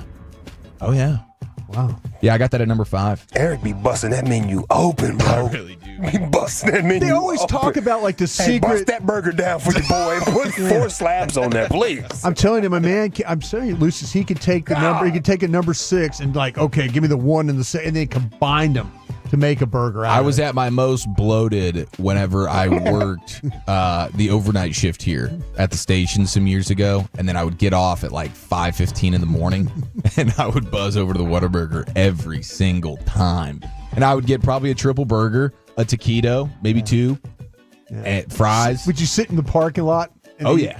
I'm a parking lot eater, dude. I'll buzz through the drive-through and then just park it right there. And get it done. I'm not wasting any time. Okay, so I got the taquito sitting there at 5. I got the double meat, just your run-of-the-mill double meat with everything on it. Okay, sitting there at 4. I got a double meat old fashioned. Yeah. Got everything on it. Yeah. At 3, triple meat, triple cheese, plain and dry. Go plain and dry on that. Yeah. And The there's something defibrillator? about the way the cheese melts with the beef patty that is just fantastic. And I'm a vegetables, lettuce, tomato, pickle, onion, mustard, stuff like that. But man, With the there's triple something about patty, just is a that plain too and dry. much? Is it too much? Is it too? It slides around. It gets it can get a little messy on you. It's a little bit cleaner when you just go plain and dry on that. At 2, going with the patty melt, and that's going to have an extra patty on it for me personally. But the patty melt is just Texas amazing. toast, right? I think they got a special new iteration of the patty melt that's going to be coming out at some point. Is grilled onions It's on gonna that be thing? Yeah. All right, yeah. But number 1, and this was not something I woke up this morning and knew was even going to be on my had this list. today? I had this burger today. It is the new 1 seed for Whataburgers. Lucius, I would love to get your review on this as well. The Bacon Wrangler Double. It's their newest, hottest item. They brought it up here today. Yeah. Shout out to Travis and the crew. What a guy. Yeah. Just rocked my socks off. You have you got the fried onion strings on there. You got the chipotle aioli, and then it's got the pickles, and then, of course, the meat and the cheese. Wow. I mean, it is, and the bacon. Oh, yeah. It's the best burger I've ever had there. It completely blew me away. It is. I thought those were pickles. I thought those were jalapenos. See, you could do that. It had a little zip to it, I thought. Yeah, well, that aioli, that's that Chipotle aioli, that's what I think got it. It does have a little kick to it, but the flavor is just other freaking worldly. Got the A1 Thick and Hearty Burger coming in pretty hot. That's a discontinued item. That was really, a good really one good. back in the day. Dr. Pepper Shake, the B.O.B., little breakfast on a bun action. That's really good as well if you're going for That's that fried egg thing, right? Yeah, you got I the would not egg. get that. You got the sausage. It is really dang fantastic. But how good was that burger, though, Lucius? I'm not mad at it, man. I'm not big on specialty burgers or whatnot. You know, I keep it classic. Bacon cheeseburger, that's about it. But I wasn't mad at it. I had a few bites, went deep with it. You can mess up. Wasn't disappointed. Yeah, you can mess up that burger if you put bacon on it because if the bacon's too rubbery. See, that's what I loved about this one. This could be a problem. It was like a good crunch on the bacon. Yeah, you gotta have some crunch. Yeah, because that's where you get that. You talk about half-ass fries. Yeah. The fast food bacon at a lot of places. Yeah. It's just, I mean, what are we If doing? it's rubbery, it's chewy, it's hard to get through the sandwich. No. I might be, being a little bit knee-jerk, prisoner of the moment. I've only had it once.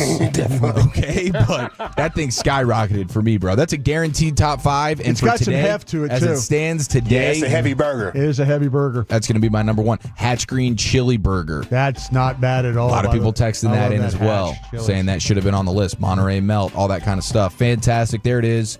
Happy 75th birthday to Whataburger today. All right, biggest L, biggest dub, 877-881-1053. That's next right here on The Fan. Coming up Monday morning on Sean and RJ, Cowboys Rams.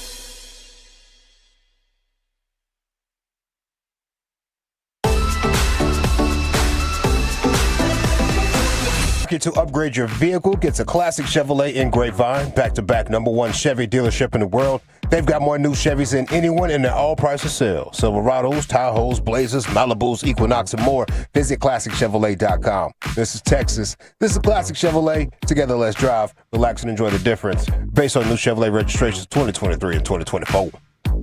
All right, thank you, Lucius. 877-881-1053. Where have you taken some L's this week? More importantly, where have you gotten those personal victories? Here's British Ian. Oh, yeah. Now listen here. It's time to toss things over to that silly twit, Eric Chiafalo, to give us this week's L takers and dub makers. On and off the field, no one is safe from this imbecile's tongue. It's biggest L, biggest dub. Took an L today as I spent the morning at Discount Tire. Got a nail in my wife's tire, and so that was a 2.5 hour, way too expensive extravaganza this morning. There's the car stuff is just out of this world. Yeah, did you get the insurance? So you don't worry about it next time? Yeah, I did. Unfortunately, I had two. Last year, I got 2 new Discount Tires on the van, but I was like, I'm not going the full gusto on this. I'll circle back at a later date. And today was that day. And unfortunately, the nail was in the tire of one of the unwarranted non-Discount Tire tires. So that's brutal. That's kind of the way it goes. But yeah, that was. My man said, "Are you sure? Can you check again?" Yeah, I'm like, sure. This has to be one of the ones that are under warranty, bro. Please. Yeah, I can't get over how expensive tires are. Yeah, it's just I don't know. They must be making money hand over fist. I thought about doing a thing where you can buy them off like Amazon. I heard they're a little bit cheaper. And put them on yourself, or have somebody else put it on for the labor or whatnot, instead of going to someone local. That's not a bad idea. That's what I heard. That's what I heard works. I've never done it really. Oh my gosh, yeah. I would need to know. I mean, I guess putting on the tire, that's actually one of the few things I could do. I guess I've had to change a tire before. When you're in the comfy environment of like your own driveway and you're not on the shoulder of a highway. Yeah, you feel a little bit more comfortable doing that. You just got to have the right tools, man, because you got to take it off the rim, put it back on there, make sure everything is balanced and whatnot. Yeah, I'm always worried about the car falling off the jack. You got to have one of those like industrial sort of jacks. You can't have one of the twisty. The twisty thing is a disaster. That's a hydraulic jack. Yeah, bro. Get that car up in no time. So yeah, there's my L for the week. Of course, the dub is getting that fantastic double bacon Wrangler burger from Waterburger. I'll be thinking about that all weekend. 817 biggest L, had to work today on my day off. That is a bummer when you think you have the day off and then boom, you don't. Victory, though, he says the wife was out of town for a few days, and so it was a nag-free few days. That's fantastic. Yeah, when you get a little bit of quiet time, man, a little bit of quiet time, a little bit of solace. Nothing like that. No, so I wake up early in the morning and go poo.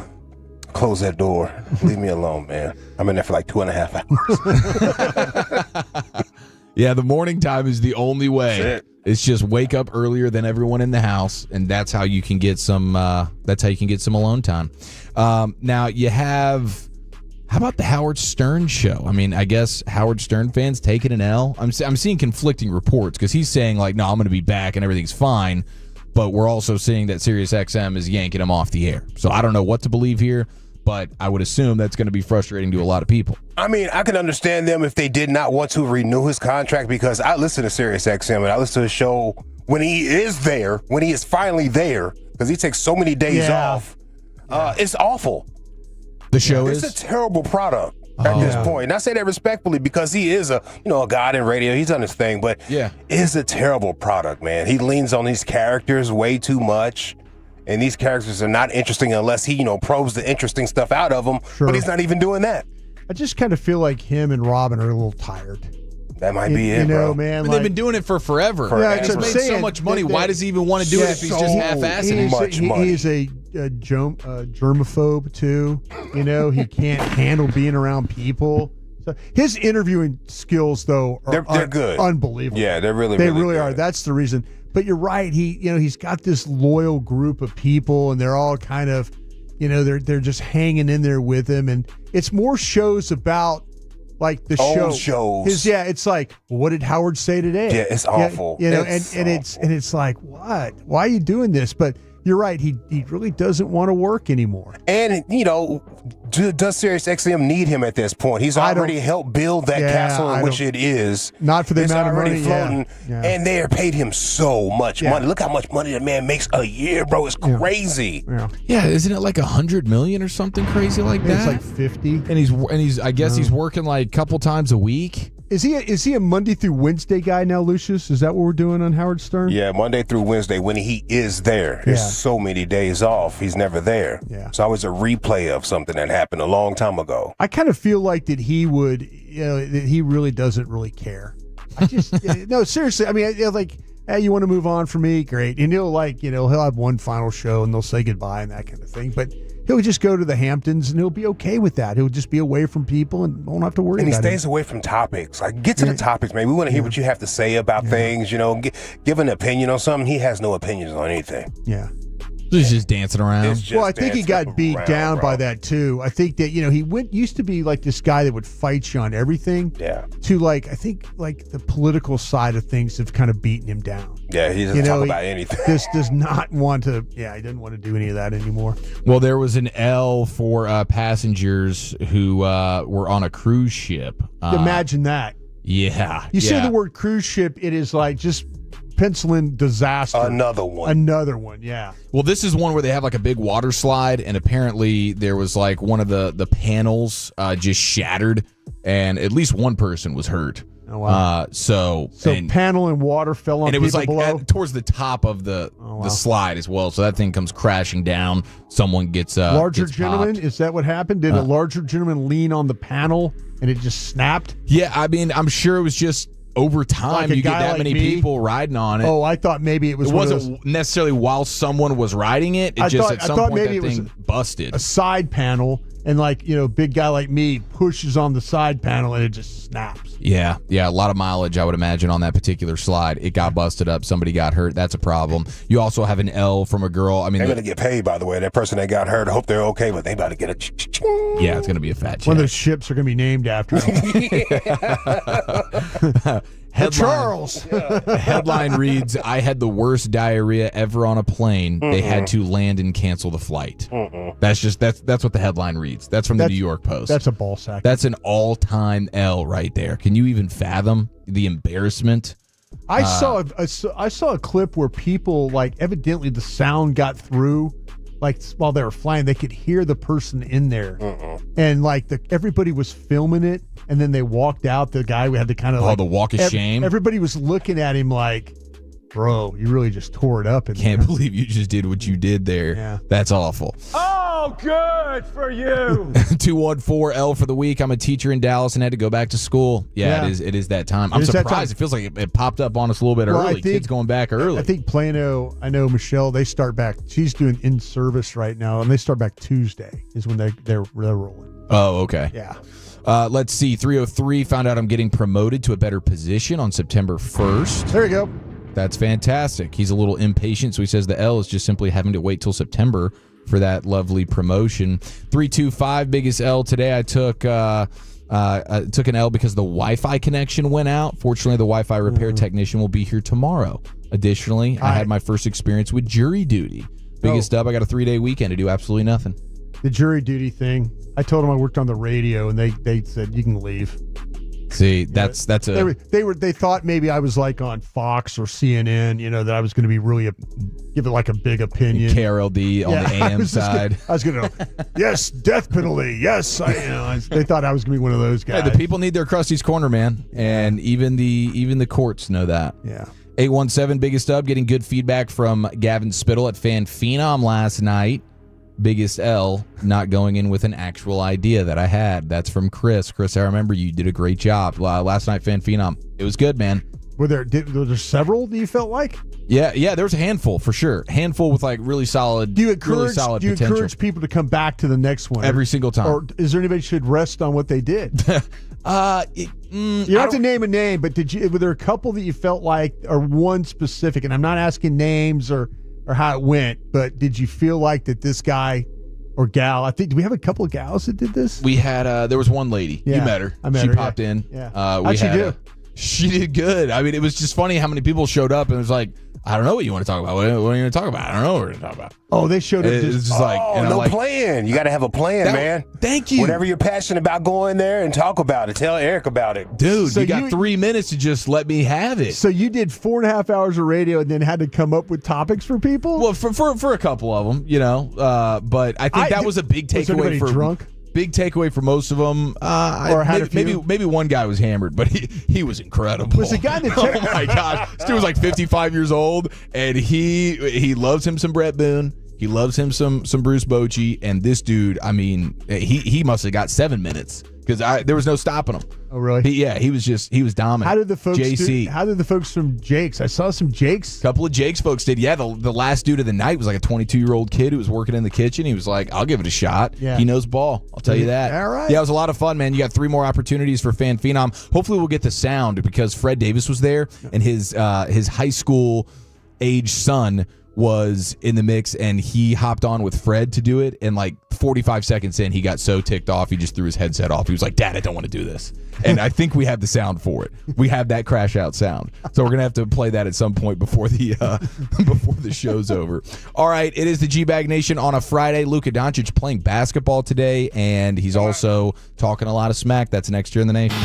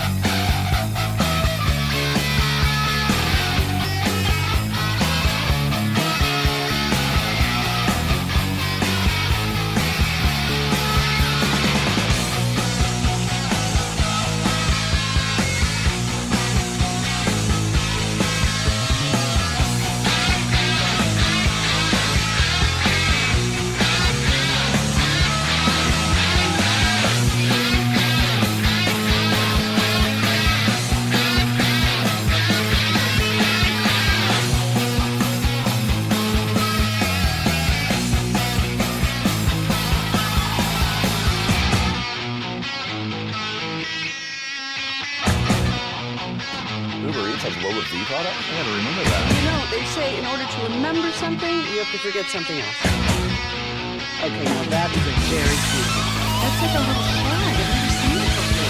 Well, for Rachel. Oh, is that your name? No, I didn't like your name. No, I'm Jen. My name's Jen. Right, but I just mean like this is your haircut. But that's not your hair. I'm not saying this is your hair.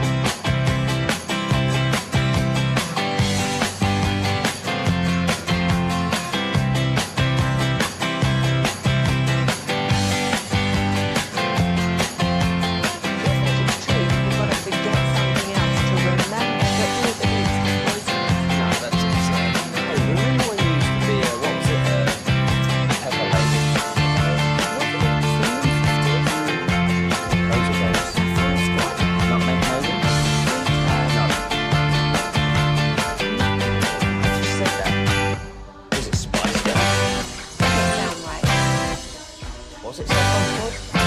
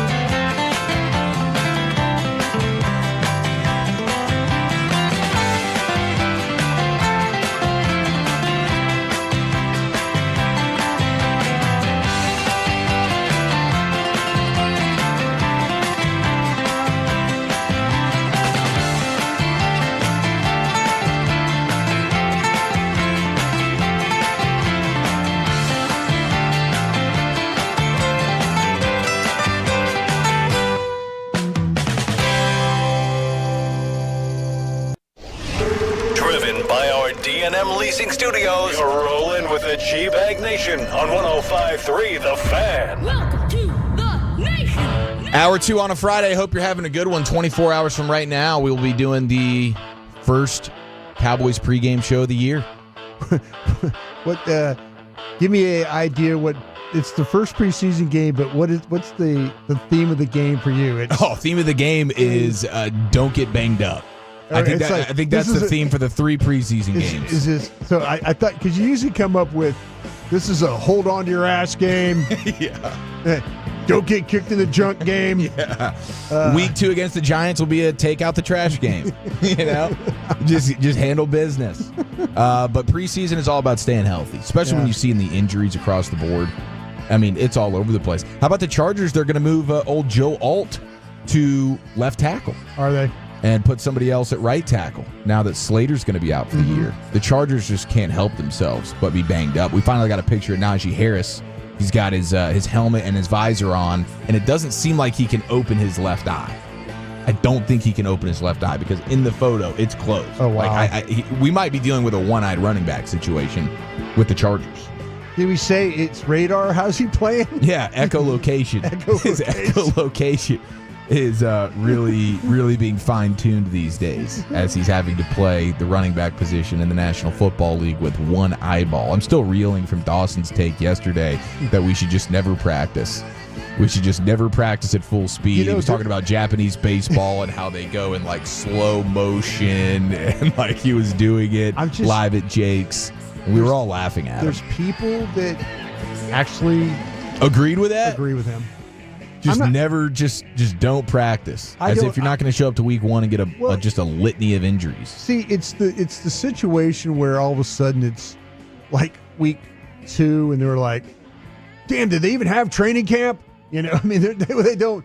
You come out and you just don't even look like you're ready to play. That's what I'm saying. Like just the product itself. Yeah. Yes, you're going to deal with guys that are going to be out due to injury from training camp and preseason, but at least you have some semblance of continuity and like these guys looking like they know what they're doing and looking like they have played together. Like, don't you think training camp actually changes? I kind of think it's important. It's important. Yeah, yes, because then otherwise the first 5-6 weeks of the season, it's just going to be a bunch of guys looking around trying to figure crap out because they haven't been doing anything. And then we're all over them because they just look like crap. Yeah.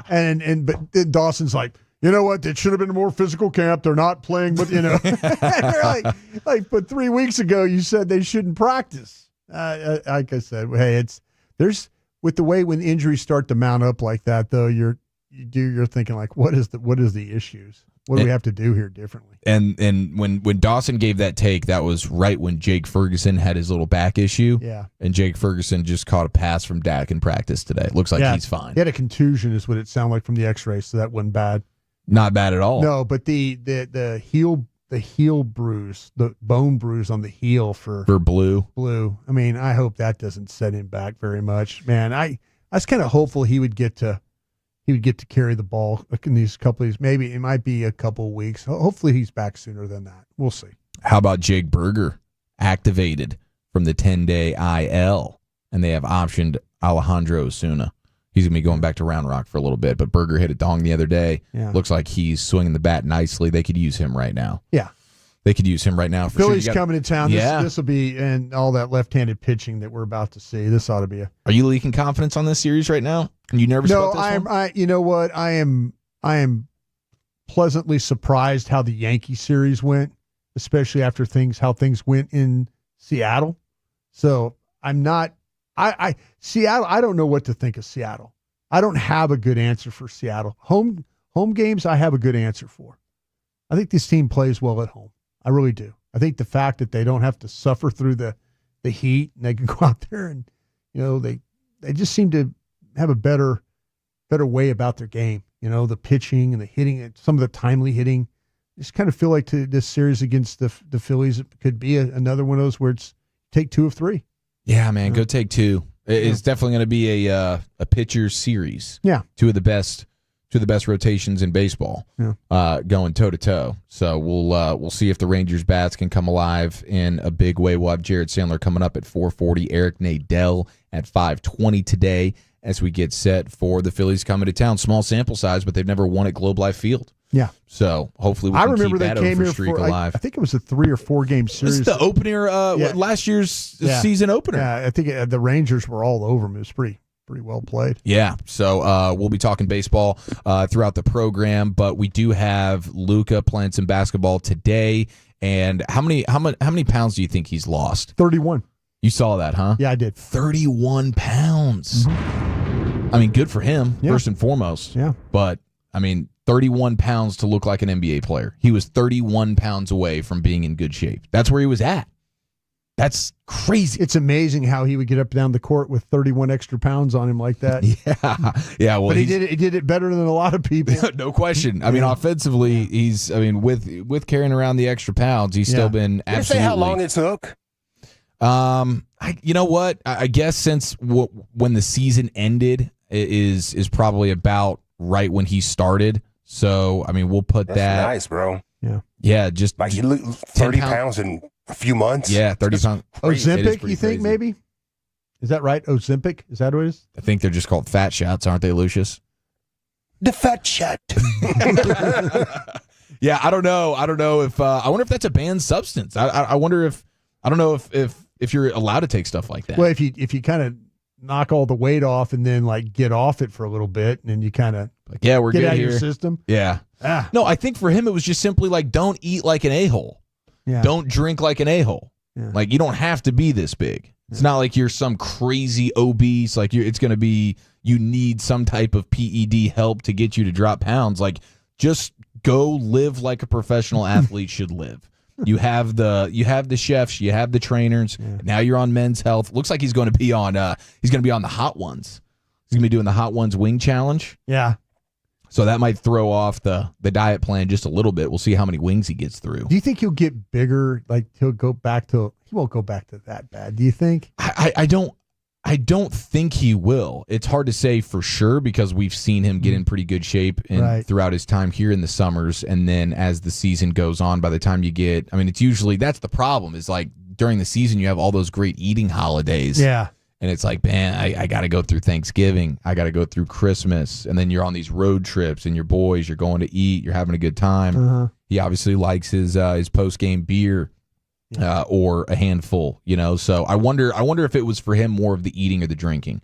I would love to get in the weeds on that. What was it? I bet you it was the drinking. Yeah, because the drinking oftentimes leads to the overeating. Leads to the eating, yeah. Yeah, that's what happens to all of us, really. Yep. But, 31 pounds, he's apparently down. I do think that he's one of those guys, we've seen it. Heck, we just saw it in this, I don't know, they're playing a friendly, Slovenia versus Germany. Mm-hmm. And one of the German players was getting rough on one of his teammates. So he gets in the guy's face. They go after it for a second, just kind of talking smack to each other. And then the next time down the court, Luca on that guy bangs a 3 right in his eye. Right. And that's just the kind of guy that Luca is. He's the one who he's fueled by the hate. And the entire trade was centered around the fact that he doesn't take care of himself. He's out of shape, all this stuff. Uh-huh. So I think that creates a huge chip on the shoulder. And now he wants to go prove you wrong. He's that kind of guy. some athletes, they hear the hate and they kind of crumble. We've seen him in real time feast on that. Yeah. In Minnesota, big moment. The crowd's going crazy on him. Okay, watch this. I'll go dance on Gobert and get the dagger bucket. He's an assassin that way. So I think this is fueling him, and he probably has a picture of Nico Harrison somewhere in his room that he looks at every day to remind him of what the In his job is locker, right now. He's got in the back of his locker. He's just got the whole locker with Bulletin Nico. board material. It's just Nico Harrison's face. Maybe he's got little newspaper clippings from when the trade went down, different quotes, things like that, something to fire him up. I think he's going to stay locked in on this one because when he gets hated on, that's when he flips it into another gear. So here was Tim McMahon on the Hoop Collective podcast. His thoughts on Luca on the cover of the Men's Health. The Men's Health cover, and I guess there were 3 stories. I read one of them. It's a bit much. Like, look, it's cool that you've committed to conditioning. I don't think you needed the victory lap, too. And this has been like a long victory lap. But, and essentially, he's sticking it to the Mavericks. Okay. Lakers. Huh? You said sticking to the Mavericks. Oh, sticking it to the Mavericks. Oh, sticking it to the Mavericks. The whole revenge bod thing. Yeah. This proves the Mavericks. Look, Luca didn't have to get in shape to prove that the Mavericks made a bizarre decision. But Luca's body changing so much this summer does confirm that those conditioning concerns are absolutely real. Like his sudden commitment to conditioning, like, bro, you're several years into your NBA career. I mean, a victory lap, I would say about time. Yeah, and I think McMahon, I don't think he's wrong. No, he's not wrong. He's not wrong. Like, this is what it was going to take. Would Luca ever be gracing the cover of Men's Health if he was still here with the Mavs?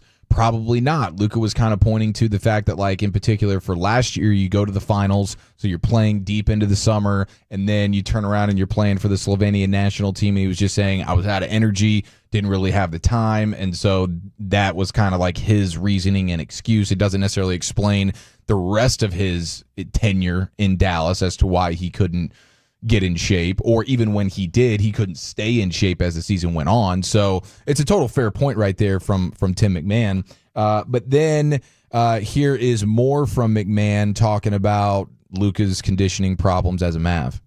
And there have been, like, his second or his first summer after his rookie year, he had this kind of conditioning commitment. A couple of years ago when he got the body team, he came in leaner, but, like, I don't know, man. The whole victory lap thing to me has been a little bit odd. And the article that I read, like, there was this suggestion, and I don't know if this came from Luca or if this is just the writers, but that he was left without guidance. Like, he had to, like, during the summer, he was on his own. Trust me, the Mavericks would give him all the guidance that in the world. None of that guidance was feast every night and throw down a bunch of beers. And, he's European. Goran Dragic is European, actually from the same hometown. He managed to stay in great shape his entire career. So congratulations on your newfound commitment to conditioning. The accountability is on Luca. The accountability is not on anybody. I'm not on the Mavericks, not on anybody else but Luca. And I'm glad that he's now taken those steps. But the victory lap has been weird. Yeah, I mean, he is doing the flex here for sure. But I mean, if you're a Lakers fan, it's like, I don't care how you got to this point. I'm glad you're here now, and hopefully you stay in this mindset for the rest of time. What do you think about this one here? This is a direct quote from a texter in the 903 brought us. 31 pounds lighter will affect his play in the paint. He will not be able to absorb the blows he took as a fat ass. That's interesting because I'm like, give me the quarterback with some body armor. You know, I'm for the guy that's kind of a little bit of, with Dak early in his career. Remember we were talking about, like, he was kind of like a bigger guy and he was able to kind of withstand some more hits. Dak's had an incredible body transformation from year one to now. Exactly. It's kind of like he's physically has gotten better. Almost like Tom looks Brady. better. He's leaner. But man, when he was kind of a big Dak, big sweaty Dak. No. And I say that. I'm serious. No, I'm here. Because there were times when you remember, like, when just his uniform was drenched. You know, he was like a bigger guy. Yeah. And like I felt like he had body armor, like he could take the hits. I always say this about Dak. He's like when he could feel the game, when he was involved and he's kind of bloodied and muddied, and that's kind of when Dak was at his best, when he could run and just and be that guy, the sweaty guy. You know? I say that in respect. No, I know you do. And now I'm kind of like, oh, he's in really good shape, and he's getting hurt. Yeah, and what happens sometimes with our guy Wyatt Langford, really good in shape, and all of a sudden something's wrong with the obliques, and when you get that tightly wound, I always talk about that. Get to be some muscle problems at times. Yeah, and Luca's never going to be like Mr. Muscle Guy, and I still think like he's still so hard to pull fat. Still so naturally big. Yeah, there's no question. But like Tony in the 214, skinny Luca is still a much bigger dude than you would think. Like he's still 6'7". Yeah, he's 6'7". Yeah, and so I 31 pounds off a guy that's what, maybe you think he's into the 222, 223 range? What are we at now? I would guess he's still probably 230. He was probably a 250, 260 guy. 260. He was a 260 dude. Okay, so now he's somewhere between 225 and 230. Good for him. But man, it's amazing at 260 how well he can play. There's sometimes I think it's a little bit of like genetics with him.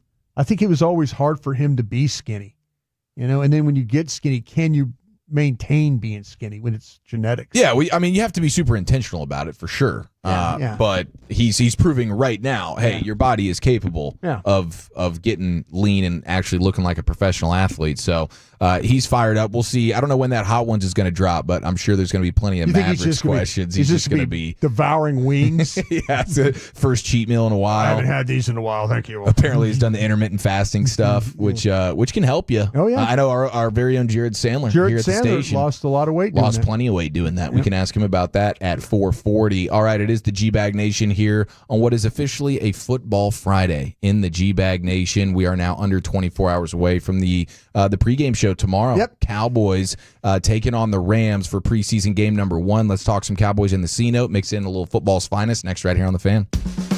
Our goal is to have you winning every sports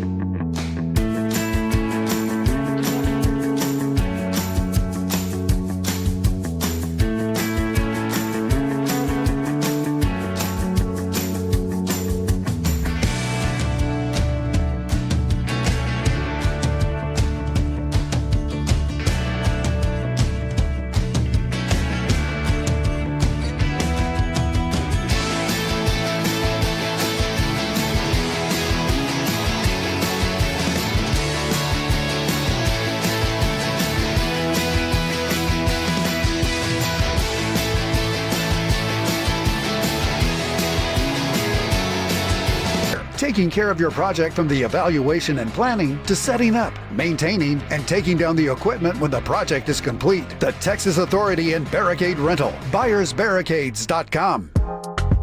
Is everybody as worried about this Cowboys defense as I am? I mean, seriously, how many points per game are they going to have to score this year in order to get where you want to go, which is at least the playoffs, right? I mean, if you're trying to make the playoffs, aren't you going to have to score 30 points? 877-881-1053 segment here in the nation brought to you by the Frankels. Life is unpredictable. Accidents happen. If you or a loved one has been hurt in a car wreck or truck wreck, go ahead and call the Frankels first, 214-333-3333. We got Krusty's Corner coming up here in about 15 minutes. Cowboys preseason game number 1 tomorrow. Little housekeeping on the Cowboys. Cowboys placing guard Rob Jones on season-ending injured reserve with that neck injury that he suffered back in late July. He's facing a 3-month recovery or so, but he's now done for the year. He makes $3 million this year, so that's definitely a bummer. He was going to be at minimum. I mean, he was going to be a nice depth piece for you for sure. And then they bring on Malik Davis to the roster. Yeah, they're struggling a little bit at running back with the health, so they're going to need Malik to probably step in there, and we'll see how much action he gets tomorrow. Sometimes it's weird. They just throw these guys. I mean, like Lyle Collins gets thrown into that scrimmage the other day, like he knows all the plays, but it's they need some help at running back right now with the injuries they have, and I just worry a little bit about Blue and how long are they anticipating that. I'm trying to kind of effort to see if I can figure out what's a timetable on this. Is a 2 to 4 week kind of injury. Hopefully can he be ready for week 1 at least? Yeah. I would think, but those bone bruises can be a little bit weird. A little weird. Better than a high ankle sprain. We were worried it was going to be the ankle. Yeah, that happened to one of the offensive linemen, I think. Shepley, yeah, who's been playing as the backup center. He's been getting some work. Well, he's been more work with the threes as a center. But, you got Hoffman as the backup center, right? Yeah. So we'll see how. Seems pretty banged up. Are we going to see some Lyle Collins tomorrow, you think? I would think so.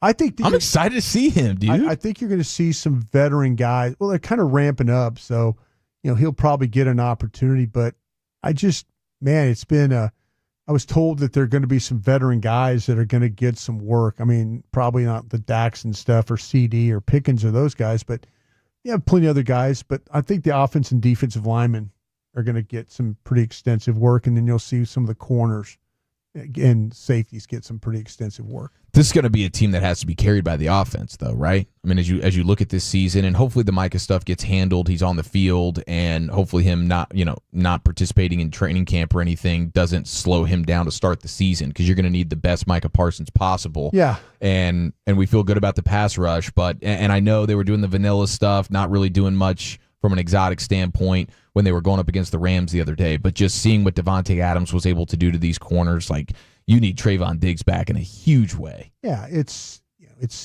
let's be honest, though. Adams versus Booth, did we really expect that they were going to cover him? And from what I was told, people who were watching the practice, they went after Booth. There was some stuff, with... Isn't Booth a starter? No. It's Elam. Well, yeah, but you got 2. You got Elam and you got Bland. Those are your 2 starters. And hopefully Booth is not going to be a participant in what you're trying to do. He might have to be just because of depth and stuff like that, but no, he's not a starter. Yeah, we can't be having Booth out there. No, absolutely not. Getting torched, but the depth on the secondary that's is just the problem. So... That's the problem. If you gave Cowboy fans an option, I think right now they would take a corner over a defensive tackle. Many of them would. I think it's kind of a coin flip there. I mean, if you have Bland and Elam and you feel like Diggs is going to be back sooner rather than later. They legitimately don't have right now a one technique. They have bodies that they're going to throw at this thing. A couple of rookies. You just can't rely on Mozzie Smith. You can't. So you really don't. But I think people probably saw some of those clips in the secondary and to think, my gosh, how are you going to play? I mean, Elam, Bland, okay, maybe you'll be okay. Who's going to be the nickel corner? I mean, that's. I like this Zion Childress fella. See, I've been talking about Zion quite a bit, And I'm glad he was popping up big time when we were out there. I'm glad to see that he's getting the work that he has, because he seems to be a guy that's kind of a right place, right time, playing well in coverage. I mean, I'm going to be honest with you, though. They need, Hall has been the nickel guy. If they're going to have to find a slot guy, or they're going to have to put Bland inside, which he has done a little bit at camp. And that's kind of what I was imagining. Like if you go out there week one, Bland, do you trust Childress? I know he doesn't want to do it, but week one, if Diggs is not healthy, do you trust Childress or do you trust Keemon Hall, or do you want to kick Bland inside, and then at that point you would have to go to Booth? I guess that's not something you really want to do at all. I really don't want to play Booth if I can help it.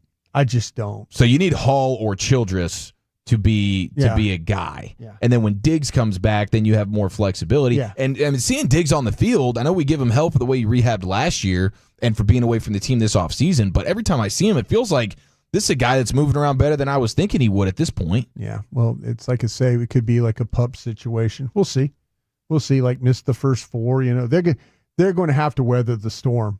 It's going to be tough. I mean, I just like A.J. Brown and Devontae Smith are just licking their chops right now for week one. I've said this, and but then again, so is Saquon Barkley and Jalen Hurts. I was on, Vach and I do our show on the podcast, and we had Aisha Morrison on. We were talking, and I'm honestly worried that teams are going to throw the ball on you more than they're going to run.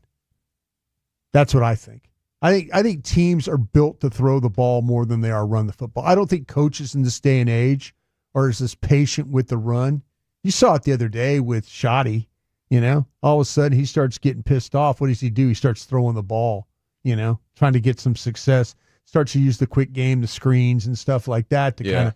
But I just think it's kind of a pick your poison right now. You can do whatever you want, I think, to this defense. Hopefully, if Mike is back, then you're like, okay, you got a pass rush, and that can. Well, that's what I worry wreak some about. Havoc, if they figure out how to block Micah and block Fowler and Ezeraku and those guys, your secondary is in trouble, because your pass rush, you're going to have to. But I think teams, I worry about teams just saying, "Damn, we could throw the ball in Dallas here." Yeah, that's what I worry about the most. Well, so. How many, looking at it right now, how many points per game do you think they're going to need to score this year? Dallas's magic number every first half has to be 17. Has to be 17. They have to find a way to get 17 and then maybe add another 10 in the second half. That's what it's going to have to be. Mid to high 20s, you need to average that. They're going to have to be in the 25 to 28 range. Initially, until they figure things out in the secondary, but they're going to have to.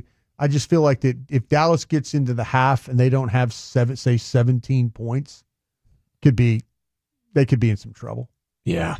I mean, and that's why you're crossing your fingers for Micah, of course, but also the Diggs factor in the back end. And then who knows? Maybe one of these defensive tackles does step up, but I think you're going to be playing with a lot of just 2-3 techs. Oh yeah, they clearly are. Like you're not going to have a big body in the middle. No. I'm really filled with fear on what the Eagles are going to be able to do to this Cowboys defense in week one, because that's a team that do you want to throw a 50-yard bomb to A.J. Brown on this play, or do you want to hand it off to Saquon Barkley for a 50-yard run? Well, like on the flip side of that, Philadelphia's got to feel a little bit about Dallas's offense too.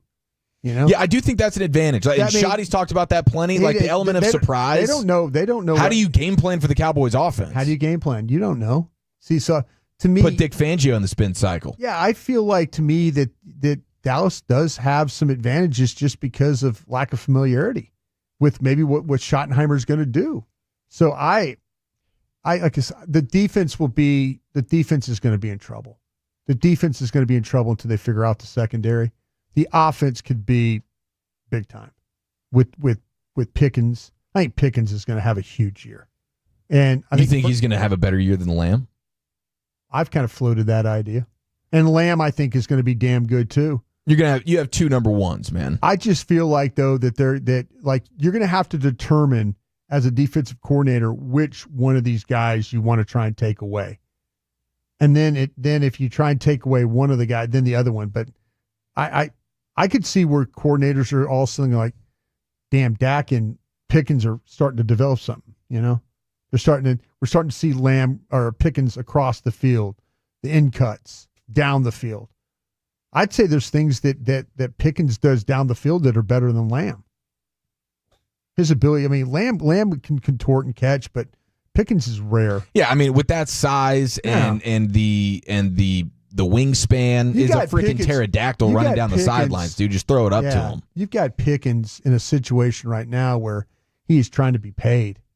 He's going to do everything in his power to be that guy. He's going to be a great teammate guy, and he's going to try and catch every single ball thrown in his direction. Yeah, I mean, I'm super stoked for this passing attack, especially with what we've seen from Turpin as well, and with the way that he's been playing. Yeah. And now it's like, dude, you should be able to feast in the passing game. Yeah. Hopefully you get Guyton back. The offensive line does what they've been invested to do with a bunch of first-round picks. And move that thing in the right direction. But I felt like Dak was looking pretty sharp when we were out there in Oxnard, and that trio of Lamb and Pickens and Turpin, and then you have Ferguson. We might be the Cincinnati Bengals. Yeah, where you lose games 36-33. Well, yeah, but you're in shootout games every week. You're right. It'll be fun. Where like Pickens and Lamb, it's kind of like what Chase and T. Higgins, and then you got a quarterback. I mean, yeah, it's Joe Burrow, but Dak, it might turn into Dak having to throw a bunch. I think the way they're going to supplement the running game if they can't get it going is that quick game with the screen stuff, where it's going to be, and then they're going to force people to play up on them, and then they're going to run past them, is what they're going to do. Yeah. But the quick game is going to be their way of running the football until they figure out how to run the football. I'm excited about it, baby. Football is back. Preseason game number 1 right here on this radio station tomorrow. We'll be live in the pregame show at this time. Broadest Krusty's Corner coming up next. Yeah, it's a Friday staple. Is this guy an NFL player? We'll do that next. Coming up Monday morning on Sean and RJ, Cowboys, Rams, Rangers, Phillies. We'll have a Rangers Angels.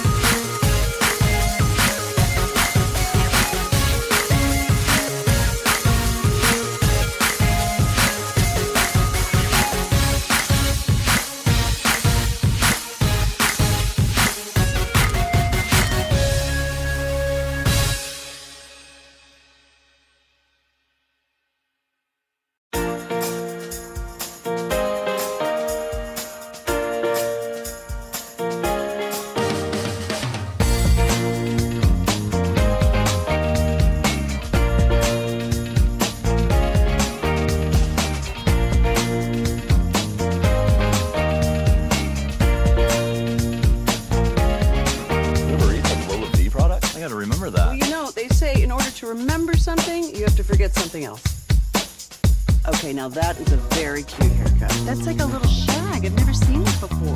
Well, I mean, of course you have. It's the Rachel. Oh, is that your name? No, I mean like your name. No, I'm Jen.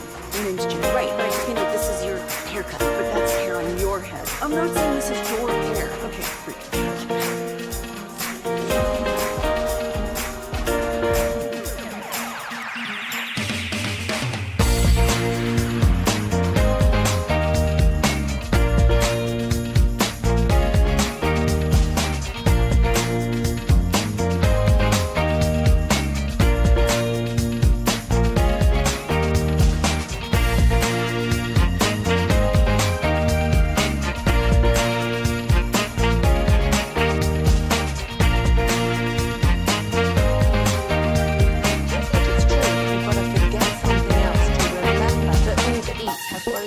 No, that's absurd.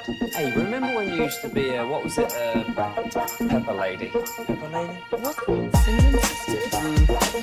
Basil Babies. Sapphire what? Nutmeg Maidens? No. Nutmeg Maiden. I just said that. Was it Spice Girls? Doesn't sound right. Is that on board?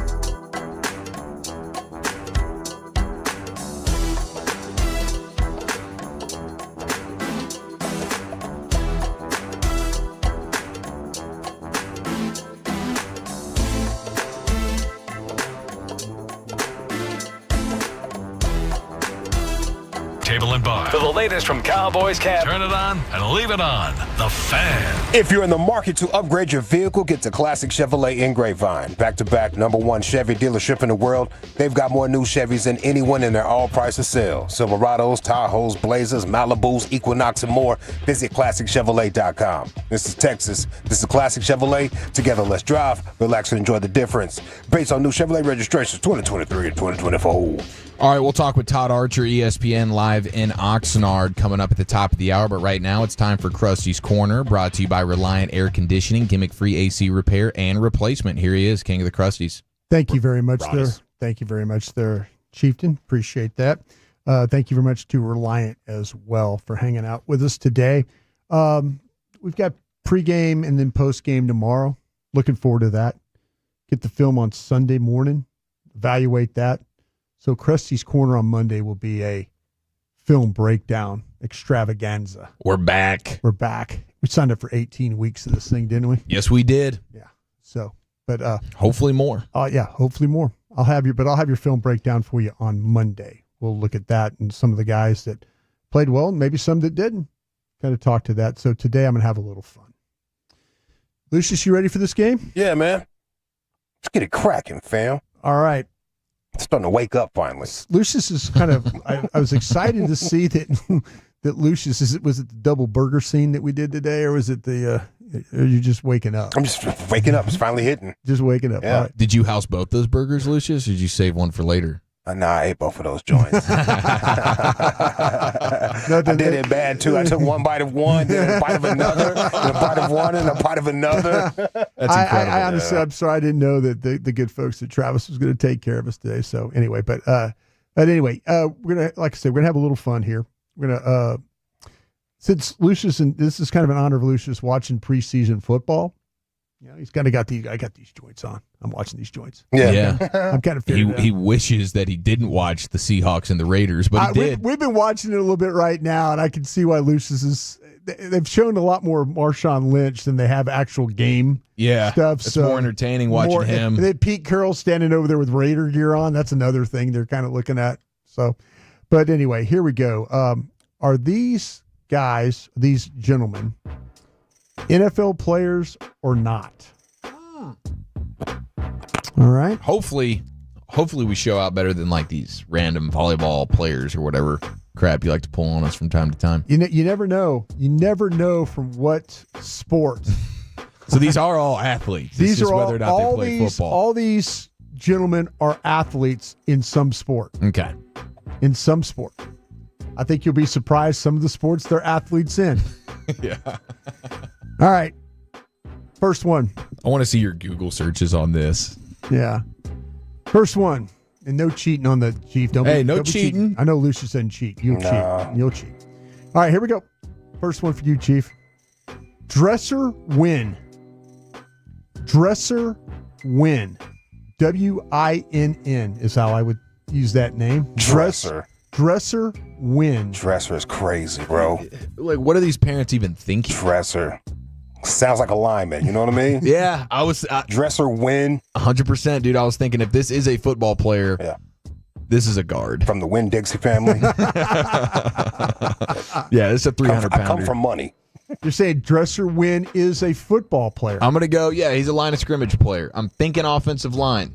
If he's a D tackle, it wouldn't shock me. I think this is a pulling guard.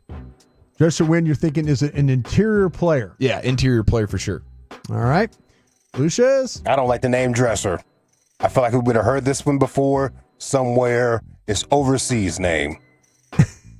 You're saying a Euro? Yeah, it's a Euro. Euro athlete. That Eastern Bloc. Those scary Europeans, the ones that beat your ass. All right. So we have a yes and a no. That's right. Dresser Winn. He's a third-string quarterback with the LA Rams. Oh! Dang, dude, a quarterback named Dresser? Dresser. D-R-E-S-S-E-R. Wow. Dresser Winn. We'll get to see him spin it tomorrow then, I guess. Tomorrow. Looking forward to And watching it's pronounced Dresser. Dresser? Dresser. All right, Lucius, to you. Yeah. I'm off to a bad start, bro. Well, don't worry about it. How about Cody Henderson? Yeah. Cody Henderson. Cody Henderson. Too easy, bro. That definitely Cody Henderson, dog. Come on. Sound like a wide receiver. Cody Henderson. Cody Henderson. Long hair. Oh, fast too, twitchy. Surfer guy. Yeah. San Jose State. Good at the catch point. Yeah. Look like Jeff Kavanaugh in practice. Cody Henderson, Lucius. He's a footballer. Chief. I feel like Cody is I feel like he's a baseball player. What's up, man? It's Cody. Outfielder in the Arizona Diamondbacks. Yeah. Cody Henderson. Yeah, he's got a pretty decent glove, better bat. Cody Henderson plays baseball. So we say one yes, one no, right? Mm-hmm. Cody Henderson. Come on, man. He's a top-rated cornhole player. Oh! Wow, I could see cornhole. There's a lot of Codys playing cornhole.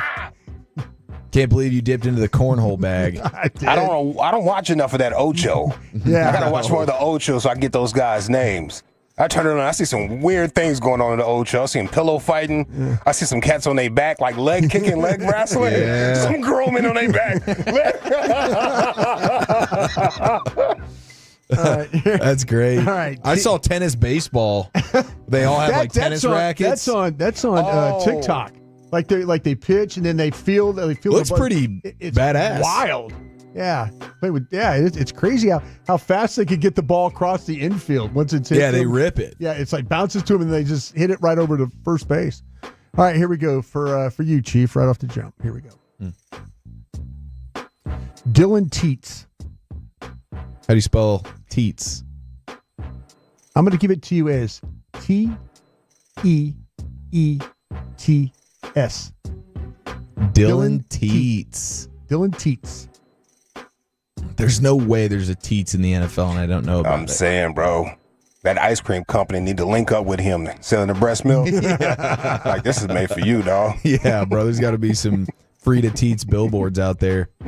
Yeah, no, I don't know what Dylan plays. Gosh, dang it, Dylan. I feel like Dylan. This dude could be like North Dakota State offensive lineman. Oh, wait, so this doesn't have to be NFL? Oh, no, it's NFL. Oh, it's NFL. Yeah. NFL, yeah. Yeah, no, I'm going to say Teets is he's not a footballer. Lucius. Yeah, he's cricket or something like that. Yeah, he's going to. We would have Teets. Oh my gosh, we'd have been all over that. Yeah, we would. I don't know, Teets get by me. Two no's? I'd have definitely got a glimpse of those Warlocks. That's coming back too, by the way. And then when would that start again? Next week, or is that only TD Tuesday? Yeah, is that only? I don't think we have respect for preseason TDs. Preseason TDs be crazy. Can't go motorboating on some You preseason are thirsty TDs. if you out here for the preseason TDs. I am pretty thirsty for some TDs right now, though. I will tell you, but not that. You put thirsty. that out there yesterday. I'm not parched. All right, Dylan Teets, world champion axe thrower. Yeah, finally got one on the board. Now we're heating up, boys. All right.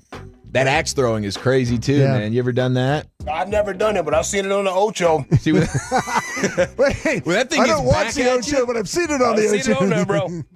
I'm not going to any bars that do it. No, dude. No. Yeah, because it's always beer drinking and axe throwing. yeah. It's like, this has to be, we're going to be on the news tomorrow. No way. No way we're doing this.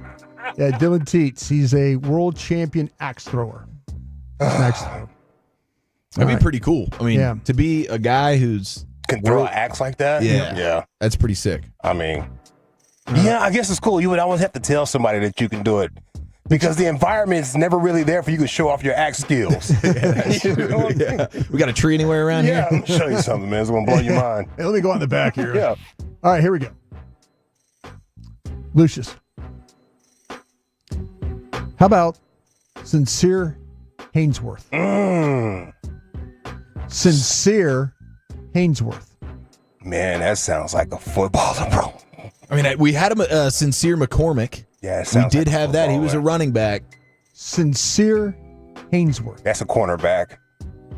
Yeah. Yeah, it's a cornerback. Dad's got some time in the streets a little bit and got his life together. Son's got some talent. Mad ball skills. Get you right, bro. Get us out of these streets. So you're both saying footballer? I'm feeling football on this guy. Yeah, I am. Sincere Hainsworth. Yeah, come on, Hainsworth, come on. He's a center with the Arizona Cardinals. Two on the board. Now we're rocking. Sincere Hainsworth. Sincere Hainsworth. Snapping balls. Yeah. How about this one, Lucius?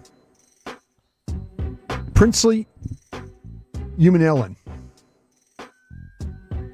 Princely Humanellen. That's definitely a soccer dude.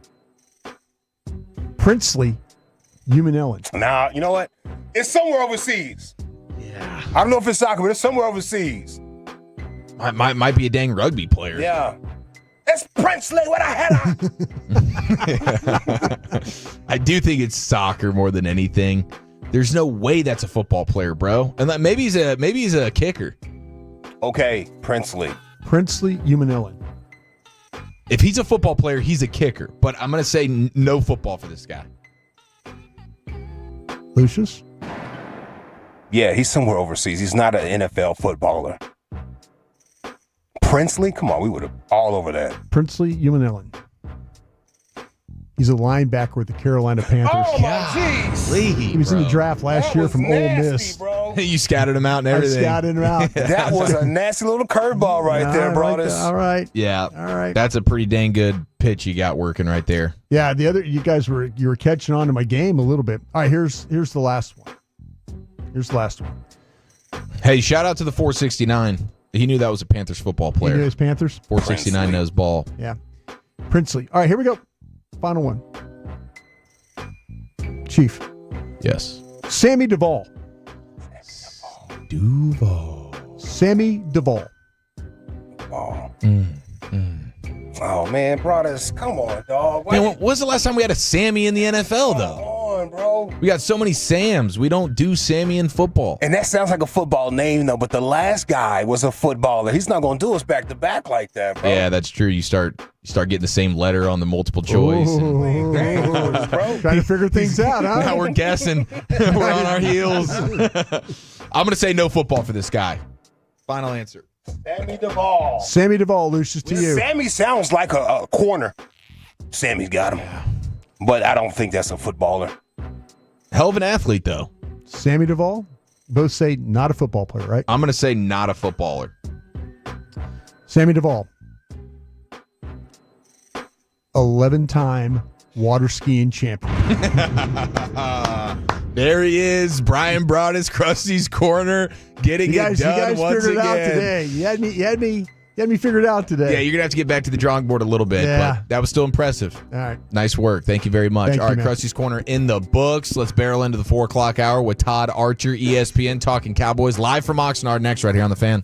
When your friends say, hey, did you hear? You can proudly say, I heard it on The Fan. Keeping you sports informed with some quality laughs along the way. Turn it on and leave it on. 105.3 The Fan, the Odyssey app.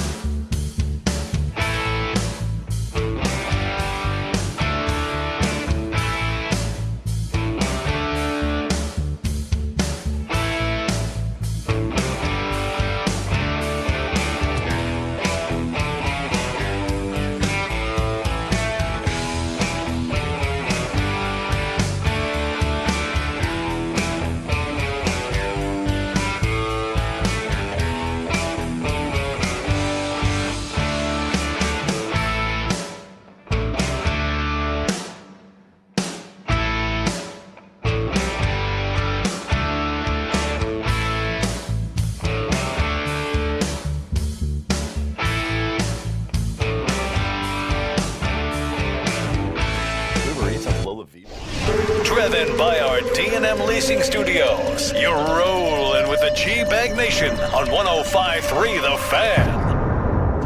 Cowboys preseason game number 1, Los Angeles, California, tomorrow night. We'll be doing the pregame show this time tomorrow. Looking forward to that. Welcome into the G-Bag Nation on a football Friday. Let's go live out to Oxnard via the D&M Leasing Hotline and welcome in ESPN's Todd Archer here in the G-Bag Nation. Todd, happy Friday, brother. How you doing?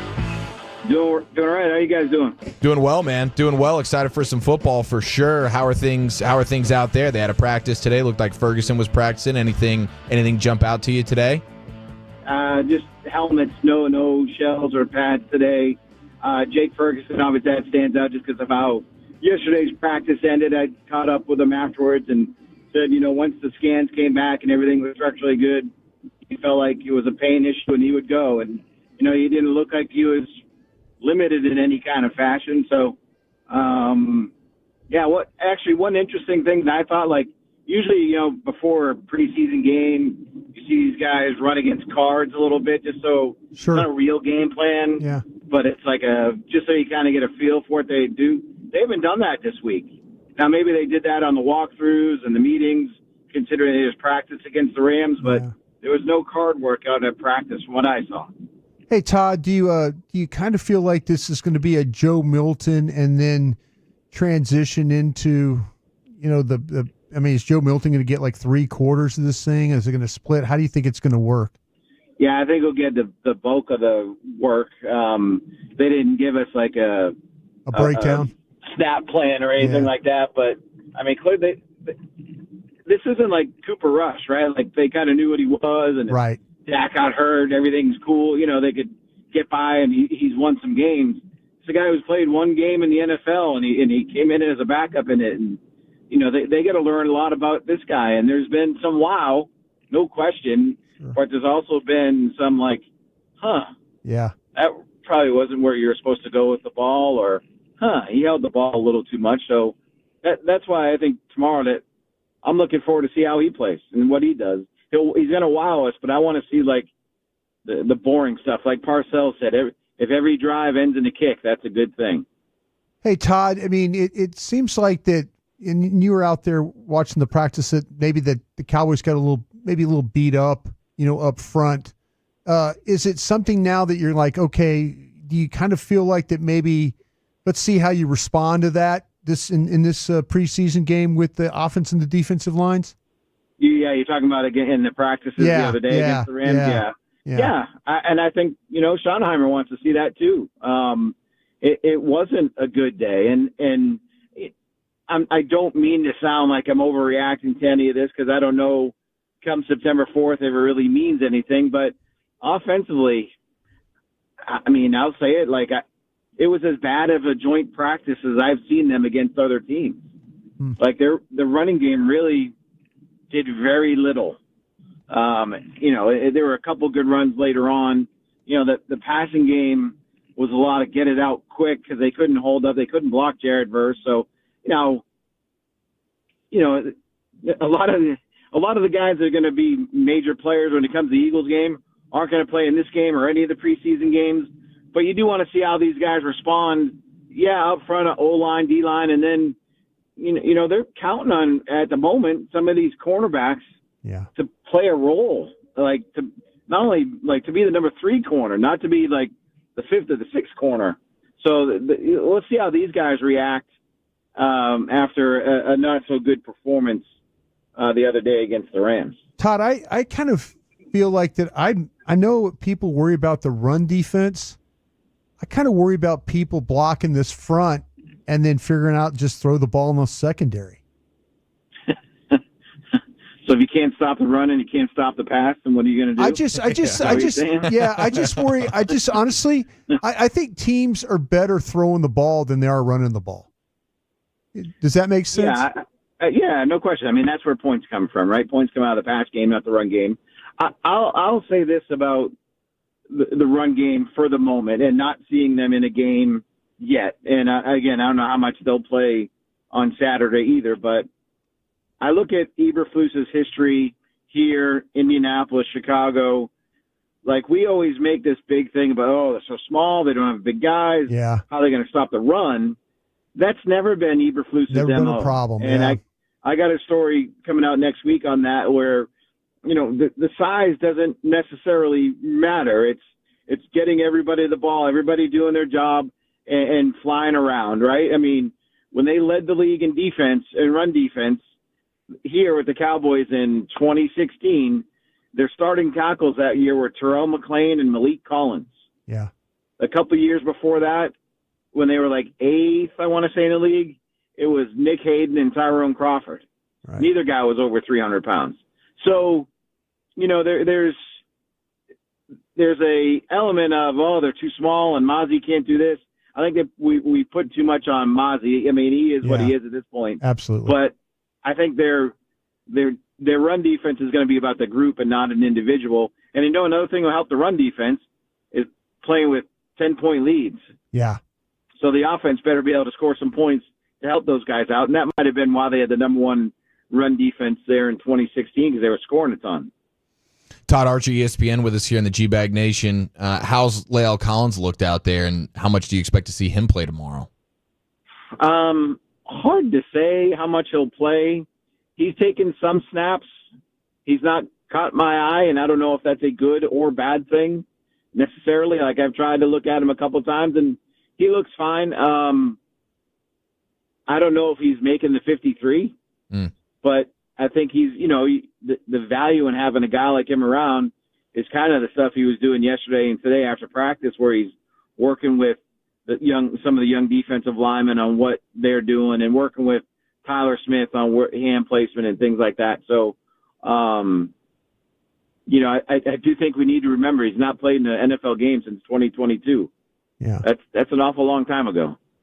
Hey, Todd, kind of switching gears, maybe something I'm going to focus on tomorrow will be, and then probably on Sunday when we get the game tape, will be more about the L4 on the kickoff return team. No. Are you going to be watching? No. I'm going to be focused. How are the Gunners looking, man? I'm going to be focused on. Okay, it's Lamb, it's Pickens. I kind of feel like it's Turpin, and now figure out everything else. And I'm not saying like who's the fourth or fifth. I'm not, but I don't have a clear picture of who the other guys are going to be. Do you kind of feel like you can handicap that group? I think Jalen Tolbert has had a better camp than people think. Okay. He's not the first two guys you mentioned, and he doesn't have Turpin's speed to break away on things, but he's a solid, dependable receiver. I think they might roll through him and Turpin as their number 3 receiver, depending on what they want out of that day, depending on the matchup and things like that. I think Mingo's been fine and has had some moments, but he's going to need him in these games, I think, to kind of get everybody to notice him more than what he has in the practices.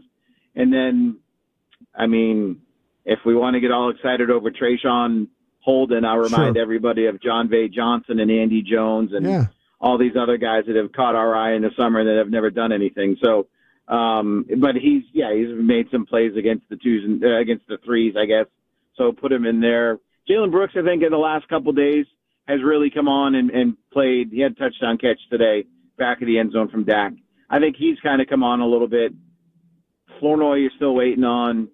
But I think with their receivers, they've got more guys than they've had in the past, and now they're in the correct role where Tolbert's probably a 3, and not a 2.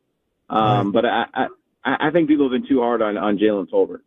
Yeah, no. Do you think with Tolbert, Todd, is it to me, I guess, and you can point the finger at me too.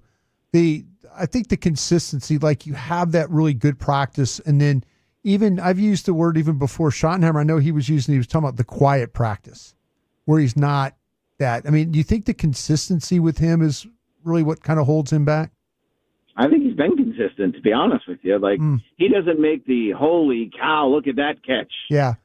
Although he's had a couple of those. I can think of a over the shoulder catch, pulling on his uniform, and he made the grab. But he's not a guy who runs a 4-2. He's not going to blow by anybody. He's not going to, make the Dez-like catches. But,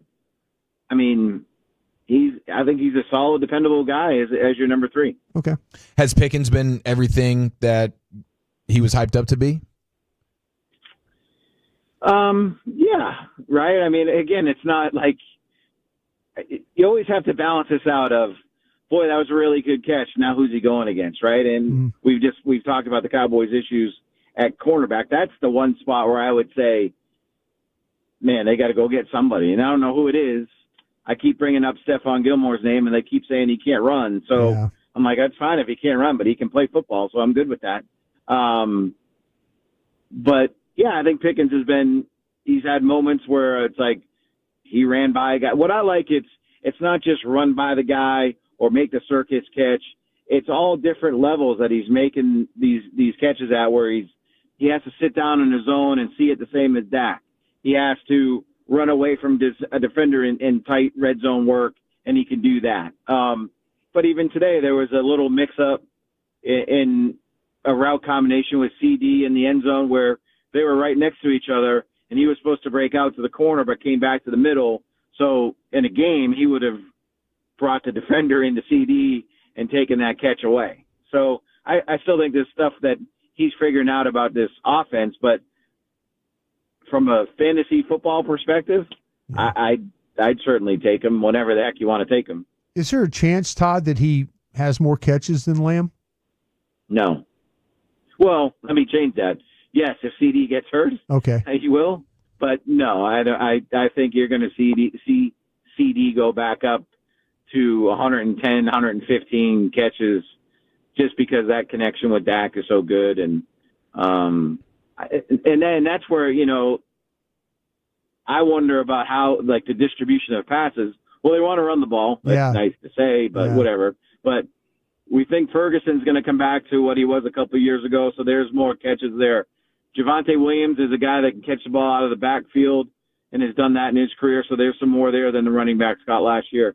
You got Pickens, who's certainly going to, I would say, be a 75 to 85 catch guy, and then you got CD.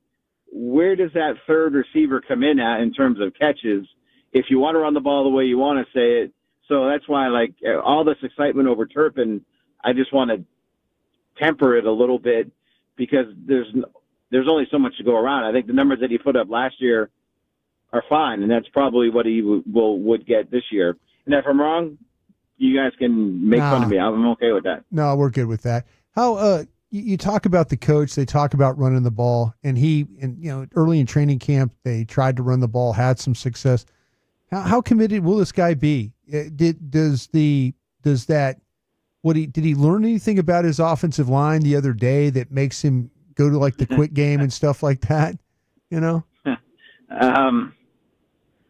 Okay. I know Tyler Smith went in there. Yeah, I know Tyler Smith not much. Right. He practiced a little bit though. Sure. He was in there some. Sure. So, but Guyton wasn't out there, and that's a big loss at this moment. Even if they like what Nate Thomas is doing, show me a coordinator that says I don't care if we run the ball. Like, there's not none of them are going to say that. Right. So eventually, when you look at what you have on offense and where your strengths are, it's going to be Dak, CD, and Pickens. It's not going to be let's load left it behind these guys, right? Sure. I mean, so like when he was the play caller for the Jets, they had to play that way. They had a rookie quarterback in Sanchez, and they had some good running backs as well. But they played to their defense with Rex Ryan, and he had success. You looked at what he did in Seattle, and he ran it, and he had success with Chris Carson. But Russell Wilson also had his best season with Schottenheimer as the play caller. I like everything. I think it's going to be like a blend, but what this team is going to do best is line up in 11 personnel and throw it and try and mix in some run. Yeah. And then if you get a lead, then it's a lot easier to run the ball than as opposed to just kind of let's go, 3 tight ends and just try to 10, 12 play, drive it down the field. That doesn't work either. 70-30 or 80-20? What do you mean? Pass the run in the sky. Oh, no. closer to 70-30, but I think it'll be 66 to. No, hold on. You had trouble with the math I there got to for do a the minute. math here. Yeah, Northeastern University. 62 to 38. Yeah. 62 to 38. How about that? I love it. How long can we expect Jaden Blue to be out? I guess he's in a boot now. It's just a bruise, which is good. I don't think you'll see him play Saturday, but it didn't sound like it was going to be a long deal. Maybe he gets back on the field next week, or maybe they're still cautious with how it goes. But I don't think it'll be anything long term. Awesome. You're the man, Todd. We appreciate the time, bro. Enjoy your time out there. I guess you got, one more week, and then you're back in the 100-degree temps? The hundreds? Yeah, bro. Well, thankfully the practices are inside, so we're okay. Yeah. There he is, Todd Archer, ESPN. Thanks, Todd. Thanks, guys. There he goes on the D&M Leasing Hotline here in the G-Bag Nation on a Football Friday. Let's get you that Friday news dump next year in the nation. But for In order to remember something, you have to forget something else. Okay, now that is a very cute cat. That's like a little shag. I've never seen it before. Well, I mean, of course you have. So Rachel. Oh, is that your name? No, I mean like your name. No, I'm Jen. Your name's Jen. Right, but I just mean like this is your haircut, but that's hair on your hair. I'm not saying this is your hair. Okay, freak me out a little bit.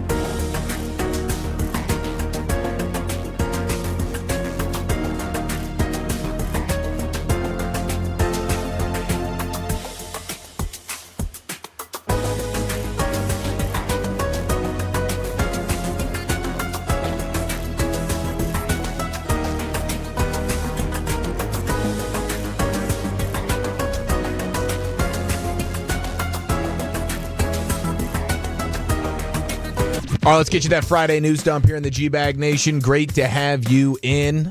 We got the football stuff going down. Shedeur Sanders walking in with some confidence and some swagger into the building as he gets set for his first NFL action tonight. Looking forward to that. I mean, right? Aren't we all going to be gathered around our televisions watching Shedeur Sanders tonight? Is that going to be part of the plan? Get a little Rangers going. Get a little Shedeur Sanders going. You got to sit around the TV as a family and watch Shedeur. Watch it. That's right. Yeah, I'm looking forward to that. On a tweet if I guess the BET Awards.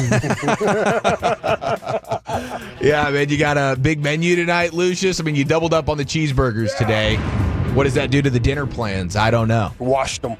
Yeah, just tore them up, dude. Tore them up. All right, segment here in the nation brought to you by the Frankels. Life is unpredictable. Accidents happen. If you or a loved one has been hurt in a car or truck wreck, go ahead and call the Frankels first, 214-333-3333. Also brought to you by Cars for Kids. Donate today at carsforkids.org. Don't forget What You Drinking, What You Thinking at 5 o'clock. Eric Nadell after that.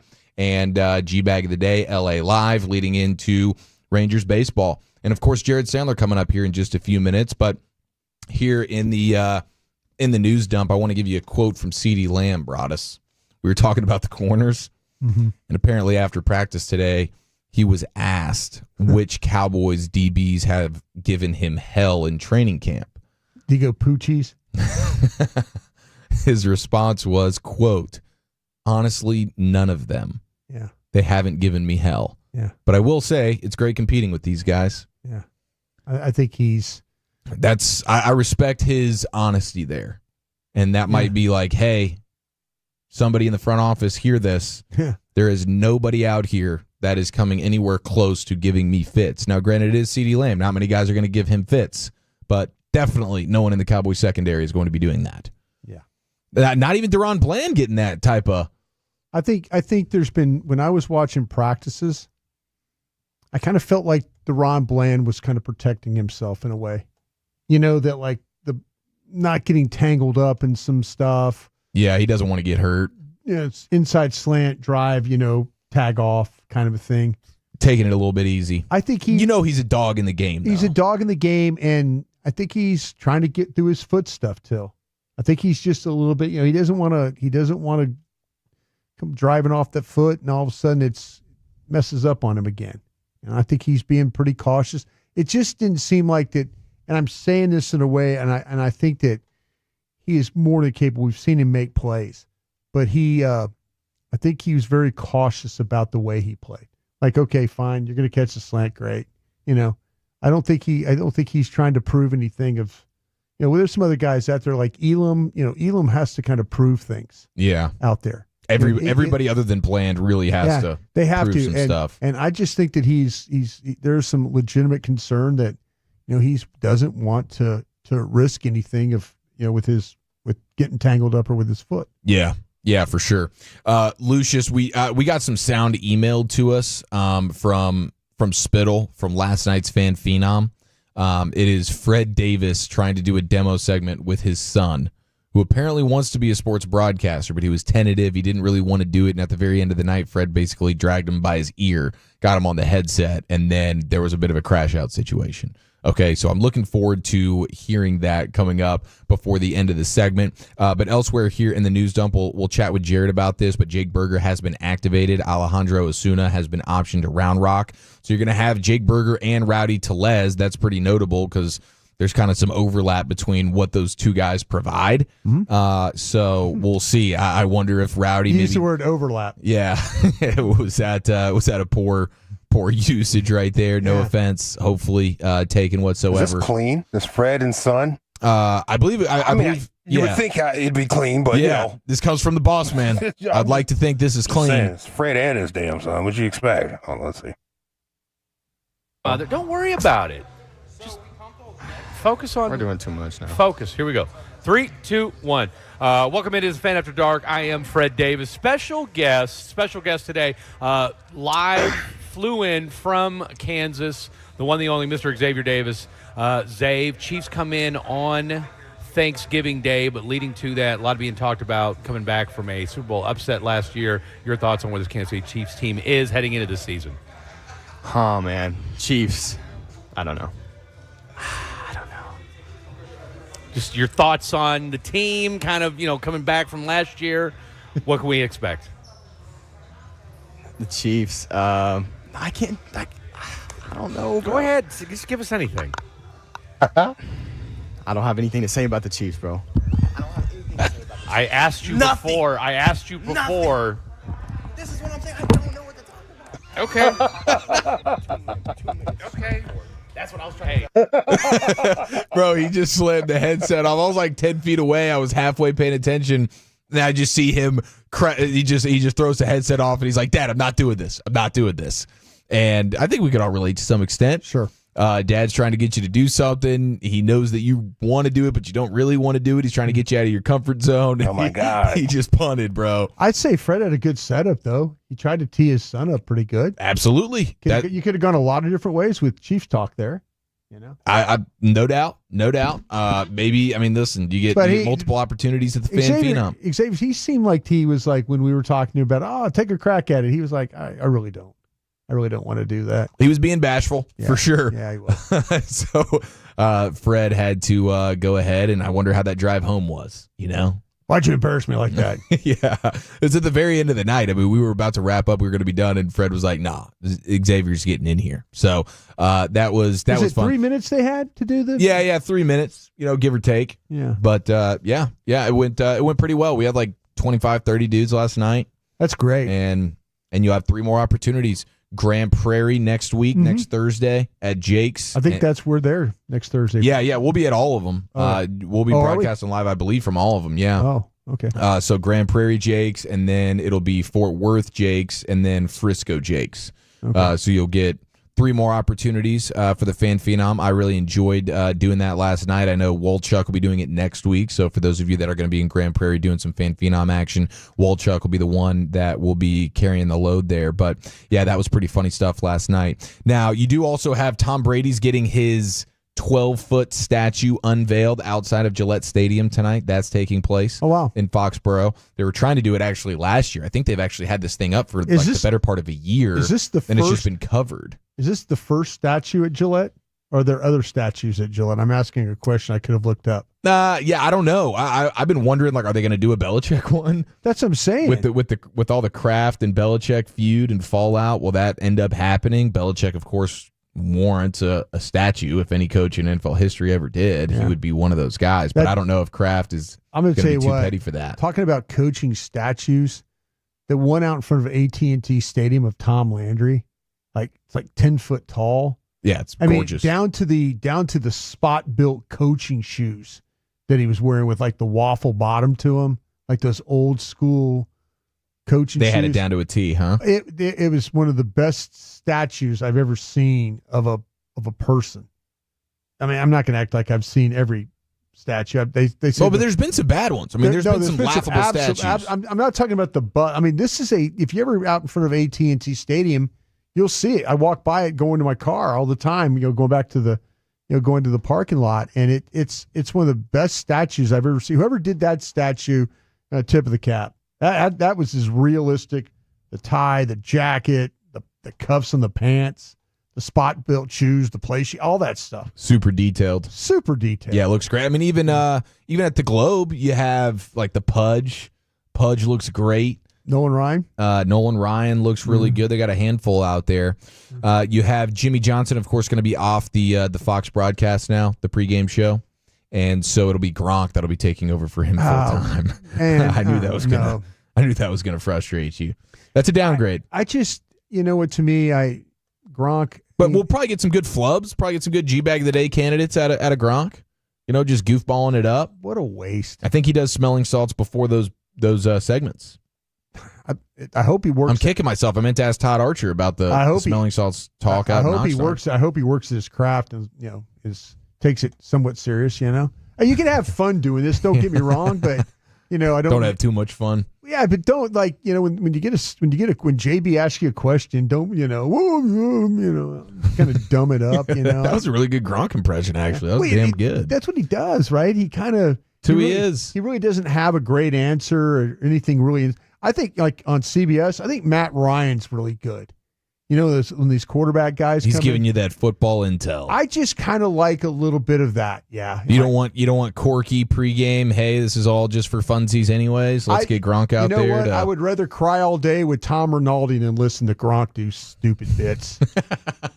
Well, Tom Rinaldi's a legend. I'm not going to push back on that. Tom Rinaldi will give you you'll start crying before the show starts or the game starts, but Gronk just does stupid bits. It's ridiculous.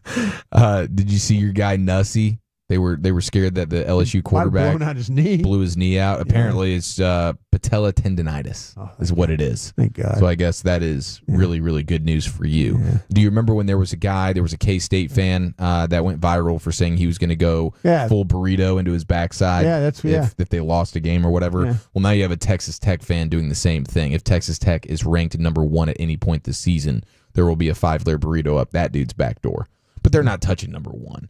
I was like, dude, if you're actually going to go for this, make it like a top 10 bid. I'll tell you what. They're not going to be number 1. There's never a time to ever believe that Mississippi State was ever going to be number 1. Dak Prescott got them there for several weeks. That's true. These schools that you kind of don't think that something's going to happen. Next thing you know, there are some losses along the way, and Texas Tech is right there at 5-0 at number 1 in the nation. I'm going to be pulling for it now. Yeah. This guy's going to be in a world of trouble. All right, let's talk some Rangers baseball. The Phillies in town. Jared Sandler joins us next right here on The Fan. Coming up on the next...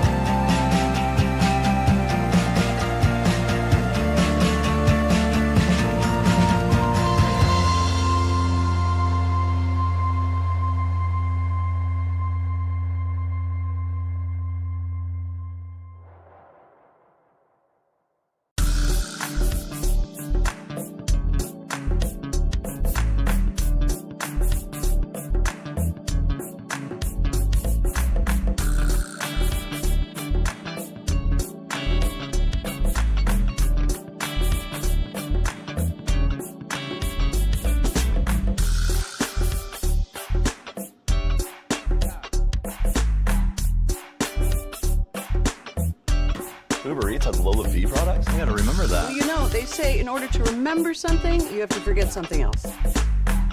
Okay, now that is a very cute haircut. That's like a little shag. I've never seen it before. Well, I mean, of course you have. It's the Rachel. Oh, is that your name? No, I mean like your name. No, I'm Jen. My name's Jen. Right, but I just mean like this is your haircut. But that's hair on your head. I'm not saying this is your hair. Okay,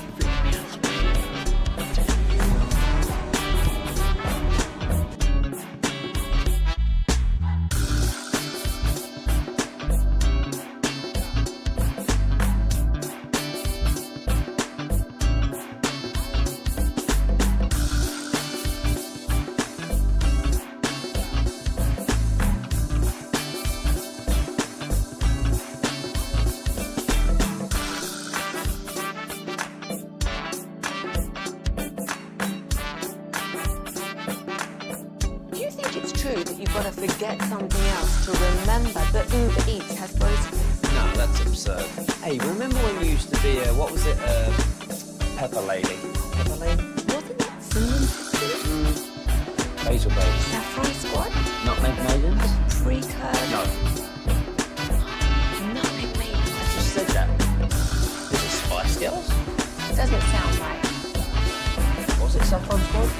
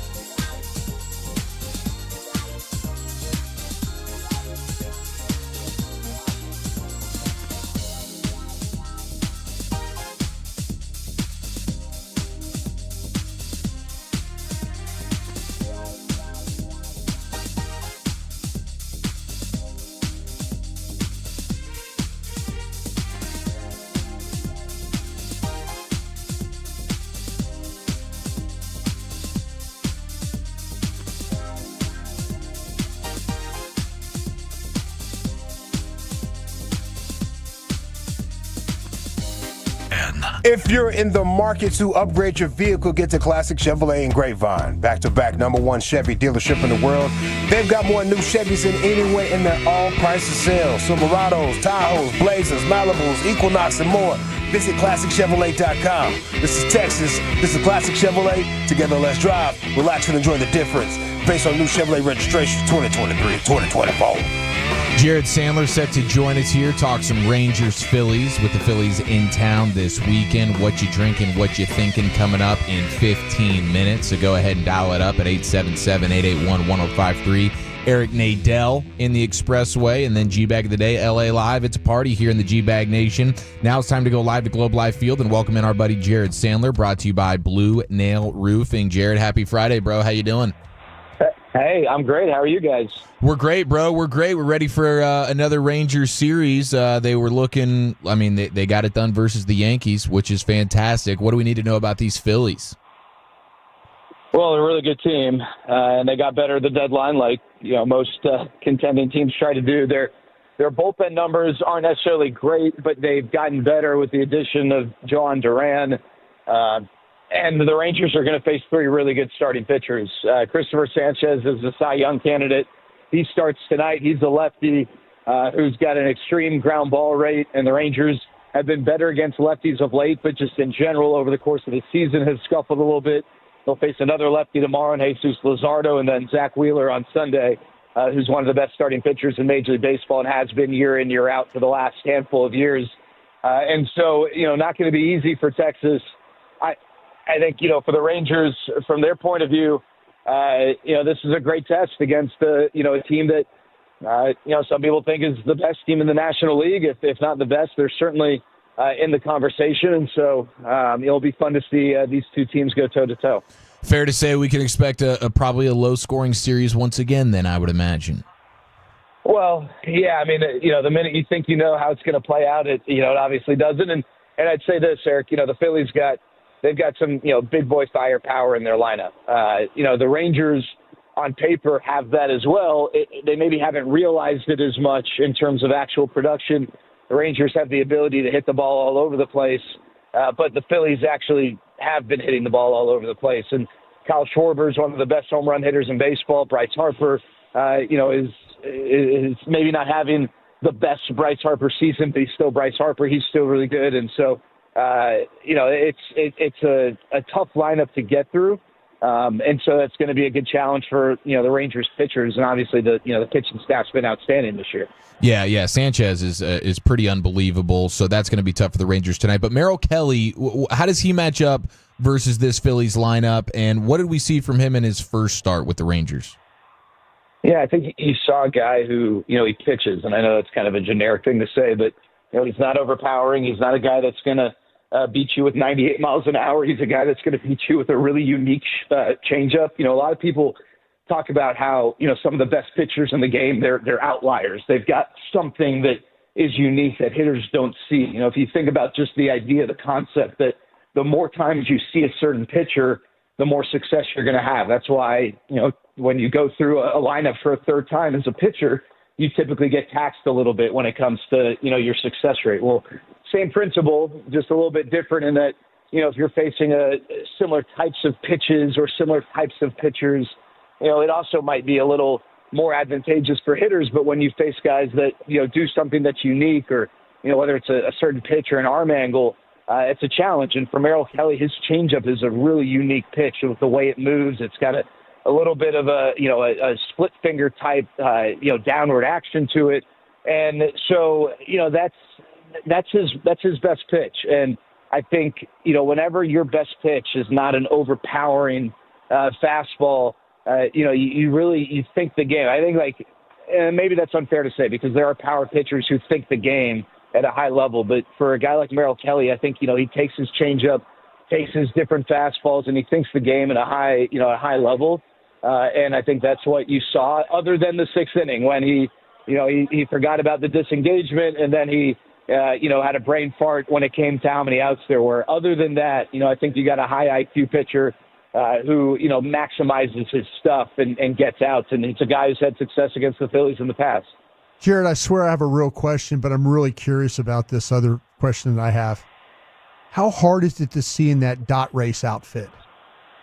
It's like looking through a mail slot. Oh, is that what it is? I mean, you can't see anything, right? You could hear. Can you hear? It's really tough to see. Yeah. Yeah, it's tough to see left and right. And honestly, I'm sure if you did it more, like if I did it again, Elvis and I talked about this. If we did it the very next night, it would be totally different because we'd know more what to expect. But you can hear, but you really can't. Like just because you got all these people that they're cheering and there's the music and like. It's just happening so quickly that, I guess in theory, it wasn't like I couldn't hear anything, but it just, I don't want to say you black out or anything, but like whatever the equivalent of like blacking out from a hearing standpoint, that's what it felt like. And then, it was trying to see. I mean, you have no. Can you breathe? Are you out of breath? Are you out of breath running? Well, you're out of breath just because, when you're old and out of shape, running from foul pole to foul pole, with a weighted costume on is not something that you typically do. I don't think I had any trouble breathing or anything like that, but it is like, the costume's not like a incredibly heavy costume or the dot itself, but it's that's a little extra poundage that you're carrying, and you're trying to sprint with it. So I think I told you guys this. If I didn't, then I'll share that. I wanted to run. I was kind of mocking Elvis because I wanted to like sprint from pole to pole. I wanted to like be the freeze, straight, like the freeze. Yes, and Okay. Elvis is like, Poppy, no, we're not doing that. Poppy, no. we're gonna, yeah. It's like we're gonna be way too tired. And I was like, why am I the weekend warrior? Yeah. Trying to convince the professional athlete? But he's like, trust me. And I'm glad that we followed his lead because I think I would have collapsed. I think I would have had enough adrenaline to make it through the finish line. I think I would have collapsed right after the race if we tried to take it pole to pole. It's just a full-on sprint. Okay, here's my real question. Is this one of those catchers that's going to kill us in the series? JT Realmuto? Yeah. Well, no. Typically, the Rangers get killed by guys catchers who don't. I thought we just got killed by catchers in general when they're like. No. They do, but Chase Darno or Travis Darno last year. Yeah. He was the backup there, and Shea Langoliers, he has become a really he's on a good catcher, tear. but he had another 3 home run game. Yeah. But when he hit his home runs, he had some ridiculous percentage of home runs, against the Rangers compared to the rest of the league. JT Realmuto is interesting because he for a period of time he was maybe the best catcher in baseball, but sure. The wear and tear of that position, and he was a guy. He was one of those catchers who's so good that you wanted him in the lineup every night. So if he wasn't catching, he was DHing, and I don't know if it's that or what, but his production has dropped the last 3 years offensively to where he's still got he still has the potential to be a big time contributor offensively, but he just hasn't been that guy. He hasn't been that guy this year. He's not a guy that if you look at his numbers, you're like, you fear him. But when you look at the back of the baseball card and the pedigree in the guy he's been in the past, you have to respect that, if that makes sense. Jared Sandler, brought to you by Blue Nail Roofing, with us here on The Fan. So they bring back Jake Berger. They send down Osuna, but they keep Tellez up there. So what's the plan with Rowdy and Berger? No, that's a fair question because typically a roster that has 2 of those guys on the bench that maybe takes away some flexibility in some regards. But I think from the standpoint of the Rangers, they feel like it's just going to allow them to really match up once they go to their night when Christopher Sanchez leaves and they go to, let's say one of their right-handed relievers. You could see Rowdy Tellez, you could see Jock Peterson, and it gives some thumb. I think with, as far as from a starting standpoint, Jake Berger is not going to just start against lefties. He will start against some righties, but I think there are some righties maybe, very dependent on repertoire and from a matchup specific standpoint where you could see Rowdy Tellez start. And I think, the reality, Eric, I don't think that they look at this as hey, this is the perfect roster for us right now. I think they look at the fact that we're past the trade deadline. And if you can't option Rowdy Tellez, he doesn't have options. So you would, if you send him down, you're not sending him down. You DFA him. Someone else is going to swipe him up. So, if you have an injury to anyone for whom Rowdy Tellez could fill that role, if you send him down right now, again, you don't send him down. You lose him. You send him to another organization. And so I think a part of this is, I don't want to say stashing, but making sure you keep as much ammunition available in the event that there's an injury. And now all of a sudden, what you don't want to do is punt on Rowdy Tellez, and then someone gets hurt, in 3 days, and you're like, crap, our best option by a long shot was with us, and now he no longer is. So I think it's one of those situations where the Rangers feel like, hey, long term, this is what we need to do to keep our organization at its strongest, even if maybe this doesn't give them total flexibility off the bench the way that they would ideally like. Hey, Jared, it was top 3, top 5 at bats for a player that he had the other night. Yeah. That was amazing. I'm not going to ask you to name your others, but to me, that's as good as it gets right there. Yeah, especially the moment too. Yeah. I mean, the Rangers. I don't know. I mean, Broadus, when you're on the sideline, football and same for basketball, certain games just have a certain feel to it, and so when it's a high-scoring game, you don't feel the need to play for just one run. at times. Obviously, in the 8th, 9th inning, it might be different, but you just get a sense, hey, there are going to be a lot of runs in this game. Well, in that situation, there were no runs in the game for either side. And, you just, when that's the case, you just never really know exactly how it's going to all play out, how it's going to work out. And so for him to deliver in that spot, I mean, let's say he does it, you go to the 9th inning and who knows what happens, right? Yeah. So for him to battle and foul off some tough pitches, that was really impressive. And for him to obviously be able to capitalize and deliver, with the base hit, that was great. You're right. That was the type of at bat that, hopefully, would fire up a crowd. And, thankfully it came in a big spot and the Rangers were able to get the win because of it. Jared, you're the man. We appreciate the time, bro. Have some fun tonight. All right, fellas. Yeah, you guys as well. Thank you. There he goes, Jared Sandler, right here on The Fan. And, the Phillies in town. We will get you the pregame show at 6:30. Eric Nadel coming up here in about 25 minutes. But coming up next, a Friday staple. What you drinking, what you thinking. 877-881-1053. That's next right here on The Fan.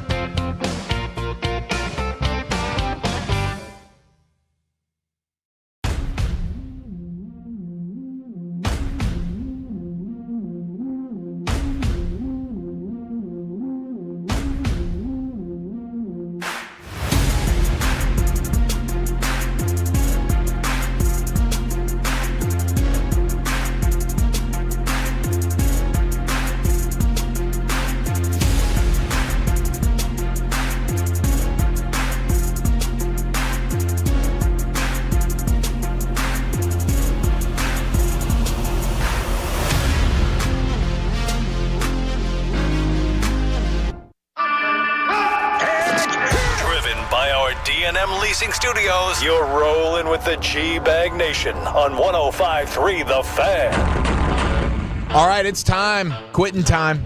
Right here in the G-Bag Nation, the one segment of the week where you are actually encouraged to call in while you were in the process of catching a buzz.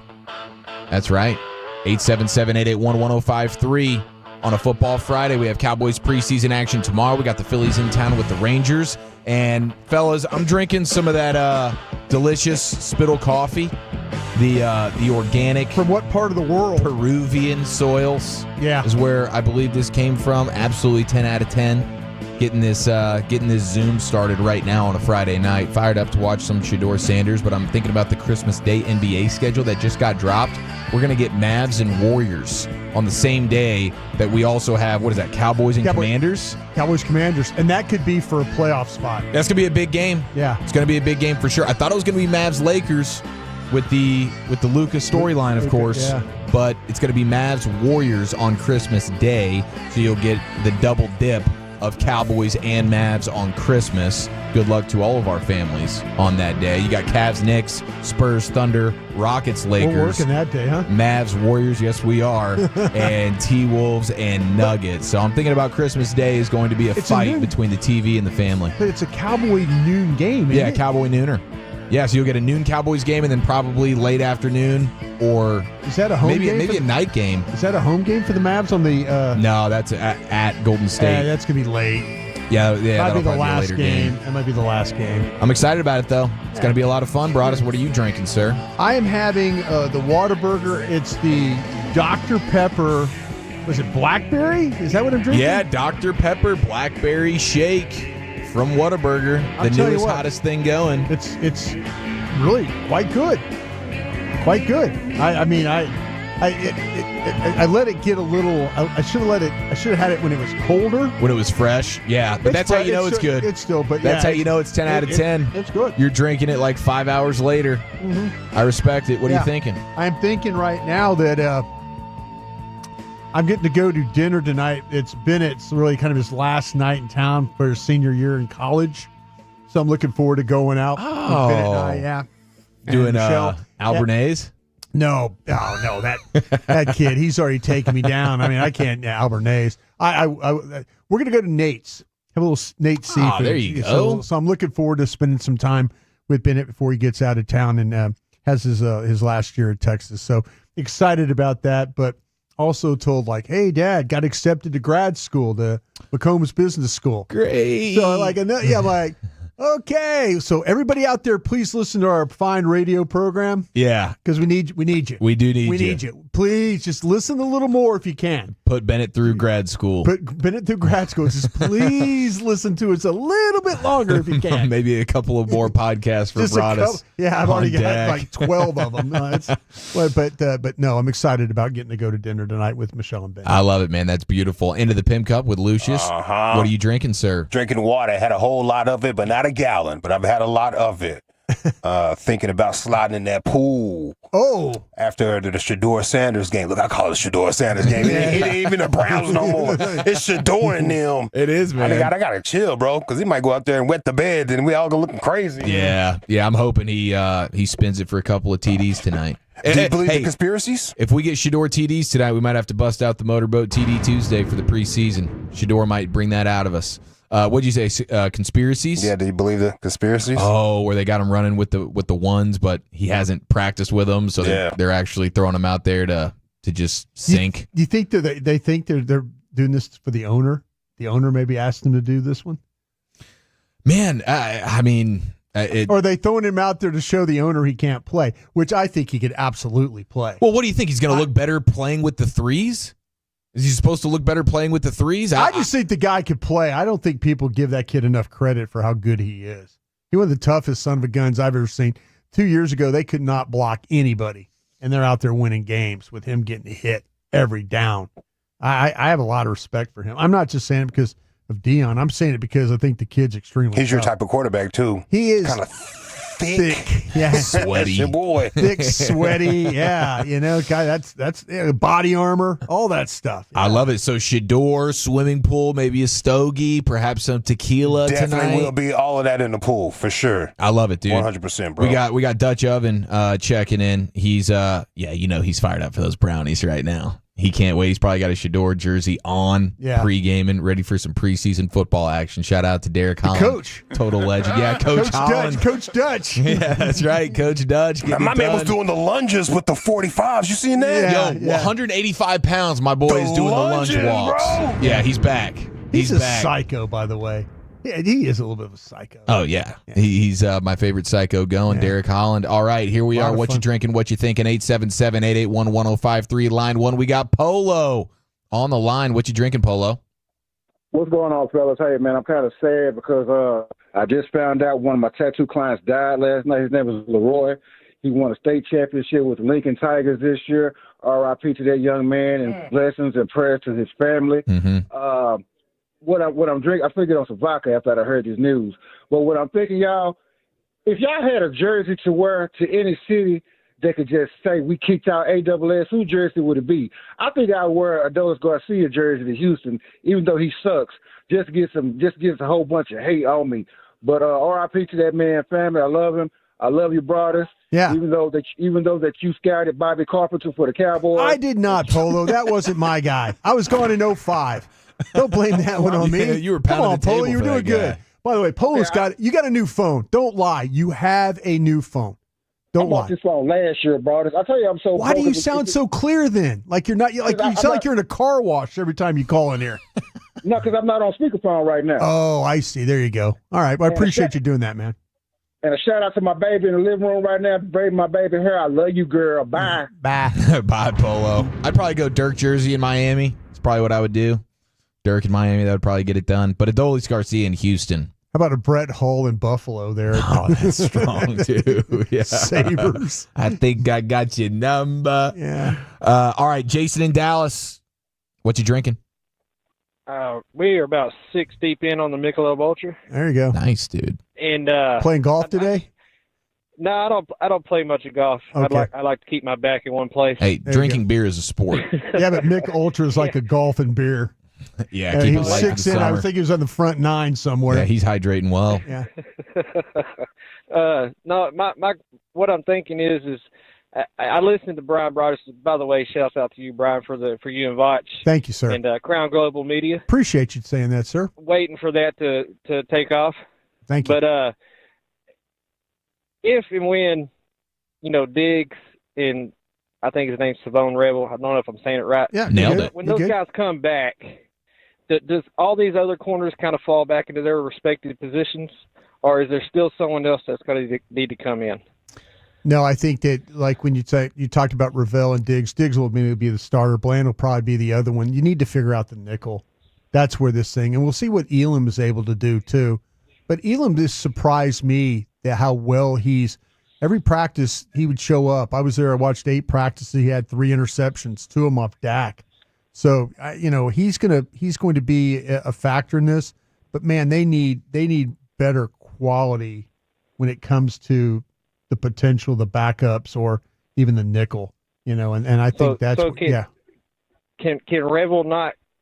I don't really know what Revel is. He is a hell of a player. Yeah, he's. Yeah, the people there got mad when I asked about a setback, and they took a swing at me at training camp, and so they just don't know the timeline on that. When he was in college, he worked out in Dallas. He did everything. He's doing everything he can to get back on the field. Right now, maybe Diggs is a little bit more ahead of him, but that's kind of where they're at. But they're working hard with the kid. And he's doing everything he can to get back, but. The people there said, listen, Broadus, you keep talking about when he's coming back, timelines, this, that, and the other. We don't have a timeline for him right now. That's the best I can tell you with what's going on. Well, I appreciate it, Brian. I appreciate it. And thank you. You guys have a good evening. You do the same. Thank you, Jason. Be safe, man. There he goes. Jason on line 2. Line 3, Black and Gold B. Ladies and gentlemen, what you drinking, sir? With the first overall pick in the 2026 NFL draft, the New Orleans Saints select... Not Arch Manning. What's going on, fellas? Take Nussmeier. You'll love him. Oh, yeah. We'll take the LSU player. There you go. Sure. Man, I'm just driving home, so I'm just drinking some water, man, and thinking I'm in a great mood, so I'm going to share some good news with y'all fellas. My wife and I are going to be having another baby. There you go. Congrats. Yeah, man, so I'm pumped about that, man. Looking forward to next month. Got a doctor's appointment, so we'll get to find out what kind of baby we're having. Congrats, man. That's awesome. Sir. Yeah, appreciate it, man. And that's it, man. I'm just been happy ever since we found out a month ago. But good deal. Before I go, man, the song I'm gonna recommend, I'm gonna dedicate it to my wife, and it's called "For My Lady." It's by the Moody Blues. The Moody Blues. Y'all have a great weekend, fellas. Beautiful. I love it. Black and Gold B with baby number 2 on the way. We're gonna find out what kind of baby he's gonna get. I did like the way he put that. That was strong. I know he's ready. Maybe he'll get a little taste of that Milky. I think he's going to be fired up for that. Well, like everybody I talked to yesterday was listening to the program was kind of like, Eric really did. I'm like, yeah, that's Eric. I did, man. I had to take one for the team. Take one for the team is crazy. It's true. It's true. All right. And we got a couple people texting in saying that they're drinking breast milk right now as we speak. So very nutrient dense, getting set for the weekend. Big Jim, line 4. What you drinking, Big Jim? Well, it's Friday. I'm drinking whiskey. Chief, they give that. Sometimes they give that breast milk to cancer patients too. When they're trying to build back their immune system. Come on now. I've done some reading on that. I tell you what, if we don't get these injuries fixed, if we get more, we're gonna have to turn this segment into called sipping and bitching. Yeah, because this is bad stuff, fellas. It is bad right now. It really is. It's not good. Hey, look, so I'm looking forward to this Jerry Jones Netflix series. I've been doing a little reading in my spare time, about Jerry and what he's got going on here. And, I was reading about, he talked about how he liked to do things on a handshake. I was reading about the time when he was a young man, not that much older. Well, he was a little younger, actually, than Micah. But when he said he went and got him a handshake deal to buy the San Diego Chargers, he was going to buy it for like $5.8 million. Gene Klein was going to sell it to him. Yep. Well, and you know what happened on that deal? He had it agreed to, and his dad called his dad, and they needed to put up $50,000, and his dad vetoed it. So I'm thinking this whole thing with Micah Parsons, it's just we got some daddy issues coming to table here because David Mulligetta is apparently Pat Jones in this situation because he and Micah had the handshake agreement. They kind of came to what they thought, and Mulligetta was like, hold on, we're not going to do this. So I'm thinking Jerry's kind of working this. And, Jerry worked it. Jerry failed at everything he got, he had to work his butt off for. So I think he kind of looks at these guys thinking, I'm going to make you a multi-millionaire, and you boys are going to have to work hard for it. So, anyway, you could drive yourself crazy trying to put Jerry on the couch. But, I think we got some daddy issues. That's why Dak said Steven was the one to close him on his deal. So maybe we need to get Steven in there. Listen, appreciate you fellas. A lot of great work this week. Yes, sir. We're going to be talking tomorrow evening. Absolutely, man. I look forward to it. Hey, Big Jim, we only have 2 hours in that thing tomorrow night, so make sure you get in early, okay? I'll be quick. Okay. I'll get it real tight. Thank you, man. Appreciate you. To keep it to 1 point. Y'all take care now. Thank you, man. You're the man. Thanks for the call, Big Jim. He's on fire, as always. And always drinking whiskey. I love the way he says whiskey. I like the way he says everything. The voice. It's just 10 out of 10 post-game show tomorrow. That's going to be Yeah, he always fantastic. calls in for like 18. He signed up for 18 weeks. Yeah. He signed up for 18 weeks for sure. That's right. All right, Josh on Highway 121. What you drinking, Josh? Hey, just drinking some water right now, getting ready for this white party I'm about to throw at the crib, if you catch my drift. Okay. Big weekend. So I'm thinking Darth Jerry needs to go ahead and trade Micah so we can get ready for the next 10 years of cowboy purgatory and let that man go on and live his life and be productive elsewhere. I love you, fellas. Keep doing your thing. We love you back, Josh. Be careful, my friend. Yeah, Get home. Careful out there. Get home safe. All right, we got Billy. Billy, what you drinking? Sprite. Out of Saxy, and what I'm thinking is I'm going to be watching Jalen Blue this weekend, the rookie. Ooh. And he's hurt. He's hurt. He's probably not going to play. I'm Don't tell me that. I wanted to see him this week, and I'd like to see Dallas actually. I'd like to see these rookies bringing something to the table. Sure, it's been a tough year this year. I was actually out at Jake's yesterday, and I wanted to come by and say hi to you guys, but I was kind of in a rush. I'm a DoorDash driver here in Saxe, so but. Yeah, I like I said, I'm thinking of this game. I'm thinking of all the rookies out here, and hopefully they bring something to the table this year. There you go. Yeah, no doubt about it. Thank you for the call, Billy. Yeah, it's a bummer. Blue will not be playing in the game, but plenty of other rookies will. Yeah, we know the Cowboys. He's in a boot. Todd Archer earlier said he was in a boot, and so hopefully next week they'll get him back on the practice field. I love seeing a Kenny on line 7. Kenny, what you drinking, sir? Yeah, I am drinking some natural spring water with a splash of rock and roll tequila. There you go. Thinking? Shout out to Mama Papa Bear Brody. Thank you very much. And what I'm thinking is that last caller, Josh, he's having a Diddy party, and I think I'm going to go to it. Kenny, you're a wild animal. All right. Thanks, guys. Have a good one. Thank you, Kenny. That was pretty dang strong. Shout out to Landon and Maxon as well. Yeah, we forgot about the hockey grandsons. playing grandsons. All right, one more. Let's go out with a bang. Julio Pac-Man, what you got? What you drinking? I'm doing good, man. Doing good. It's Friday. I'm about to go to a Rangers game. I'm drinking some water right now I'm driving. Mm-hmm. But I got two thoughts. The first thought is, man, I'm tired of hearing about Luca Doncic. You know, I mean, everything. I'm happy that everything's going well for him. But you know what?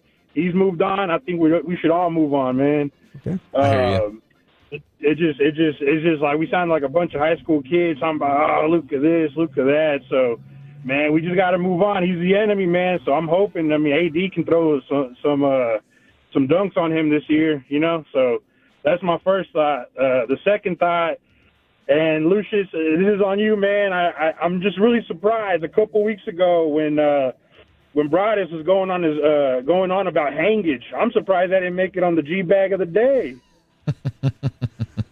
Yeah, the hangage drop was pretty incredible. Any thoughts on? I think it was even better with the reaction that everybody had. Like, I saw it on YouTube, and it was just priceless, man. Well, we appreciate you being a Tolo Pack, man. Have a great weekend, bro.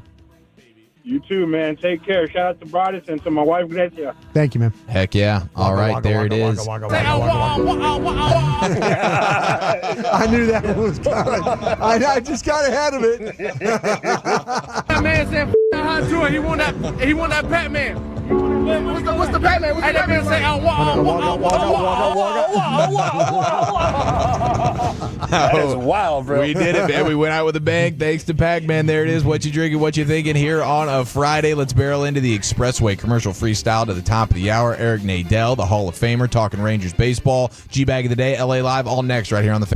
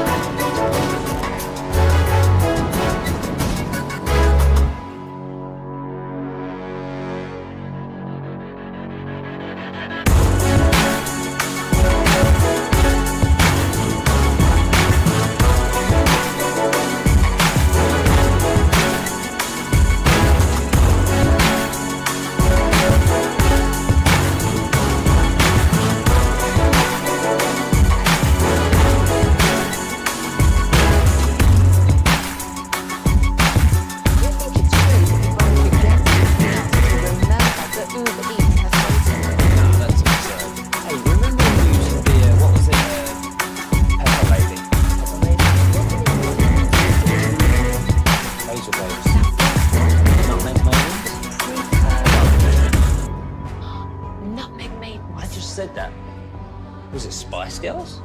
Doesn't sound right. Was it Saffron Squad?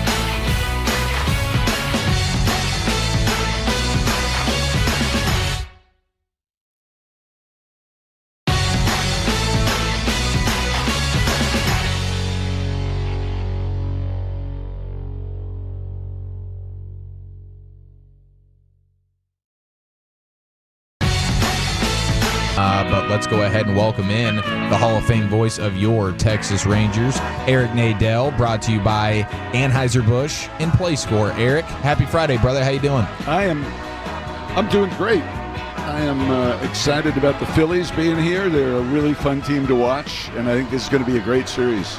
Yeah, man, it's a good baseball team. Is it the pitching or the lineup that strikes more fear into the opponents? Well, it's funny. Probably the lineup when you've got guys like Schwarber and Harper and Castellanos and Trey Turner, but their pitching has been exceptional, especially their starting pitching. And their bullpen's been a problem all year, but once they added Yohan Duran at the deadline, things changed completely for the look of their bullpen, and they're going to have David Robertson join them probably on Sunday. So major improvement there, and that was the one glaring weakness on this club. Eric, I know I have to ask you the uniform question about the Phillies, and I want to ask you the ones when they had the zipper front. Do we appreciate the zipper front with the powder blue when they used to wear those, or how do we feel about those? I was not a fan. Okay, that or the White Sox when they wore shorts. Which one? That was worse. Okay. Because not only were the White Sox wearing shorts, but they were wearing jerseys that had collars. The collars, though, but the very 1970s collar, Eric, the kind we used to love to wear that went from shoulder to shoulder. Yeah, it was very, very nice for the disco, not so great for the ball field. I love it. Eric Nadel with us here on The Fan. Eric, I would love to get your thoughts on the season that Nathan Eovaldi has had, because it is truly historical what he's done when you look at the numbers. But you've seen plenty of baseball. How impressed have you been? Totally impressed, and I'm still a little bit incredulous that he's not getting the recognition that he should be, because he's not yet a qualifier. But it's not as if he's really far from qualifying. I think he's 6 innings shy of being a qualifier. He's almost there. And if he doesn't miss any starts between now and the rest of the season, he's going to be there. And all of these people who were talking about Cy Young candidates and not mentioning Eovaldi are going to wake up all of a sudden when Eovaldi, with a couple of weeks to go in the season, suddenly pops up among the ERA leaders, and he's a run better than everybody else. And, I think that's going to be embarrassing for a lot of people, but just unbelievable to watch him every game. We've really run out of superlatives to use. Eric, is there a chance he's the best Ranger pitcher right now? Well, yeah, because Jacob deGrom is struggling. Sure. I think it's very clear that at the moment he is the best Ranger pitcher. If you needed to win one game, you'd pick him. You definitely would pick him right now, and particularly with his history in big games. What do you think's going on with deGrom? Should they give him a little time off here, or just let him play through this? He says he's not tired, and Bruce Bochy basically, when we asked him after his last start, said, we'll give him one more, without skipping a start or giving him extended rest. He did get extended rest at the All-Star break, and after the All-Star break, he was the fifth guy in the rotation. So they've already tried that, but maybe they need to do it again. I was talking to David Cohn about it this week. He's an analyst for the Yankees now. He's a huge believer in skipping a start during the second half of the season. And, just talking to Coney, I became even more of a believer that, if the start tomorrow for deGrom doesn't go as we hope, it might be time to do that. Hey, Eric, yesterday we were out. I was scoreboard watching. I was trying to get the White Sox get that run home in the 11th. I just couldn't do it. But do you find yourself at this time of your scoreboard watch? I know you always give us the scores. You always talk about, who's playing within division, stuff like that. Does that kind of take is that in the front of your mind right now as you go through this second half of the season? Yeah, definitely. Even when the Rangers aren't playing now, I'm paying close attention to what Seattle's doing. When Seattle's playing a game on the West Coast after a Ranger home game, I'm always listening to the Seattle game on the way home. Mm-hmm. And I'm totally into it now. It is pennant race on, scoreboard watching, full bore right now for me. Eric Nadel with us here on The Fan. The Phillies running out Christopher Sanchez, and he's been nasty this year. What type of fits is he going to create for the lineup? Big time fits. He's got the kind of combination that can really baffle the Rangers. They've had problems with fastballs, they've had problems with changeup, and those are the two pitches he basically throws. He's an extreme ground ball pitcher, and we'll see. He's a guy the Rangers have never faced either, which gives him an advantage. So, I would expect to see a low-scoring game tonight. And, just as I say that, we'll, probably have a 30-minute first inning, and, who knows. Yeah, well, I wouldn't be upset about that. All right, it is a Friday, Eric, so what are you drinking and what are you thinking? Well, I've been pounding water today. It seems that we're at that stage of the summer when you got to make sure you stay hydrated and get your 3 quarts of water or whatever it is. So I'm doing my best to do that. What I'm thinking is, there are still tickets left for these games this weekend, and people need to come out and watch them. This Phillies team might be the most entertaining team to watch when you look at the big names in their lineup. And now they've got Duran at the end of the bullpen. They've got really impressive starting pitchers going in the series. They've got Jesus Luzardo tomorrow, one of the great young lefties, and Zach Wheeler, one of the top 10 pitchers in all of baseball, pitching on Sunday. This should be a fantastic series, and people need to come on out here and see it. Amen to that. I'll be listening for sure, Eric. Thanks for the time, brother. We always appreciate it. Have a great call tonight. Thanks, guys. Yes, sir. There he goes, the Hall of Famer Eric Nadel with us here in the G-Bag Nation as we are in the commercial-free expressway brought to you by the On Time Experts. Let's go into the Pimp Cup with Lucius Alexander for G-Bag of the Day. Boom, boom, boom, boom. All right, G-Bag of the Day. We do it every weekday on the Fan 5:30. If you see anything floating out there this weekend, hit me up at Lucky Lucius P. Lucious on social media. Lucius Alexander on Facebook. Follow us all if you find G-Bag Nation on Twitter. Day number 4 going for 5 right here. Clean sweep all week. RJ and Choppy Show stand up. Host Sean Sharif crashed out on Tolo or Nesto. Crashed on out. Live on Sean and RJ. Yo, what's up, guys? First time calling, man. Ernesto was happy, fam. He was so happy to be on. He loved it. Yeah. He was happy to talk to you guys, finally. Live on Sean and RJ. Yo, what's up, guys? First time calling, man. It feels good to finally talk to you guys. How you guys doing? Doing well. Thanks for listening. So here's my thing. You guys got to stop letting Steven off the hook, man. I mean, Steven and Jerry. You guys are going to need to realize all this could have been avoided if you would have signed Dak 2 years ago. We wouldn't be in this situation. CeeDee Lamb a year before, we wouldn't be in this situation. You guys got to stop letting Jerry off the hook. Do you listen? Do you listen to this radio station or show ever? Yes. Okay. Well, you sound like it. You sound ignorant. Because we do it, dude. Are you kidding me? Every single. Did you hear G-Bag last week? Did you hear Gavin Dawson last week? Did you hear us with Jerry last year? Turn him down. Turn him down. I can't stand these tweets. And don't say you listen when you don't.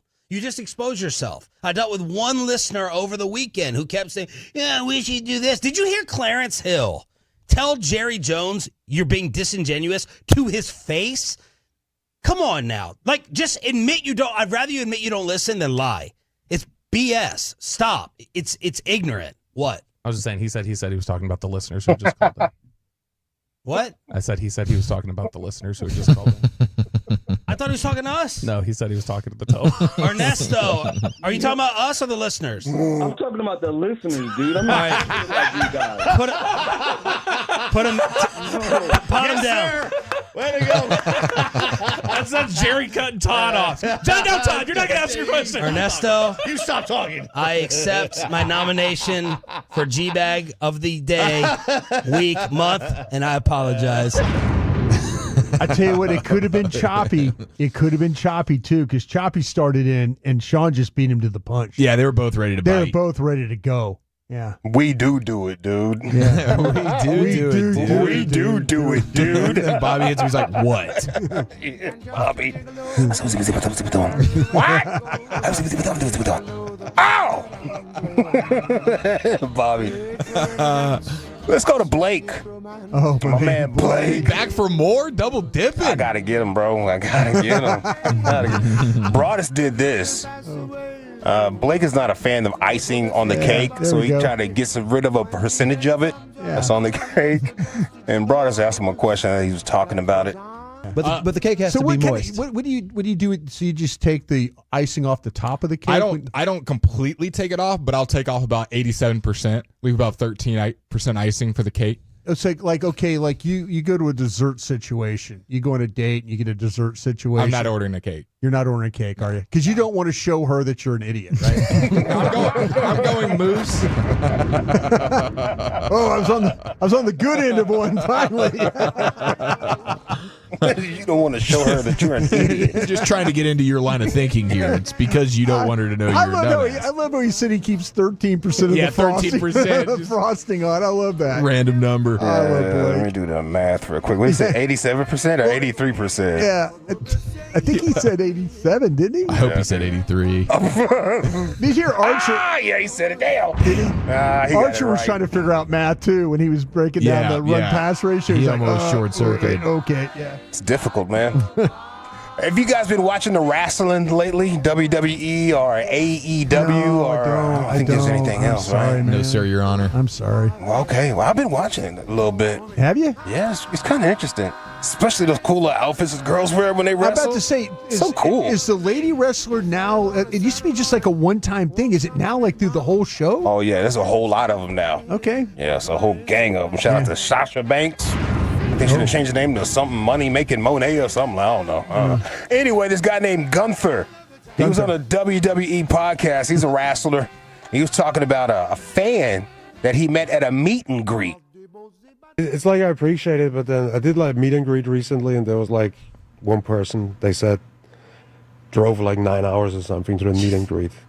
And I said to her, I was like, appreciate it, but never do that again. Like you do something do something with your time that actually benefits you. It's like a waste of time. Oh, that is amazing. And I felt like she looked a bit sad, but I felt like that's the only responsible thing to say at this point. Like I don't know. I feel like if my kid would drive somewhere to see that person, I wish the same message would be transferred. Yes. That's great, dude. That poor lady. She was probably so just heartbroken about that. 9 hours. 9 hours. This fool told me, "Why'd you do that? Get out of my face." I'm like, God, ridiculous. Turn around and go home and do something more productive. That's what you did. You're an idiot. You got nothing better to do, honey? I tell you what, though, we were at Mince Tea one time. Remember the guy we were leaving, and the guy drove 3 hours. Yeah, I unfortunately missed that men's tea. I wish I wouldn't have. But a guy drove it. The lady from Mince Tea asked me, she goes, "Brian, this guy drove 3 hours. He wanted to say something to you." And I'm like, somebody drove 3 hours to say something to us? Kind of a thing. And she goes, "Yeah." And I spent time with the guy. Spent like 30 minutes with the guy. Oh, how about that? You should. That's how you treat it right there. That's how you do it. I go, "Sir, you really drove?" He goes, "I drove 3 hours just because I heard you guys were here." And I'm like, "What do you got for me, man?" There you go, Tolos. If you want to chop it up with Broadus, just lie to him. Tell him you drove across the country. And I had a guy run me down in the parking lot yesterday at Jake's. Like I was putting my keys in my car, and he goes, Broadus, and he's running at me. I would have ducked. And I'm like, yeah. I'm like, yeah. I have my bag, like my computer bag, and I was ready to swing. He goes, "Big fan, man. Big fan of yours. Just want to say hello. You're doing a great job." I'm like, "Oh, no. Put her there, pal." He did. Sweaty hand, and all that. I mean, it was one of those. I'm like, "Hey, yeah, thanks, man." But he was yelling at me, running at me. And I literally had my bag like, "Okay, I'm going to hit you with this bag if you get any closer." But he was just being a Tolo fan. Hey, man, Broadus fans are serious. I've seen it firsthand. Broadus fans. Broadus fans. Broadus fans are real, bro. Yeah. Now, this is not one, but it's been sitting in my folder for too long. The Red Sox. The Red Sox and the Astros cleared benches about 2 weeks ago, maybe a week and a half ago, something like that. I think it was last week. And the Astros accused the Red Sox of stealing signs. Yeah. The announcer, bro. Yes, I was worried about this. I knew he was going to be angry first with Trevor Story. Benches are empty. Here come the bullpens, too. Yeah, imagine the Astros being mad about stealing signs. Might get Put her there. Might get my vote. Yeah, that is pretty rich for the Astros to be butthurt about anything when it comes to that stuff. And the last one I'm going to do is Fred and his son, I guess. That awkward moment they had. That's the fan phenom exchange right here. Fred's son, I guess he was trying to get him to be a phenom. He was trying. And he's like, "Look, this kid, it's in the genes, bro. All you just got to do is tap into it." Father, don't worry about it. Just focus on. We're doing too much now. Focus. Here we go. 3, 2, 1. Welcome into Fan After Dark. I am Fred Davis. Special guest today. Live flew in from Kansas. The one, the only, Mr. Xavier Davis. Zave. Chiefs come in on Thanksgiving Day, but leading to that, a lot being talked about coming back from a Super Bowl upset last year. Your thoughts on where this Kansas City Chiefs team is heading into this season? Oh, man. Chiefs. I don't know. Just your thoughts on the team, kind of, coming back from last year. What can we expect? The Chiefs. I don't know. Go ahead. Just give us anything. Just give us anything. I don't have anything to say about the Chiefs, bro. I asked you before. Nothing. This is what I'm saying. I don't know what to talk about. Okay. Talk on the radio for 2 minutes. Okay. That's what I was trying to say. Sorry, bro. Oh, man, it was so great to be courtside for that yesterday, man. What a great experience. He's a good kid, though, man. Oh, he's a great kid. Him and Fred have a great relationship. It was so fun to watch them interact. Yeah, absolutely. And his son was just not having it. He was not having it. Yeah. Not at all. All right, that's fantastic. Is it your 4-time champ? Looking for 5. Sean's crash out on Tolo Ernesto. Is it Blake Elliott? Not a fan of the icing on the cake. WWE man Gunther Essing on, a huge fan of his. Not one, but we had the Red Sox and Astros clearing the benches, or is it Fred and his son at the Phenom party last night? I think I'm going to go, I'm going to make Sean 5. I'm going to make Sean 5. That's my vote. Lucius, what say you? I mean, the way it just swept through here this week, I got to go with the Shonda clip. Yeah, there you go. All right. Your rendered useless vote brought us.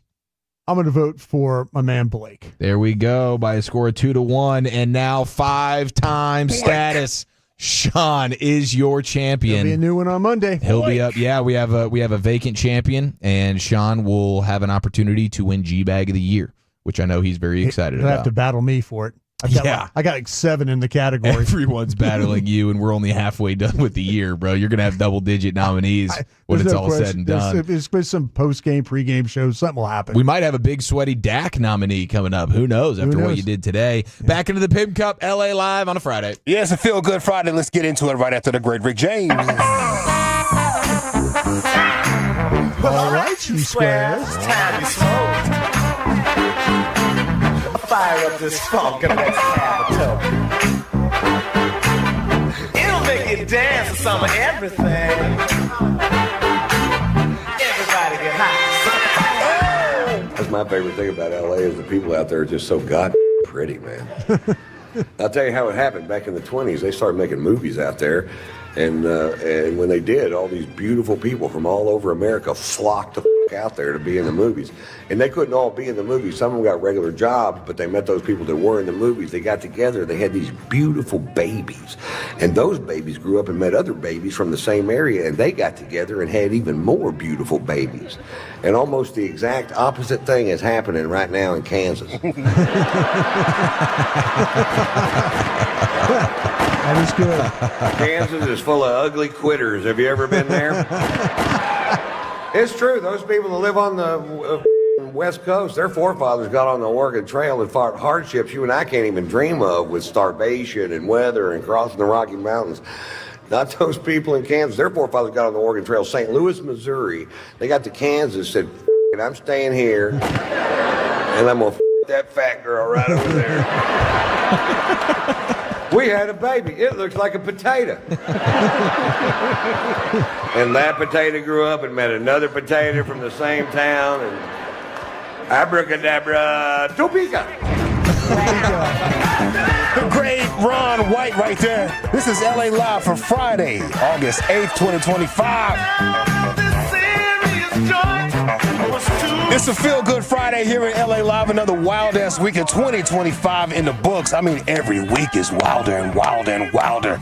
But let's enjoy this weekend safely. Avoid the law dogs, because if you get arrested tonight, you will not see the judge until Monday, homie. Just telling you. Mind your speeds, because it's still Operation Slowdown out here. They're writing hella tickets and patting themselves on the back about it, and I'm not mad at them for it. Because y'all are driving awful out here, so they need all the help we can get. Still Operation Slowdown on these streets, so slow down. Don't drink and drive. Keep your emotions in check. Speaking of emotions here, fellas, did y'all see the Sha'Carri Richardson airport video? I did. I did. Okay. That's my LSU Tiger gal. She is. Might be a little crash dummy. Might be a little too emotional. If you're not up to speed, she was arrested last week, I believe it was, for shoving her boyfriend, Christian Coleman, another sprinter, around at the airport at Seattle. Yeah. Hold on. Oh, the homegirl abusive. Oh, no, wait a minute. The homegirl domestic violence. She might be. She might be. Christian Coleman declined to press charges. Yeah. Because he says he did the right thing. Yeah, probably. He had a roller bag, and he rolled in a circle. He just kept rolling and around. She kept coming after him. He tried to get away from it. He just kept rolling around. Trying to get away from it. Makes me think, too, Mike Fisher. Mike Fisher used to always say, hey, if the girls start acting like that, run. Yeah. Guess what, Mike? How am I going to run for Sha'Carri Richardson? Yeah. Tell me that one, Mike. How am I going to run from her, fam? She will run you down. Checkmate, Mike. Come on, bro. But I think he did the right thing. He just kind of kept rolling his bag and trying to kind of, move away from her. And He stuff can. Now, I would want a homegirl to get some help. Yeah. Because if your reaction to anger is slapping me in front of all these people in the airport or hitting me or pushing me or whatever, putting your hands on me, you can't calm down enough to know that you're Sha'Carri Richardson and everybody's looking at you. Oh, come on, man. Yeah. It would have been a pretty cool scene, though, to see him take off and then she takes off after him and then be the fastest airport chase of all time. Yeah, that would have been. If you had any advice for Coleman, if he was your family member or a son or something like that, what would advice you give to him, knowing that his girlfriend got a quick trigger on the anger side of the game? I know, man. She's really pretty. Yeah, and she's really.